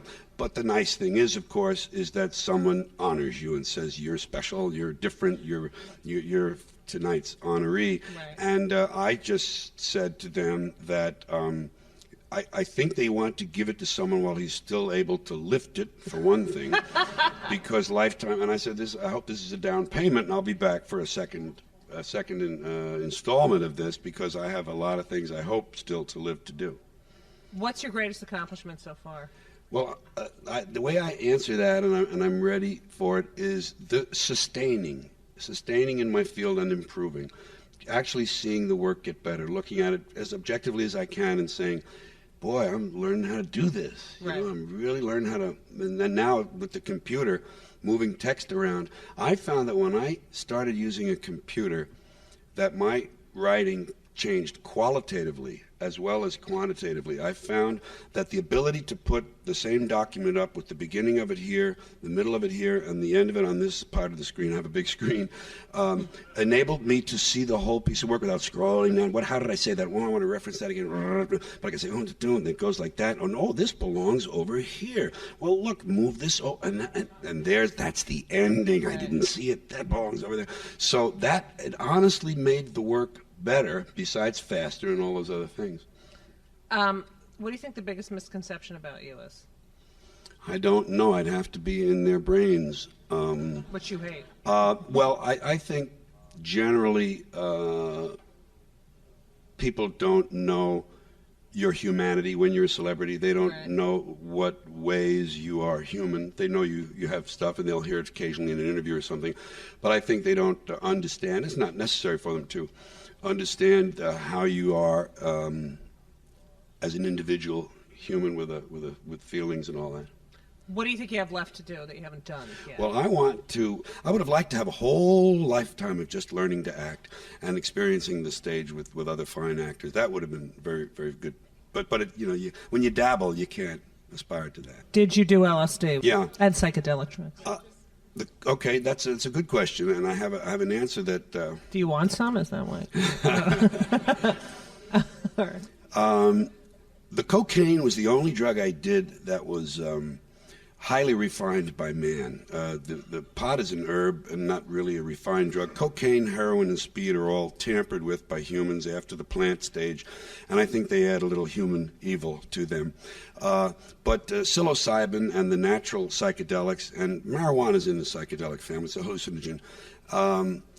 I think they suggest their own eventual disuse. I think they are self-limiting drugs. If you don't have reasons in you to seek escape all the time or relief from some psychic pain, that's a slightly different story. If you're sort of doing them as a party drug, as an experience of a period of your life, and you don't have these other things to deal with, I think they suggest, okay, like the cocaine eventually did for me, suggest their own disuse. I think they're self-limiting because I think there's some wisdom in them. I think there are value-changing qualities to the psychedelics, and that's one of the reasons I think the government was so scared by that movement, because it genuinely makes you look at, quote unquote, the system and say, wait a minute. And you leap. If you already have a tendency to be going from here to there, they can hasten it. They can push you down your own path a little more quickly. That's the thing I noticed about them. You know, in Milwaukee, I had been doing the 7 so-called 7 dirty words. I never referred to them as that. That was the Los Angeles Times in a headline when the Supreme Court ruled in '78 that they were indecent. They said, "Court bans 7 dirty words," and that became part of the language, I guess. But in Milwaukee, much earlier than that, 1972, I was doing that as part of my act, and my album was out with that routine on it. 7 words you can never say on television. And I did it there. And the trouble there was it was an outdoor event, and there were no boundaries or borders on the audience. It bled over into the fair and the carnival in general, where there were people who hadn't chosen to see me and presumably didn't care for that sort of language. They were able to hear it because of the loudspeakers, and therefore it was an arrest for disturbing the peace. It was an arrest for that, and the lawyer, William Coffey, who, by the way, represented Father Grappi in Milwaukee during those protests, he said to me, he said, "Don't worry about this. We're going to wait for a judge to come up who understands the First Amendment." And apparently it was a long wait. So after several months, it was just thrown out. But what was fun about it was I was on stage, and I had a lot of cocaine in my pockets, and they were the police were assembling backstage. The other band, Siegel Schwall, had finished, and I was doing my act, and my wife, Brenda, came out ostensibly to bring me some more water, and she said to me, "The police are back there. Don't go off to the right. They're all waiting on the right. Go off to the left." So I went off to the left, and I unloaded all the cocaine on the band.